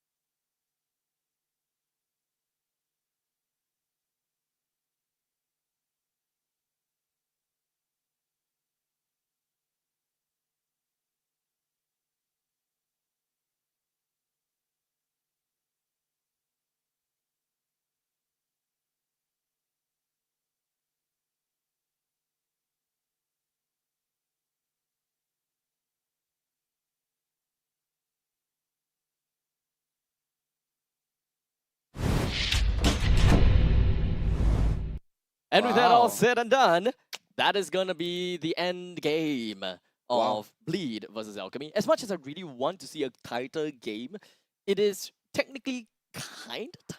Is it counted as tight to you? I think it was. I'm still trying to gaslight myself. I'm confused. I am very confused. Me too. Because it seems as though, it's the same thing as the previous game, right? I feel like right now, Bleed, I think there's one analogy I would like to summarize very quickly. Yeah. Bleed is using the wrong tools for the wrong job. Wrong tools for the wrong job. They're using a fork to drink a soup. But it still gets into your mouth. No, it doesn't. Yes, it does. If you flick it hard. Anyways. Who are you? Why are you here with us? I mean, I drink soup with a fork. Okay, I don't know what else to say from this, so I really need to get him out for now. Okay, but for real, that has been the game, and I'm pretty sure that you guys have thoroughly enjoyed all of that. So we're gonna be passing the microphone back and over to Cheryl Yao, the host, to have a quick little interview with our Bleed boys and see what they have got to say. Cheryl, please. Thanks, friends. Now I'm here with our fiery mage master, FMM. Do you like your new name? Maybe. So actually, like, just curious, like, now we're on that, what does FMM stand for? Maybe find me McDonald's. Oh, then what's your favorite item on the McDonald's menu? McSpicy. McSpicy, sounds tasty right now, especially at this hour. So yes, FMM, I do have some questions for you. Now, first up is, did you expect this level of a fight right here? Do you expect this much of a fight right here from the team today? I guess so. We expect that from every team lah. So we just wanted to be disciplined and just like wait for a lot, you know. So yeah, that's why the game like quite long. Okay, so next question that we have for you is, there is a switch from you going from gold lane to the mid lane. So what have you done to adjust to this brand new role? Because the positioning, everything, it's very different. I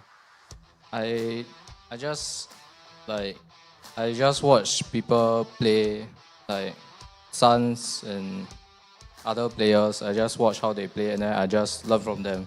Then I also ask some questions to JPL also, so since he's a very veteran player. So he, as a tank role, he will also know like some mage things also. So Right. yeah. So macam like watch YouTube tutorial, copy paste in the field like that lah. Yeah. Okay, and then finally, I guess, what do you think you have to say about your now gold laner deck? Are you happy with his performance? If you ask me honestly, I think no, because the game could have ended earlier, but we'll improve on that. Okay, final question. You guys are going to meet RSG SG tomorrow.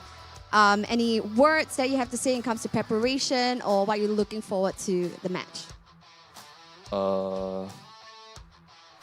I hope Diablo comes out with a new hero. Yeah. I think honestly he has been pulling out quite a few stops in terms of a hero pool, because I think a lot of people think his hero pool is limited and he has been pulling out new ones. So do you think that you're ready to anticipate, all these if you're looking at Diablo being your main concern for RSG? He's not a main concern, so no. Yeah. Oh, okay. So we're very excited to see. I mean, this is a long time feud brewing right here for Bleed Esports as well as RSG. So wishing you guys all the best tomorrow. And thank you so much, FMM. Thank you. So yes, ladies and gents, that was FMM right here from Bleed Esports. And what a beautiful sweep right here that we have seen for match 3 of the day. Now, what's going to happen in a few moments' time will be match 4, which is happening at 5:45 p.m. So stick around and join us as we see the wonderful team of Stellark SG going head-to-head against Team Frankenstein Flash. Stick around and we'll see you then.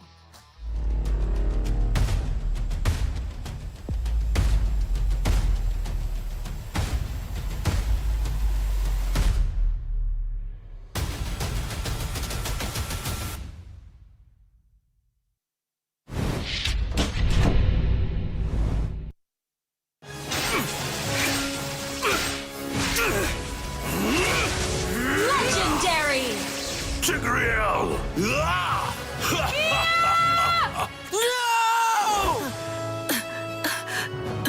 Tigreal, you are our only hope. We're not going to lose. Not today!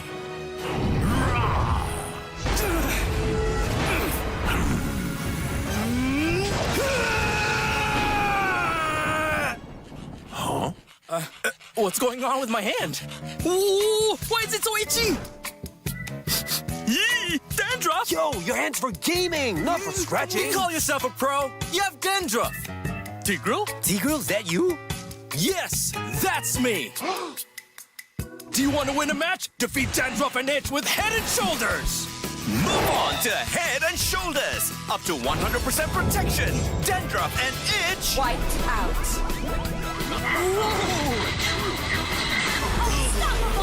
We defeated the Lord! That's why everyone should move on to Head and Shoulders. Hi, I'm Venix. I'm playing goalie for Team Flash. Hi, I'm Adamiel, and I'm playing EXP lane for Team Flash. Hi, I'm Adis. I'm playing jungle for Team Flash. Hi, I'm Lowzy, and I'm playing the roam for Team Flash. Hi, I'm Jay. I'm playing mage for Team Flash.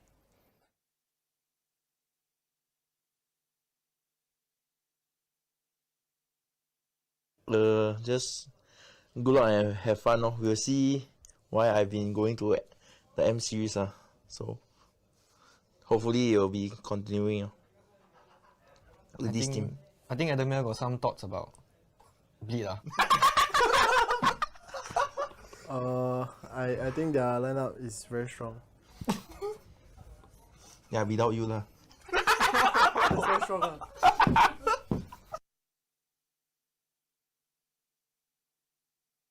The challenge is to eat lesser. You find food that got rice. Yeah, and see all the carbs he's making us. Only him Only him because he don't want to eat a lot of things. Then you see no choice, we need to eat. Then I think we need to join the Biggest Loser soon.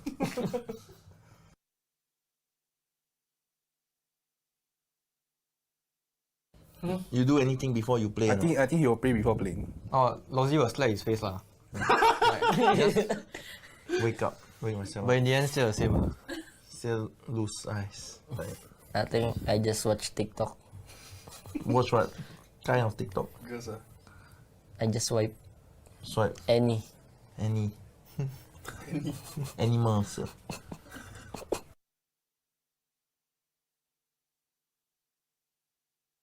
No stress. The 3 times champion can answer. No stress. Just do it. If we don't make mistakes in Scream, how do we improve? Yeah. So just treat every Scream as a learning process. I mean, there's no like being toxic or scolding the teammates. You not make the team go lah. This guy, the face always the blackest.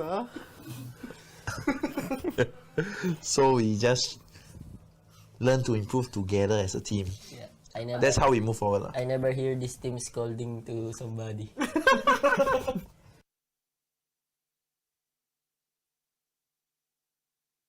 Okay, Venix has been quite quiet, so ask Venix. Always me. Felix got the most fans. Let's go, Venix. I don't have any fans. Faster lah. Continue supporting Flash. Thank you for the support. Enjoy us in making gamers heroes. Oh, you say already. Yeah, can already. No, as I say, you keep hearing my voice, boy, sian man. Your voice sexy.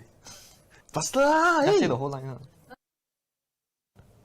Thank you for supporting Flash and Watch us make gamers heroes. And get champions. Hello, my name is Chu and I play ESP. My name is Bleed and I play jungler. Yeah, my name is Chesty and I play mid lane. Hi, I'm Forza and I'm the roam. Hello, I'm Howski and I'm the marksman.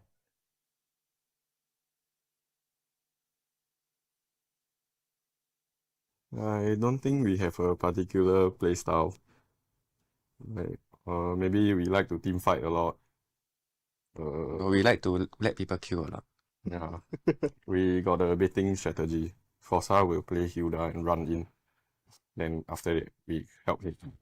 No help. Style. Zero help. Have help. No help. Have. Zero. Last season I helped you. No, this season don't have.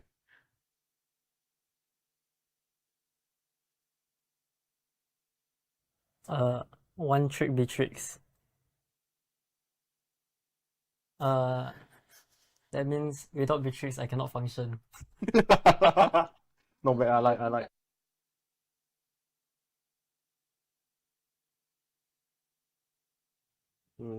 Think we're still improving, slowly improving. Not the best yet. Yeah, we're just trying to work with Yeah. what we have now. Then like Forza can step up. Maybe Chu also will step up to help the new players.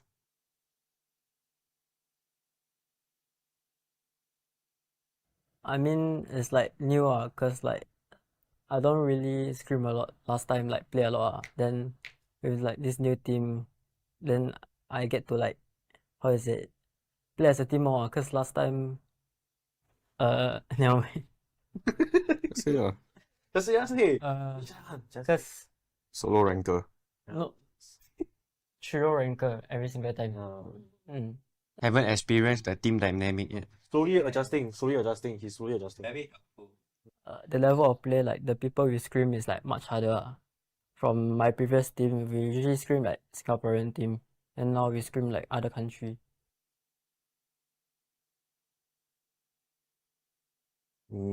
Eight Minimum 8 Wow. Wow. Maybe not so bad Our goal maybe don't get relegated. Yeah. We will try our best.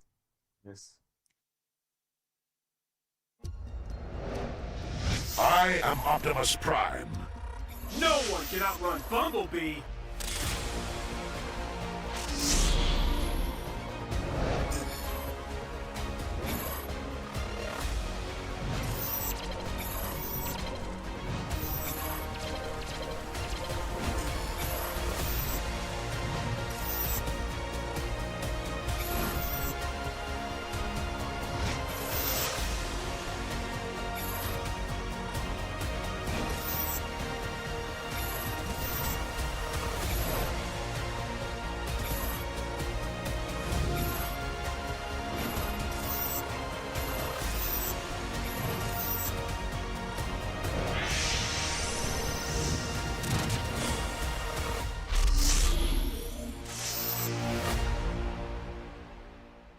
Osim.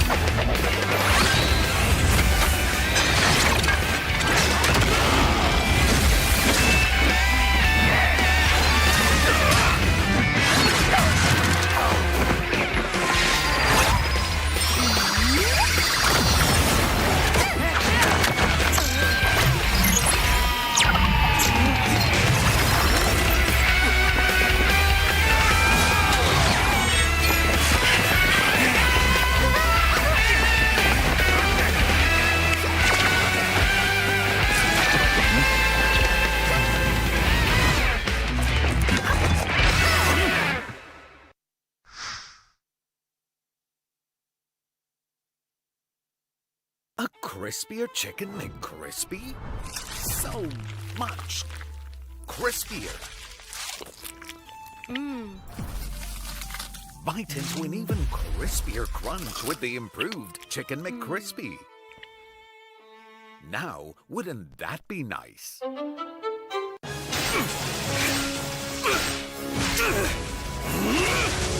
Legendary! Tigreal!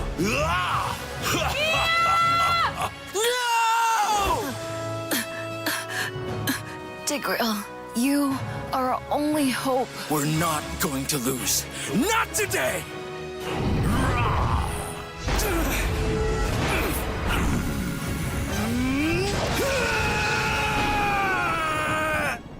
Huh?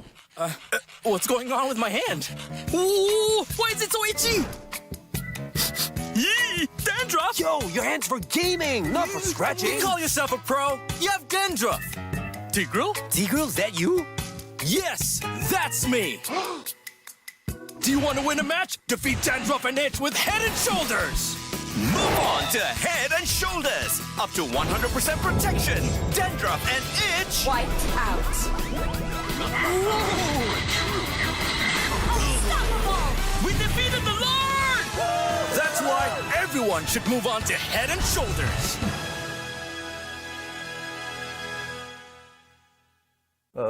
Hi, I'm Vanix. I'm playing goalie for Team Flash. Hi, I'm Adamir, and I'm playing EXP lane for Team Flash. Hi, I'm Adis. I'm playing jungle for Team Flash.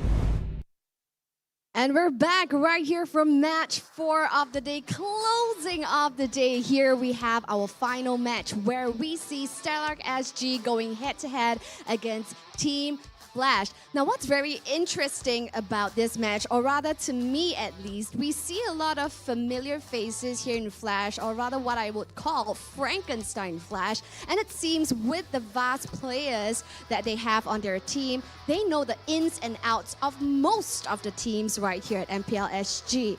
Now, what's interesting about Stellark would be that they, even as a old team that we all know, has a brand new roster. So now right here at Season 6, Stellark SG is a complete wild card, ladies and gentlemen. So this still is a match that you don't want to miss, closing off the show.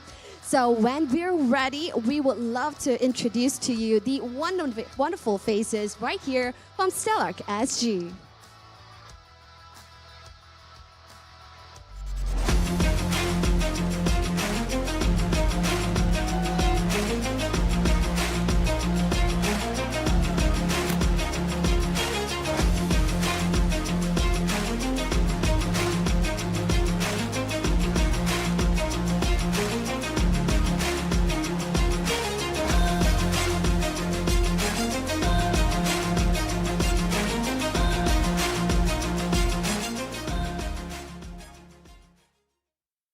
Now, ladies and gentlemen, our wonderful team from Stellark SG today is getting locked and loaded, ready head on over to the land of dawn. But now what's very exciting is, from what I know, it seems to be Daddy Chasty's birthday.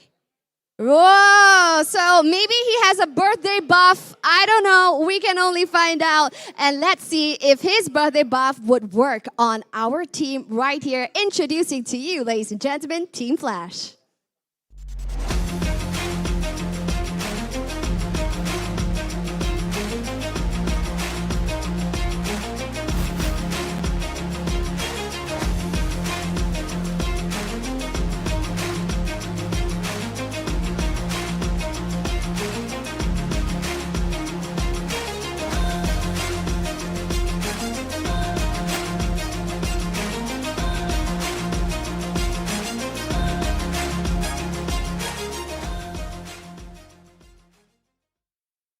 So yes, friends, right here, Team Flash is getting ready to head on over to the land of dawn. Lousy, why are you sweating? Stress out this one.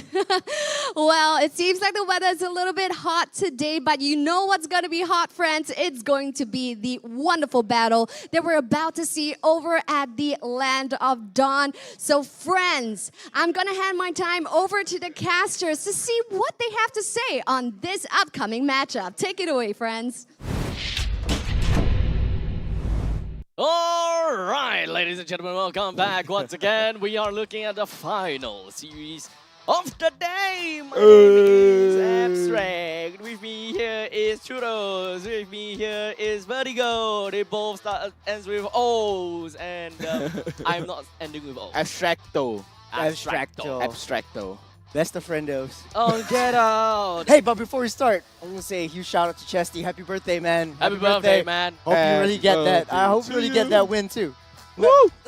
Birthday, Bob? A little bit too soon. The caster curse coming in. Don't curse him, so man. strong. Don't curse him. But hey, really excited. I have a great nap when you guys were casting earlier. I'm up and I'm fresh. Stellark Daycare versus Frankenstein Flash. Unprofessional. Report. Report Churros for taking a nap on at the workplace.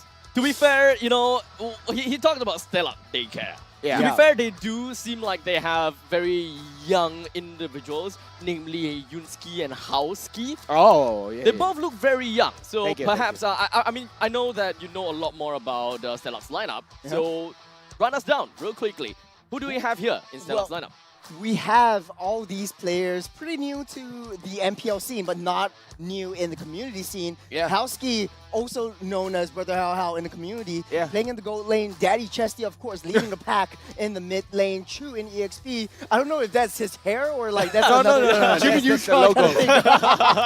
I just noticed that as well. Blade in the jungle and Yunski grabbing in for Fossa in the roam position. These guys have shown that they were instrumental in the previous week Yeah. And I am excited to see how they are really, you know, settled down with how they play against that really truly uniquely stellar lineups over there. All right, and we move on to the next set of team, and that is gonna be Team Flash. Now, Vertigo, tell me a little bit more about that. I mean, this is a nice combination of Frankenstein. We have Lawsy from Team RSG, we got Hades, aka Jana Cutie, we have Adamir from Bleed, we have Jay and Vanix, the resident of Team Flash, and this is a complete Frankenstein's monster lineup, right? I mean, they're all great. Macro, micro, they are insane. This is the most hyped team I've ever seen in my life. Most hyped team. I mean, I can understand that, right? I can definitely understand. When it comes down to Team Flash, they do have a lot of high-profile players. Very high. And when we are looking at Hades, that guy is what Team Flash has been looking out for the whole time. So the question is, how does Stellark get through this hurdle that is that Team Flash has? So what are the few things that we should be looking out for, and how should they overcome Team Flash? Well, this is a really huge sort of, I wouldn't call it a hurdle, but it's a true test for Stellark making it into this regular season, because they're going up against the giants, the literal giants, as Lawsy like to call themselves. So composure is key for these young bloods. They tend to get a little bit overconfident, a little bit too greedy. Chesty really needs to hone themselves down. Hey, sun tie a little bit. Let's hold back. Let's stay disciplined, which they do have. I don't doubt that. But within the matches that we've seen previously, they are a little bit more kill hungry. They've been playing in competitive scenes in the community so far. Choose Paquito proved to be vital for Stellark SG's victory. You know how Chu likes to play in that off lane. We have that Chu and Chesty combo that works very, very well, securing that early game and establishing early game dominance for Stellark. Veterans' composure is required. Again, the composure, the relaxation, knowing that everything will go smoothly, everything will go well, is vital for the entire team's success. So for Stellark, it's a lot more about understanding themselves. It's mental. Playing It's their very, own very game, mental. right? Mental style. But for Team Flash, I think that they have a very different ways of playing and very different ideas that they can get this victory out of Stellark. That's right, and the keys to victory for Team Flash SG right now, it is going to be allowing Adamir to freely harass the front line. And we know Adamir, as the EXP laner, he loves to get his hands dirty, he loves to go up front, right in your face, and of course to lock down Stellark's comfort pick. As we all know, KZP and Reminiscence will be drafting for Team Flash, and these are the OGs of MPLSG as well. And of course, to prioritize heroes, which the team plays regularly. So, you know, they love to play a lot of stuff. I mean, looking at all their old games, right? I mean, they love to pick up the Valentina, the Kaja, the Martis, Uranus. A lot of team fight sustainability kind of lineup. Yeah, I just want to add on a little bit to that.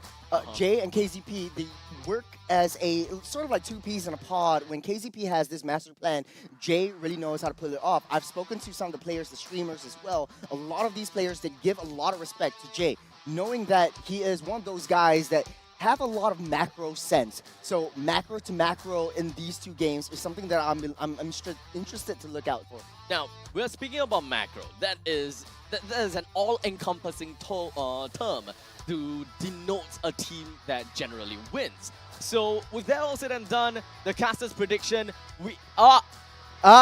You're the only one. Well, I mean, only for the table here, right? Across the whole desk, across the whole caster lineup, only me and Churros are the one that voted for Stellark. And I just so happen to be paired up with the both of you. Exactly. So are we looking at the caster's curse coming in from both of you? It might be a caster's curse. Yeah, I'm staring away because like last week, I actually voted against Stellark.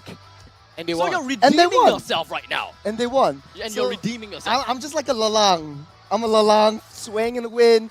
They've had a great game against Alchemy last week, so I'm all in for Stellark. Hey, Coach Tanshi, T.easy. I'm with you guys, man. Okay, but the question is if whether the audience echoes with your thoughts as well. As you pull that up. Apparently not. I feel so much at ease. I'm not only the guy that is maybe in like hysteria or in hallucination. Hysteria? I mean, Team Flash, they evidently look so strong. They are very sturdy. They are very, very sturdy. And yet, the both of you are not sturdy.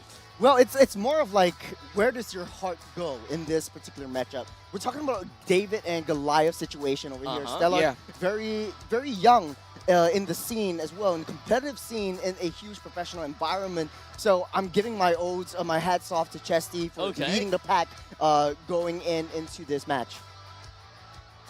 I don't think I need to ask him why he chose Stellark.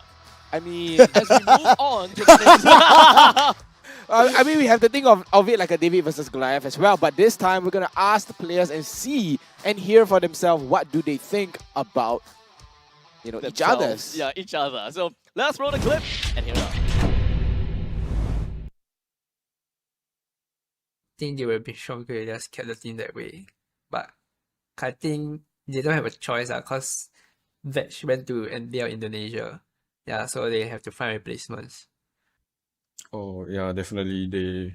I think veterans know what to do in closer games, like especially when it reaches late game. They usually are the ones that come up with plans and things for us to do or where to go. Yeah, so yeah, these are things that new players cannot have. Usually don't have. I think one of their strengths is their shot caller, because as far as I can see the play, they are very dependent on, or they all listening whatever the shot call is. So they, based on that, they have a good performance, they have a good team play, and they can outplay any team. Sometimes new players can produce better results than veterans, simply because not everyone can be at their 100% all the time, which is why veterans do eventually retire. Okay, so for Stellark, I think they'll be one of the title contenders, because as you guys know, RSG SG during the third season, right? We just brought in Bray and Deck, and boom, champion. So this one, team of young bloods, confirm will be scared of them, because what if they got 5 Brays? We try our best to not underestimate players who are even for players who are like new, who are the first time to the MPL scene, but also even though we don't underestimate them, whatever weaknesses that they have in the game, we will definitely capitalize on. So a very similar thought coming in from you. What? Never underestimate the newer players, the young bloods. Yeah, so okay, so at least both of you have got a very same idea as to come to Lolzy. I mean, I did have an interview with Lolzy as well. Yeah, previously, before the review, a reveal of Team Flash lineup, and I posted it right on their reveal. So he did mention that they could be one of the teams that we gotta have to look out for. Yeah. It's kind of like a team that either goes like all the way big or just bad, just completely flops. Yeah. So, and it's right now still a little bit too early to really find out how the game really is, because so far they fought. I think it's one win, one loss. But One it's win, still one early. loss. It's still still week not 2, bad. week 1, you know. Exactly. So we still have a lot of questions that remains to be answered, and we require a little bit more time to really dissect out how good Stellark really is and how long it take to really capitalize it and really, get used to things. Exactly, and right now Stellark, they're going to be having the first pick and the first ban as well. They're going to be banning away the Fanny and Flash yet again.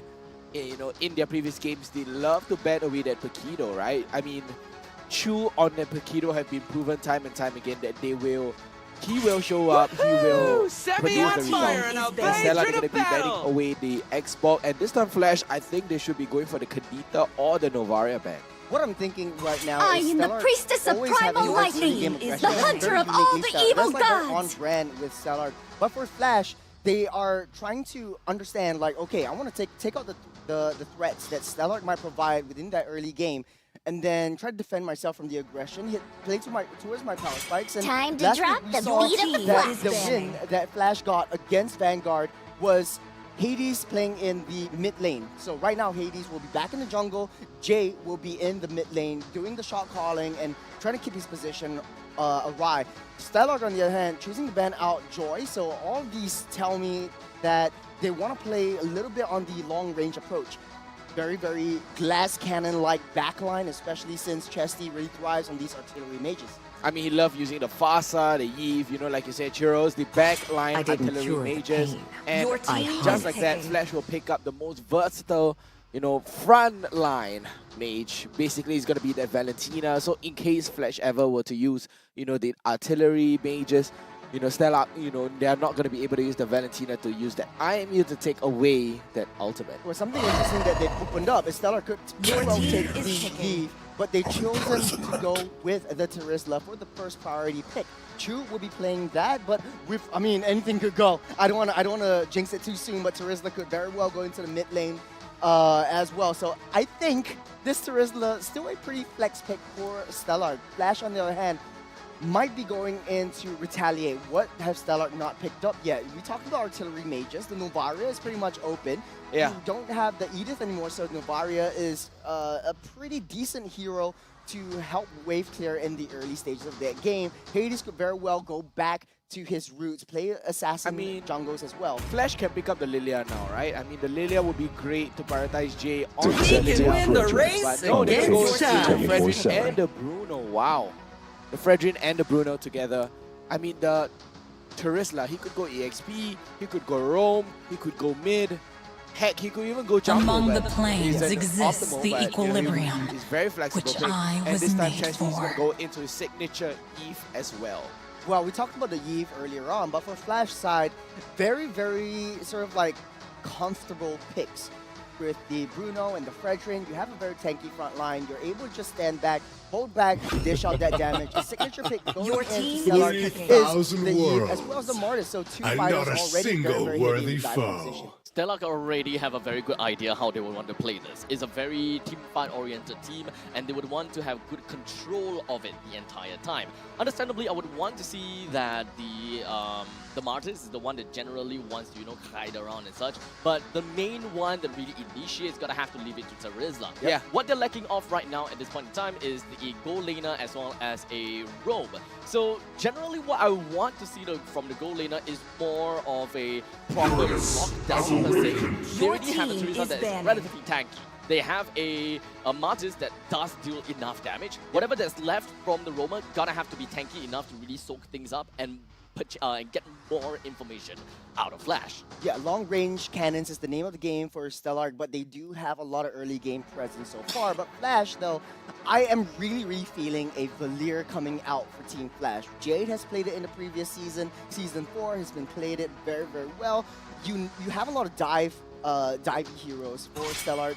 With Sun one Valir, rises it could when I give the mitigate all of word. that. Think about it. If you have a dive potential, the Valir, his only job is to protect Bruno from all harm and everywhere. So the Valir would be able to push them back out of the way. So second phase of the draft, they're taking out a lot of The southern seas are my heroes. So Khalid getting banned domain. out yet again, as well as the Khadida. So this is very interesting. Something that we see in the previous game with Alchemy as well. You have the Khalid and Terizla combo, the three-fighter combo for these young teams. I think they know something that we don't, but from what I notice is that the aggression coming out from all of these early game fighters is very pivotal for success, especially since you need your gold lane to sort of like just farm up, get your power spike items, and this gives a lot of space.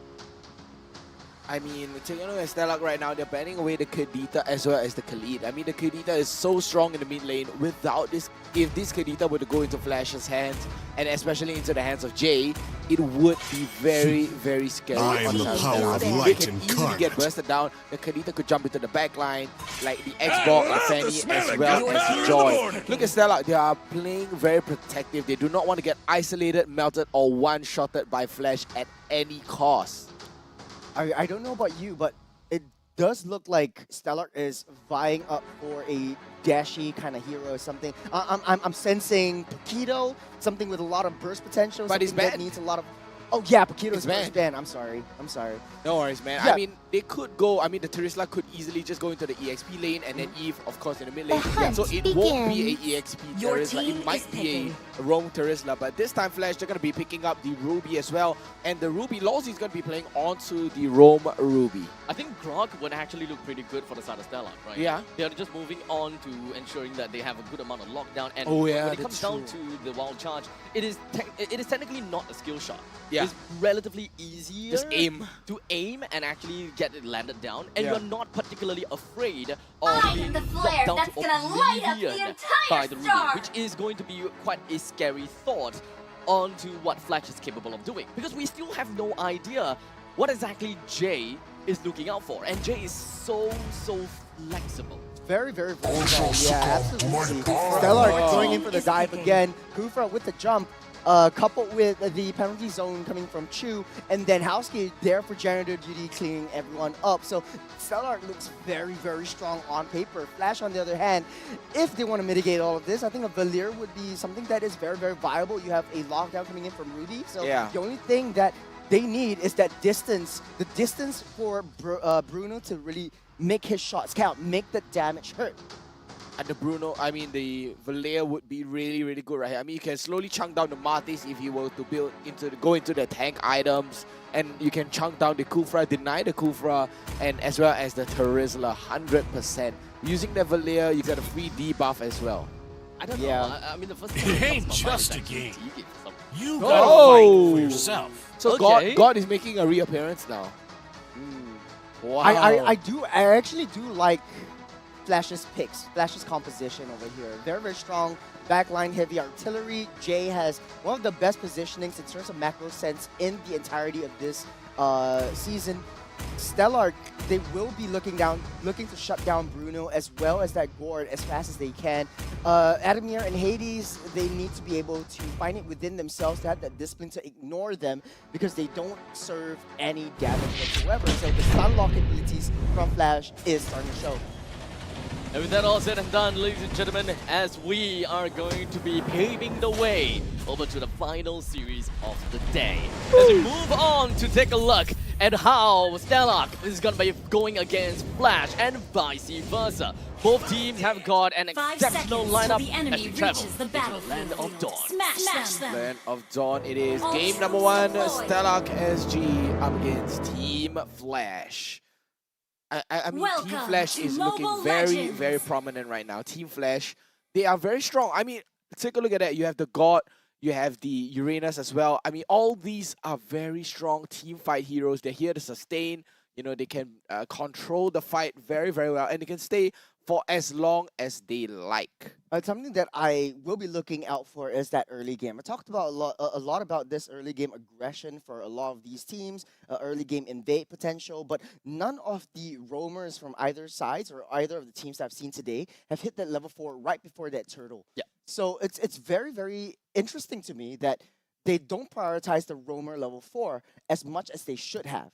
So honestly, sometimes even the mage don't even get the level 4. Yeah. In fact, when we looked at Alchemy's game number 1, they are relying a lot on the Turtle's EXP. Yeah. But that is also banking it all in and ensuring and hoping that Icon actually lands that retribution. Yep. In the event that he don't land it, the entire team is probably dead, or perhaps they will get 3 casualty for no one at all. Yep. And that is actually very living on a dangerous side. Right? Yeah, absolutely. Early game rotations coming in. So typically, in theory, you get the mid lane, you get EXP lane. Going up to the EXP lane, once you clear that wave, you both become level 2. And then you hunker down within the jungle of your opponent's team. And then you deny them from having any buff whatsoever or force a retribution so that they are a little bit slowed down in terms of farm. So you want to be able to sort of like suffocate them within that early game. You have someone like a Kufra as well on the side of Stellark. And knowing how aggressive Stellark wants to play this, Kufra might go into the mid lane very easily. I think he picked up a concussive blast, meaning that he will clear the wave pretty Faster, effectively, yeah. pretty easily. So here's the thing. when it comes to the 2-minute mark, or before the 2-minute mark, 15 seconds before the 2-minute mark, that's where the critical timing occurs.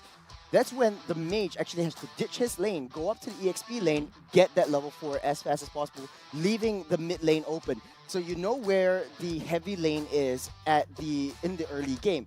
Whether or not Flash will be able to read what Stellark does within their team, within their rotations, is really entirely up to them. I mean, Team Flash, majority of them are veterans, and I think they will be, they will be able to tell. Right, they'll be able to tell, like, oh, you know how they're going to be rotating, and I think it's very vital for the roams to be hitting that level 4 as soon as possible. Yeah, it's a little bit it's very different situation when it comes down to competitive play. You really want to hit your power spike before you commit into any of these skirmishes. But the trend that I see from a lot of these teams is, like what you said, Abstract. They're all banking on this one turtle. If they get it, they will get that level 4 and they will overturn that fight. You have a reactive kind of engage onto the enemy. Yep. But if they don't get the turtle, they have to back off. And running back, getting your enemy chase you, is sort of like flipping a coin. It's either you win at it, or it's either you win at it, or you're just not gonna be successful in it. No, unless the turtle is used as bait. So the first turtle of the game, using that as bait, you want your enemy's jungle to really chow down on the health of the turtle, and then you wait for the right opportunity. It's usually a third of the turtle's health, and then you pounce and engage on. Because what you need to do is identify the threats within that early game, especially since you have a very sort of like item-dependent hero as the Bruno. Yeah, you'll see a lot of dive heroes from Stellark really focusing their attention onto that Bruno. There's God as well. There's a caveat too. That's God. There's a caveat too. The Gord. I mean, the God can serve as a secondary support. If anyone would come near, you can just use the Mystical Mist. Mystical Gush. That's true. The thing is, Gord is also very dependent on his items. Yeah. And more in particular, he uses the ice cream wand. The ice cream wand. Yeah, my favorite ice cream wand. I would dive for an ice cream right now as well in this blazing hot weather. No, I want some as well. We're gonna get ice cream after this. I mean, definitely. You want to hit to McDonald's? Yeah, of course, McDonald's ice cream. No, I want McFlurry. Come on. Okay, you like the McFlurry? Yeah. You like McFlurry? Is that your favorite ice cream of all time? Yes, Team McFlurry. I used to like the strawberry sundaes. Oh, I'm not a fan of sundaes. I know. But tomorrow you can eat Sunday. I mean, tomorrow is Sunday. It's a Sunday. Every day is not every day is a tomorrow Sunday. Is a Sunday. Tomorrow is a Sunday. Exactly, and Team McFlurry here, me and Abstract, Team Sunday. I mean, I used to like that quite a bit. Team McFlurry, Team McFlurry. Yeah, Abstract's just ignoring us, playing with his tablet. Oh yeah, he's gonna write a message out to the fans. He says, "Help me, Team McFlurry for the win." I mean, right now, if this game ends in a flash, he doesn't need help. I mean, they have to put up a stellar. They have to put up a stellar performance. He has to put up a stellar. Oh man, oh me, oh my.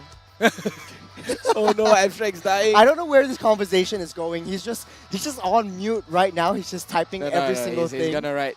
I'm with stupid. I'm with stupid. Stop his puns. I love it. It's a fun pun. It's a fun pun. They have to put up a stellar on a day sun. Right? On a day sun. On Sunday. a day sun. Okay. With all this said and done, jokes aside, I'm really looking forward to Dr. J. Dr. J having a lot of the shot calling. We've seen in the player interview, that Stellark, they identify that J is actually one of the key sort of like glues that holds the team together, especially in the late game. We know how experience actually makes or breaks really experienced teams versus teams that are a little bit younger, a little bit on the greedy side. And I think Dr. J will be the one that sort of like formulates this kind recipe of for capitalize, success. right? Yeah. Capitalize all of them generic mistakes that newer gen players makes. But of course, there's always that possibility that all 5 of them must brave. Yeah, there's still a possibility that Yunski Howski is just like Bray. brain material. Brain material, right? And that is something that I would absolutely love to see. Whether that actually happens or not. But well, we're finally done with the troubleshooting. Yay. We're finally gonna go and jump into the Land of Dawn and observe exactly how either one of these teams get themselves into the mid-end, the late stages. Exactly, mid-end to the late stages as well. Stellark up against Team Flash, who is gonna triumph or put up a amazing stellar performance. Stop. Stop. Get Okay. some help. Yeah, okay. Tell me a little bit more about their lineup so far. Like, what are their objectives? What are their win conditions? I mean, the win condition here is to, if you look on the side of Team Flash, they're here to clash. They just want their macro. They want to complete the objectives. They're not here for any stunts or lockdown. They're just here. If they fight, right? Lawsy is the only person who will engage and Hades as well. Whereas on the other side of Stellark, you have the Terisla, Chew on the Terisla, you have the Kufra as well as the Martyrs. It's all gonna be front to back fights coming up from Stellark. Ruby's actually making a lot of annoyance in the early game, but Lawsy almost getting called out. Will be able to dash out of there alive. Despite being a fighter by herself as a Ruby, Yeah. she still have a pretty decent chunk of health, right? Decent. Not as good as the tanks, because generally the tanks have got way better base stats than the Ruby. So this is one thing that Team Flash gonna have to look out for, and I'm pretty sure that they know how they would get through the early stages of the game without a very strong front line. So, a couple seconds until the turtle spawns up, it does look like all of the members actually still level 4. You have Blade and Hades, the only ones with that level 4, with that power spike coming in. Hades. Oh, Hades. Doesn't seem like he did manage to clip anyone with the appraisal grab. As such, he's going to be the first person to be taken down, in fact, by the hand of Yoonski. And they are about to get another one to themselves. Stellark, the newbie team, or rather the team with the newbies, are actually showing us how it is like to be a part of the Ski family. Exactly, and ski, skirt, over to Stellark right there, taking the first turtle as well as the first blood and 2 kills. That is pretty big for Stellark. You have a 1k gold lead in the 2 minute 30 seconds of the game. Adamir being a nuisance as you know how Uranus should be, but the rotations coming in from Chew and Chesty in that small little skirmish is actually coming to show. Stellark is making waves, is making the plays, is being very, very reactive, but it doesn't matter. Oh, hold on a second. The guy's just going to be pummeling right down to Chesty. Unfortunately, not quite enough to bring him down, but it's more than enough to actually buy a little bit more time for what's going to be upcoming in the wave over here. But Chesty being Chesty, right? Being a Yeve, you should be able to clear out the waves pretty fast and get himself rotated out of the lane and back until the next team fight. And that's right. I mean, right now, Stellark, they do have a nice little sizable lead, but can they? Oh, House Claw, 3 minutes and 15 super fast. Yeah, I mean, this is what I see. No boots. I don't think he went with the boots. I don't think that he has got boots at all. Yeah. 1,000 gold in terms of economy. That's not a lot. It's not a lot, but it is what is enough to get himself that a House Claw. Yeah. And this is what I said, right? Like, Pacifists as compared to gold laners like Vanix, they are lacking that speed, that farm, that incredible rate of farming and prioritizing that item for you to gain the advantage in the next team fight. It's sort of like a magnet as well. Vanix really knows how to play with the lanes. Like, hold on a second, Yusuke gets hot by 3. Vanix on the fly. Oh, Vanix is actually joining into the team fights already, and this is only what, the second turtle? In fact, most of the time you wouldn't have your gold laner actually join the fight early. But in the meantime, okay, that's still gonna be Chesty taken down. This one side from the side from Stellark that's just not doing well at all. It is a 1-for-1 trade. Roma for a mid laner. Unfortunately, not a very good trade for Stellark. That's not a good trade at all. I mean, we see how the micro plays in, right? The Tyrant's Rage was coming in, and Jay with the amazing flicker timing. And right now, Jay, speaking of Jay, he's going to be able to secure onto the Ice Cream one. Ice Queen one. A little bit of a turtle dance so far, so soon. Okay, penalty zone. Hits down. Okay.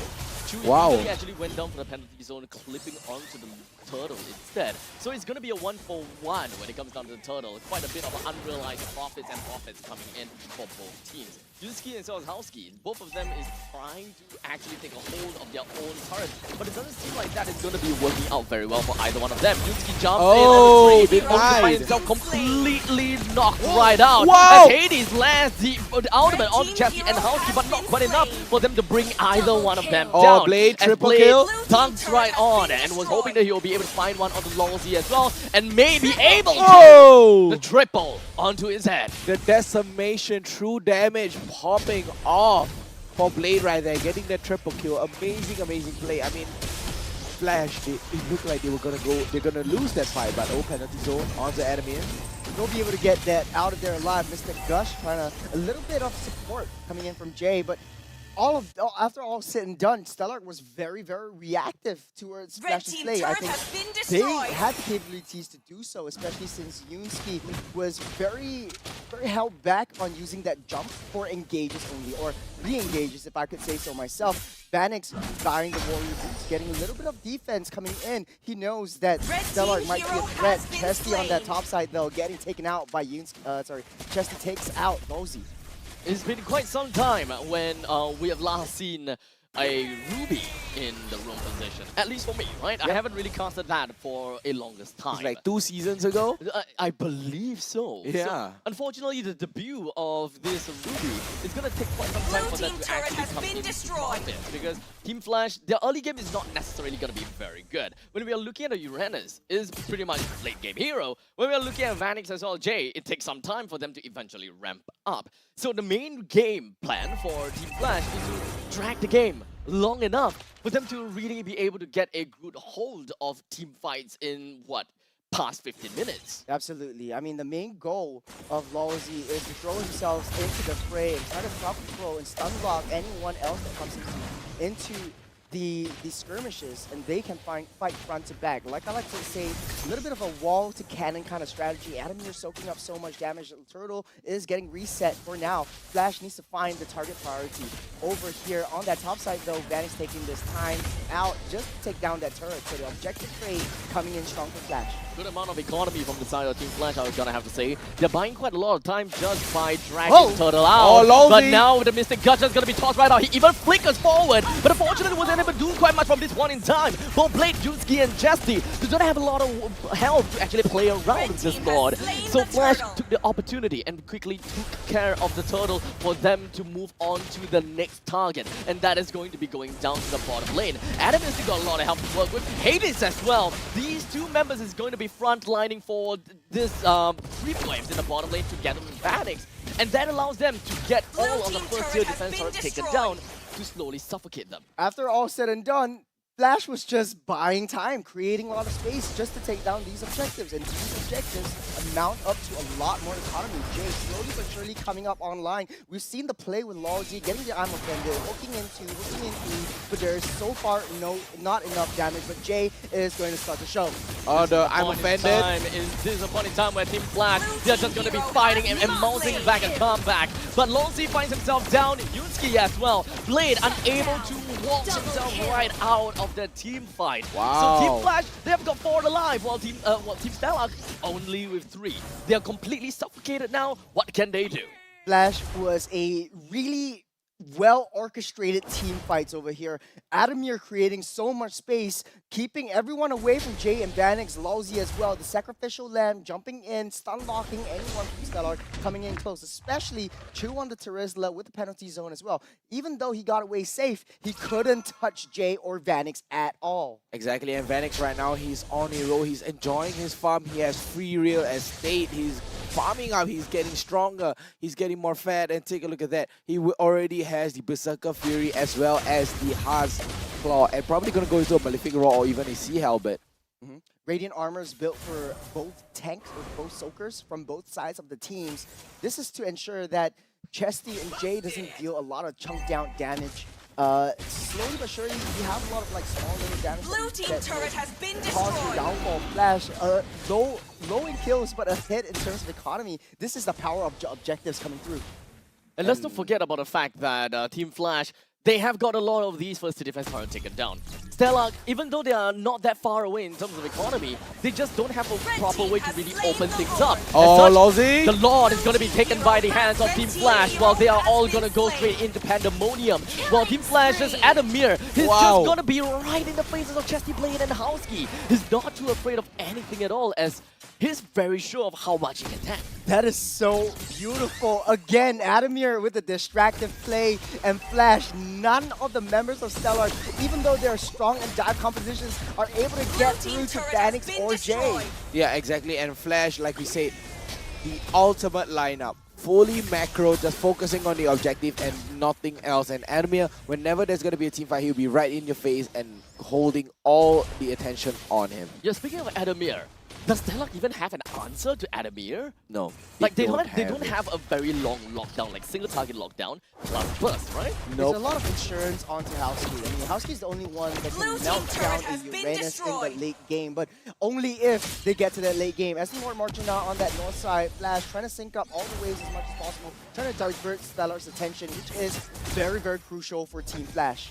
As the Lord marches into the northern side, Blade and try to whittle down the health of the Lord as much as possible to ensure that their inhibitor turret in the top lane will stay alive for a longer period of time. But unfortunately, Vanix will be able to bring that down pretty darn easily. What the rest of the members from Team Flash, they're just gonna chill around, hang a little bit, because this first Lord that they have gotten has already given them a inhibitor turret, which is more than anything else. Yeah, I've seen a lot of teams play this 4-1 composition. In this case, Flash is putting Adamir at the offside. Stellark always taking the bait. What Stellark should have done is go towards that 4-man approach, try to lock down Lousy and try to get towards Vanix and Jay. Take a look at Lousy here. He's in a very, very good position to go for the flicker as well as Amal fended by Blade. Able to push them away, but Lousy just stepping up and constantly, take a look at what Flash doing. Constantly on the objective. Take and go, take and go. Flash, they are here, they are drafted for objective. This is really not chef's team kiss. fight. Yeah. Yeah, so honestly, this isn't exactly what I was expecting from the side of Stellark, right? In the early stages, they were great. They knew how they can pick off the opponents, but when it comes down to this moment in time, I think this is where the veterans start to shine. They know how to defend their base, and they know when they should be looking at value trading. But Stellark, on this case, they're not exactly doing that. They're actually willingly giving away all these inhibitor turrets over to Flash. They're not trying to take back what belongs to them, which is their own jungle. At that point in time, because especially their lead is like, what, 5k or something like that, they can't afford to lose one person for another as long as they find the right kind of value. Oh, conceal from Lousy, or he's going to get spotted out, or by he's going to go for the flicker, maybe trying to catch out onto Chesty as well. And Chesty, he's going into a very, very bad hole. He's walking into the wrong side of the map. He's buying a lot of time for Gen to get back safe, but the Lord is up. They are completely split up. And now the main thing that they are Team Flash is looking out for is a kill on the Chesty. Forced to open the RWM. And Team Flash have got one-man advantage in taking down this Lord, which will eventually be able to march down middle lane and help them end the game. The question is, if whether Stellark will come in to try to take that Lord out.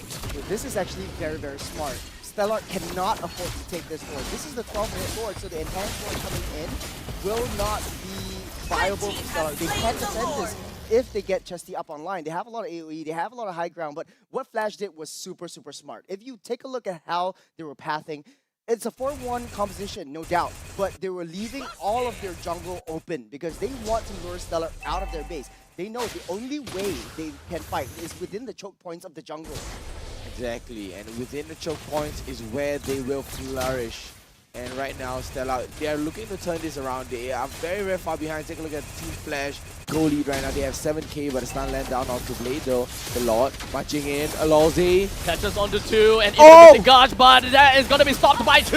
He's going to be the sacrificial lamb for the side of Stellark. What the rest of members from the side of Team Flash is just going to be focusing on one thing and one thing only. That is going to be the call and slowly gets whittled down. And Team Flash takes themselves game number 1. GG! Well played, Flash, showing how experience does count in a matchup like this. Wow, Team Flash taking away that victory from Stellark SG. Wow, I have to say that was the cleanest draft, the cleanest finish, the cleanest execution. Team Flash, open and shut case. The entirety of the match could be summed up in one statement, one word. What is the word? Macro play. Macro play. Stellark was just out macroed by Team Flash. At every single one point of time, Team Flash, they knew how to manipulate Stellark's movements into places that they don't want to be. Especially once they cleared up the tier 3s, they lured the rest of Stellark out. That is when they pounce. Once they know that they have the manpower advantage, that's when they strike yet again. I think that this is also where kind of like quote-unquote greed comes into play, right? Very when greedy. You know that your team still have a chance, and you know that you need farm.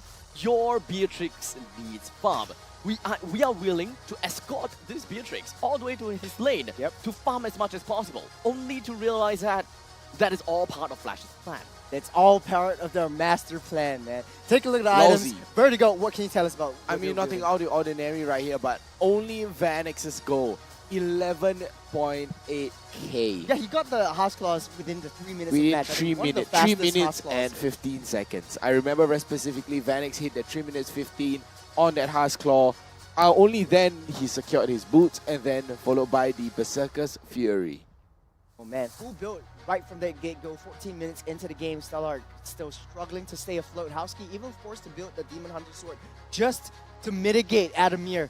And Adamir, if you take a look at how he was building, usually the Uranus would build Enchanted Talisman to sustain his mana because not of anymore. the Common Emblem. Yeah, Common Emblem now, so you don't really need that anymore. Yeah, yeah. It gives a lot of It's great. a lot more I love it. defensive item, but it's not a Common Emblem if you take a Oh, look wait, at it. what? That's something that I noticed. He's actually know how to regulate his mana very effectively and efficiently throughout the game. So it's a very, very damagey kind of Uranus instead of the sustain Uranus that we all know and love. I mean, he did go for sustain, right? He Yo, went that's for tough. That is tough to Right? actually be able to resource manage as a Uranus, because without you would the want to- hybrid regen. Yeah, I mean, one thing that you really want to do as a Uranus is that you're already in the face of the enemies. You might as well just go ahead and go for the Ionic Disc and just really whittle down their health as much as possible. But it seems like he's not doing that all the time. Yeah. I think his job is not to spam his skills, because we always see Uranus spam his first skill. You have that 2 Beyblades just rolling around. Yep. But in this case, we always see Adamir really very reserved with how he uses his skills. He will proxy a wave, but not using his skills at all. Waiting for the wave to come in, using his basic attacks just to slowly but surely regenerate his health to lure the enemies out of their base. So he is a carrot that Stellark took the bait. Wow. And Stellark right there, they kept walking into Flash non-stop over and over and over again. Take a look at that. Vanix with the highest goal per minute, and Jay with the highest damage on the god with 62k. And Enemy, of course, on the Uranus as well, 144k along with Jay as well with the 6 assists on that god. Very, very well executed play for Flash. Well drafted, I have to say so. Vanix and Jay, they were untouched. As most of the time, they were untouched because Adamir was busy buying so much space, pushing Houski away from the main skirmish. It's just so hard for Stellark to layer in those team fights. Yunsky jumps in but misses his jumps. I think he needs to wake up. I'm not afraid to say it. He needs to wake up. Yeah, I mean, I think he's kind of still nervous about the whole stage thing. I think he still feels a little bit intimidated. I mean, you're going up against veteran guys. Okay, so one thing that we're gonna have to look out for is the damage down and the damage taken. Yeah. Completely equal. Very so equal. This is a great reference to what Churro said, is that this is literally a game of macro. And when we are talking about macro, who exactly takes the crown for MVP? Jay. I would or say the macro? Jay. Jay had a perfect game. He had Jay had a 0 perfect deaths game? so far, but Oh, it will it's be Vanix. Vanix. Will be Vanix. Staying back, held back. He has that Purify. I don't think he's popped that Purify, not even once in this game. Not once. Very, very I don't think calm he and was caught that composed. much, right? He wasn't. They couldn't catch him because of couldn't catch Lawsy. Lawsy was just throwing his body, spinning around, trying to stun lock anyone that comes their way. This creates the perfect opportunity for Jay and Vanix to just hunker down and chow down on the health of their enemies. I think that one other thing that we're gonna have to look out for when it comes down to how Stellark can improve themselves is probably looking at non-committal engage, right? Yeah. Because when we are looking at Yunsky, Yunsky onto the Kufra. I think that was maybe about 2 or 3 times where he actually missed his Tyrant's Revenge. So it puts him in a very precarious situation. And then he just dies. He kind of just dies, yeah. So his team were forced to kind of back him up and try to find a way to recover the situation. They have to clean up after him. Yeah, I wouldn't say that it is a mistake per se, but it's more of a gamble that he's trying to go for Because so that he's of able that. to open things up. Because they already lost the first tier defense turret very early on, and you're gonna have to open the map up, trying to find a way to really get an initiation on in order to, you know, grab my entire team. We gotta do this gamble, we gotta do this, we gotta do that. Although that is just all the benefit of the doubt. Perhaps we'll be able to see a little bit more as to how that really was the case through the highlights of Team Flash. This fight, or these fights, should be able to shed us some light. Early game opportunity. Stellark, they have the better half because of that Marta's very, very strong early game hero. Once you get that Decimate, he's going to make full use of it.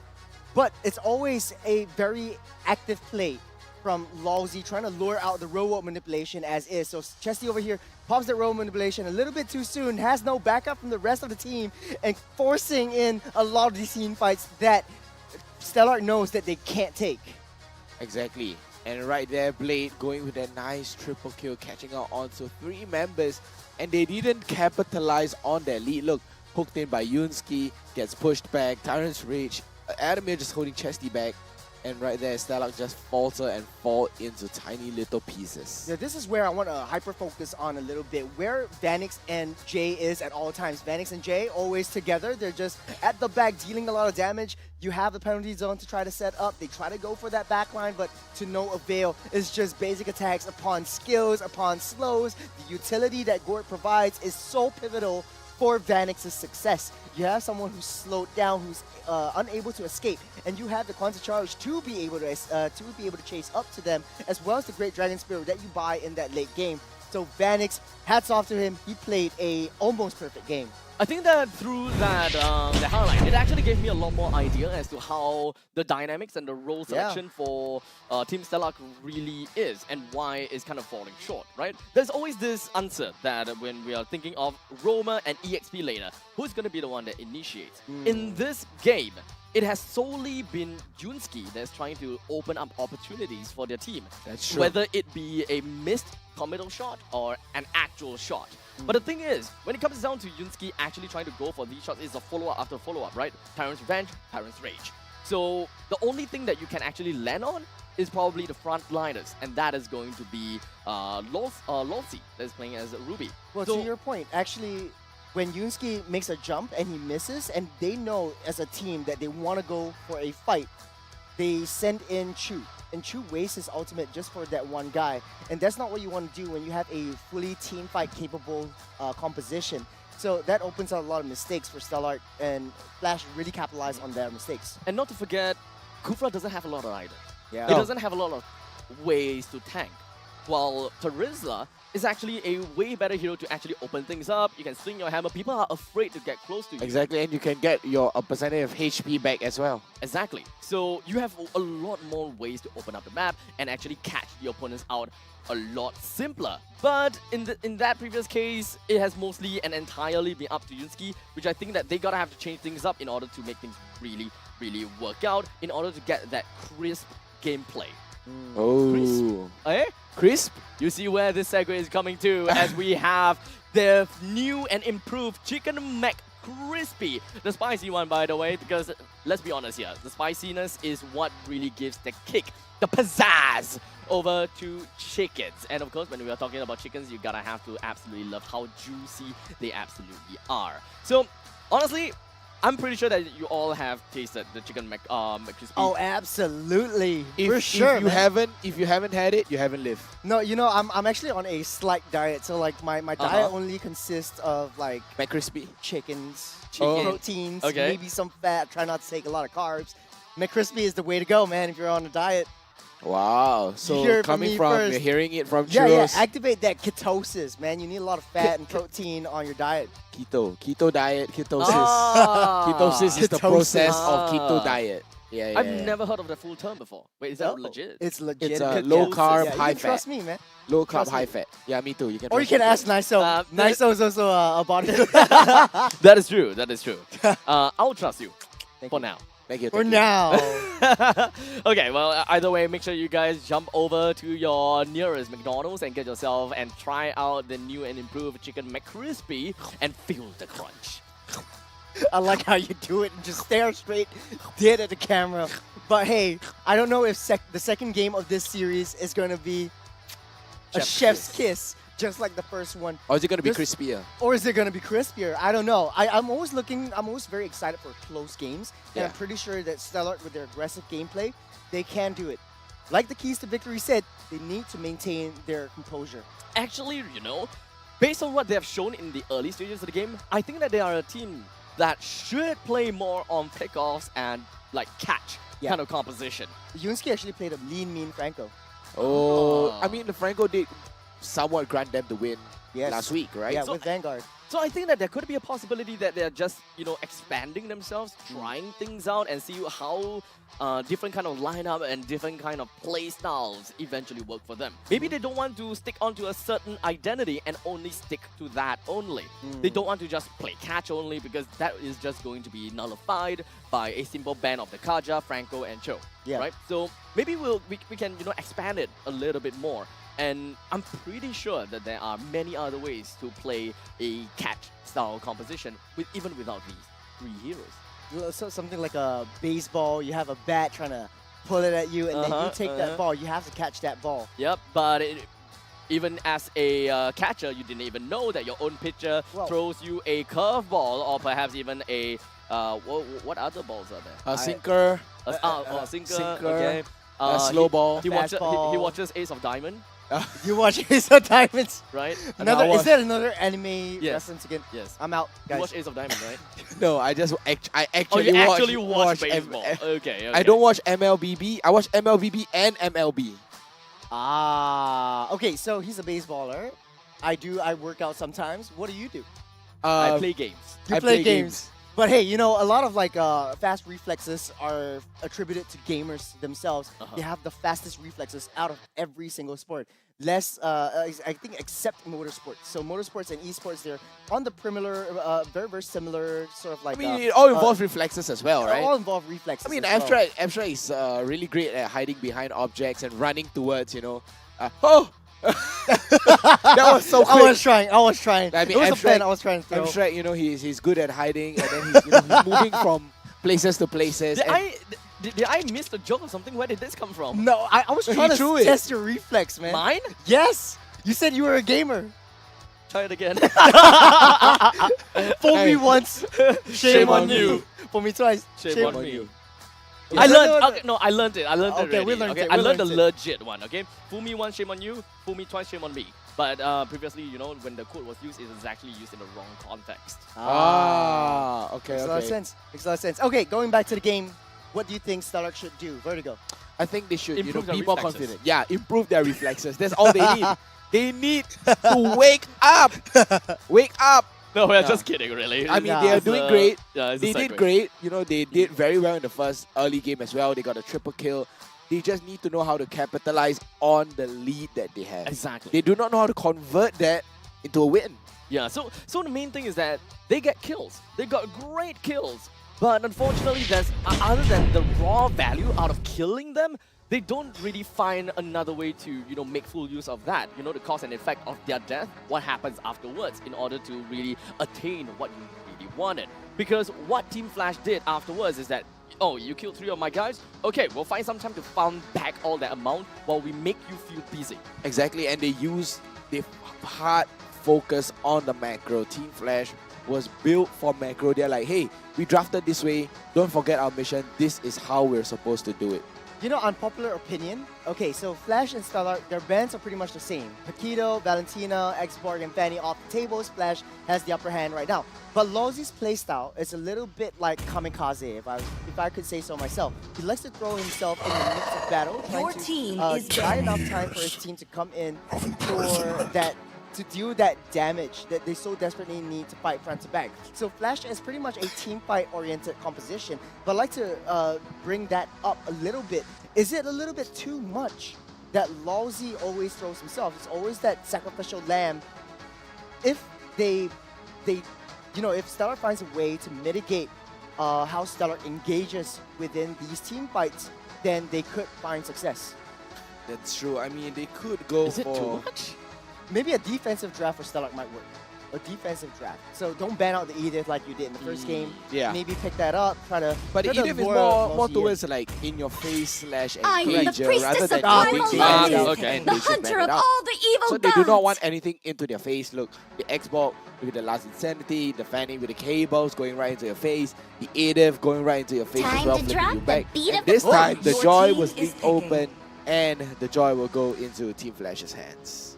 Technically speaking, we can still say that Joy had still have a little bit of flexibility on that hand, Yep. right? But of course, excels a lot when it comes down to being in the jungle role. Yep. But we cannot take away the fact that Joy can still be played in the EXP lane. Now, we look at Stellark. Wow. Franco, catch. Wow. They're playing fishing. They want to go fishing. Like a and that is fish. how Stellark really thrives. That pick-offs that we're talking about. I don't know if Uranus would be one of the best picks. I think it's right a good here off the balance. bat, but I think it's a good balance. It is. You can play a 4-1 composition. You Yeah. have Uranus in the offside as well. Exactly. Try to pull Flash away from that 5v5 team fight so that they can't defend against a pick-off. So I Yeah. understand the concept, though. You have a but- pick-off, but you don't have a much burst. I mean, you have a good team Not yet, sustain. at Yeah, not Yeah. yet. Not yet. So maybe you have the Franco for the pick-off, and you're having the Uranus makes Flash things like, hey, do they want to pick off or do they want to stay in the team fight? I actually That's like why I it. love If you- football. If you kind of think about it, Uranus, in the later stages of the game, opens up the map very, very effectively, which Very is what a well. Franco can't do. Exactly. The Franco needs to hide within our brushes and find a perfect opportunity to hook someone. And then So- Uranus can be just walking around, opening up the map. So it's kind of like a vice versa kind of situation. If your Franco actually finds a hook,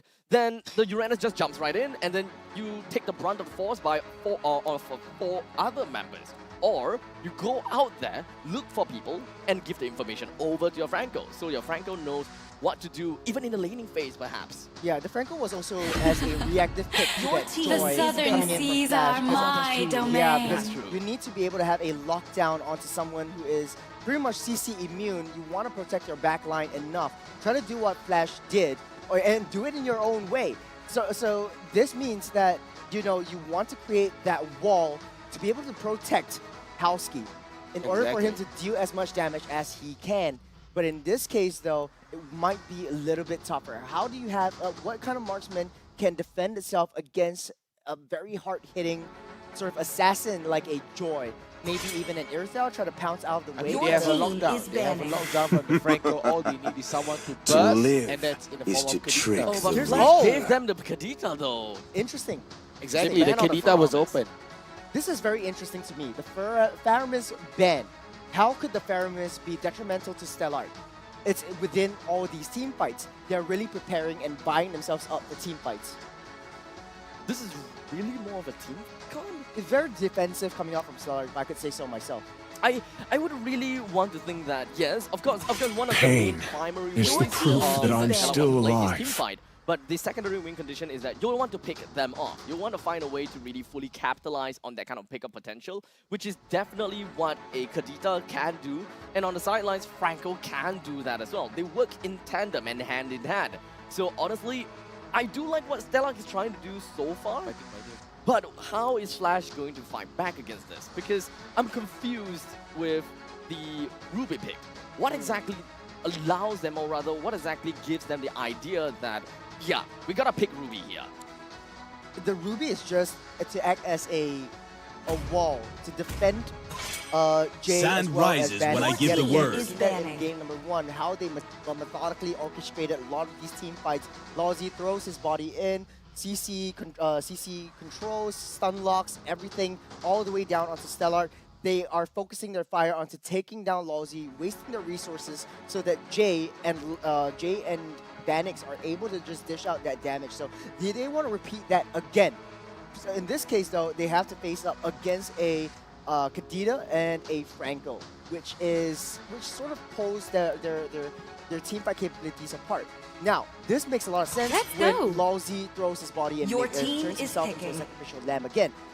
He wants to lure out the suppressive fire coming in from Franco. Once the Bloody Hun has been exhausted, then Adamir or Hades is able to come in with the joy to deal the damage. I mean, technically, if we're talking about Ruby, Ruby is also a catch hero. A very catchy hero. I mean, Team Flash, they are built for in-your-face kind of fighters, right? So they have a very similar kind of playstyle, team composition to a certain extent. They are literally going to be Your team is 3,000 worlds, and not a single worthy foe. Wants to play in a team fight.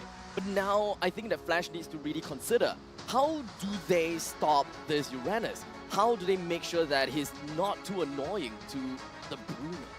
Well, the trick is you don't care about the Uranus. You don't have to deal with it. You don't? You don't really have. You don't deal with the Uranus. Yeah, you don't have a lot of damage on the Uranus itself. It's Uranus a slow can burn. Always run back. If you try to chase It's it, time it's to go to the only bait. R&D show. Flash, For some they don't fun. want to take that bait. They want to play within this protect composition. They want to fight 5 on 4. They know that Uranus is going to be on that offside. So what this means is that Stellark, most of the time, they will play as 4 Your units team Wipe out together. all the injustice in the Lawsy and world. Oh, wow. Okay. Whoa. Wow. Cho Jungle? Oh, Joy Jungle. Joy Jungle. Yeah, Yeah, so Joy is jungle, and Ruby this is EXP. going to be... Ruby XP. Ruby Yeah. XP makes a lot of sense. It's sort of like a unmovable object versus an unstoppable force. Both of Yeah. them will not go anywhere with the Uranus and the Ruby. So now we're going to be left with the final pick from Stellark. The win condition himself. What are we What? looking at? You need range. Chivalry You is need range. dead. Matrix is always a safe I bet, will but revive will it. be the Clint going in for I Stellark. mean, with the inclusion of the Brody ban and the Irritor ban as well, I mean, it's kind of forcing Stellark into a corner as well and forcing them to pick the Clint. A lot of crowd control coming in from Flash. Stellark retaliates with something with a lot of long range. The only tough thing to do is to understand the patterns that Hades wants to go in. So by patterns, I mean the rhythm of Joy. Rhythm with of the Joy right now in the jungle, you are able to just maintain your stacks, get your stacks up, and then use the crystal to get additional range to go into a lot of these team fights. So they just need to be prepared for the Joy coming in. So now we are looking at a catch versus catch, team fight versus team fight kind of play style from both Flash and Stellark. Which team is going to be the one that can catch better? Which team is going to be the one that can play better? As we look at the potential final game of today's series, match point between Stellark versus Team Flash. Wow, game number 2, guys. Welcome Team Flash to and Team Stellark. Mobile Who do you guys have? Legends. Honestly, it's tough. Right? Yeah, it's it's very very tough to balanced. say It's 50-50 here. It is 50-50, but taking a look at how Yunsky is biting a little bit too much, then he can chew. He is forced to recall, so this is the early stage of that game that he's still going to be staying at level 1.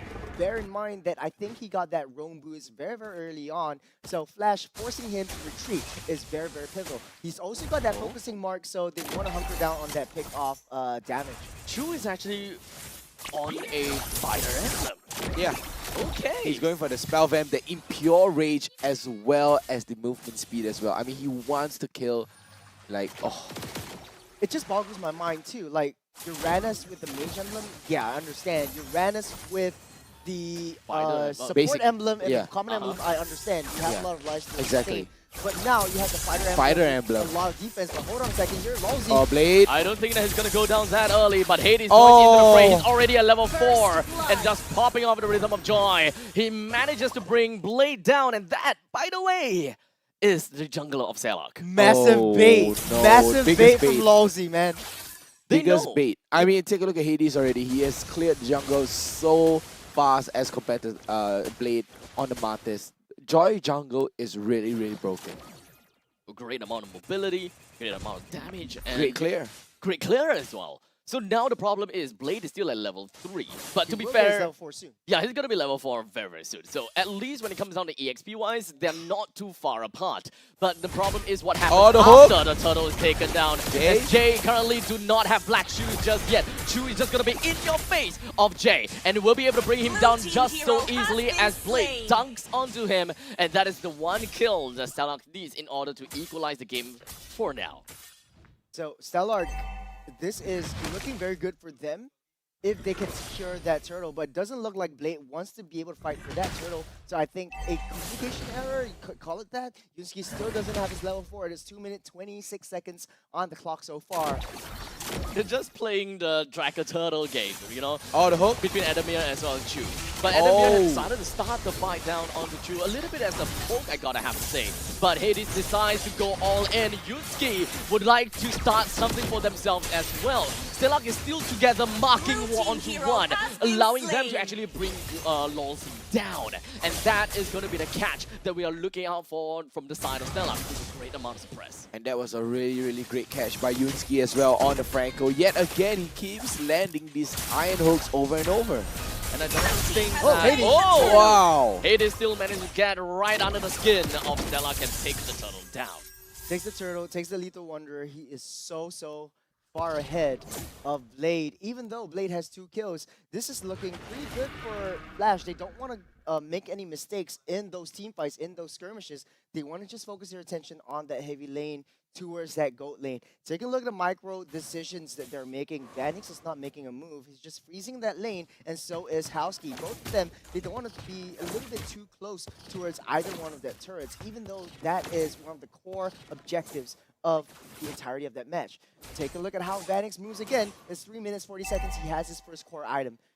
Already with the hard score. I mean, because of the early game fight, the very, very first fight, they had to rotate and then causing Vanix to lose a little bit of farm, but no worries, he's still able to it's a game of catch right now. And I have to say, during that turtle fight, Chesty went in, goes for the petrify, but gets flicked out.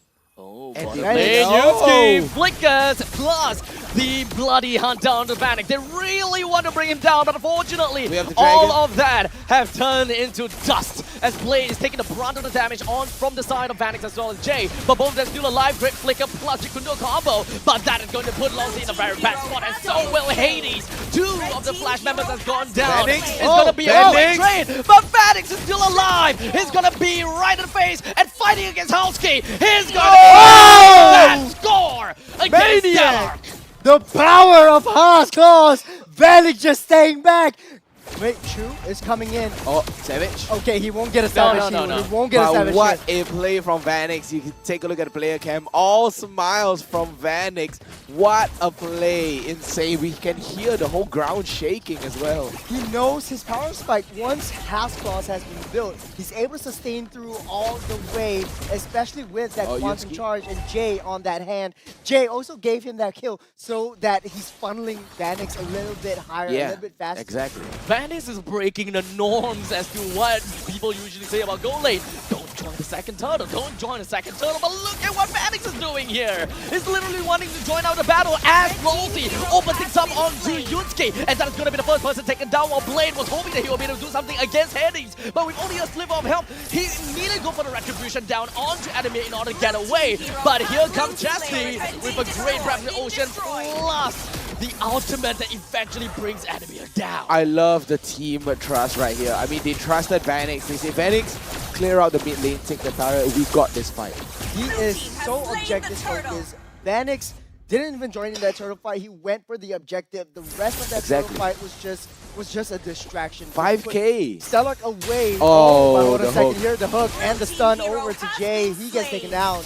That is what Stellark's game plan technically is, isn't it? Yeah, pick offs. Just pick-offs and pick-offs. But the question is, what happens after the pick-off? Because Stellark, they are always, kind of huddling together. It feels like even after picking off, they're still huddling together.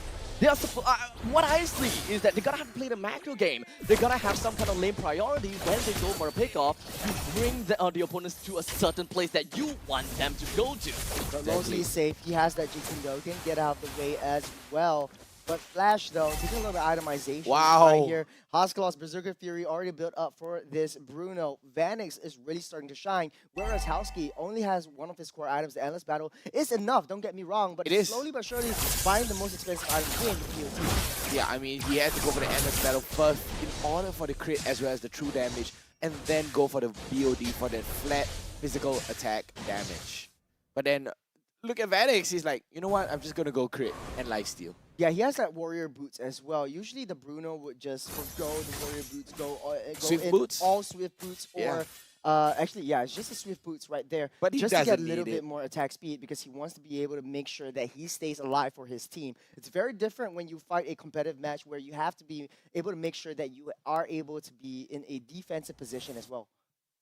I think that Stellark right now, they are finally going to make a move onto the bottom lane. Actually, this is probably the second time. The first time they wanted you to go for the Flicker plus Bloody Hunt combo, but in the end, it didn't seem like it was pretty much of a battle of trade. It became a, well, pretty equal trade actually, so they couldn't manage to turn things around. Look at the as damage. much. Don't worry. Yeah. Hades will be safe, Hades but the would be rest of the killed, yeah. Kampong is coming in. Stellark. This is what Stellark is trying to look out for, maybe. But we're talking about a Joy who has the mobility as great as, what, an F1 car? Yeah, he's skedaddling out of the way, safe and sound. Now, the win conditions for Flash are shifting. You have Hades on that Joy playing in the offlane, so a 4-1 composition again, but now with very, very strong lockdown to CC. But talking about lockdown, Chu gets pulled back late over there for that defense. Adamir trying to source out where Chesty is, which is hiding. They don't want to make any sudden move. Oh, and Team Flash, they're actually going to go for a little bit of a side lane push as well. There is some caveats as to how when the Team Flash can actually go for a fight. Stellark, they definitely know that. They're not sending anyone to defend the bottom lane at all. That push would eventually get a hold of Stellark's current scoreline and current game plan. But Joy is coming back soon. Vanix, though, even without the Joy, manages to find a kill down on Chesty. The one that can really pick up the opponent. Combo down on the Yusuke. That is going to be the second person down on the side of Stellark. While Jay, he went straight in and he did manage to peel for the team. Black shoots out of it, and Flash has a free Lord for themselves, and they are all still at full HP. Oh man, Stellark. Chesty actually, he wanted to wait for Vanix to come online, but he couldn't pop his rough ways because of the stun lock coming in from Adamir as well as Lalzi. You have two super stunny heroes with a lot of crowd control that Stellark can't handle. Every single team fight, all you can do is pray that Yusuke gets the hook on the right target. There's no way they can dive in from that back line, especially since you're on that Mortis again. In that late game, it sort of falls off a little bit, if you ask me. I mean, he's pretty tanky, right? He's pretty tanky. He's going to be able to sustain. He's there to soak the damage for you as well. But we're talking about a Mortis here. I mean, you have the Decimation. You can easily take down Hades as well as Jay, Vanix as well. And that's already 3 members on the side of Team Flash gone. He is thick. He does have the Garden Helm, but not enough defense just as of yet, especially for that Bruno. But you have a lot of unforeseen magic damage coming in from that Lilia as well. Jay doing Lord's work. Coming in from that bottom side. Flash is really incredible, just zoning everyone out, finding out information, intelligence, every single point of the way, which makes Stellark's approach, Stellark's engages and ambushes a little bit tougher to see. Oh, the hook of Vanix coming in, and Adamir is trying to look up for these kind of catch opportunities for the side of Flash. This actually helped them to drag out the fight for a little while longer. However, Stellark, they still have got resources to actually deal with the lockdown in the bottom side. There's a lot of lane priority for Flash that Stellark needs to handle. You have waves crashing in from that north, from the south, and from the mid as well. Stellark really hunkering down. They can't go out because they can't go out. They can't go out. I mean, they're stuck right there in the base. They have to clear out the wave. They have to push out the wave in order for Stellark to gain map control. Even though they are kind of like a catch team, they can't seem to catch any more from this point in time. The amount of gold deficit is starting to really set in for Stellark. And while Flash, they are also a team that has the catch. We're not talking about the Ruby, we're talking about Joe as well. They cannot disrespect what Flash has at this point too. The cover and concealment coming in. Lawsy looking for the right target. Oh, they actually seek found out Kadita, Chesty. though. They found Chesty. Chesty He's taken out. gets taken out. That's a lot of damage coming in from this Hades as well. Uh-oh. That's not great. That's not great. Oh, the solo kill coming out from Jay ended. Oh, unfended.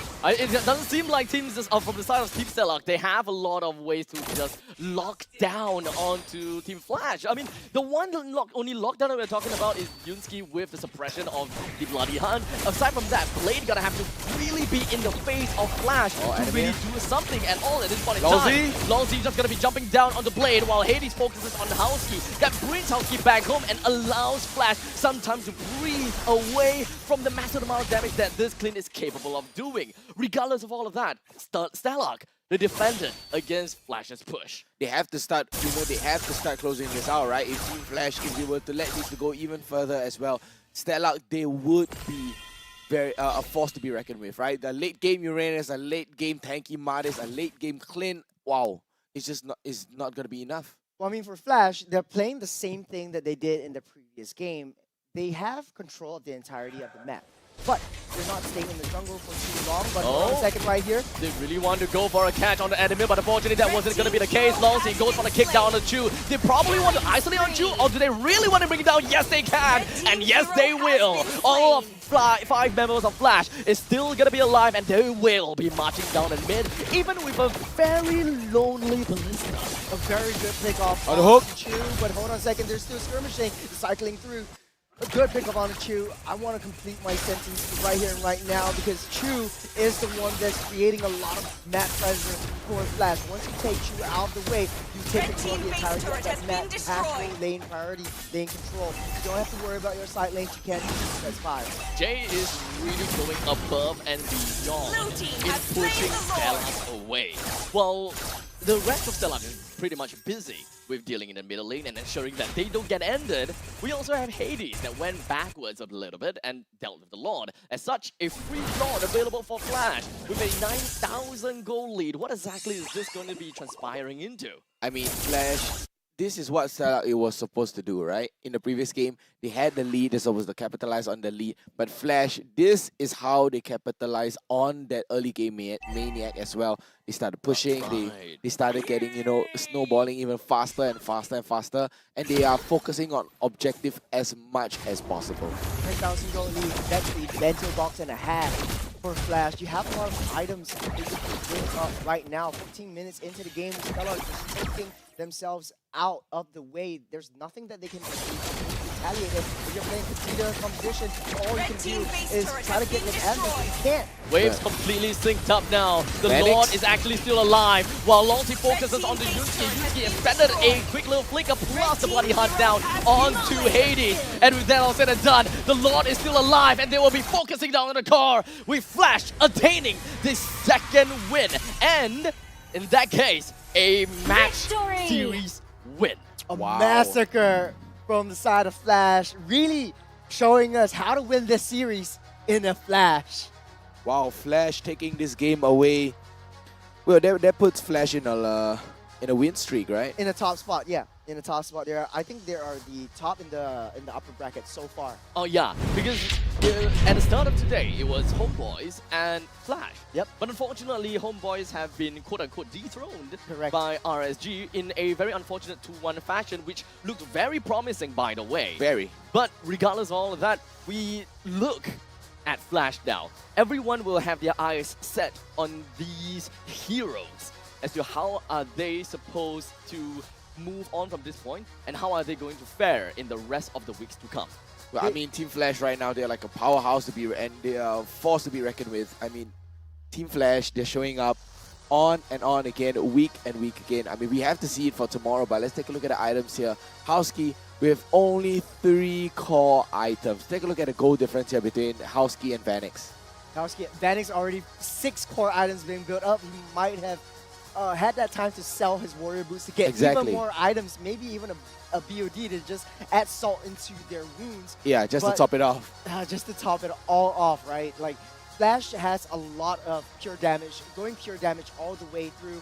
Adamir and Lawsy, once it reaches the midpoint of that game, they ditched their lanes and they just focused their attention onto protecting Vanix, protecting Jay, because they knew that their win condition was to keep Vanix safe, and they did that phenomenally well. Hades went on the offside to apply map pressure, try to split Stellark apart, and it worked very, very beautifully. This was a very well orchestrated game, very textbook. Don't go for fights, very disciplined, go for objectives instead. Very, very good play. And let's take a look at the emblems that's going to be coming up on the screen right now. Anything out of the ordinary for you, Churros? Yeah, this is interesting. I thought like it would be the fighter emblem for the Uranus. I think it might have been the fighter emblem if I'm not mistaken right here. I think, yeah. It was the fighter emblem. I thought it was a fighter emblem as well. Or is either it was a fighter emblem or it's supposed to be a mage emblem. So a little bit of a situation for us here, but regardless, aside from the Uranus, I think everyone else's picks are, in terms of emblem picks, are pretty much within phenomenal, the norm, yeah, right? within the norm. Yeah, actually, maybe a little bit different from what I would expect from Chesty, right? Yep. When we are looking at a Kadita, we want more of that penetration. We want more of that burst. So I was expecting more of an assassin emblem, but if you're looking at a Lilia, a mage emblem is understandable with that cooldown reduction as such. Yep, I think Chesty might have been going for a little bit more of a defensive approach, maybe using the knock-up ability that Kadita has for a defensive kind of play here. But taking a look at the kill participation and the stats all across the board, Chu just taking a lot of damage. I mean, rightly so, because he's a Uranus things, yes. But the rest of the players on that board is from Team Flash.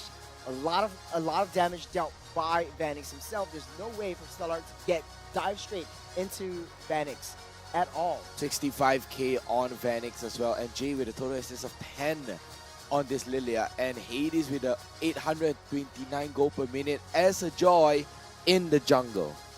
Now, a lot of teams are going to be looking at Team Flash. They are one of the biggest giants. Their strategies, their picks, they will be analyzed very closely by a lot of the other teams, especially the other titans like RSG and Bleed. Yep. So this team, a very top spot contender in this season. Frankenstein Flash is actually working out. I cannot wrap my head around as to who is the outstanding one in Flash. Yeah. I cannot for the life of me. You have to choose one, but every one of them is I think it's Jay. To me, it's Jay. Very good game. I mean, to me, it's Jay. I mean, Jay, it kind of centers around Jay as well. You know, I mean, Jay, he's very aggressive. He's not too aggressive as well. He sits together with Vanix in a very good vantage point. You know, he goes in where he needs to. I think it's still Vanix for the Maniac. Vanix, really? Yeah. No, are we talking about MVP or like match MVP? Oh, match MVP Vanix. It has to be Vanix. Okay, yeah. I thought you mean as a team. Yeah, it's Vanix right here. It has to be. Prioritizing a lot of the movement speed and having a lot of defensive builds from that Purify is something that I wasn't expecting from this build. So I'm learning quite a bit from this. Usually as a Bruno, you want to take the flicker to dash away from opponents, but he is sort of like predicting the hooks onto him, predicting the stunts onto him, and he wants to just mitigate that all together. And such, we have the conclusion of this entire series. But before we even jump onto that, we still have the mic check, whereby we'll be able to listen out to the conversations. I want to listen to what exactly happens. Because let's be honest here, Team Flash's communications, they are quite loud and repetitive. Very loud. I mean, Lousy especially. Right? Lousy is especially loud. Yeah. So we're just going to cut to the chase and listen out to, well, what kind of chaos was behind all of that gameplay. Go. Hey, no jump. I'm coming out, guys. Nice. Hey, Kufa behind. Kufa no flicker. Take down. Go top. I walk in. Kufa. There is no ulti. There is no flicker.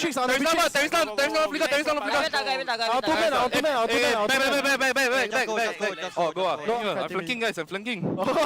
Yeah, surprise. Happy birthday. Okay. Happy birthday. Okay, bro. Wow, brothers. Happy birthday, bro. Happy birthday. Go back out the lot. I go and... There is no. Slow. Relax. We can fight. I'm half. If no box. Hey, true. Hey, Kufa. I'm taking the big tricks. Nice. Franco no flicker. Hey, Matis. Kill him out, hey! Nice. Nice. Happy birthday! I can Go. Hey, Matis. Relax, guys. Relax. Can. Happy birthday. Happy birthday, Happy Chesty. birthday. Happy birthday, Happy Chesty. birthday. It's all about a flank, so it's a all about surprise. Surprise! Surprise And you know what flank. else is a surprise for you? Where was this going? I have no idea. McDonald's. Here's a surprise! What happens when I press this button? Actually, they can't really see anything, so yeah, it's fine. I mean, you got a Mac. You give them a Mac. Hey guys, so I wanted to say Vanix was just he's a very quiet person in real life. But in the game, he's a totally different monster. He's a beast. Yeah, same beast, different animal. Yeah. Was that the quote? Same animal, different beast. Float like a butterfly, sting like a bee. Whatever it is, I want to see who is the one getting interviewed. I want to know their thoughts. It has to be Vanix. It has to be Vanix. It has to be Vanix. It is his birthday. You gotta have to give him the airtime, and it will be wrong. It's not his birthday. It's Chesty's birthday.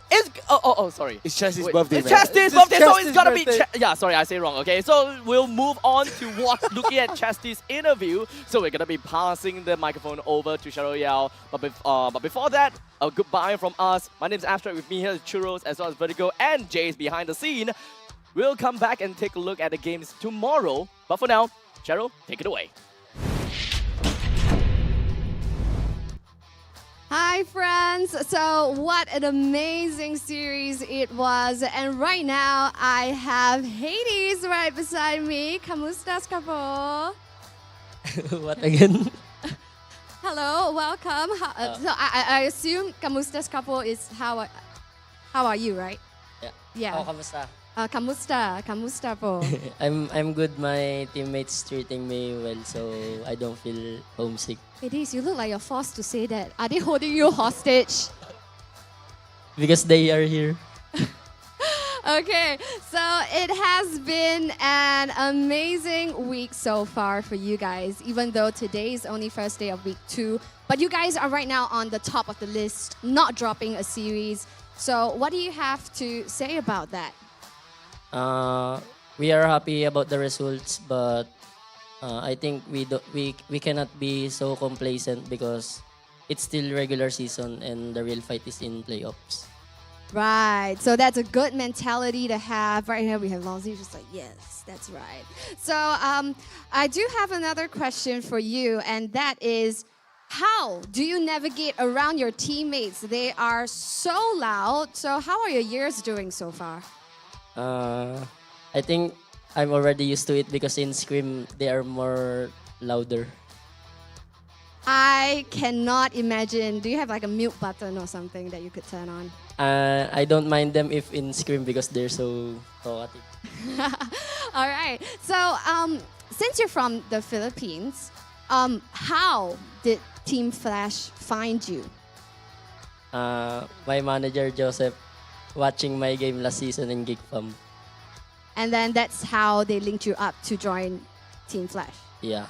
So it's a very interesting team, to say the least. So far, you know, in the regular season, what do you have to say? Or rather, what one word you can use to describe your teammates? Loud. Loud, I see. And we all can hear that as well. So right now, since you have played pro in the Philippines and now here in Singapore, do you think that there's any differences between the countries? I think just the macro, because in the Philippines the team macro there is so good. Right. And so something I heard from the team is, I understand you love to eat rice. Yeah. And apparently your love for rice is not even a love, it's an obsession. Yeah. So today I have a very special segment for you where you're probably the only first person in interview to eat right here at our studio, and I've prepared rice for you. So first up, try this. I can hold the mic for you. Alright. This is chicken rice. Yeah. I dare not say it's from Singapore, but it is a popular dish in Singapore. You can try this for the first dish. Rice. I've added a chicken for bonus, but I'm pretty sure you wouldn't touch it. Okay. Anyway, the first person right here for the interview segment to... Oh, he ate the chicken. I heard he doesn't eat the chicken. He only eats Jollibee, apparently. You don't have to finish everything, just one mouth. Okay. So far, how is it? Have you tried it so far in Singapore? Yeah. Okay, we're gonna give you a few moments to chew, but this is Singapore chicken rice, popular within Singapore. So this is the first rice that you have, and then the next one, he needs water. So probably after this interview, I'm going to ask him, do you still love rice that much? Probably not, under the watchful eyes of everyone. Okay. So the next rice I got is also representative of our Muslim friends, and this is nasi goreng. Right, so try this. Second, one mouth lah. Just one bite. Well, just one bite. Of course, you're not gonna finish it. You know, we'll bought an entire packet for you. Okay, after that, he can be a food influencer already. Okay, I'll take that from you. And then, and then our next rice is also representative of our Indian community right here in Singapore. And this is chicken biryani. I've never seen someone eat under so much pressure before. Oh, this one he said good. Oh, okay. So, overall, all the three rice that you have, which one was your favorite? 1, 2, or 3? Actually, I still have number 4 and 5. Do you want to try? No. I think the one, because I always eat it. Oh, okay. So 1. Yeah. It goes to chicken rice. Okay, so now we all know that Hades love our Singapore #1 staple food, chicken rice. And final question for you, Hades, would be, if you have to compare Singapore rice and Philippine rice, where does the vote go to? I think if we're talking about fried rice, I love the fried rice in Singapore.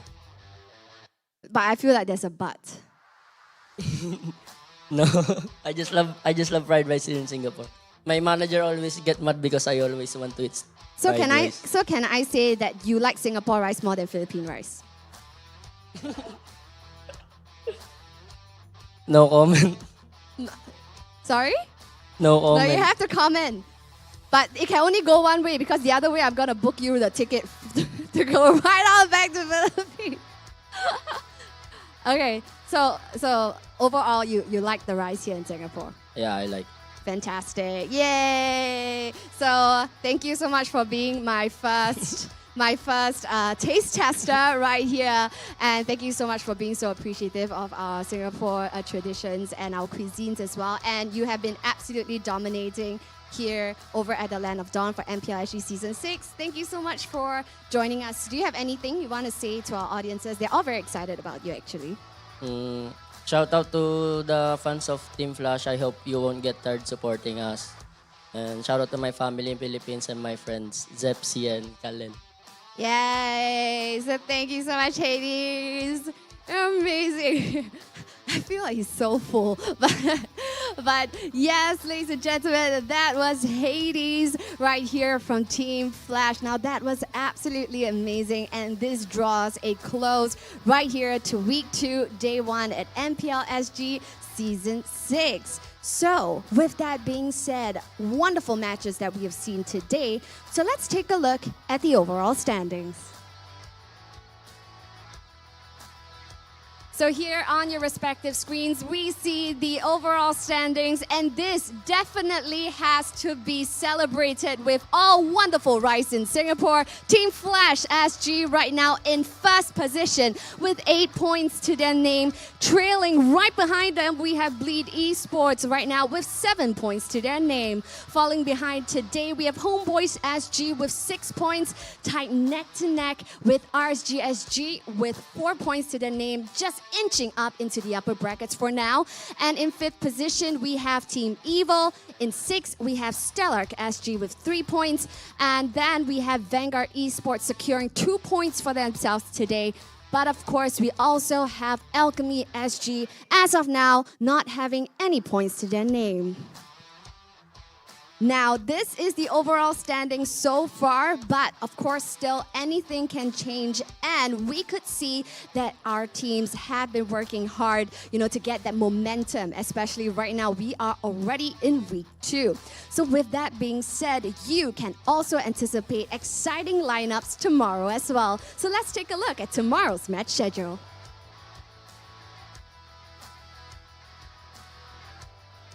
So as you see here on your respective screens, this will be the next day's schedule for tomorrow, Sunday. Now we're going to be kick-starting match 1 with a very anticipated match, and this is a long-standing feud match between Bleed Esports against RSG SG, and that is starting our week 2, day 2 at 10 a.m. Followed by match 2, we see Vanguard Esports crossing swords with Stellark SG at 12:30 p.m. Followed by match 3. This is going to be an exciting match as well, as we see Homebois SG duking it out with Team Evil happening at 3 p.m. And closing off the show for match 4, we see Team Flash going head-to-head against Alchemy SG at 5:30 p.m. So wow, what an exciting lineup we see tomorrow as well. So yes, you can definitely tune in to MPLSG Season 6 on all of your favorite platforms, such as YouTube, Facebook, Twitch, and TikTok. And let's not forget, if you want to get seats as our live audience, remember to follow us on our social media channels, such as mpl.sg.official. Now, MPLSG Season 6 wouldn't have been possible without all of our wonderful sponsors. MPLSG Season 6 is powered by Moonton and Zenway Productions. Our presenting partner, McDonald's. Our official partner, Head & Shoulders. And our partners in esports, OSIM. Now this draws an end right here to week 2, day 1. But of course, tomorrow is going to be an exciting day as well. So remember to toss your lucky guess coins in the correct direction. Or if you don't know how to vote, this is why you got to join us right here at MPL SG Season 6. So we'll see you tomorrow and have a good day.